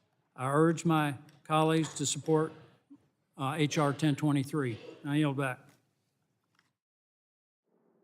Gentleman yields back. Do other members wish to speak on the bill?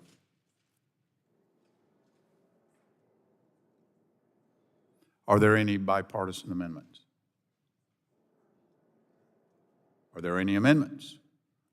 For what purpose does the gentlelady from Michigan seek recognition? Mr. Chairman, I have an amendment at the desk. Gentlelady is recognized for 5 minutes to speak on her amendment. Oh, I'm sorry, the clerk will report. Can Ms. Stingle please specify the amendment? Without objection, the reading of the amendment is dispensed. FC01. Amendment to H.R. 1023, offered by Ms. Stingle, page 2, line 2, strike date of enactment of this act and insert. Without objection, the reading of the amendment is dispensed with. The gentlelady is recognized for 5 minutes in support of her amendment. Thank you, Mr. Chairman. Here's a reality. The climate crisis is an existential threat to our way of life and the planet. And anybody who has seen the wildfires, the hurricanes, the floods in the Midwest knows that something's happening in our lives. In a 2022 report by the United Nations Intergovernmental Panel on Climate Change, it is clear the scientific community expects more extreme conditions over the next 30 years, regardless of what we do. But the experts still believe we have a window of time to collectively act and avert the worst scenarios. That is why Congress passed the Inflation Reduction Act, a historic package that will provide resources and incentives to reduce our greenhouse gas emissions and address climate change. And to my colleague, I want to see that steel, that concrete, and automobiles and about 1,000 other products, how about pharmaceuticals, brought back home and produced here. But it's far more complex than the simplicity of, I mean, China is attacking us for many reasons. That's another day. In fact, analysis indicate that as a result of this significant legislation, the United States will reduce its emissions by over 42%. This is a notable decrease in our greenhouse gas emissions, putting us on a path to meet our climate goals. Included in the IRA was the creation of the Greenhouse Gas Reduction Fund. As one of its original authors, this program will provide $27 billion to state, local, and nonprofit entities to accelerate clean energy deployment and reduce greenhouse gas emissions. This fund will leverage private investment, amplifying the impact for communities nationwide, especially those that will be disproportionately burdened by our warming climate. We've seen it work. And that's why I am deeply disappointed that my Republican counterparts are working to repeal this program. And it's not just wind and solar. We should be looking at hydrogen and fuel cells and many other alternative sources of energy. My amendment would ensure that the U.S. government is able to meet its climate goals before repealing sections of the most significant climate law in history. Specifically, before this legislation could go into effect, my amendment would require the EPA administrator to certify that the United States will reduce its emissions by at least 42% below 2005 levels, the expected emission reduction as a result of passing the Inflation Reduction Act. Climate change is real. It's warming, and we must take action to address our greenhouse gas emissions if we have any hope of mitigating the worst impacts of climate on communities across the nation. This bill is aimed at repealing this transformational program without a plan to address climate crisis and robbing communities of a once-in-a-generation opportunity. Instead of working to address the climate crisis, my colleagues want to live in the past. Look, I'm a car girl. I told the industry we had to change, and we're working at it. Continuing down this path comes at the expense of clean air, the health of American families, good-paying clean energy jobs, and frankly, our future. This novel program is meant to strengthen our domestic energy independence and lower greenhouse gas emissions. I urge all my colleagues to support this important amendment. Thank you, Mr. Chairman, and I yield back.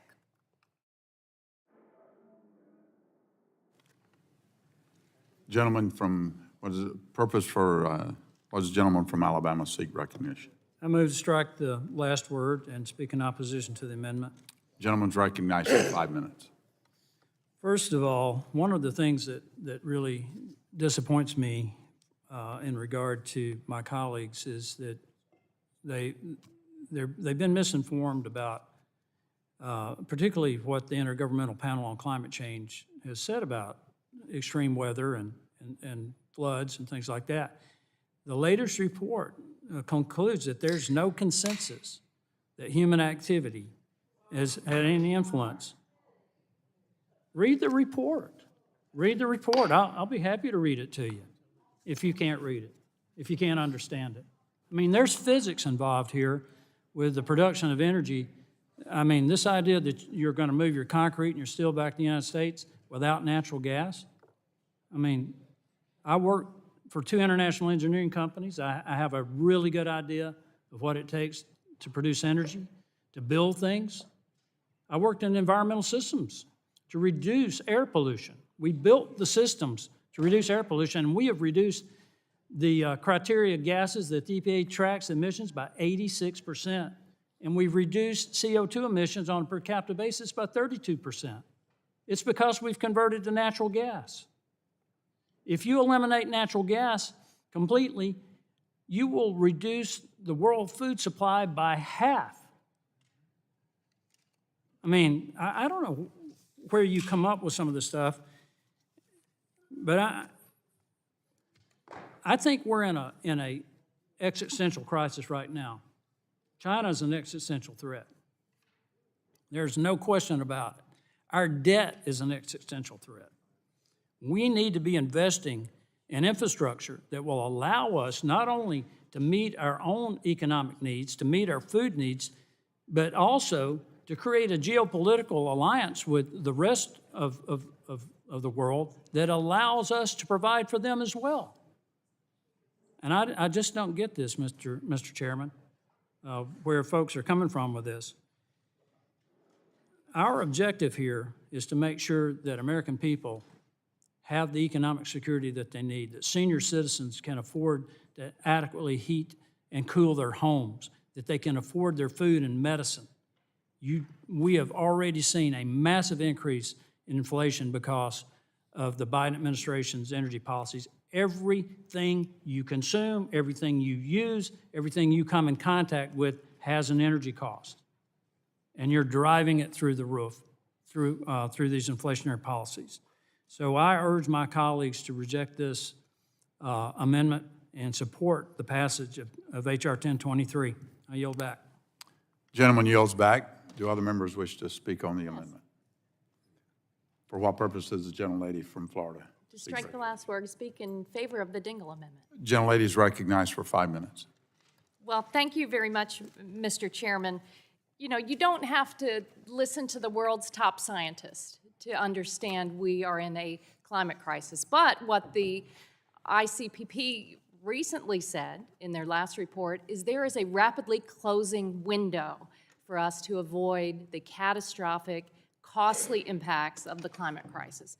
And thank goodness people across the country came together last year to support the Inflation Reduction Act, our historic climate law that pairs very well with the bipartisan infrastructure law and rebuilding America's manufacturing and supply chains through the CHIPS and Science Act. One of the most important pieces of the Inflation Reduction Act is this innovative Greenhouse Gas Reduction Fund. And I want to thank Ms. Dingell for working so hard over a number of years to chart the course for this innovative financing tool, along with a lot of other members who have worked on it here. It's a first of its kind initiative that will provide competitive grants to mobilize financing to leverage private capital for clean energy and climate projects that reduce climate pollution. We pay special attention to the communities across America that have long carried a disproportionate burden of pollution to make sure that they are participating in the benefits, the cost savings that cheaper energy, clean energy will provide. Think of it as a clean energy and sustainability accelerator. Financiers are very excited about this, and others back home are thrilled about it because it does provide some flexibility and it allows America's entrepreneurs and the scientific community to develop the tools that we need to compete and to help the entire world transition to a clean energy economy. In fact, I'll ask unanimous consent to submit for the record a letter from the National Association of Counties, National League of Cities, the U.S. Conference of Mayors, our folks back home who are close to the ground, and really they say they are encouraged, they see the Greenhouse Gas Reduction Fund as a way to award grants and loans for zero emissions technologies. They think if this bill is enacted, local governments across the country will lose access to critical funding needed to bring affordable clean energy to our residents. Earlier today, I talked about how electric bills in the Sunshine State are going up, up, up.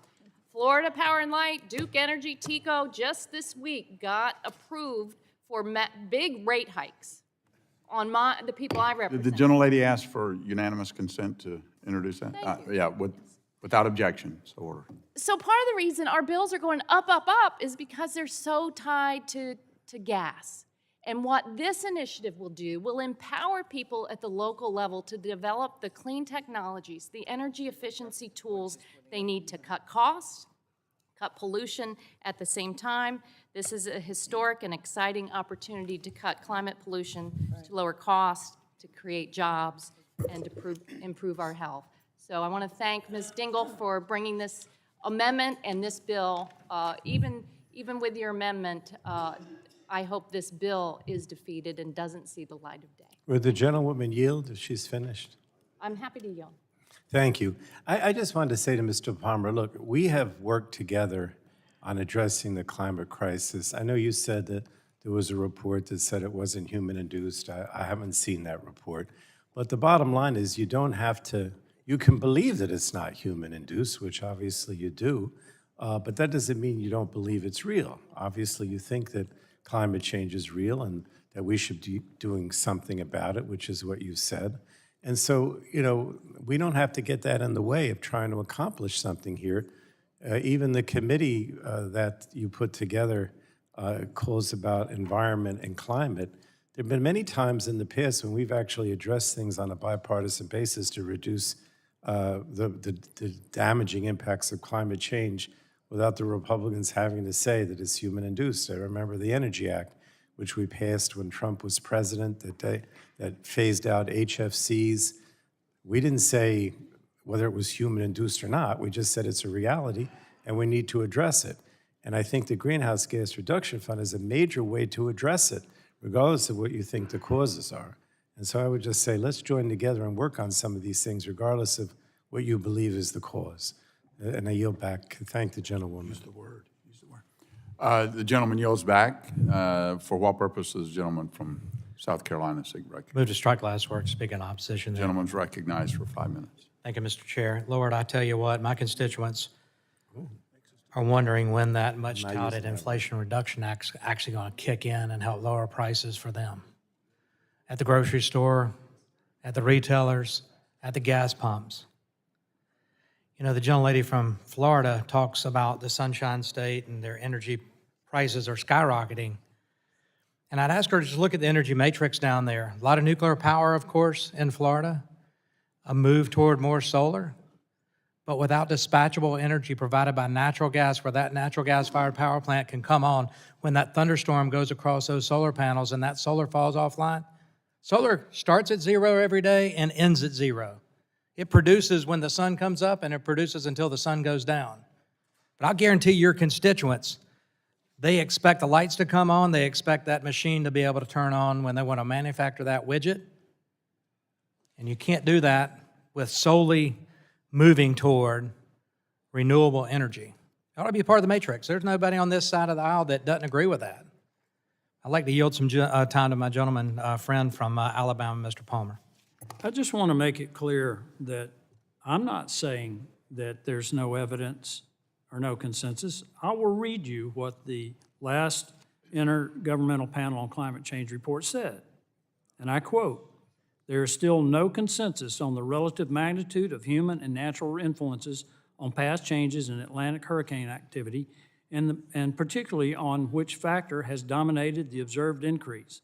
And it remains uncertain whether past changes in Atlantic activity are outside the range of natural variability." I'll translate that. There is no consensus on human influence on the number and intensity of hurricanes or tropical cyclones for that matter. What Will the gentleman yield? impacts Will the gentleman yield? activity is the El Nino and El Nina cycles. And that's the science. Now, I want to make it clear that I understand that the climate is changing. But my concern is that my colleagues do not realize that the climate is changing for reasons and for other than what they think. I asked this in a hearing one time, has the Sahara always been a desert? And the answer is no. It's only been a desert about 4,000 years, so what happened? The climate changed.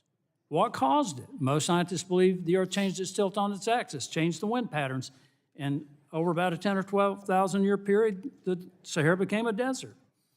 I think we need to be working together to deploy natural gas, increase nuclear energy, discover new technologies that provide reliable, affordable energy, including market-viable renewable energy, and not set up a subsidy and de-risk schemes on the back of the taxpayers that are already facing a debt crisis to drive favored renewable technology, especially since we're facing a debt crisis that is truly an existential threat to our nation. I yield back. Yield back to the gentleman. Who was asking for time on that side? I'll yield the balance to Mr. Peters. Thank you, Mr. Duncan. Look, I mean, I think this bill's going to be referred to the floor, and I don't want to take up forever. I would just say, in response to my colleague from Alabama, the first sentence of the IPCC colleague from Alabama, the first sentence of the IPCC report says human activities are estimated to have caused approximately 1 degree Celsius of global warming above pre-industrial levels, with a likely range of 0.08 to 0.12 degrees Celsius. Global warming is likely to reach 1.5 degrees between 2030 and 2052. That's different from saying whether you can attribute particular storm activity to that versus natural activity. I think that was the confusion. In any event, I think that there is a consensus that we need to do this and that we need to deal with this issue. And I don't think we're going to resolve that today, but I just want to say that for the record. I think that was a I reclaim my time statement. and yield the balance to Mr. Palmer. And I thank the gentleman for that. I don't dispute that. But what's interesting is that there's a report out of the National Oceanographic Administration that said that because we have done so much in terms of removing particulate matter from the atmosphere, that it may have actually contributed to more frequent hurricanes. But, which is kind of interesting. But I do appreciate that clarification, and I do understand that the climate is warming and that there are consequences. But I don't think that we need to go the route that we're going right now, particularly with the threat of the Communist Party in China, which I think could put us in a real bind. I yield back. Gentleman yields back. Is there further discussion on the amendment? If there is no further discussion, the vote occurs on the amendment. All those shall signify by saying aye.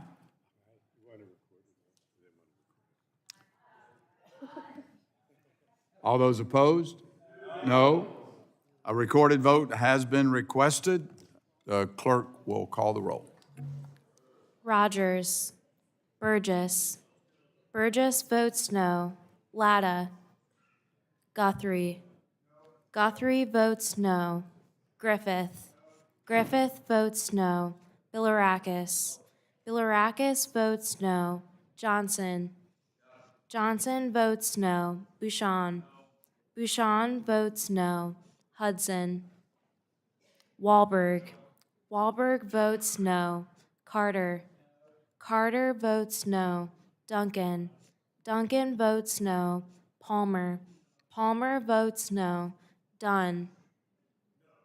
Dunn votes no. Curtis. Curtis votes no. Lesko. Lesko votes no. Pence. Pence votes no. Crenshaw. Crenshaw votes no. Joyce. Joyce votes no. Armstrong. Armstrong votes no. Weber. Weber votes no. Allen votes no. Balderson. Balderson votes no. Fulcher. Fulcher votes no. Pfluger. Harshbarger. Harshbarger votes no. Miller Meeks. Kamick. Kamick votes no. Obernolte. Obernolte votes no. Pallone. Pallone votes aye. Eshoo. Eshoo votes aye. Daggett. Daggett votes aye. Schakowsky. Schakowsky votes aye. Matsui. Matsui votes aye. Castor. Castor votes aye. Sarbanes. Aye. Sarbanes votes aye. Tonko. Aye. Tonko votes aye. Clark. Clark votes aye. Cardenas. Cardenas votes aye. Ruiz. Ruiz votes aye. Peters. Peters votes aye. Dingle. Dingle votes aye. Vesey. Vesey votes aye. Custer. Custer votes aye. Kelly. Kelly votes aye. Barragan. Blunt Rochester. Blunt Rochester votes aye. Soto. Soto votes aye. Craig. Craig votes aye. Schreier. Trahan. Trahan votes aye. Fletcher. Fletcher votes aye. Are there members not recorded? How's Mr. Lotto recorded? Mr. Latta is not recorded. Latta votes no. House Chairman Rodgers. Chair Rodgers is not recorded. Rodgers votes aye. Rodgers is off aye on no. How is Mr. Pfluger recorded? Mr. Pfluger is not recorded. Pfluger votes no. Any other members seek to be recorded? Clerk will report.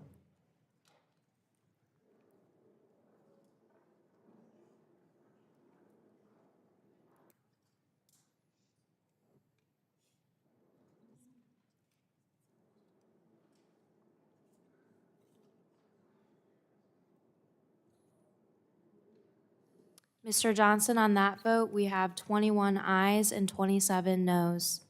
The nays have it, and the amendment is not agreed to. Are there other amendments? Seeing none, the question now occurs on approving H.R. 1023. All those in favor say aye. Aye. Those opposed, no. The ayes have it, and the bill is agreed to. Recorded vote has been requested. The clerk will call the roll. Rodgers. Rodgers votes aye. Burgess. Burgess votes aye. Latta. Latta votes aye. Guthrie. Guthrie votes aye. Griffith. Griffith votes aye. Bilirakis. Bilirakis votes aye. Johnson. Johnson votes aye. Bouchon. Bouchon votes aye. Hudson. Wahlberg. Wahlberg votes aye. Carter. Duncan. Duncan votes aye. Palmer. Palmer votes aye. Dunn. Dunn votes aye. Curtis. Curtis votes aye. Lesko. Lesko votes aye. Pence. Pence votes aye. Crenshaw. Crenshaw votes aye. Joyce. Joyce votes aye. Armstrong. Armstrong votes aye. Weber. Weber votes aye. Allen votes aye. Balderson. Fulcher. Fulcher votes aye. Pfluger. Pfluger votes aye. Harshbarger. Harshbarger votes aye. Miller Meeks. Kamick. Kamick votes aye. Obernolte. Obernolte votes aye. Pallone. Pallone votes no. Eshoo. Eshoo votes no. DeGette. DeGette votes no. Schakowsky. Schakowsky votes no. Matsui. Matsui votes no. Castor. Castor votes no. Sarbanes. Sarbanes votes no. Tonko. No. Tonko votes no. Clark. Clark votes no. Cardenas. Cardenas votes no. Ruiz. Ruiz votes no. Peters. Peters votes no. Dingle. Dingle votes no. VC. VC votes no. Custer. Custer votes no. Kelly. Kelly votes no. Barragan. Blunt Rochester. Blunt Rochester votes no. Soto. Soto votes no. Craig. Craig votes no. Schreier. Trahan. Trahan votes no. Fletcher. Fletcher votes no. Do any members wish to be recorded? Mr. Balderson is not recorded. Mr. Balderson votes aye. Any other members seek to be recorded? The clerk will report.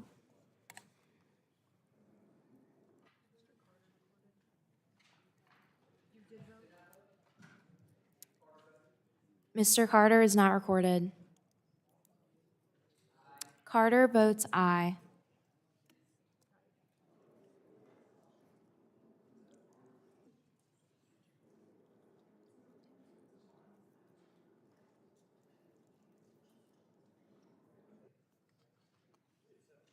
Mr. Johnson, on that vote, we have 27 ayes and 21 noes. The ayes have it, and the bill is adopted. The chair now calls up H.R. 1155 and asks the clerk to report. H.R. 1155, to prohibit the phase-out of gasoline and prevent higher prices for consumers and for other purposes. Without objection, the first reading of the bill is dispensed with, and the bill will be open for amendment at any point. So ordered. Does anyone seek to be recognized on the bill? For what purpose does the gentleman from New Jersey seek recognition? I move to strike the last word. Gentleman's recognized for 5 minutes. Thank you to the chair, and thank you for holding this important markup. And worth noting, just overall, I think we're fighting back against the following logical fallacy, which is that if one regulation is good, then 10 more must be better. And I would ask my colleagues to consider the strong possibility that our environmental regulatory framework has advanced well beyond the confines of common sense. And I think the bills we've put forth today will not hurt the environment. Any reasonable person knows that. They will bring back a modicum of balance to our regulatory framework so that Americans can build and innovate and prosper while also safely protecting the environment. I don't think this is controversial. So this gets to this particular bill, Keeping America's Refineries Act, and my colleagues are looking at me like they want me to, instead of, I'll only spend 45 minutes on this. So everyone just calm down. Look, this just rolls back a misguided EPA rule that seeks to eliminate refineries that use hydrofluoric acid. For some reason, the EPA has decided that hydrofluoric acid is super dangerous and that they have to switch to sulfuric acid, which is not exactly something you would bathe in. Also, you have to use 3 times more sulfuric acid and transport it 3 times more. So if anything, there's 3 times more likely to have a big accident with sulfuric acid. I'm not sure why we'd want to switch to that. Hydrofluoric acid refineries make up about 50% of our capacity nationwide. So if you try to eliminate those, you're going to see a skyrocketing price in gas, and I don't think our public wants that very much. Now, of course, industrial processes have risks, but no industry is more scrutinized by the busybodies at EPA than oil and gas, who have the refining industry at the top of its enforcement list. And some of those regulations are probably good things, but it doesn't mean that 10 more are actually better. We got to dispel a couple of myths, too. The number one, that the EPA rules just wants to require an analysis for safer alternatives. Okay, but we know how policy works here, right? You do that analysis, and then you create a narrative about why you have to actually ban it. And I've noticed that the folks who are for this have literally said they think these refineries should disappear. So I think the cat is out of the bag. I've already addressed the myth number 2, that sulfuric acid is safer. It's not. According to the CDC, it's corrosive, destructive to the skin, eyes, teeth, lungs. Severe exposure can result in death. Again, you wouldn't want to bathe in that either, so I'm not sure why that's a safer alternative. Now, there's two particular incidents that are used to justify this EPA rule, one at Torrance and one in Philadelphia. But at the instance at the Torrance refinery, no hydrofluoric acid was released. It's based on this idea that a piece of debris might have hit a tank of hydrofluoric acid. In Philadelphia, a bunch was released, but the Chemical Safety Board said it was unaware of any offsite impacts from the impacts of the HF release. So I'm not sure what's going on here. We've also heard that blue-collar workers are demanding this EPA rule. Well, that's interesting because actually in Torrance, when there was a big push from environmentalists to limit the use of hydrofluoric acid, it was the labor unions, and including the steel workers, that actually fought back against it. And so in 2019, the South Coast Air Quality Management District voted against banning the acid used at refineries in the state. Actually, a spokesperson for United Steelworkers at Local 675 said, if we're going to advocate that our folks' jobs be gone, we have to be able to show them that we're taking care of their interests. Trade union leaders who advocate for social policy that eliminates members' jobs without having alternatives are not trade union leaders for very long, but apparently the EPA now thinks it knows better than the people and the workers of Torrance. So look, I just don't think we should be nonchalant about proposals that will lead to such devastating consequences. This EPA rule could vastly constrict supply and drastically increase gas prices. Our problem in this country isn't that we have unsafe refineries. Our problem is that we don't have enough refineries. So let's not make the problem worse, and I urge my colleagues to vote for my bill, which would roll back this ridiculous EPA rule. Thank you. I yield back. Gentleman yields back. Does anyone else seek to speak on the bill? Are there any bipartisan amendments? Are there any amendments? For what purpose does the gentleman from New Jersey seek? I have an amendment at the desk. I think it might have been under Ms. Barragan or Barragan, but I'm going to do it instead. It's FCD _02. The clerk will report. Amendment to H.R. 1155, offered by Mr. Pallone. Page 2, line 6, strike the owner and insert except as provided in subsection C, the owner. Add at the end of the Without following. objection, the reading of the amendment is dispensed with, and the gentleman is recognized for 5 minutes in support of his amendment. Thank you, Mr. Chairman. I have serious concerns with the bill under consideration, the Keeping America's Refineries Act, which would stop refineries from doing common sense hazard assessments or assessments of safer technology options. My amendment limits the impact of this bill by ensuring that refineries with poor safety records must still adhere to all the regulations set forth by the Chemical Disaster Rule currently being undertaken by the Biden administration. Refineries that have had actual or threatened accidental release of a regulated or extremely hazardous substance or have been found in violation of the risk management program in the last 10 years would be covered by this amendment. This would make sure that refineries like the one in Philadelphia that had an explosion would need to explore how it can limit its risk to the community. To really highlight why this amendment is important, I want to share a quote from a conversation I had with Jim Savage, a steel worker who worked at the PES refinery when it had its HF explosion. And he said, and I quote, "I worked in the South Philly PES refinery for 27 years until its closure in September 2019. On June 21st, 2019, at 4 a.m., I was working in the refinery when it experienced massive explosions at the HF alkylation unit." And this continues, "There are about 30 people on the face of the earth who were closer to the explosions than I was. It was terrifying. Nobody should ever have to experience what me and my coworkers went through either during the explosions or the unfortunate aftermath." Now, Jim now works for the United Steelworkers as a legislative representative, pushing back against harmful bills like H.R. 1155, and his personal story is so important, I believe, in times like this. When the Chemical Safety Board did their investigation of the PES refinery incident, one of the recommendations was for EPA to require new and existing petroleum refineries with HF alkylation units to conduct a safer technology and alternative analysis and to evaluate the practicability of any inherently safer technology identified. And this bill would block EPA from implementing those critical requirements. Workers at the facilities think this bill is a bad idea. The Chemical Safety Board recommends the opposite of what this bill would mandate. Is this bill really the best course of action? Well, the experts definitely don't think so. I urge my colleagues to support my amendment, trying to make this bill a bit safer by making sure the facilities that can't comply with the regulations for chemical facilities don't get exemptions. Now, Mr. Chairman, if I'd like to enter into the record an article from the April 2021 titled, "Oil Company Begins Major New Use of Ionic Liquids. Chevron Alkylation Unit is a Breakthrough for Commercialization of the Salts."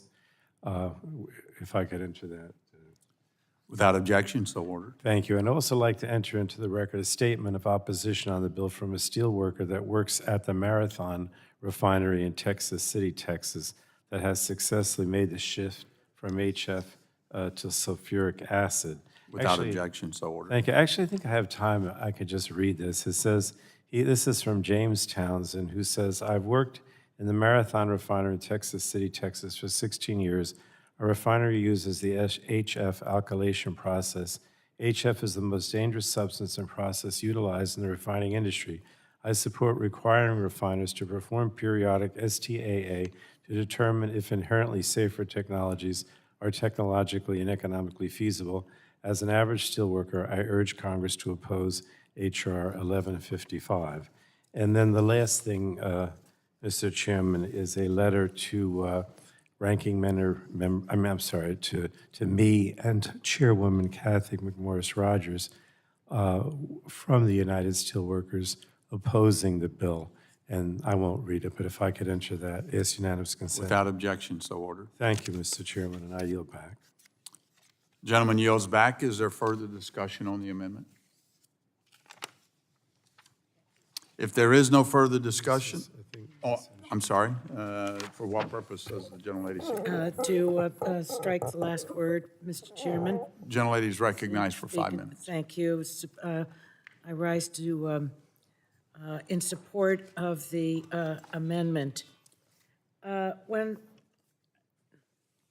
I was looking at our summary of bills here, I think we've all been looking at this to see how close to the end we are, and got ahead of where we were and read the summary for this bill. Bans the hazard assessment, so no hazard assessment of hydrofluoric acid at facilities under the Risk Management Plan Program at EPA. So I punched into my iPhone, what are the dangers of hydrofluoric acid? You can all do this. You're going to get exactly what I'm reading. Here it is. Hydrofluoric acid is fatal if inhaled, if swallowed, or in contact with skin. It causes severe skin burns and severe eye damage. The effects may be delayed after exposure.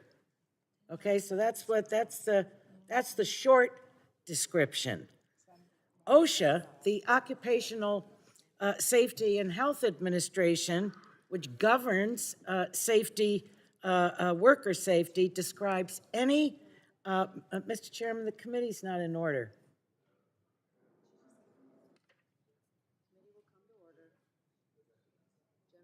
Our gentlewoman deserves to be recognized and listened to. Thank you, Madam Chairwoman.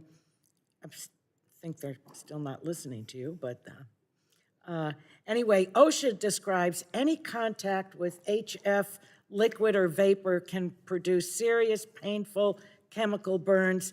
The vapor can be extremely irritating to the eyes, skin, and respiratory tract. The NIH states that HF ingestion, inhalation, and exposure can cause dermal burns, eye injury, acute respiratory systems, systemic fluoride toxicity, including cardiovascular, pulmonary, renal, and neuromuscular symptoms, electrolyte imbalance, and enzyme inhibition, which can lead to cardiac arrhythmias and ultimately death. So we're not talking about a vanilla milkshake here. We're not talking about a cup of coffee that may be somewhat acidic for some people if it tips over, if they ingest it. We're talking about something that can kill people. Why would anyone want to remove any kind of hazard assessment of hydrofluoric acid? Should we have it wheeled in here so we can test it? Anyone willing to subject themselves to what I just read into the record? This is dangerous. This is dangerous. This is, I think, so highly irresponsible. I know it's late. Everyone wants to leave. I've missed a major event myself. But this is, to say that it's detrimental health impacts, it's off the charts. It's off the charts. So in anyone's zeal to speak about something inside of an agency and permitting and slow down, you know what? This deserves risk management. And if there's something safer, which is what this program does, it doesn't mandate anything. All it does is it calls for an analysis to see if there are any better, safer alternatives. I don't know about all of you, but what I just read into the record, I would really like to know what the hell is safer than hydrofluoric acid. This is a very dangerous proposal, and it should be rejected because it's dangerous, not because a Republican spoke to it or if it was a Democrat. We've got to be sensible here. So I think this needs bipartisan rejection, and with that, I yield back. Further discussion on the amendment? Madam Chair, I move to strike the last word. Gentleman's recognized for 5 minutes to strike the last word. Well, I'd like to respond to some of the concerns and the support of that amendment. Look, if this bill is so dangerous, right, but what this bill does is bring us back to the status quo. The EPA rule that was recently proposed is what the big change is. And so the question is, why would we add this new regulation? What are we basing that off of? I've already named the 2 incidents that they're supposedly basing it off of. In one incident in California, nothing actually happened. No hydrofluoric acid was released. And yes, I agree that you wouldn't want to put hydrofluoric acid in a milkshake, just like you wouldn't want to put sulfuric acid in a milkshake, which, by the way, is the only other viable alternative if you don't want hydrofluoric acid refineries. Sulfuric acid, by the way, has all of the same exact attributes as hydrofluoric acid. It can kill you. It stings your eyes and skin. By the way, so does bleach. Nobody recommends that we just drink bleach either, okay? But you can buy it at Walmart. Are we gonna ban it from Walmart? All right, did that trigger some fun times from COVID? I gotcha. All right. Okay, committee will come to order. Gentlemen will be recognized. All right. I mean, anyway. This is kind of a ridiculous conversation. Like, there's no way to describe my bill as dangerous because all it does is bring us back to a perfectly normal status quo where no one was actually getting hurt. The only other time that hydrofluoric acid was released was in Philadelphia, and the chemical board said no one was hurt by it. No, you shouldn't drink it. No, you shouldn't use it in your makeup, like, obviously. But by the way, only 2% of the demand for hydrofluoric acid actually comes from refineries. The rest of the things you like and use, hydrofluoric acid is a part of that. Should we ban it all? How many things in this room would just disappear if we didn't have this particular chemical? Most of these chemicals are dangerous. It turns out, though, that we have 6 different agencies overseeing the use of hydrofluoric acid. We have industry standards overseeing the use of it. This amendment pretends that no actions are ever taken to mitigate these risks, and that's just not true. And so I am against the amendment for that reason. Thank you. Gentleman yields back. Further discussion on the amendment?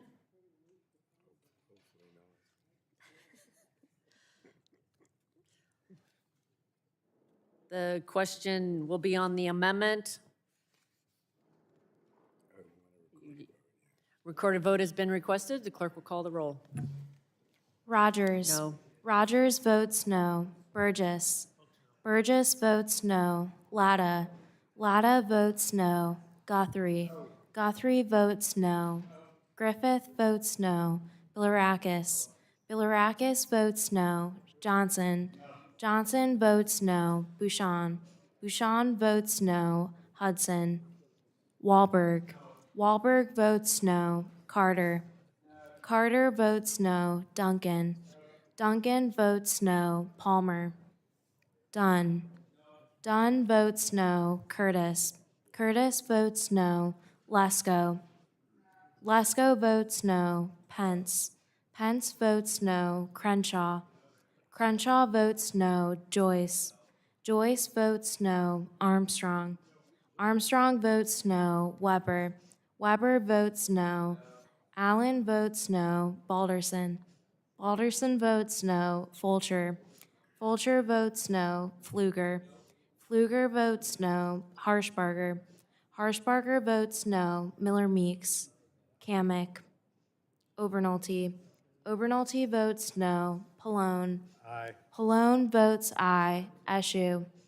Eshu votes aye. Deget. Deget votes aye. Schakowsky. Schakowsky votes aye. Matsui. Castor. Castor votes aye. Sarbanes. Sarbanes votes aye. Tonko. Aye. Tonko votes aye. Clark. Clark votes aye. Cardenas. Cardenas votes aye. Ruiz. Ruiz votes aye. Peters. Peters votes aye. Dingle. Dingle votes aye. VC. VC votes aye. Custer. Custer votes aye. Kelly. Kelly votes aye. Barragan. Blunt Rochester. Blunt Rochester votes aye. Soto. Craig. Craig votes aye. Schreier. Trahan. Trahan votes aye. Fletcher. Fletcher votes aye. Any other members seeking to be recorded? Ms. Kamick, how is she recorded? Ms. Kamick is not recorded. Kamick votes no.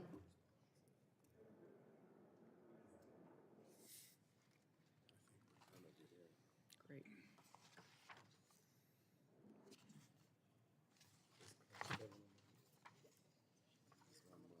One more amendment.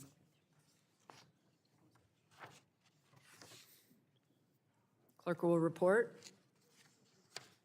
Chair Rodgers, on that vote, we have 19 ayes and 26 noes.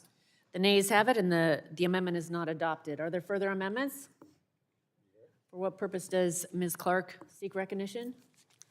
Madam Chair, I have an amendment at the desk titled FCD_03. Clerk will report the amendment. Amendment to H.R. 1155, offered by Ms. Clark. Page 3, after line 2, add the following. Without Effective objection, date. the reading of the amendment is dispensed with. Ms. Clark is recognized for 5 minutes in support of her amendment. Thank you very much, Madam Chair. I think both sides can agree that refineries are critical infrastructure for our nation. Because of that status, they can also be targets for external threats. My position on the Homeland Security Committee has taught me that the best way to reduce the risk is to reduce the target. If hydrofluoric acid is a risk to the facility, the workers, the surrounding community, and the first responders that have to respond to a catastrophic event, then that facility has a higher risk value than one using a safer alternative like sulfuric acid. The national security community has long outlined the potential threat posed by facilities using high-risk chemicals, as leaks and explosions have the potential to kill and injure thousands. It is obvious to me that to protect a critical facility, we should be promoting safer technology analysis so businesses know the full scope of options available for safety and risk management.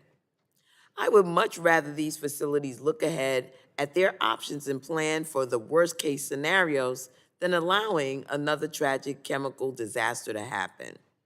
We should not allow chemical infrastructure to continue operating as usual without considering future safety and risk mitigation. It is short-sighted and dangerous. With recent attacks on other critical infrastructure like those in North Carolina and Washington on substations, it's vital that we secure potential targets like refineries rather than making them more hazardous. So my amendment is simple.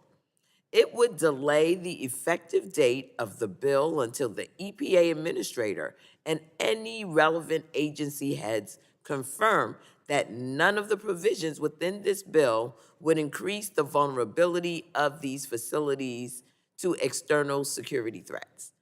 I see no reason why my colleagues can't agree to this amendment, and I recommend we all vote yes on this amendment. Madam Chairwoman, I yield back. Lady yields back. Further discussion on the amendment?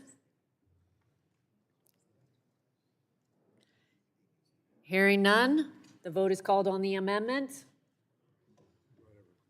All those in favor say aye. Those opposed, no. The noes have it. A recorded vote has been requested. The clerk will call the roll. Rodgers. No. Rodgers votes no. Burgess. Burgess votes no. Latta. Latta votes no. Guthrie. Guthrie votes no. Griffith votes no. Bilirakis. Bilirakis votes no. Johnson. Johnson votes no. Bouchon. Bouchon votes no. Hudson. Wahlberg. Wahlberg votes no. Carter. Carter votes no. Duncan. Duncan votes no. Palmer. Dunn. Dunn votes no. Curtis. Curtis votes no. Lesko. Lesko votes no. Pence. Pence votes no. Crenshaw. Crenshaw votes no. Joyce. Joyce votes no. Armstrong. Armstrong votes no. Weber. Weber votes no. Allen. Allen votes no. Balderson. Balderson votes no. Fulcher. Fulcher votes no. Pfluger. Pfluger votes no. Harshbarger. Harshbarger votes no. Miller Meeks. Kamick. Kamick votes no. Obernolte. Obernolte votes no. Pallone. Pallone votes aye. Eshoo. Eshoo votes aye. Deget. Deget votes aye. Schakowsky. Schakowsky votes aye. Matsui. Castor. Castor votes aye. Sarbanes. Tonko. Aye. Tonko votes aye. Clark. Aye. Clark votes aye. Cardenas. Cardenas votes aye. Ruiz. Ruiz votes aye. Peters. Peters votes aye. Dingle. Dingle votes aye. Vesey. Vesey votes aye. Custer. Custer votes aye. Kelly. Kelly votes aye. Barragan. Blunt Rochester. Blunt Rochester votes aye. Soto. Craig. Craig votes aye. Schreier. Trahan. Trahan votes aye. Fletcher. Fletcher votes aye. Be recorded.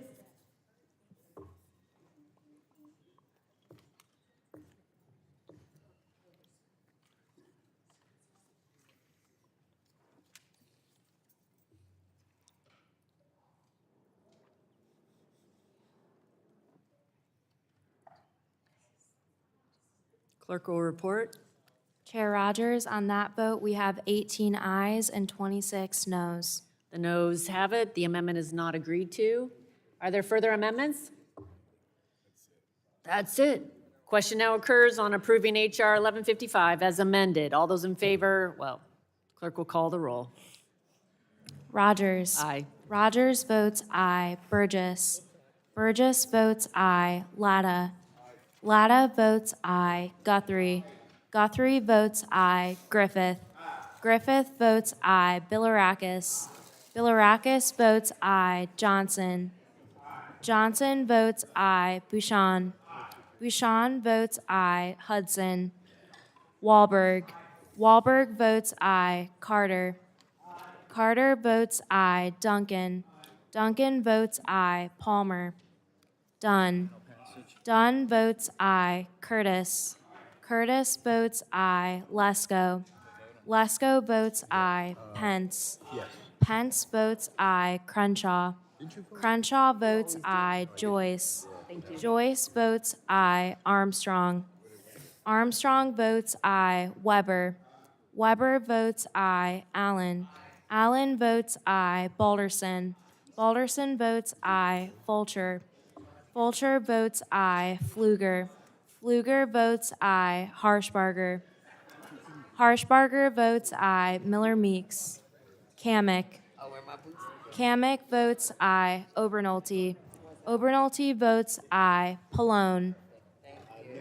Pallone votes no. Eshoo. No. Eshoo votes no. Deget. Deget votes no. Schakowsky. Schakowsky votes no. Matsui. Castor. Castor votes no. Sarbanes. No. Sarbanes votes no. Tonko. No. Tonko votes no. Clark. Clark votes no. Cardenas. Cardenas votes no. Ruiz. Ruiz votes no. Peters. Peters votes no. Dingle. Dingle votes no. Vesey.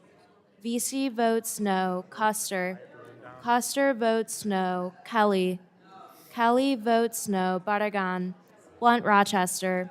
Blunt Rochester votes no. Soto. Craig. Craig. Oh, she does. Craig. Craig votes no. Schreier. Trahan. Trahan votes no. Fletcher. Fletcher votes no.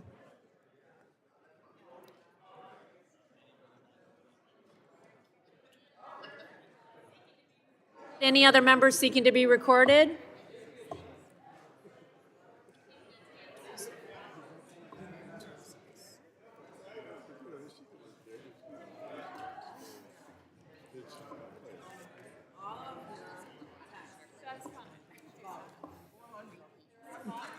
Clerk will report. Chair Rodgers, on that vote, we have 26 ayes and 19 noes. The ayes have it, and the bill is adopted.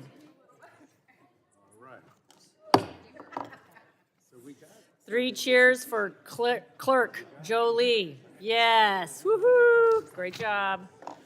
All right. Without objection, staff is authorized to make technical and confirming changes to the legislation approved by the committee today. So ordered. Without objection, the committee stands adjourned.